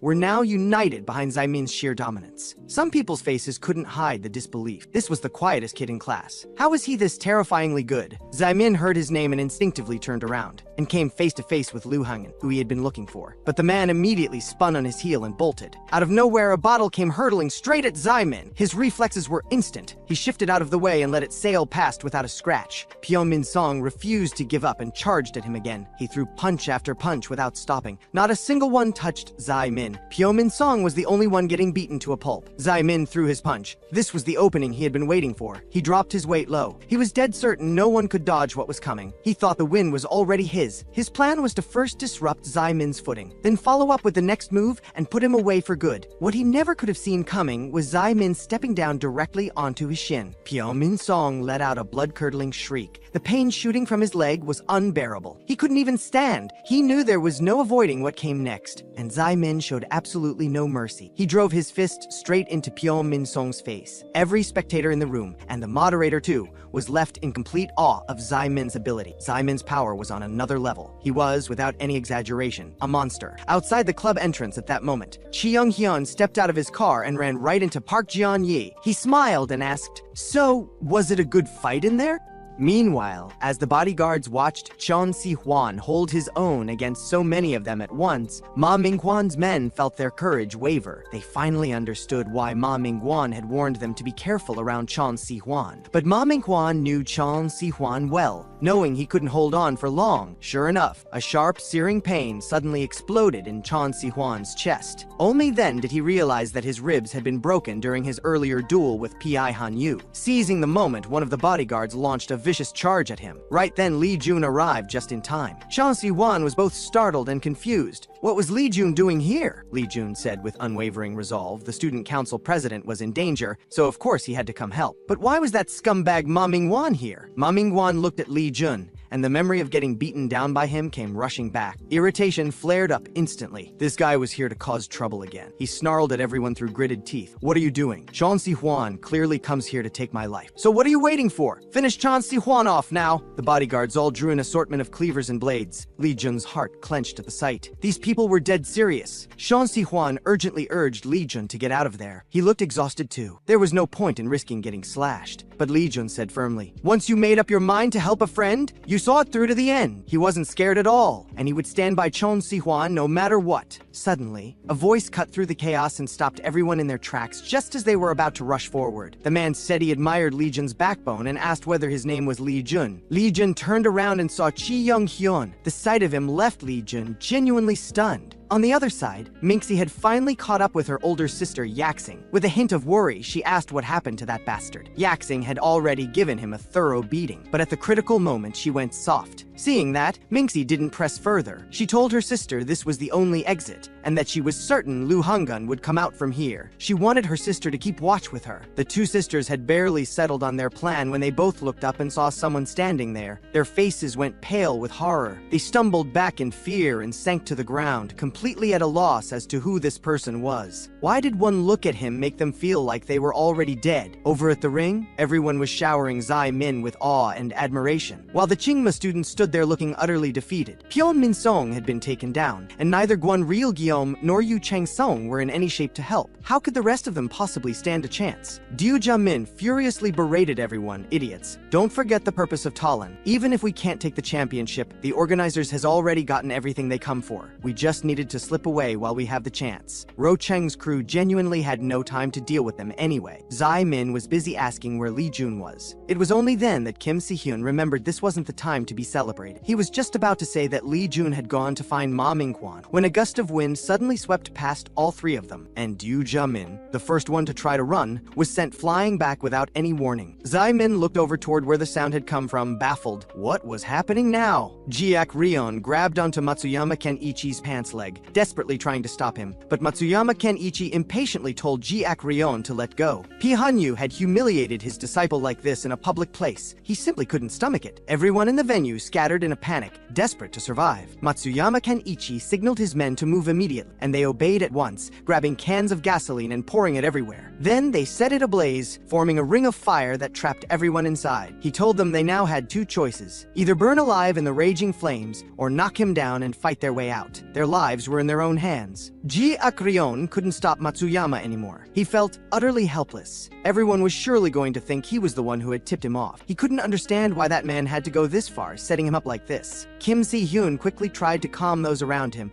urging them not to act rashly and to think of another way. But Zai-min wasn't listening at all. He charged straight ahead. Matsuyama Kenichi, far from troubled, only grew more excited at the sight. This was exactly the kind of fight he lived for. He just loved the feeling of bringing down someone strong. Kim Si-hyun was beside himself with worry. Everyone had already been pushed to their limits. Zai-min was the only one who can fight. Zai-min could clearly sense how formidable this opponent was, stronger than anyone he had ever faced. This man's power felt roughly on par with Zai-min's uncle. The flames burned higher and higher, and the temperature inside the venue was rising fast. If this kept up, everyone would be consumed by the fire. His mind was in turmoil, the unease gnawing at him and making him more agitated by the second. Noticing the distraction, Matsuyama Kenichi immediately threw a punch. Suddenly, a voice behind him told Zai-min to squat down, and he dropped down instantly without hesitation. A flying kick swept in at just the right moment, and Pai Hanyu sent Matsuyama, who had been about to strike, crashing away. He had promised to help Zai-min, so he was going to follow through no matter what. Kim Si-hyun stared at Pai Hanyu, who had rushed over to help, utterly baffled. Hadn't he just been knocked unconscious? How did he look completely fine now? It turned out that earlier, when Kim Si-hyun was taken hostage, Bak Jeon-yop had seen how dire things were getting and quietly gestured for Pai Hanyu to ease up. But Pai Hanyu hadn't forgotten his promise. He had vowed to help them win this fight, and he hesitated for a moment. Still, he knew full well that if they kept pushing like this, Kim Si-hyun was going to end up badly hurt. Just a moment ago, Bak Jeon-yop had told him to hold nothing back. Yet here he was, clearly worried about Kim Si-hyun, getting pulled into an act out of nowhere like this. It was the first time Pai Hanyu had ever played a scene like that. What stuck with him most was Bak Jeon-yop's parting words. He had the nerve to call Pai Hanyu greedy. Pai Hanyu suggested he take on Matsuyama Kenichi himself and let Zai-min use the chance to get his friends out of there. Zai-min refused point blank. Every spectator and every Chingma student in that venue should leave safely. All of them. Even if some of them had acted terribly, he refused to leave anyone behind to die. They had to bring that man down before the fire spread any further. Pai Hanyu let out a helpless sigh. He hadn't expected Zai-min to be this stubborn, and their opponent was Matsuyama Kenichi of Fukak. Years ago, during the battle between Fukak and Yeonbaek, Matsuyama Kenichi had taken out 31 men on his own. That bloodbath had left 107 others seriously wounded. Even Ma Mingwan and Bak Jeon-yop had once been left utterly shaken by the sheer brutality of Matsuyama's power. With this man here, someone in this place was not walking out alive today. So in Pai Hanyu's mind, the only reasonable play was to give ground. Matsuyama would fixate on him, and the others could use that window to get out. But Zai-min wouldn't back down. Before he even finished speaking, Zai-min was already charging forward. He brought the edge of his hand down in a fierce chop aimed at the top of Matsuyama's head, and Pai Hanyu followed up immediately, driving a flying kick hard into Matsuyama Kenichi's stomach. Matsuyama Kenichi was seething. Neither of them dared to let their guard down for even a moment. They quickly spread apart and circled him in a rotating formation. Matsuyama Kenichi roared in fury, demanding to know how two little punks dared treat him like a wild boar to be hunted. Burning with rage, he zeroed in on Pai Hanyu first and slammed him straight into the wall behind with a single punch. Gyeok Ryon could see what Zai-min and Pai Hanyu were trying to do, win through sheer speed. But Matsuyama Kenichi didn't just hit with bone-shattering force. A single punch from him could fracture bones. His speed was also terrifying, completely unpredictable and impossible to defend against. Matsuyama Kenichi suddenly appeared behind Pai Hanyu, hoisting a heavy iron grate overhead, and brought it crashing down toward Pai Hanyu's skull. Gyeok Ryon felt a wave of quiet dread. His teacher was fighting for real now, but dragging YB into this was going to cause serious trouble. Everyone was sure Pai Hanyu was as good as dead, and then the whole scene flipped in a way no one saw coming. Zai-min had grabbed a chair and used it to block the killing blow for Pai Hanyu. Matsuyama Kenichi was taken aback for just a moment. Then he reached out and sent Zai-min flying with a casual flick. Zai-min gritted his teeth and raised the chair, pouring every ounce of his strength into slamming it into Matsuyama Kenichi's face, then pressed the advantage,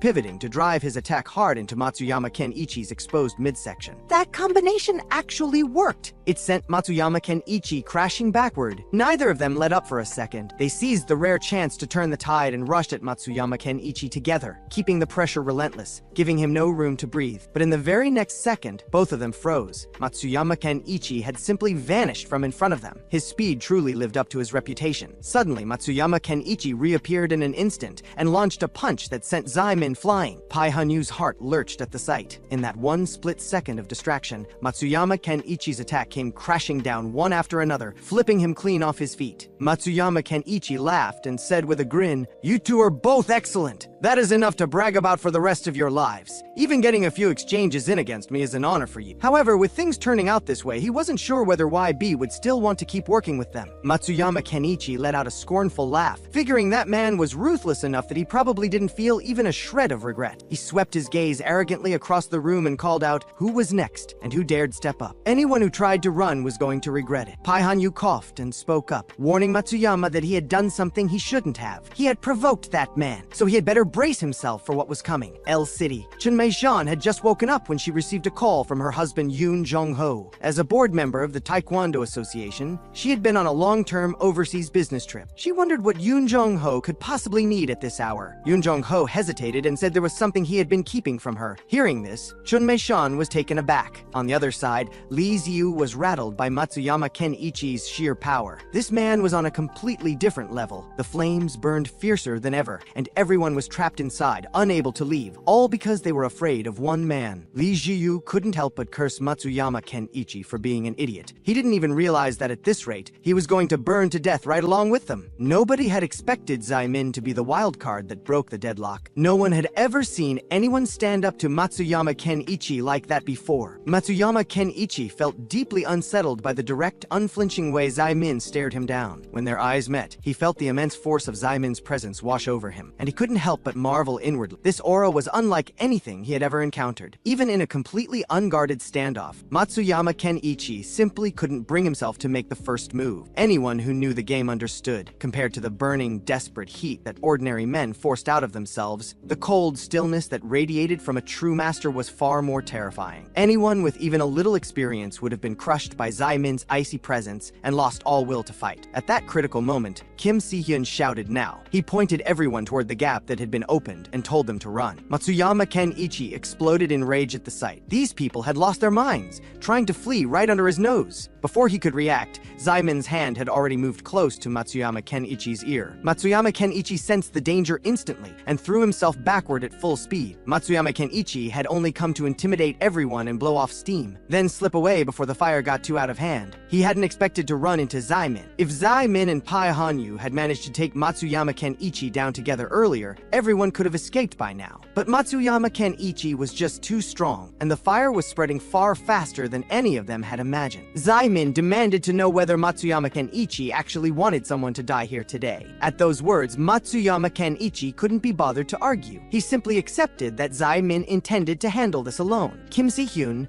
knew Zaimin well enough. All he could do was shout back that they were going first, and that he was leaving everything else to him. Zaimin said simply, "Don't worry about it." Matsuyama Kenichi immediately fired back, threatening to smash out those arrogant eyes of his first. Matsuyama Kenichi's fist was already hurtling toward Zaimin's eyes, but Zaimin moved so fast it was impossible to follow. All anyone saw was a flash of white, and then Matsuyama Kenichi was sent hurtling through the air. Matsuyama Kenichi slammed hard into the wall on the other side, and the solid wall was punched clean through on impact. Zaimin was dazed. Even he hadn't processed what had just happened with that devastating strike. Before Matsuyama Kenichi had a chance to recover from the pain, Zaimin's second punch was already on its way. He suddenly remembered a time from his childhood when he and his uncle were at the hospital together. The doctor reassured Zaimin people didn't die that easily, but without proper treatment, that could change. Junmei-jeon rushed to the hospital in a panic, saying she had heard he had been brought in as an emergency, and she was terrified. She demanded to know how her brother had gotten hurt, but Kwan Yong-shia fumbled for words, saying only that he had tripped and fallen by accident. Junmei-jeon turned to Zaimin, and Zaimin admitted with guilt that he had accidentally hurt his uncle while they were sparring. He sobbed as he apologized to his mom, saying he had wanted so badly to win that he lost control for a moment and used too much force. Junmei-jeon turned on Kwan Yong-shia in fury, demanding to know just what he had been teaching Zaimin. Kwan Yong-shia scrambled to explain himself, saying saying he hadn't been teaching him anything, and tried to make excuses. But Chun Mei-xian cut him off. A serious, blunt force injury to the abdomen causing organ rupture. That was nothing. The hospital bill today was the last thing she was doing for him as his sister. After this, he was never to set foot near her family again. Zai Min apologized to his uncle with a face full of guilt. Quan Yongjia looked at him seriously and told him he was permanently forbidden from using the final move he had used today. That made it the 10th banned technique. Zai Min muttered sulkily that it wasn't like he was going to be sparring with his uncle anytime soon anyway, so it didn't make much difference whether it was banned or not. Quan Yongxia said, the first 9 were only banned during sparring, but the 10th was too lethal. It was forbidden to use against anyone, under any circumstances. Then he asked Zai Min why he hadn't fought the way he had been taught. Zai Min said that if he wanted to beat his uncle,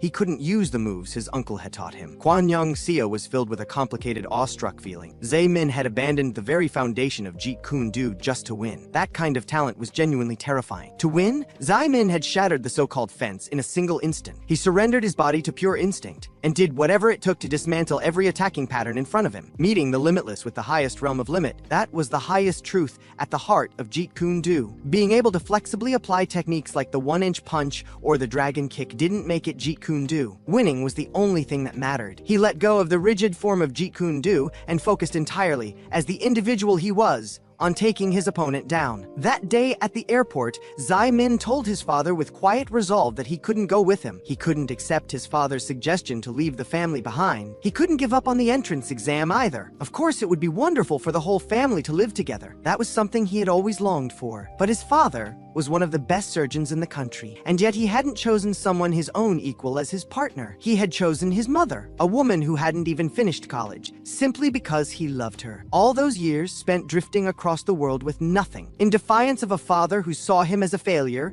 and threw away everything he had achieved. Had that really been a happy life? Giving up might bring a person peace of mind, but it would never bring them true happiness. He told his father that someone had once told him to follow his heart, to try pushing back unreasonably. So today was the first time he was going to be unreasonable. He was staying, and he was going to take that entrance exam. He was going to make every single person in his family happy. He refused to give up, and he refused to give in. What mattered wasn't forcing a family to exist together, but choosing to work toward happiness together. Yoon Jong-ho had once thought Zai Min still had growing up to do, but perhaps he had already broken out of the fence that he and his wife had built around him. And now, Zai Min used the 10th forbidden technique his uncle had banned, and drove it into Matsuyama Kenichi's lower abdomen once more. The fire raged on. The move looked just like the ones he had thrown before, but the force behind it was multiplied several times over. Matsuyama Kenichi had absolutely no way to defend against it. He was sent crashing through the air. What Zai Min was doing now was completely different from the calculated rhythmic technique he had been using before. He had no use for any clever fighting technique anymore. It was pure, raw force, a relentless, unyielding barrage with the sole intention of beating Matsuyama into the ground. The unbroken storm of blows kept coming, and Matsuyama Kenichi was left with nothing left to fight back with. He was smashed into the wall again, his internal organs taking devastating damage,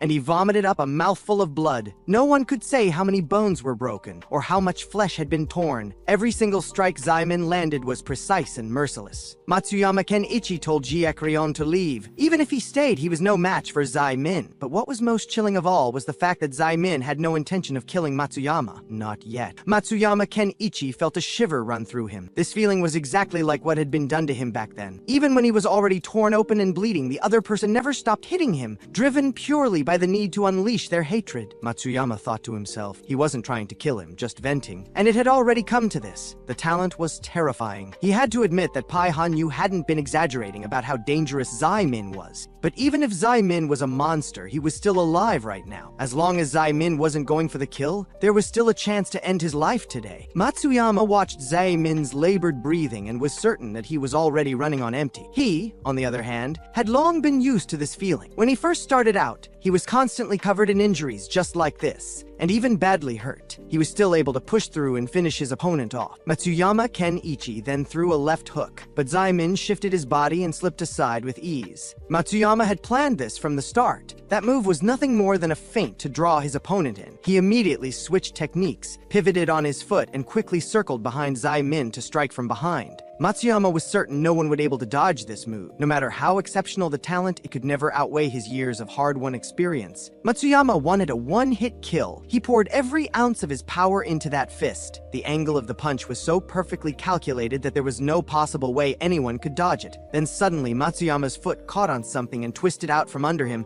sending him stumbling straight back. It was Pai Hanyu, a sweeping kick that knocked Matsuyama Kenichi flat on the ground. Pai Hanyu couldn't help but think to himself, with a hint of dark amusement, that losing too much blood had actually made him zone out for a moment. Good thing he had come back around in time. Jiak Ryon was seething with frustration. If that punch had landed, the consequences would have been unthinkable. And that arrogant Pai Hanyu had sabotaged him again. Not only had he hurt him, now he had gone after his teacher too. Then a sudden voice told everyone to stop. Jiak Ryon was burning with rage. What Pai Hanyu had done was simply unforgivable. Pai Hanyu looked at him with cool contempt and said mockingly, "Your hands are clumsy. Getting angry won't help at all. Perhaps you've been so enraged by the flames all around you that you've lost your mind. Maybe I should brand Matsuyama Kenichi's face with fire before you'll answer your question." Then a voice rang out, saying directly that Pai Hanyu had gone too far, demanding to know how he could treat his own ally this way. Jiak Ryon turned at the sound and recognized the person. It was Chi Young-hyun, heir to EB. Zaimin kept his eyes locked on Chi Young-hyun, and then noticed something. The person slung over his back looked strangely familiar. He looked closer and his breath caught. The person on Chi Young-hyun's shoulder was Lee Jun. Chi Young-hyun said he had only taught Lee Jun a lesson, but even completely spent, Lee Jun just wouldn't stop. He then turned to Zai Min and said that Lee Jun's efforts were enough to cancel out the debt for what they had done to Pyeon Min Song. Zai Min was furious. He couldn't understand why Lee Jun was with Chi Young-hyun. Pai Hanyu then remembered Lee Jun must have gone looking for Chon Si-hwan. He asked Chi Young-hyun directly whether he was here for Ma Ming-hwan or to supervise. Chi Young-hyun laughed and said, "Even with all that blood loss, your mind is still sharp as ever." But before he even finished speaking, Zai Min was already surging forward in anger. He got right up in Chi Young-hyun's face, his eyes burning, and demanded to know, "Why is Lee Jun the only one here? And where is Chon Si-hwan?" Meanwhile, the Chingma students were fighting their way toward the exit with everything they had. They cursed under their breath as they ran. How Brother Min Song brought in a violent gang? "We have almost gotten killed out there." The gang had been introduced by Ma Ming-wan, and it was Ma Ming-wan who had suggested joining Rocheng in the first place, which meant he was the one behind all of it. Then suddenly, someone barked an order for everyone to stop, and they all froze in their tracks. That person counted the heads, voice trembling, and said everyone was here. And Du Jiamin had been certain he had brought all the injured out with him, but his heart suddenly dropped, and he let out a furious curse. Damn it, he had completely forgotten about Brother Min Song. Back inside the fire, Zai Min's eyes were red as he launched himself at Chi Young-hyun with full force. The two bodyguards beside Chi Young-hyun sprang up at once to block him, but Zai Min was too fast. He planted a foot on each of their shoulders and vaulted straight over them, keeping his eyes locked on his target. And the target wasn't Chi Young-hyun at all. It was Lee Jun right behind him. Saving the person in front of him was all that mattered right now. The flames were spreading fast. If they didn't get out soon, it would truly be too late. Chi Young-hyun turned and told his men to please help keep an eye on Matsuyama Kenichi over there. He then reassured Jiak Ryon that they would make sure Kenichi got proper treatment, and told him to get out now. Jiak Ryon was still burning with anger. His master's injuries were partly Chi Young-hyun's fault, and he wasn't going to let this slide. Chi Young-hyun said calmly, "Matsuyama Kenichi was well aware of how close this place was to EB. He had been here a few times before. Since both sides had done things to break the other's trust, the clean thing to do was to put it behind them and not let it blow up further." As Jiak Ryon looked at him,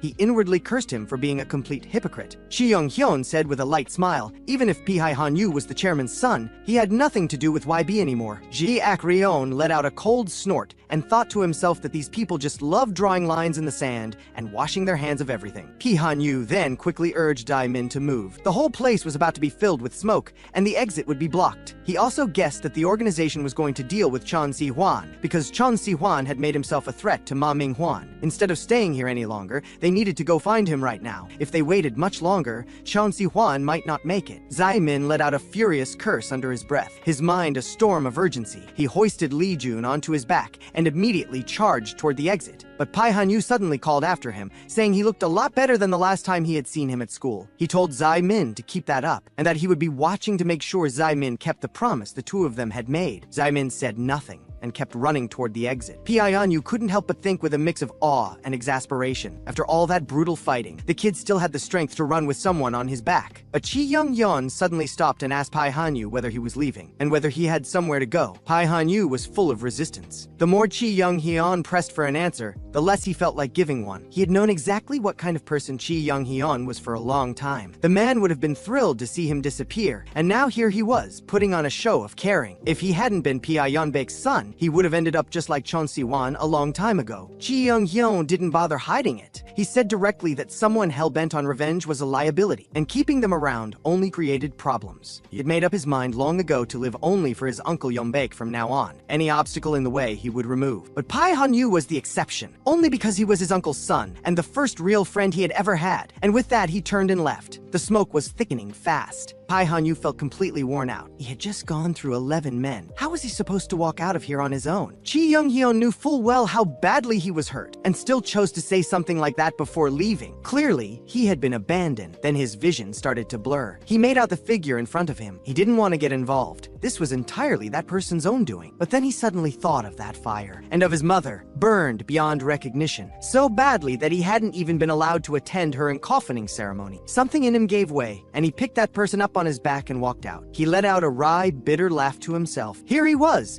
in the middle of a crisis, stopping to pick up this dead weight. He really must have caught whatever it was that Zai Min had. In the corner, a figure slowly rose to its feet, and Pai Hanyu's pupils shrank in shock. The Chingma underlings were still beating themselves up over forgetting Pyeon Min-song, not knowing that it had all been intentional, every bit of it, by Pyeon Min-song's own design. An opportunity like this to get revenge, there was no way he was going to let it pass. Pyeon Min-song's eyes were bloodshot with hate as he screamed, "Go to hell!" and went straight for Pai Hanyu with every intent to kill. All of it was for revenge. Pyeon Min-song was nothing more than a man who would do anything for money. Once he had wandered into Pai Hanyu's territory by mistake and walked straight into a trap. What happened that day was the most humiliating thing he had ever endured. He was completely degraded in front of his subordinates, in a way that left a mark he could never erase. From that day on, Pyeon Min-song became a different person entirely, ice-cold, calculating, with no line he wouldn't cross. Pai Hanyu spoke through the pain, saying plainly that he had never wanted Min-song dead, and told him to stop. And just like that, everything fell into place. Bringing Pyeon Min-song into North Union, organizing the Talon tournament, only inviting up-and-coming members of the violent gang to compete. It was all for this moment of revenge, a trap laid far in advance. Too many variables, and the odds of it working were almost impossible. Chi Young-hyun must have had a backup plan. He had known something like this was coming for a long time, but he believed Chi Young-hyun would eventually pay the price for it, because the biggest wildcard in the room today hadn't been either of them. It had been Zai Min, and at that moment, Chi Young-hyun's bodyguards were moving Chon Si-hwan toward the dock. There were handlers waiting at the port who could get a good price for him. In the rearview mirror, a motorcycle was roaring forward with its light flashing. It was Zai Min and Kim Soon-chul. They had found the car. Just moments earlier, Zai Min had gotten Lee Jun out of the underground level. Still stunned and bewildered, how had Ma Mingwan gotten outside? How had he managed to get out? He had to find Chon Si-hwan right now. There couldn't be any more complications. Minxie had said there was only one exit, and that she would be waiting outside for Lu Hengen, which meant she might spot Chon Si-hwan if he came out. But the exit was completely empty. Not a single person in sight. Where had Minxie and Chon Si-hwan gone? Then a shout came from behind him. Zai Min spun around sharply. What was he one doing here? She had lost contact with Lee Ziyu and came rushing over out of worry, but she had just arrived and hadn't seen Chon Si-hwan either. At that moment, Lee Jun on his back finally started to come around a little. Weakly, he said that after he had been knocked down, he had heard the people talking. He had just been taken down by Chi Young-hyun and hadn't lost consciousness yet. He heard the bodyguard say that Ma Mingwan had already been safely escorted away, that Ma Mingwan had done this for the thrill of it, which was why he had taken such a reckless risk today. And Chi Young-hyun had said he would personally handle him and told his subordinates to take care of the other one. The men acknowledged the order and immediately gathered around Chon Si-hwan and started carrying him to the vehicle. But where they were taking him, he didn't know, because that was when he blacked out. Zai Min's heart sank. If they had left by car, they were probably long gone by now. Nothing could happen to Chon Si-hwan. Nothing. Just as he stood there, not knowing which way to turn, the sharp roar of a motorcycle engine broke through the noise. Zai-min's face lit up with shock and relief. It was Kim Soon-chul. Soon-chul didn't waste a second on words. He already knew the situation. He told Zai-min to get on the back, fast. Zai-min immediately asked whether Soon-chul knew where Chon Si-hwan had been taken. Soon-chul answered in a steady voice that Kim Si-hyun was currently tailing the men. Kim Si-hyun said over the phone to Soon-chul that they seemed to be heading for the port. He had come out with Lee Ziyu earlier, but turned back because he was worried about Lee Jun, and just happened to see those men taking Chon Si-hwan away. He immediately started following them without saying a word. At a critical moment, the light ahead turned yellow. Kim Si-hyun's side had to stop. He had lost the van in front of him. Right at that desperate moment, a motorcycle thundered past Kim Si-hyun. Kim Si-hyun was shocked and relieved at the same time. He couldn't believe they had gotten there so fast. Soon-chul asked right away whether it was the gray van. Kim Si-hyun nodded quickly and confirmed it was the gray van right in front of him. Soon-chul told him they would take it from here. He told Zai-min to hold on tightly. They were about to go full speed. Chon Si-hwan was connected to the inheritance of the Wing-chun branch. Nothing could happen to him. In no time at all, Zai-min and Soon-chul had caught up with the gray van. The people inside immediately went on alert. That person was wearing the same t-shirt as Cheon Si-hwan, most likely a friend of his. The driver hesitated over whether to try to shake them off. The other man said it wasn't a great time to do that. Easier to just deal with them directly. And with that, he yanked the van door open and drove a hard kick straight at Zai-min. Zai-min reacted in a flash, bending backward and barely clearing the blow. Before the man could pull his leg back, Zai-min shot forward and grabbed hold of it. Chon Si-hwan was in that van. He shouted to Soon-chul urgently, telling him to pull in closer. The driver swore at his partner for being useless, said he couldn't even handle something this simple. He stopped the man who tried to help and said to just throw him off. The van surged forward with a burst of speed, and the gap between the two vehicles snapped wide open in an instant. The bodyguard who had been grabbed was terrified. He screamed that he was going to die if this kept up. He completely panicked and pleaded desperately for his life. Zai-min clenched his teeth and held on to the bodyguard with everything he had, telling Soon-chul to close the gap. The two vehicles closed in on each other. Zai-min got ready to pull Chon Si-hwan out, and in the next second, he leapt straight into the back of the van. The people inside were stunned and furious, cursing that Zai-min was out of his mind. Soon-chul took the chance to pull the bodyguard who had been thrown free to safety. The van lurched and swerved violently from side to side. Screams rang out from inside. After a wild, brutal struggle, Zai-min finally forced the van to a stop and got Cheon Si-hwan out safely. Everyone had just barely let out a breath of relief when Kim Si-hyun came rushing over, asking frantically where Pai Han-yu was. Teacher Woo Jingwa's letter for Pai Han-yu was still with him, but he hadn't seen Pai Han-yu at all. What no one knew was that Pai Han-yu had already been beaten down and trapped in a fire. Chon Si-hwan suddenly woke up. As soon as he came to, he urgently searched for Chi Young-hyun. Chi Young-hyun had just been right in front of him moments ago. Kim Soon-chul said he had passed out earlier, and the Yanbei gang almost took him to some unknown location. Hearing this, Chon Si-hwan anxiously asked about Ma Minghwan's current situation. After learning that Ma Minghwan had slipped away from the car ahead of time, Chon Si-hwan cursed under his breath. He was extremely unwilling to accept it. Ma Minghwan had been right in front of him just moments ago. Kim Soon-chul quickly urged him to calm down, saying there was no point chasing after him now. It would be better to wait until he recovered and find another opportunity. Chon Si-hwan felt helpless. In the end, he owed them another favor. He solemnly promised that if they ever needed help finding teacher Lee Han-kyung, they could come to him anytime. Kim Soon-chul looked somewhat worried. Zai-min quietly reassured him it was fine. Chon Si-hwan's expression was quite calm when he left. At that moment,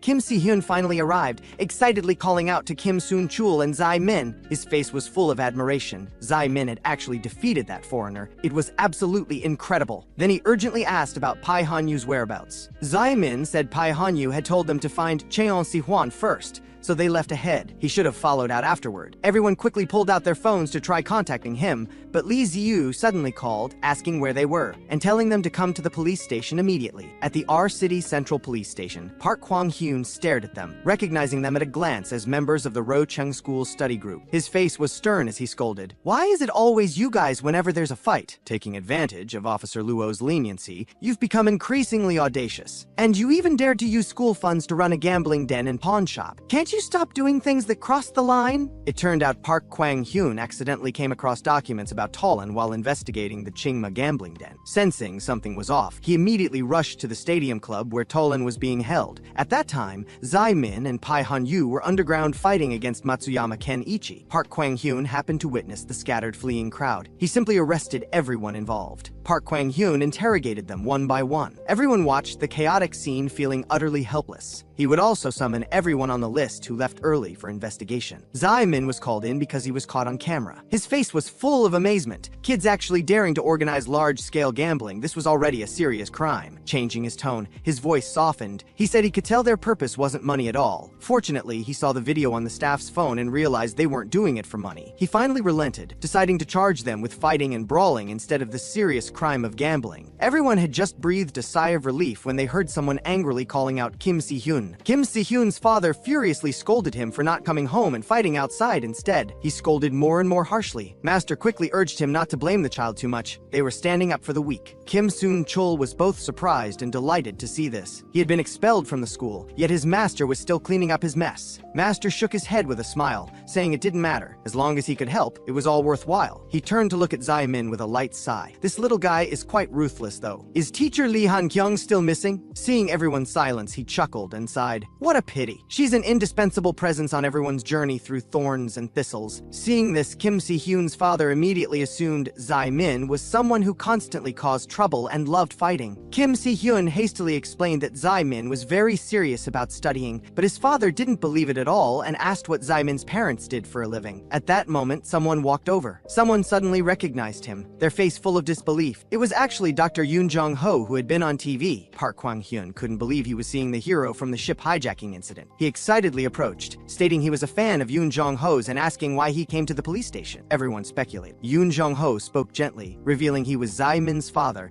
and had been called here. Kim Si-hyun's father was completely dumbfounded. He immediately changed his attitude, instructing Kim Si-hyun to get closer to Zai-min in the future. After the guardians completed the relevant investigations, they were finally released to go home. The parents took the opportunity to exchange pleasantries with Yoon Jong-ho. Yoon Jong-ho responded warmly, praising the kids as all excellent and sensible good children. He took the opportunity to persuade them not to be too hard on the kids about this matter. Their starting point was to help others. Yoon Jong-ho looked at the children. He even envied the children's fearless courage. As parents, at this moment, rather than blame, they should learn to be flexible and accommodating. Just as Zai-min and Lee Ji-yu were chatting, Kim Si-hyun suddenly called out to Zai-min excitedly. He gestured for Zai-min to look over there. Zai-min looked up, his expression full of shock. He saw Pai Yanbak standing there. His heart skipped a beat. He never expected they would reunite this way, but Yoon Jong-ho suddenly stepped forward, saying to Pai Yanbak it had been a long time. After their last argument, the two had never met again. Zai-min called out in complete astonishment. Dad actually knew Pai Yanbak. Everyone was shocked. No one expected Yoon Jong-ho would know Pai Yanbak, and they were actually friends. Even Zai-min was completely stunned. Dad had rarely mentioned his past with friends to him. Yoon Jong-ho took the initiative to approach and make conversation, saying he often saw him on TV and jokingly commented his beard looked handsome. But he was stopped by Pai Yanbak's bodyguard, who questioned what he wanted. Pai Yanbak quickly smoothed things over, smiling as he introduced that Pai Yanbak was his old classmate. He changed the subject, curious why Dr. Yoon Jong-ho would appear at the police station. Yoon Jong-ho's tone was subtle. His purpose for being here should be the same as Chairman Pai Yanbak's. Pai Yanbak instantly understood, his eyes hiding depths others couldn't comprehend. His gaze fell on Zai-min. He casually asked Yoon Jong-ho if that was his son. Yoon Jong-ho looked utterly surprised,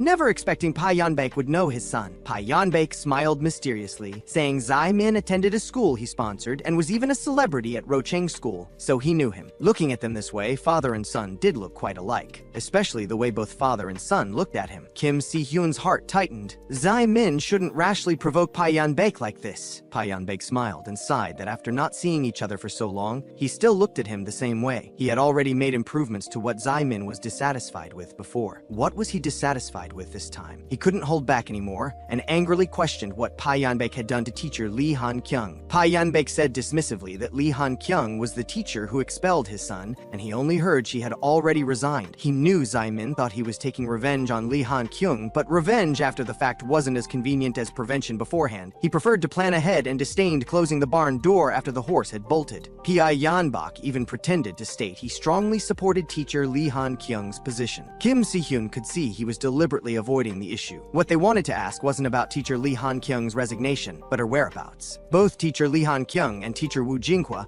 mysteriously disappeared after learning his secret. Pia Yan-baek was deliberately playing dumb. Pia Yan-baek lost interest in the pleasantries. He said if there were no other questions, he would take his leave. Zai Min gritted his teeth in anger, demanding to know what he was so afraid of that he would go after the teachers. Seeing this, Kim Si-hyun's heart tightened. He quickly rushed forward to interrupt Zai Min, not letting him continue. He quickly smoothed things over, urging Zai Min not to waste people's time. He pretended to sigh that they were overthinking it. The teacher must have resigned voluntarily. Kim Si-hyun lowered his voice to remind him that if Pia Yan-baek became aware, it wouldn't benefit them at all. Right now, they could only pretend to be students who knew nothing. With that, he forcibly dragged Zai Min away. Yoon Jong-ho quietly approached, changing the subject, marveling that Pa Yan-baek actually knew his son. Pa Yan-baek unhappily instructed Yoon Jong-ho to make sure to teach his son proper etiquette. Yoon Jong-ho laughed awkwardly. This kid is usually more polite than anyone, except when dealing with bad people. Hearing this, Pa Yan-baek left with his bodyguards looking unhappy. Yoon Jong-ho watched Pa Yan-baek's retreating figure, his heart full of sighs. Was this the path he chose back then? Seeing him in person as a boss, Yoon Jong-ho felt deeply uncomfortable. They were destined to go separate ways. Everyone left the police station and went home. On the way home, Yoon Jong-ho asked his son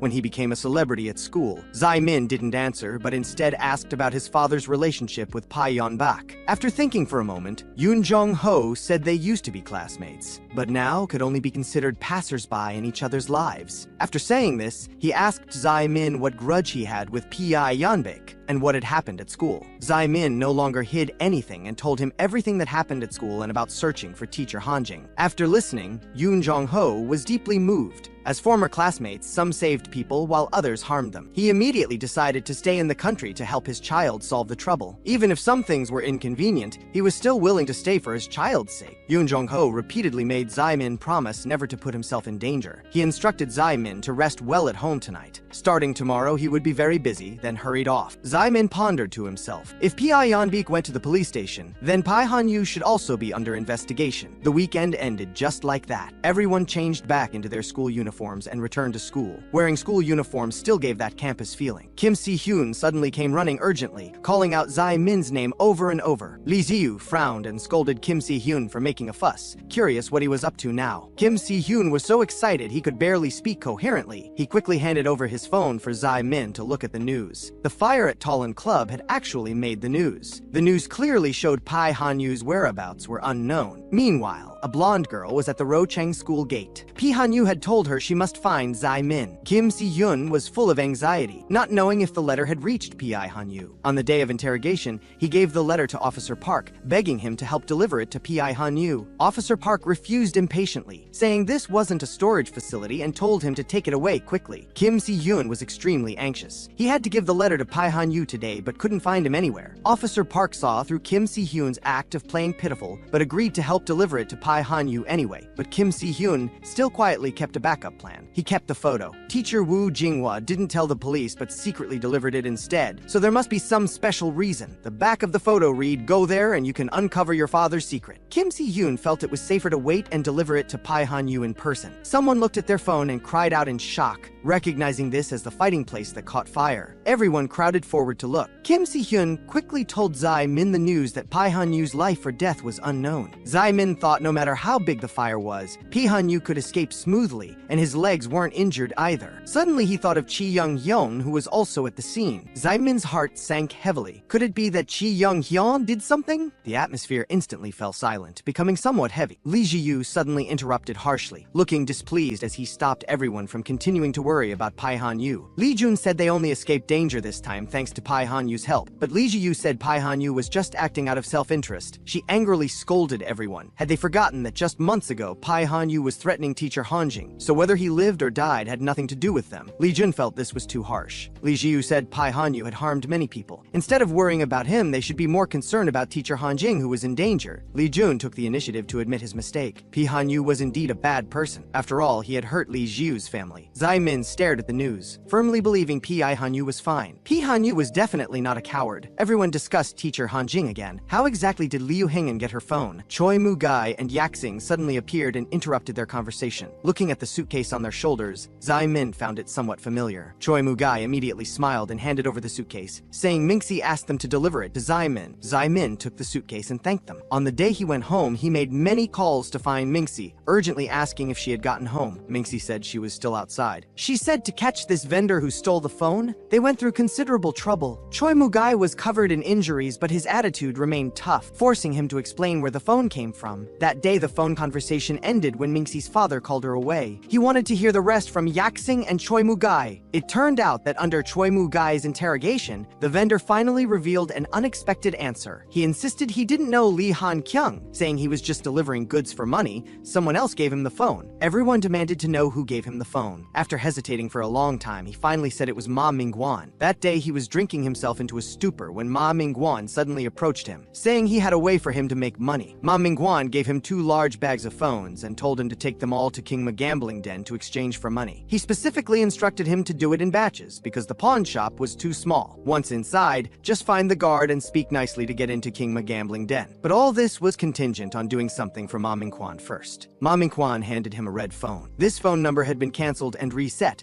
but would be activated in a month. On the day of activation, that person would go to Qingma Gambling Den, call the number on the sticky note, let it ring for a few seconds, then hang up. Seeing it was simple, he agreed. After learning this, everyone couldn't understand why Ma Mingguan would deliberately lure Zai Min there. Yaxing handed the phone to Zai Min. Everyone quickly thanked them. Yaxing said grabbing the phone took great effort. Fortunately, it wasn't sent to the pawn shop by the vendor. Everyone was full of emotion, never expecting they would now need these two to help find clues. Zai Min clutched teacher Han Jing's phone tightly. Everyone opened the phone to check, only to be disappointed to find it had already been wiped clean. However, though the hope was slim, this phone could still possibly be restored. Zai Min thought. Perhaps they were one step closer to finding teacher Han Jing. At that moment, someone outside the window kept waving at Zai Min. The guidance counselor waved, gesturing for Zai Min to come out quickly. Zai Min stood up and asked the teacher for leave, saying the guidance counselor was calling him outside. He went out to find the guidance counselor and asked what this was about. The guidance counselor sighed helplessly, saying a relative sister of Zai Min's had come looking for him. Zai Min followed to the consultation room, full of doubt, saying he had no relative sisters at all. She told Zai Min to sit down first. She introduced herself, saying she was Pai Hanyu's girlfriend, named Shin Nari. Zai Min looked completely shocked,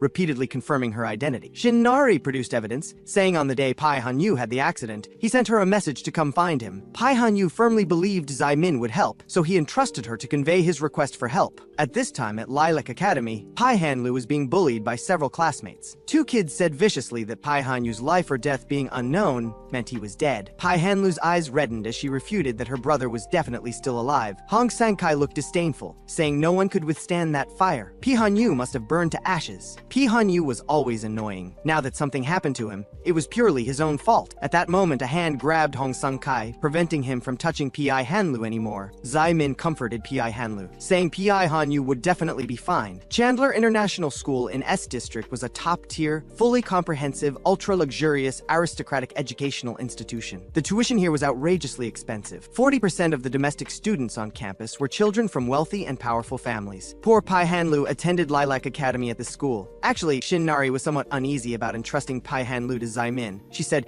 "This guy should be reliable, right?" At this moment, Hong Sung-kai's tone was fierce, threatening Zai Min to let him go quickly. Pai Hanlu sized up Zai Min, curiously asking who he was. Zai Min said he was Pai Hanyu's friend and told Pai Hanlu to hide behind him. Hong Sung-kai looked mocking, not believing at all that someone like Pai Hanyu would have friends. He stared at Zai Min's school uniform, his expression instantly darkening. So it was a thug from Rochung School. He frowned in disgust, mocking that Zai Min reeked. Rochung School was a disgusting school that should be cleaned up. He secretly observed the surroundings, confirming the dean wasn't there. He immediately grew bolder and wanted to beat up Zai Min. Zai Min was agile and easily dodged the punch. Hong Sang-kai looked surprised, muttering to himself that Zai Min's luck was so good. He threw several more punches in succession, all easily dodged by Zai Min. The last punch narrowly grazed past. The 2 kids were immediately full of admiration, praising Hong Hong Sung-kai as amazing. Hong Sung-kai proudly provoked, asking if he was panicking, claiming he would let Zai-min see his extraordinary martial arts. Zai-min worried about accidentally hurting Pai Han-lu. He quickly hugged her to dodge,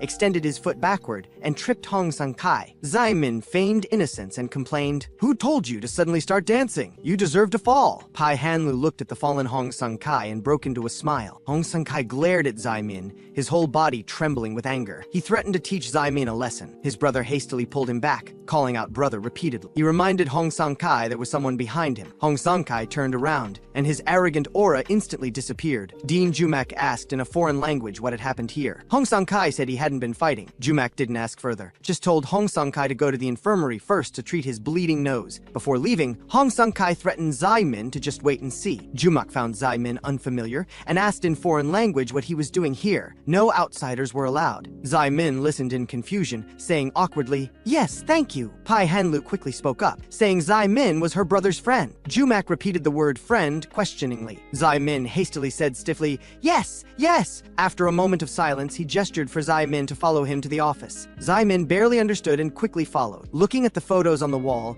Zai-min realized Jumak used to be a soldier. After sitting down, Jumak looked serious and asked if the news about Pai Han-yu's accident was true. Zai-min awkwardly indicated his foreign language wasn't good. Jumak immediately took out his phone for translation. He asked again whether the news about Pai Han-yu's accident was true or false. Zai-min didn't understand the specific reference. Jumak directly asked if Pai Han-yu's life or death was really unknown. Hearing this, Zai-min nodded heavily, confirming this news was true. Jumak sighed lightly. He had been unwilling to believe this was true. Although Pai Han-yu hadn't come recently, a few months ago he picked up and dropped off Pai Han-lu almost every day. One could see he had always been a brother who was extremely considerate and caring toward his sister. Pai Han-lu now must be especially heartbroken. After sighing, Jumak asked Zai-min's real purpose for coming to the school. Zai-min said this was Pai Han-yu's request. Pai Han-yu asked his girlfriend to persuade him to be Pai Han-lu's warrior in his place. Zai-min asked Jumak if he could really replace Pai Han-yu as Pai Han-lu's warrior. Jumak suddenly understood. This was a play script written by Pai Han-lu, titled The Returning Warrior, soon to be performed at the Lilac Talent Show. When the script was just selected, Pai Han-lu excitedly called Pai Han-yu to share the good news. Pai Han-yu was both surprised and delighted, quickly praising Pai Han-lu. Pai Han-lu begged her brother to play the warrior in the script. She had written this role based on Pai Han-yu. Seeing Pai Han-yu didn't respond, Pai Han-lu said disappointedly, "It's okay if you can't." Unexpectedly, Pai Han-yu agreed. He would go to our city in a while. The Lilac Talent Show was a large-scale annual event, grand in scale, not an ordinary children's performance. The show went through strict planning processes and was solemnly held in the school's Lotus Hall. They took pride in this performance every year. Pai Han-lu's script was even personally directed by world-class director Kevin, so he suggested canceling Pai Han-lu's program and using the second-place script instead, Hong Min-kai's script. Hong Sung-kai, eavesdropping outside, was secretly delighted. He even smugly imagined his script was so good it would move the children to tears. The office door opened. Zai-min and Jumak came out. Hong Sung-kai inwardly mocked that a Rocheng thug wasn't qualified to play the drama's protagonist. The opportunity to be directed by a famous director was rare. To his surprise, Zai-min actually thanked Jumak, thanking him for ultimately choosing Pai Han-lu's script. Hong Sung-kai was completely stunned. What trick did this guy pull? His brother asked Hong Sung-kai in panic. Were they going to lose to Pai Han-lu again? Hong Sung-kai's eyes were sinister as he comforted his brother, saying he had long planned to teach this arrogant guy a lesson. The school bell rang. Hong Sung-kai's bodyguard Zhong Gongxi suddenly appeared at school. Zai-min's heart was puzzled. This was the first time seeing someone like this at school, even wearing a black eye patch. Zhong Gongxi walked up to Hong Sung-kai and said, "Young master, let's go." But Hong Sung-kai gestured to Zhong Gongxi to get a good look at Zai-min. He meaningfully told Zhong Gongxi he wanted to give him an extra bonus.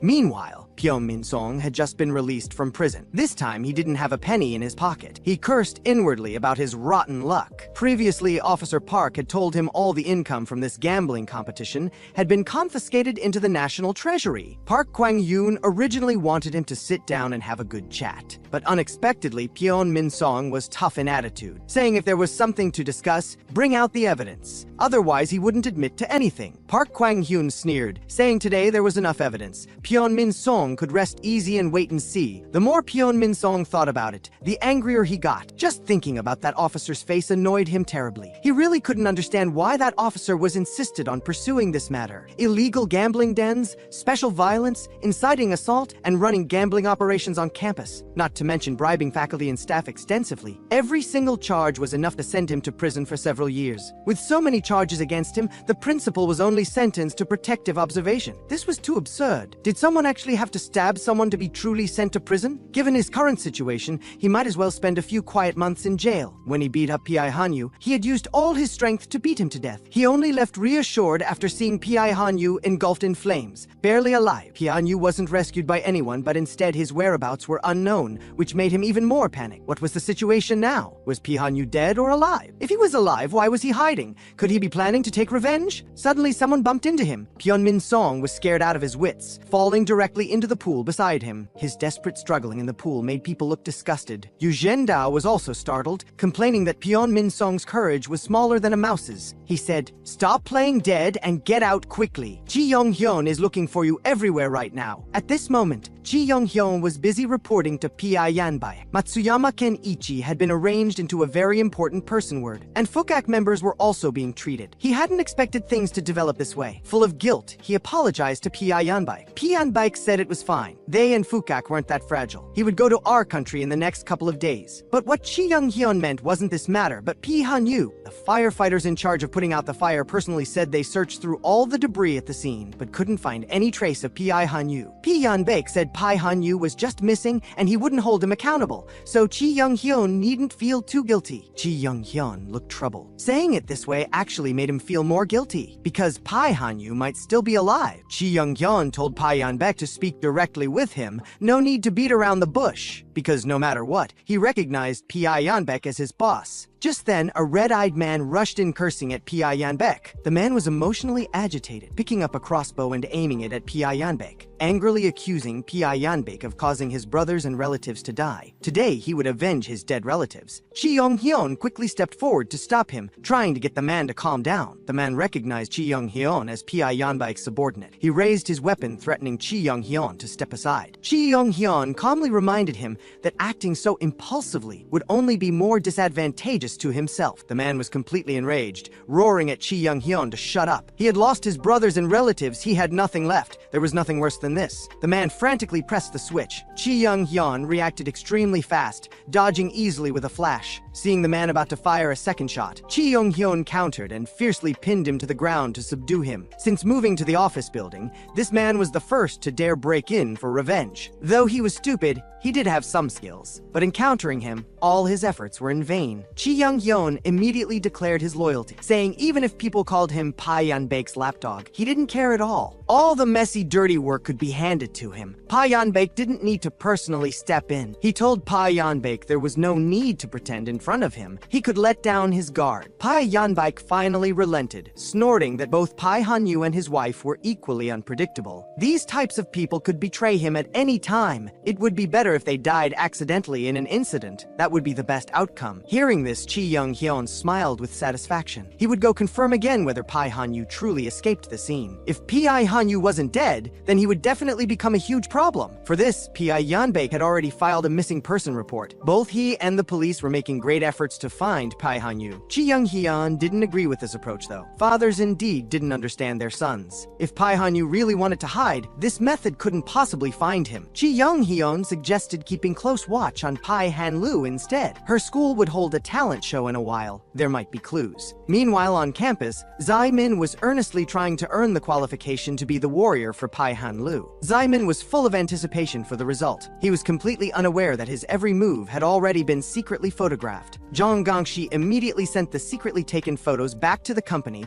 and ordered people to grab Zai-min and lock him up. The people at the company couldn't help complaining about doing this kind of dirty work of grabbing people again, not like proper people. Zhang Gangxi said if they didn't want to earn money, he'd give this job to others. This instantly shut up the person on the other end of the phone. That person immediately waved over newcomers, saying this kind of thing wasn't done every day. This time counted as an extra reward for the newcomer. He said today's task was very simple. He pointed at the person in the photo and told them to go teach him a simple lesson. Kwan Yongxia looked at the phone, somewhat puzzled for a moment. In others' eyes, Kwan Yongxia was just an inconspicuous, mediocre, unemployed drifter. But no one knew how glorious he was during his student days with many followers. He originally thought that after getting through school and entering society, he could live a glamorous life, but reality slapped him hard. Now he lived humbly and insignificantly. Job rejections were the norm. Kwan Yongxia pretended he didn't care, saying employment wasn't all of life. But actually, he cared very much. He really wanted to get a stable job. Finding employment was harder than anything he'd encountered in his life, suffocating him. With automation and AI running rampant, the value of physical labor decreased, making it even harder for young people to find jobs. Just when he was full of confusion and couldn't see hope, one phone call changed him. Kwan Yongxia initially thought high-paying jobs would never be his turn, but the voice on the phone came through with a hiring notice, telling him to come to work immediately. He immediately bought new clothes to wear for starting work. The hardship of job hunting was finally over. He thought he would start a happy working life from then on. He was finally going to become an adult wearing a suit and going to work respectably. But this joy didn't last long. Reality gave him a harsh blow. On his first day at work, a colleague told him to go teach a kid a lesson. Kwan Yongxia was full of resistance, but the colleague told him the client's son had his nose bloodied by this kid. They couldn't just stand by. Seeing him tremble, the colleague couldn't help mocking his small courage. Afraid of even a little brat, the colleague urged him to take action quickly. Kwan Yongxia was at a loss. How did Zai Min provoke a bodyguard company? They were going after his nephew. He couldn't just stand by, but he was also afraid of losing his hard-won job. Kwan Yongxia was caught in a dilemma, not knowing what to do. At this moment, Dean Jumak recalled what Zai Min had said to him. If it weren't for his persuasion, he wouldn't have agreed to use Hanlu's script. Zai Min believed canceling the use of Hanlu's script because of this matter would be too cruel to Pai Hanlu. Canceling the play would make her even more unfortunate. Pai Hanlu's whereabouts were still unknown. Whether he was dead or alive was uncertain. If they let Pai Hanlu grieve over this matter right now, then Pai Hanlu's last childhood memory here would only be sadness and despair. His uncle once taught him that once you believe something bad will happen, it will truly become a foregone conclusion. Scientists also said that human choices have the power to change the universe, so they absolutely couldn't let Pi Hanyu's death become an established fact. They had to leave Pi Hanlu a thread of hope. Let her firmly believe her brother Pai Hanyu would definitely return safely. Zai Min's pure and kind heart was precious and rare, and it made him determined to give Zai Min a chance. Just as Zai Min was explaining to Pai Hanlu and seeking recognition, Director Kevin suddenly appeared, saying he could perform no problem, provided he was qualified to be the warrior. Pai Hanlu stepped forward first to greet him respectfully. Kevin introduced himself, saying he was the director guiding the play. After hearing about Pai Hanyu's situation, he rushed over and also heard Zai Min wanted to perform as the warrior in place of Hanyu. He looked Zai Min up and down, saying his height was acceptable, not refined enough, not beautiful enough, no personality, too mediocre, not even elegant. To sum it up in one sentence, so ordinary as to be completely unmemorable. Even if it was just a children's talent show, as long as it was directed by him, Kevin, it had to be done to ultimate perfection. The warrior in Pai Hanlu's writing naturally possessed an innate aloof aura, requiring someone with a special presence to master it. Pai Hanyu met all the conditions. He was the perfect choice to play the warrior. He asked Zai Min if he could speak foreign language. Zai Min instantly panicked. Could it be this play was performed in foreign language? An actor needed to have at least one special quality. Zai Min had no highlights whatsoever and was completely unqualified. If it weren't for Pi Hanyu, he wouldn't have come to provide guidance at all. Kevin said he would never settle for anything less than 100% match and proposed changing the performance piece. Zai Min could no longer hold back and said, constantly pursuing something special is just an excuse for cowards to escape. Kevin's eyes instantly turned cold as he asked, what did you say? Zai Min said, being able to live an ordinary life is already difficult enough, yet you only pursue being different from others. I may not understand theater, but isn't the meaning of theater to let ordinary people shine on stage? Only looking for special people to ensure quality is just taking shortcuts and losing sight of a director's original intentions. Pi Hanlu helped by saying, it was my brother who asked brother Zai Min to come. I don't mind at all. She firmly believed that her brother must be watching her performance from some corner. Kevin was left speechless by the confrontation. He said Zai Min had touched upon his dignity as a director. This strategy worked, but no meant no. Many work scores were already determined during the planning stage. Planning a work destined to not get a perfect score was simply a tragedy. Zai Min was so angry at his stubborn personality that his teeth itched. At that moment, the bodyguard from Pi Hanyu's family appeared to take Pi Hanlu home. Zai Min apologized to Pi Hanlu with a guilty heart. Pi Hanlu just shook her head and said it was okay. Kevin recalled what Zai Min had said, and his heart actually wavered a bit. These were just words spoken casually by a child, yet unexpectedly they hit his sore spot. Zai Min walked out the school gate, and Shin-Nari hurriedly asked how it went. Suddenly a group of men in black walked over, pointing at Zai Min, saying he was the guy they were looking for. Kevin's heart tightened as he watched the group surround Zai Min and Shin-Nari. What was going on? A group of people forcibly dragging away a child was definitely abnormal. This was clearly a malicious incident. Upholding an adult's responsibility, he couldn't just stand by and watch. Just as he was debating whether to call the police, Zai Min moved with agility and with just a few moves knocked the men in black down completely. Kevin was utterly shocked. Looking at the person before him with explosive combat power, he wondered if he had mistaken him for someone else. The men in black, having been beaten, called for their companions to join in, while Kwanyong Xia debated whether he should join. Zai Min demanded loudly what they wanted. Watching Zai Min single-handedly subdue so many men in black, Shin-Nari was stunned. He remained unfazed, even fighting against multiple opponents. The bodyguards who rushed forward were all taken down within minutes. Even when his glasses were knocked off by a sneak attack, his movements became even faster and fiercer, with everyone suffering at his hands. He even managed to catch his glasses mid-air and continued to put them back on. Behind him, someone saw this and immediately got up to launch a sneak attack. Zai Min, as if he had eyes on the back of his head, dodged precisely and even smoothly threw a reverse punch that completely knocked him down. Shin-Nari now finally understood why Zai Min had followed those men in black with such a calm expression earlier. He could fight so well. Suddenly she remembered a time when Pi Hanyu had come to Shin-Nari to vent. Pi Hanyu's expression was downcast at the time, saying someone made him want to run away. Shin-Nari immediately retorted angrily, "Anyone who makes you leave is a bastard." Pi Hanyu laughed and said that person was super good at fighting. His name was Zai Min. Shin-Nari was instantly shocked. So it was him that Hanyu was talking about. Kwanyong Xia watched from the side with interest. This kid's moves were even more agile. Looks like he had been training seriously. Shin-Nari looked confusedly at Kwanyong Xia beside her, who was dressed the same as those men in black. Only then did Kwanyong Xia realize the fight was over, and he had just been watching the show. The lead man in black was devastated. This was so embarrassing. Nobody told him this kid could fight so well. He simply couldn't think of how to teach this guy a lesson. If he told Zhong Gongzi that so many of them couldn't beat a single kid, he definitely wouldn't believe it. He was extremely anxious and turned his head to look for anyone else who could fight, only to find they had all been taken down. Just then, Shin-Nari suddenly called out to warn Zai Min to watch out beside him. The lead man in black finally noticed Kwanyong Xia was still standing and directly called him to go. Kwanyong Xia had no way to hide anymore and had to quickly make his move against Zai Min. The leader was stunned. He didn't expect this newcomer to be so capable. The two grappled together. Kwanyong Xia swung a powerful punch that pushed Zai Min back. Zai Min retreated several steps and barely managed to steady himself by supporting with one hand on the ground. Kwanyong Xia planned to fight seriously for a while first, then pretend to be knocked down, trying to get away with it this way. This was a job he had worked so hard to find. Even if he had to leave, he wanted to get his severance pay. Zai Min angrily threw down his backpack, his eyes sharp as he swung a punch with all his might. Kwanyong Xia barely dodged,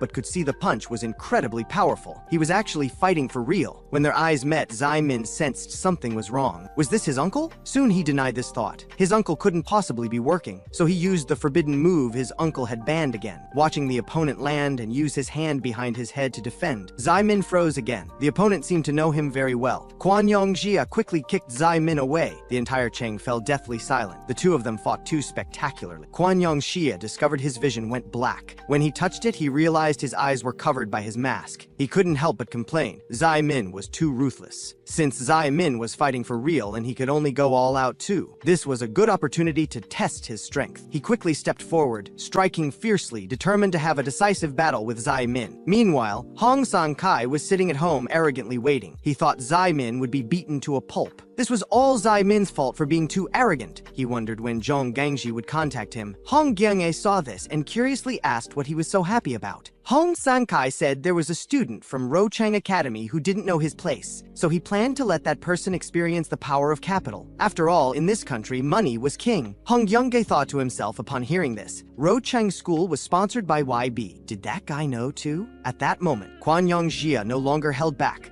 gathering all his strength to deliver a left kick. He immediately followed up with consecutive flying kicks, his offense swift and fierce. But Zai Min didn't rashly make a move, silently observing as Quan Yongxia's moves gradually slowed down. Shinari was puzzled. Earlier Zai Min dodged quickly and nimbly, so why was he only defending now without attacking? Quan Yongjia gritted his teeth. Zai Min was tenacious enough. In that case, he would have to be the one to break the stalemate. He leaped up and struck Zai Min's chest hard with a punch. Zai Min was hit and staggered, his form unstable. Quan Yongjia immediately seized the opening. He decisively threw a punch that landed squarely on Zai Min's face. Seeing the next punch coming, Zai Min reacted quickly and raised his hand to block it in time. This crucial final move was successfully intercepted. It had been a long time since Quan Yongxia had seen him with such fighting spirit in his eyes. Initially when he sparred with Zai Min, he just had a playful attitude. But every time Zai Min fell, he never complained. Instead, each time his eyes were determined, full of unyielding tenacity. Every time they met, Zai Min showed amazing progress. The techniques he had spent his youth perfecting, Zai Min mastered easily with talent, and could even perfectly absorb and transform them into his own moves. This often made him jealous. Zai Min's existence completely shattered his belief that hard work could earn him everything. He admitted that several times he had deliberately made things difficult during training out of resentment. He increasingly regretted not having a real showdown with Zai Min earlier. In this fight, he unconsciously treated Zai Min as a real martial artist, and Zai Min's strength also triggered his competitive spirit. This time, he wouldn't go easy on Zai Min anymore. He would give his all in this confrontation. With his mind made up, Quan Yongxia quickly threw a swift uppercut. Zai Min immediately countered with a right hook. The two exchanged punches and grappled for several rounds. Zai Min gradually fell into a disadvantage, his stamina and offense both struggling to keep up. The onlookers secretly exclaimed in surprise. They didn't expect coming to deal with a kid would result in witnessing such a spectacular showdown. Quan Yongjia calculated in his mind that Zai Min's forbidden moves were almost all used up. It seemed he hadn't lost his touch after all. Now only the last move he remained. Quan Yongxia was filled with anticipation. He was waiting for Zai Min to use this move. "Come on, let me see your true strength." Quan Yongxia hesitated no more and charged towards Zai Min. But Zai Min suddenly changed his technique, executing a finishing move Quan Yongxia had never expected. He leaped into the air, completing a 360-degree rapid spinning motion, and while Quan Yongxia was unprepared, delivered a fierce flying kick downward. But just as the move was about to complete, both of them saw something at the same time and froze instantly. Both of them landed on the ground. Suddenly, a stern reprimand rang out. Zai Min looked toward the sound and discovered it was teacher Kevin who had arrived with the police. The people from the bodyguard company tried to explain to the police that they were the ones who got beaten, but the police didn't believe them at all. Quan Yongxia secretly breathed a sigh of relief, thinking the police came at just the right time. He had originally thought the last move was all of Zai Min's trump cards, but the final move Zai Min didn't use just now. That move was clearly the same as his sister Chun Mai Xian's move. Zai Min walked in front of Kevin and sincerely thanked him. Shinari curiously asked about Kevin's identity. Zai Min said Kevin was the person who said he wasn't qualified to play the warrior. Kevin couldn't help but complain that he sure held a grudge. He said he just wanted to select the most suitable actor for the audience, but then he honestly admitted he had been blind and failed to discover Zai Min's strengths earlier. He saw in him what a warrior should look like. Kevin formally asked Zai Min if he was still willing to play the warrior in Pai Hanlu's script, but he had two conditions. As long as Zai Min could meet these two conditions, they would proceed as planned with Pai Hanlu's script. Zai Min nodded solemnly, indicating he was willing to accept. On the other end of the phone, Hong Sang-kai learned Zai Min hadn't been defeated and completely lost his composure. A group of bodyguards were actually defeated by a single kid. He couldn't help but curse loudly. Hong Gyungjae grabbed the phone and said his brother was now furious. Simply teaching Zai Min a lesson wasn't satisfying enough. He was prepared to give this brat something even harsher. After returning home, Quan Yongxia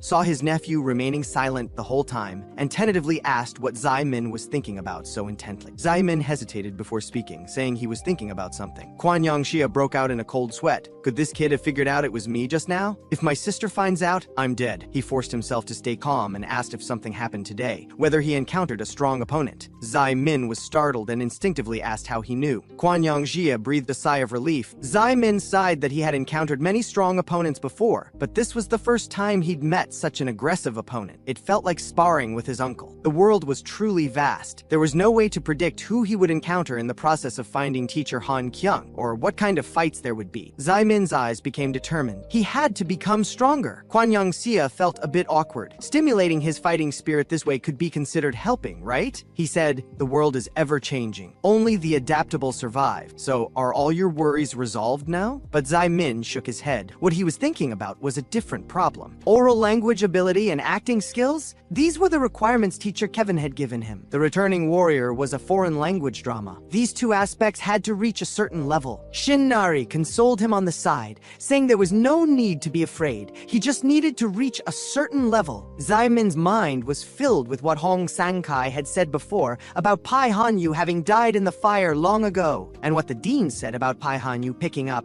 and dropping off Pai Hanlu every day, being a considerate older brother. He could understand the feeling of suddenly losing someone to rely on. Zai Min bit his teeth and made up his mind to give it a try. Kevin breathed a sigh of relief upon seeing this, but there wasn't much time. There would be an audition in a week. He just needed to perform one line well to pass. But this made Zai Min troubled. Never mind acting. He couldn't even read the lines. Fortunately, his uncle taught him he could find someone to teach him, so he found Kim Si-hyun. But Kim Si-hyun wasn't good at foreign languages at all. Unless one had lived abroad, no student was good at spoken foreign languages. Zai Min instantly thought of Pai Han-yu speaking a foreign language last time, feeling resent. However, he suddenly realized someone who had lived abroad, that would be Park Ji-on-yi. He found the homeroom teacher, but unexpectedly the teacher asked him if he could contact Park Ji-on-yi. Zai Min couldn't contact him either. Park Ji-on-yi seemed to have even changed his phone number. The homeroom teacher couldn't help but complain. Skipping class like this, he'll be expelled sooner or later. If you contact Park Ji-on-yi, be sure to remind him that if he continues like this, his life will be ruined. Where on earth had Park Ji-on-yi gone? Lee Jun and Se-hyun said Park Ji-on-yi had also participated in the Taolan competition. He was fighting with Pi Hanyu at the time, but they thought Park Ji-on-yi probably wasn't voluntarily serving as a foreign aide for Kingma School. They should have grabbed Park Ji-on-yi then and asked clearly about teacher Han Kyung. Suddenly, someone shouted from upstairs. They called out to Lee Jun and Kim Si-hyun, urgently saying they had something urgent to discuss with them. Zai Min was puzzled when he suddenly caught sight of Young Do-hun. Zai Min quickly stopped him. Seeing his frightened expression, he wondered why he was making such a fuss. Young Do-hun quickly shushed him to keep his voice down. He said he was on a secret mission. Young Do-hun lowered his voice and said, "Teacher Lee Han Kyung's phone should be recoverable now." Upon hearing this, Zai Min instantly got excited and couldn't help but raise his voice to ask, "Really?" Young Do-hun quickly stopped him again, emphasizing once more to keep quiet. Yesterday, he had stayed up all night trying to restore it with no progress. This morning, he wanted to try one last time and unexpectedly discovered recoverable data. He was in a hurry to get to school, so after clicking execute, he went straight out. Young Do-hun heard from Lee Jun that teacher Han Kyung's disappearance might be related to YB. This was a huge matter that could make people vanish without a trace. He was now opening Pandora's box, which was very dangerous. Maybe YB was sending people to follow him right now. Young Do-hun suddenly became passionate. Ever since mastering C language, he had anticipated bearing this kind of responsibility, but few people knew about this. He vigilantly observed his surroundings, and only after confirming there were no suspicious people did he feel relieved and say he would bring good news. Zai Min quickly asked him to do his best. However, he then thought of Park Ji-on-yi. Just as he was about to speak, he was interrupted. Zai Min watched Young Do-hun's departing figure with mixed feelings, thinking he really believed there was a life-threatening danger, yet he still worked so hard. Zai Min was instantly moved and sincerely hoped Young Do-hun could find useful clues. He fell into worry again. Now that Park Ji-on-yi couldn't be counted on, what should he do about oral language and acting skills? At that moment, a car slowly stopped. Jong Gangji pointed out in a low voice that Zai Min was their target and asked if they should follow. But Hong Young-ae pointed at the chubby guy not far away and told Jong Gangji to follow him instead, because those two seemed to be friends. However, Hong Young-ae's simple, malicious revenge was about to trigger a war-like uproar. The next day, Saturday, Kwan Young-shia's tone was complicated. He did tell Zai Min to find someone to teach him, but he didn't expect him to be so fortunate. He saw Min-hee and Jae-hee standing in front of Zai Min. It turned out that before this, in English class, the teacher was discussing the definition of love. Jae-hee, a top student, wasn't in the right state. She kept writing and drawing on paper, her mind full of Zai Min's image, unable to absorb the knowledge points at all. Seeing her distracted, the teacher teacher specifically called on her to answer a question, asking her what she thought love was. Suddenly being called on, Jae-hee panicked. She looked at the simple drawing on the paper and said, "Glasses." Amid the class's laughter, she wished she could find a hole to crawl into. This was the first time she had answered so poorly in English class. Ever since she bumped into Zai-min last time, she had been acting abnormal. Looking at the sunset outside the window, she couldn't help but wonder how Zai-min was doing now. Coming to her senses, she quickly slapped herself awake. She couldn't have such thoughts. They weren't helpful for studying at all. Perhaps seeing him once would stop this. But unfortunately, she hadn't asked for his contact information last time. Just as she was feeling down, Yoo Jun-soo suddenly appeared, saying Zai-min had a favor to ask of her. Seeing Jae-hee didn't react much, Yoo Jun-soo turned to leave. Jae-hee quickly called him back and agreed without thinking. She rushed to Zai-min's house eagerly. Zai-min was somewhat surprised. He said embarrassedly that he could go find her himself. Jae-hee made the excuse that practicing pronunciation together for acting would be more efficient. Then she curiously asked who the teacher teaching performance was. The moment she saw Min-hee, Jae-hee's pupils dilated. Min-hee also said sarcastically, "So the English teacher is a girl." Sparks flew between the two instantly. After hearing Zai-min explain, Jae-hee couldn't help but exclaim it was actually the renowned director Kevin. He was quite an impressive person. She immediately became serious and urged Zai-min to start practicing quickly. Uncle was very pleased to see this, so Zai-min did have top students around him. He just didn't understand why Min-hee was here too. He asked Min-hee if she was just here to join the fun. Min-hee playfully refuted, saying she was invited by Zai-min to teach him acting. She boasted about being a former broadcasting club member, but Uncle said, "What does that have to do with acting?" Min-hee insisted Uncle believe her. Expressing emotions was more important than pronunciation. That's what would move the audience. Jae-hee understood she was talking about her. She said, "Even if the emotion is good, it's useless if the audience can't understand." The two girls' auras were fully on as they confronted each other, the tension almost overflowing. Only Zai-min didn't notice anything was wrong at all. He foolishly thought they might have had a conflict before. At the crucial moment, the doorbell rang, breaking the awkwardness. Kwon Young-sha thought it was the fried chicken delivery he ordered. Opening the door, he discovered it was a little girl. The cute kid sweetly called him Uncle. The bodyguard said he brought Miss Pi Han-lu to help Zai-min rehearse. With that, he left Pi Han-lu here and prepared to leave. Before leaving, he also put down a large pile of desserts. Jae-hee and Min-hee's eyes instantly turned into stars, directly exclaiming this was heaven. The two surrounded Pi Han-lu asking this and that, completely forgetting their earlier confrontation. Kwon Young-ja saw through the truth. Sweets and a cute kid could make two girls turn from enemies into friends. He couldn't help but sigh that such a cute little girl was actually the daughter of City R's most vicious man. Suddenly he realized, how did they know this address? Meanwhile, Chi Young-hyun remarked to Park Ji-on-yi about Pi Han-yu's little trick, having Zai-min attend the theater performance in his place. But fortunately, Pi Han-lu was in their hands. This wouldn't affect their plan. Chi Young-hyun suddenly remembered he had a meeting to attend upstairs. Before leaving, he told Park Ji-on-yi to smile more, saying he didn't need to be so nervous in front of it, and suggested they have dinner together after it ended. Park Ji-on-yi suppressed the surging emotions in his heart, breathing heavily. How could he possibly smile in front of his enemy? Just beyond this wall was the murderer who killed his mother, only a wall apart, yet so hard for him to reach. At the same time, Zai-min's practice was going extremely smoothly. His condition got better each time.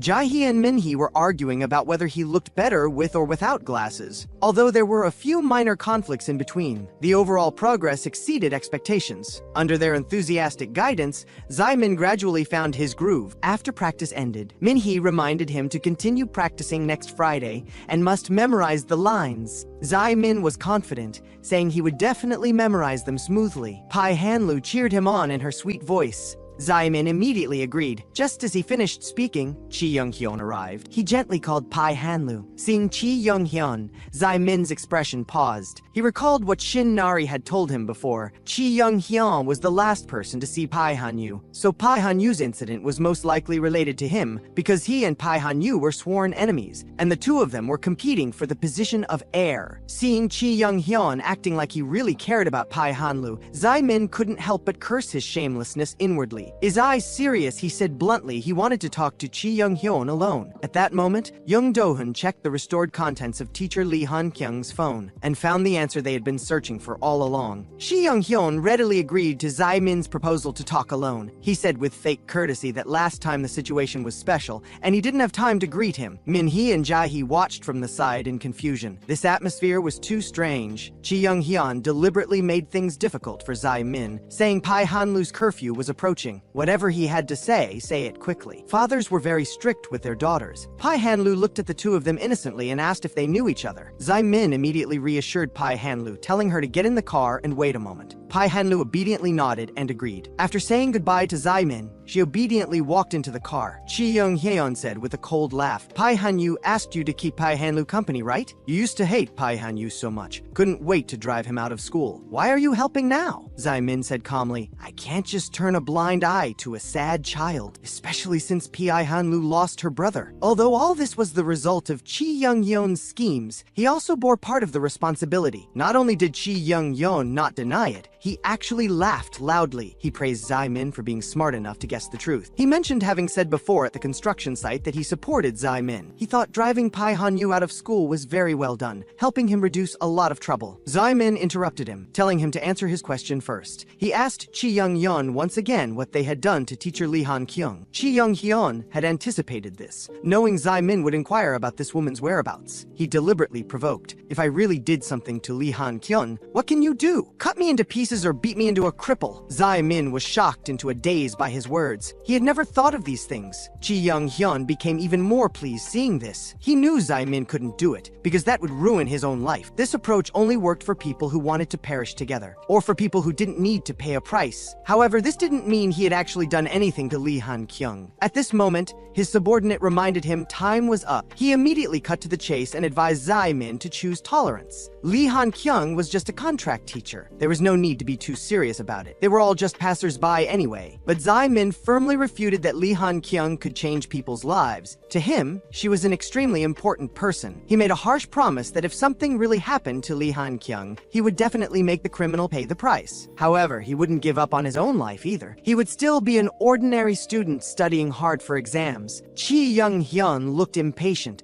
saying they couldn't come to an agreement. Since that was the case, he didn't plan to continue supporting Zai Min either. Minhee quickly stepped forward to show concern for Zai Min and asked what happened to homeroom teacher Lee Han Kyung. Zai Min suppressed the turmoil in his heart and said nothing was wrong. After thanking Minhee and Jaehee, Zai Min reminded them to be careful on their way. After returning home, Zai Min kept replaying his conversation with Chi Young Yeon. Chi Young Yeon not only knew Lee Han Kyung was his homeroom teacher, but also knew clearly she was a contract teacher. It seemed he had investigated Lee Han Kyung long ago, and from the conversation it was clear that teacher Lee Han Kyung had already met with disaster. Zai Min was filled with grief and anger, clearly knowing the murderer who killed Lee Han Kyung was right in front of him, yet he was helpless due to lack of evidence. Just as Zai Min fell into despair, his phone suddenly rang. It was a text message from Young Do-hun. The message said Young Do-hun had successfully restored the phone and knew Lee Han Kyung's whereabouts, but it wasn't convenient to explain in detail by text. He asked if Zai Min could come out to meet now. Young Do-hun at that moment was holding a USB drive, shocked and uncertain. Once the secret inside was exposed, it would definitely cause a huge uproar. YB would be finished. He began to hesitate, worried that Park Ji-on-yi would be implicated after Pi Yeon-baek was arrested. But as a close friend, he had to stop Park Ji-on-yi from going down a path of no return. He was doing this for Park Ji-on-yi too. Only by revealing the truth could his friend obtain true redemption. Young Do-hun was just about to go out when he heard a loud crash. An ominous premonition rose in his heart. Who could it be at this late hour? The next second, the door was violently broken open. They brought Young Do-hun to a high-end hotel. On the sofa lay a man and a woman who had been drugged unconscious. Hong Kyung-gi kept slapping Young Do-hun's face, trying to make him wake up, asking if his friend would really come. But Young Do-hun had long lost consciousness. Just then,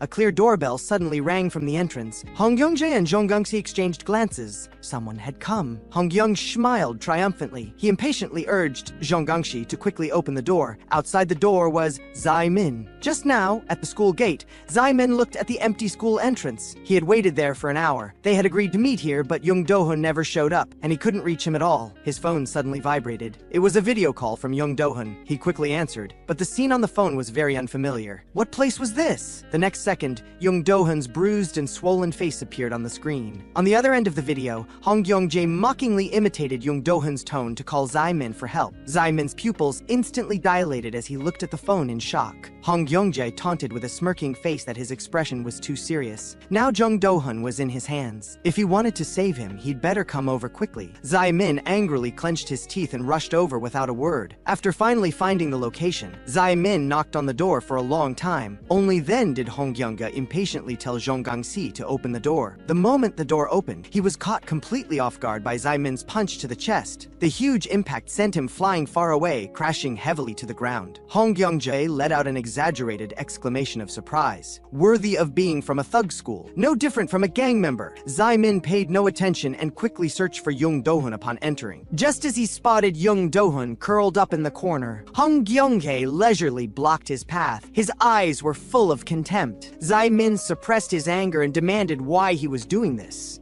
He said that because Zai Min had offended his brother, it caught his attention. A figure flashed through Zai Min's mind instantly. Could it be him? Hong Yongjae let out a cold laugh, saying Zai Min was too unlucky, especially being someone from Ro Chang's school. Just as he was about to press further, Zhong Gangxi keenly sensed the danger and immediately protected Hong Yongjae as they dodged. Right after, Zhong Gangxi turned around and delivered a fierce kick at Zai Min. Caught off guard, Zai Min was kicked back repeatedly. The man beside them was startled awake and asked in confusion who this was. Just as he was about to step forward, Zai Min pushed him away. Zai Min suddenly remembered seeing Zhong Gangxi before at Pai Hanlu's academy. Zhong Gangxi also noticed his decent skills and understood in his heart that what his subordinate said earlier wasn't a lie. Hong Yongjae smiled mockingly, warning Zai Min that if he dared to fight back, he would have to face the consequences. That uncle was very formidable in fights. Zhong Gangxi's attack speed was extremely fast. Zai Min was secretly alarmed, thankful that he could barely dodge, but his head suddenly became dizzy. Zai Min couldn't react in time and could only take the kick head on. He didn't understand why his head suddenly hurt. This made it impossible for him to dodge any of the opponent's attacks. He could only endure them. Then he realized his vision was getting blurrier. Hong Yongjae saw Zai Min's strange appearance and suddenly had an epiphany. He said, "You seem to have accidentally eaten that powder." Zai Min was confused, not yet clear about what he had ingested. Zhong Gangxi's uppercut came again, hitting Zai Min in the face. Under the relentless attacks, Zai Min had no strength to fight back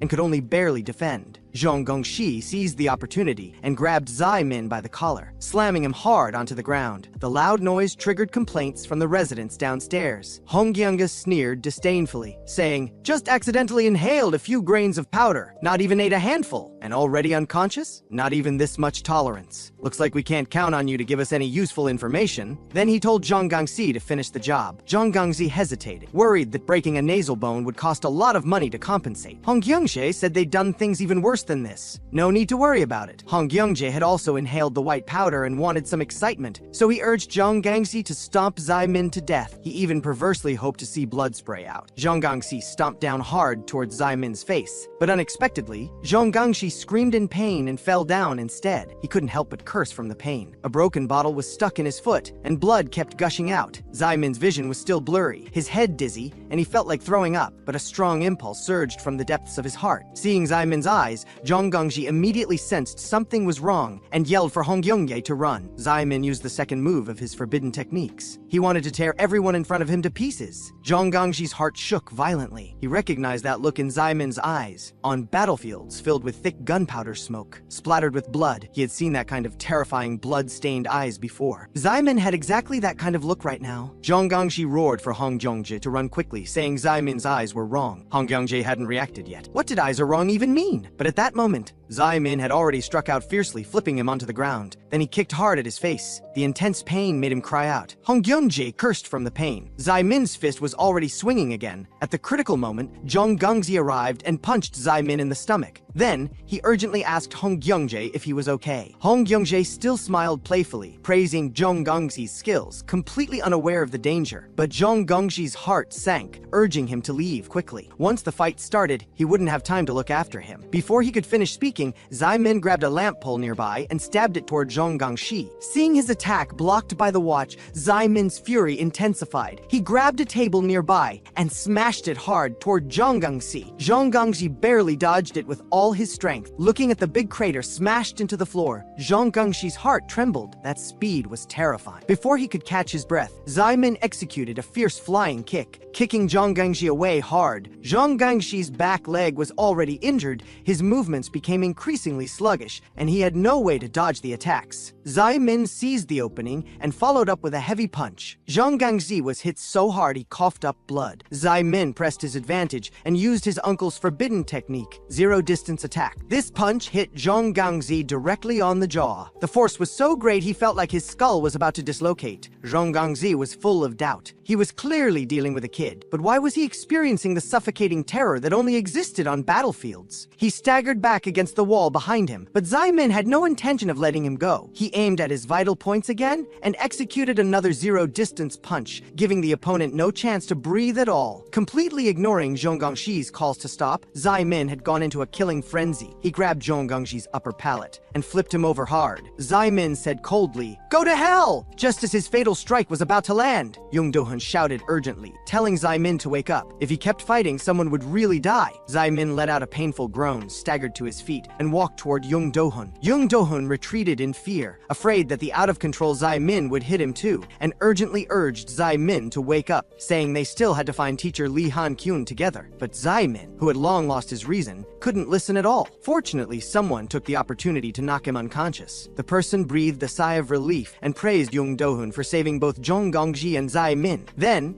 in his daze, Zai Min heard someone keep calling him warrior, telling him to wake up. Only then did he suddenly open his eyes. He looked at the messy room with a blank expression. Several police officers were investigating the room. The person looked at Zai Min's confused appearance and found it amusing. One of the officers said, "Wasn't it you who called me to come? Were you scared silly by my taser gun?" Only then did Zai Min react, exclaiming, "Officer Luo!" Officer Luo directly asked if their study group had recently encountered difficulties. Did they need teacher Lee Han-kyun's help? It turned out that not long ago, Zai Min had sent Officer Luo an address and asked him to come over. Officer Luo immediately brought police officers there. He thought it was another fight with thugs, but when he arrived at the scene, he discovered a group of drug addicts. Young Do-hun hurriedly explained on Zai Min's behalf that they weren't messing around. Zai Min came to save him. Zai Min accidentally inhaled some white powder while fighting. Officer Luo understood. Young Do-hun worriedly asked if Zai Min would be punished for this situation. Officer Luo said no. A small amount of inhalation usually wouldn't cause symptoms. But because Zai Min's body was too clean and his spirit pure, he was affected. He emphasized heavily that this stuff shouldn't be touched. Don't have any curiosity about it. It purely ruins lives. Young Do-hun said aggrievedly that he never had any thoughts of touching that stuff. He was about to explain in detail when he suddenly realized something was wrong. The instigator Hong Youngye was gone. His bag was gone too. Officer Luo hadn't reacted yet. Young Do-hun had already panicked. Without explaining, he rushed out the door to chase that guy. At this time, Hong Youngye had already run far away, muttering that Zai Min was simply a monster, and the police suddenly showed up, almost preventing his escape. He was secretly pleased that he didn't forget to bring his white powder. It would have been such a pity to lose it. However, he ran too fast and didn't notice the stones under his feet falling hard. Everything in the bag fell out. He couldn't help but complain about the bag's quality. It opened just from one fall. While picking things up, he suddenly felt a USB drive. Hong Youngja looked confused. Could this USB drive be hiding some secret? Officer Luo was asking Zai Min if he needed teacher Lee Han-kyun's help. Zai Min said decisively yes, but at this point he suddenly realized something was wrong. He stood up excitedly and asked Officer Luo if teacher Lee Han-kyun was still alive. Hearing this, Officer Luo's eyes sharpened. Zai Min anxiously pressed on, asking if Lee Han-kyun was still alive. Officer Luo nodded in confirmation. What Zai Min worried about hadn't happened. During summer vacation, teacher Lee Han-kyun found Officer Luo saying she wanted to reveal a secret about YB, but the next day she disappeared. When she made the call, she might not have known her safety was threatened. After that, Officer Luo had been looking for Lee Han-kyun's whereabouts, but couldn't find any clues for a long time. But yesterday, the Central Police Station received a petition letter. The letter said that teacher Lee Han-kyun's mother wanted to ask the police to find her daughter, but teacher Lee Han-kyun's mother had long passed away. Sensing something was wrong, he checked the handwriting and found it matched Lee Han-kyun's writing. So he deduced that teacher Lee Han-kyun was using this method to tell them she was still alive. This meant she had been threatened by YB before, and was now in a state of escape. The weight on Zai Min's heart finally lifted. He knelt on the ground crying bitterly. Fortunately, the teacher was still alive. Officer Luo went on to say that YB hadn't given up the search, so now wasn't the time to let down their guard. Zai Min was anxious to find teacher Li Han-kyun and wanted to protect her, but Officer Luo wouldn't let him interfere. He was afraid the letter would fall into YB's hands, so there was no specific address in it. But what they did know was that the letter was sent from abroad, and he would go abroad to search as soon as possible. He comforted Zai Min, telling him to stay in the country and attend class as well. He knew that teacher Li Han-kyun was a very important person to them, and he knew how determined they were in their studies. They even formed a study group at a delinquent school, so he promised to help them bring the teacher back so she could help them study properly again. Zai Min was full of gratitude. Officer Luo told him to contact Young Do-hun, who ran out,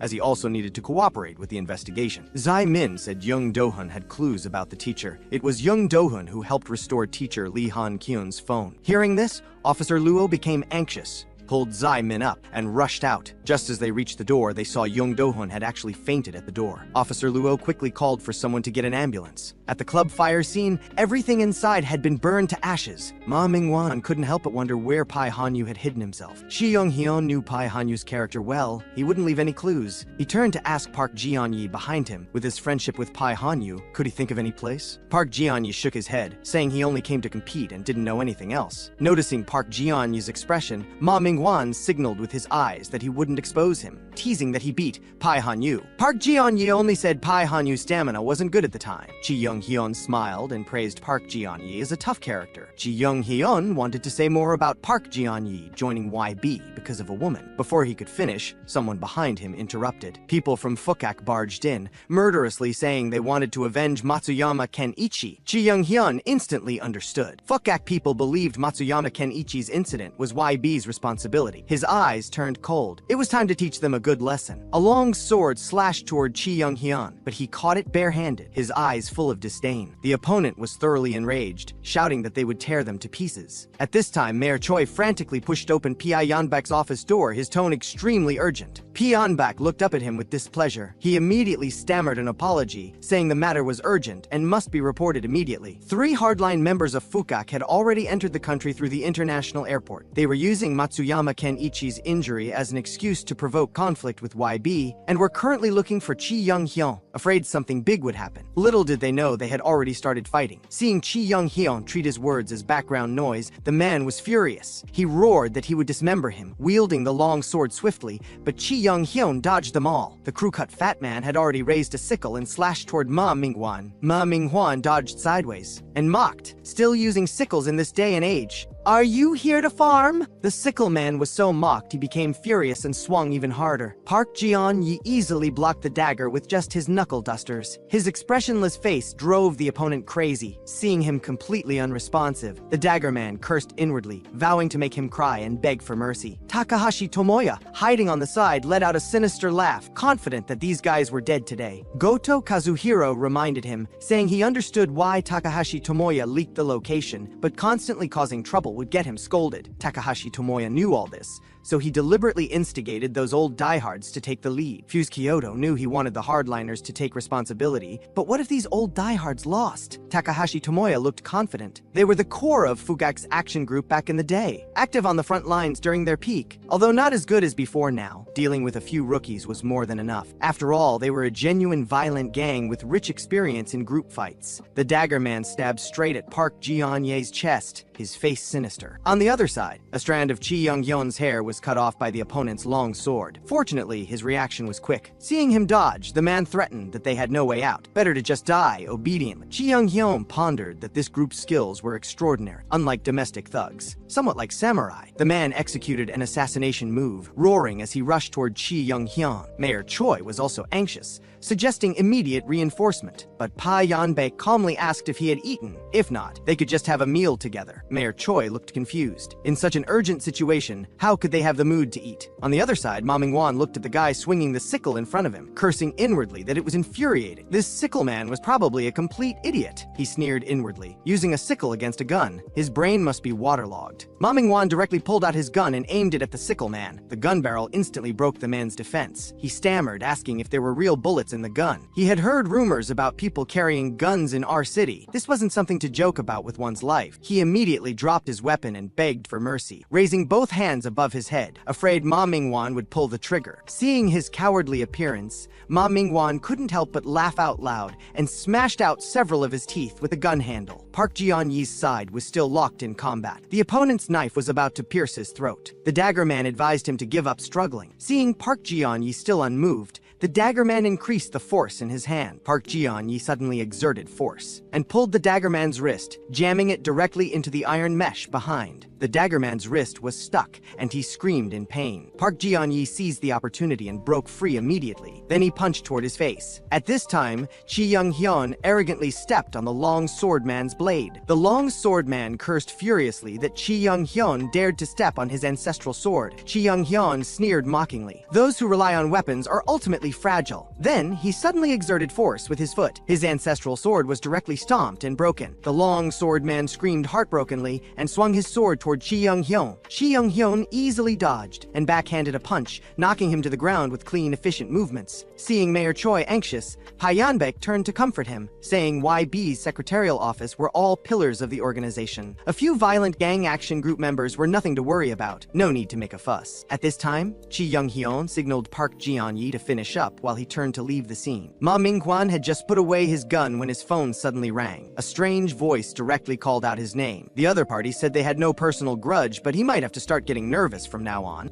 Before this, after Hong Kyung-gae brought the drug powder home, he rolled on the ground in pain. He didn't expect it to hurt this much after the drug wore off. Could it be a fracture? He cursed Ro Cheng's school internally, but was afraid of being discovered by police if he went back. But fortunately, the drug powder wasn't discovered. It was good he didn't say his name, but even if they knew his name, his dad would back him up. He racked his brain thinking of how to get revenge on those two, but could only remember Zai Min. He couldn't remember the other person no matter what. Suddenly, he remembered he had a USB drive. He immediately took out the USB drive, preparing to find clues from it. As soon as he opened the USB drive, he was shocked by the contents. He couldn't help but curse. What was all this stuff? Then Hong Kyung-gae was overjoyed, and Ma Ming-kwan, receiving Hong Kyung-gae's call, looked confused, not knowing who was on the other end. Hearing what the other party said, he immediately became serious. Chi Young-hyun, seeing this, found it strange and curiously stepped forward to ask what was wrong. Ma Ming-kwan said nothing, only telling them he might have to go meet someone. At this time, Young Do-hoon finally woke up. He looked confused. How did he get home? He clearly remembered going to chase someone. Officer Luo, seeing he finally woke up, excitedly pushed open his room door. Young Do-hoon was startled, wondering why Officer Luo was here. He didn't remember at all that it was Officer Luo who sent him home and even bandaged his wounds. Young Do-hoon hurriedly thanked him and curiously asked why he hadn't gone home yet. It turned out Officer Luo couldn't get the computer password, so he never left. Hearing this, Young Do-hoon froze but still said nothing. Officer Luo asked Young Do-hoon to open the computer. He heard he restored Lee Han-kyun's phone, so he wanted to take a look. He told Young Do-hoon not to be wary. He was a kind detective. At this time,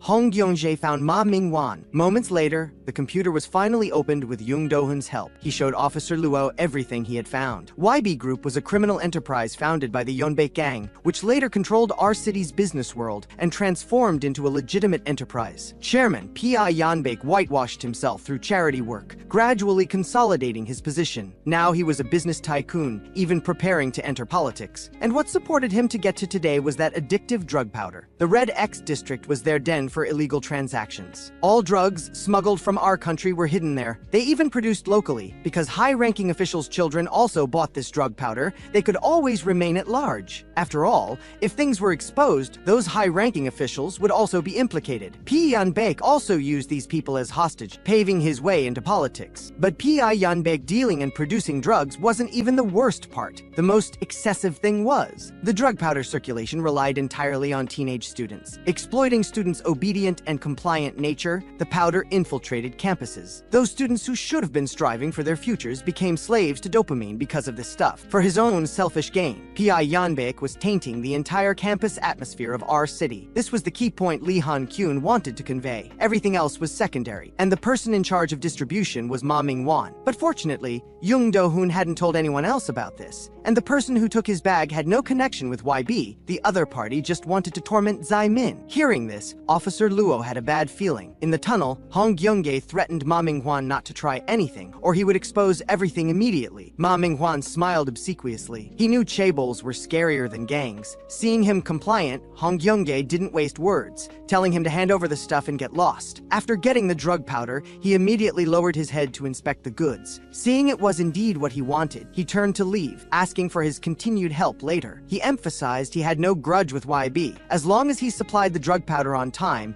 he would keep the secret. Ma Mingwan agreed pretentiously. Hong Youngjae turned to leave triumphantly, but only dead men's mouths could truly keep secrets. Having gotten the drug powder, Hong Youngjae was in great spirits. Seeing the driver, he offered to buy him something. The driver was about to thank him when a car from the side crashed directly toward them. Ma Mingwan cursed on the side. Hong Youngjae's car lost control and fell from the overpass. Fortunately, Hong Youngjae didn't die. He struggled to crawl out of the car. Thankful his car was good, he didn't lose his life. Suddenly, a foot stepped on his hand. Although chaebols were scarier than criminal forces, no matter how scary, they couldn't match the knife dangling before his eyes. Ma Mingwan's mocking voice sounded again. Such a stupid rich drug addict. L City. Lee Han-kyun was browsing the news about Hong Youngjae's car accident on her way home from the supermarket. Her heart inexplicably tightened. Why was it all this kind of bad news lately? As soon as she got home, her grandfather scolded her. Why did you go to the supermarket alone? Dark forces are lurking everywhere now. As a redeemer, how can you disregard your own safety? Han Gyung thought quickly and immediately brought up his grandson's birthday, instantly diverting grandfather's attention. Only then did grandfather suddenly realize he had almost forgotten his grandson's birthday. Han Gyung smiled and took out a bag of pasta, saying, "Let me redeem you." This made the old man turn from anger to joy. Although grandfather's loud voice made Han Gyung wince,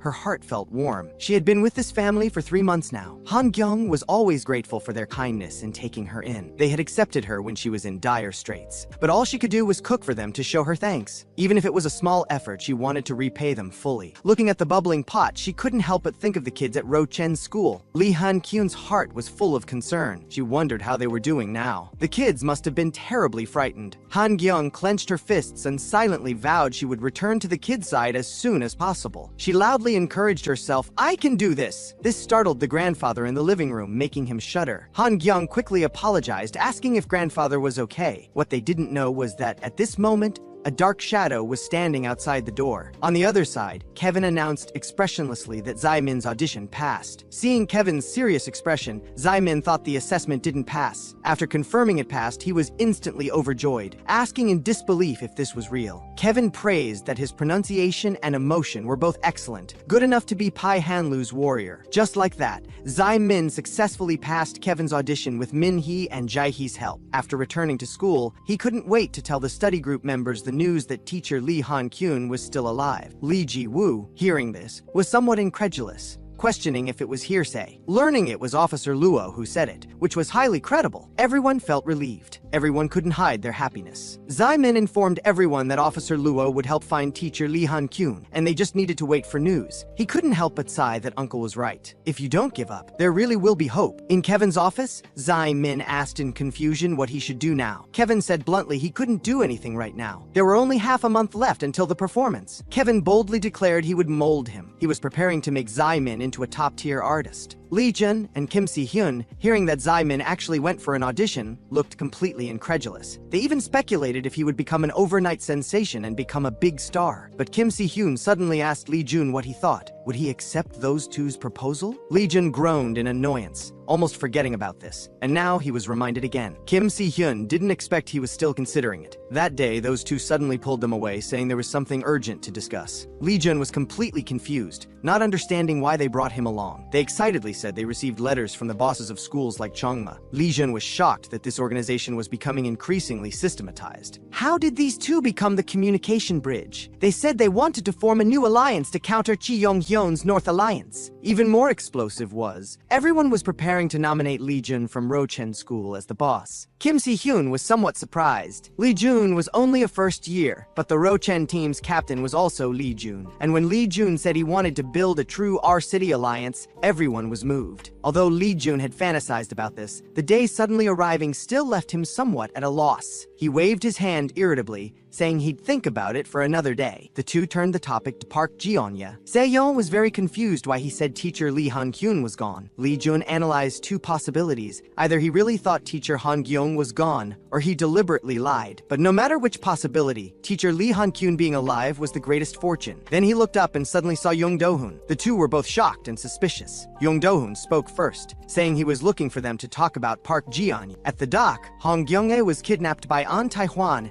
and trembled in fear. An Tai-hwan looked at him, feeling extremely unbalanced inside. Some people lived worse than pigs and dogs. Some people, relying on wealthy parents, became directors of big companies at a young age. But fortunately, heaven was fair. Sooner or later, everyone would die. And Hong Gyong-ae would die today because he accidentally discovered a certain secret. The reason he didn't act these past few days was because he was waiting for human traffickers. Although Hong Gyong-ae was a drug addict, at least his body was still relatively healthy. Just as An Tai-hwan was about to act, Kwan Yong-shia suddenly pushed open the door and said, "That's enough." An Tai-hwan was both shocked and panicked, wondering how he found this place. Then he quickly called for Park Ji-onya to come help. Kwan Yong-shia recognized Park Ji-onya as Zai Min's friend and angrily rebuked him for not only loan sharking but also kidnapping. He said disdainfully he'd let him have 5 moves first to teach him a good lesson. It turned out that before this, when Hong Sang-kai learned his brother was missing, he beat and scolded the bodyguards. He angrily rebuked the bodyguards for being idiots, taking their family's money yet not knowing where their master was. Seeing Kwan Yong-shia not moving, he angrily pointed and told him to come over. A subordinate reminded this was a new hire. Hong Sang-kai said if you take money you should do the work. Hong Sang-kai wanted to kick Kwan Yong-shia but found his foot couldn't move. Looking down, his ankle was firmly gripped in Kwan Yong-shia's hand. The next second, Kwan Yong-shia exerted force and actually lifted Hong Sang-kai directly up. His first job, and he encountered a scam company. His life really wouldn't go smoothly. The other colleagues were all quite frightened, thinking Kwan Yong-shia had gone crazy. But Kwan Yong-shia wasn't afraid at all, questioning how old Hong Sang-kai was to dare talk to him like this. Hong Sang-kai roared that he would fire him, but Kwan Yong-shia actually wanted to quit long ago. It's just that before leaving, he still wanted to teach this unreasonable boss a good lesson. At this time, someone rushed in anxiously, saying Hong Gyong-ae was kidnapped at the port. Seeing Kwan Yong-shia's actions, he was so scared his eyeballs were about to pop out. He came forward trying to persuade Kwan Yong-shia, but Kwan Yong-shia said coldly he had already resigned. Hong Sang-kai wanted to call for people to subdue Kwan Yong-shia, but no one paid attention. That person continued persuading Kwan Yong-shia.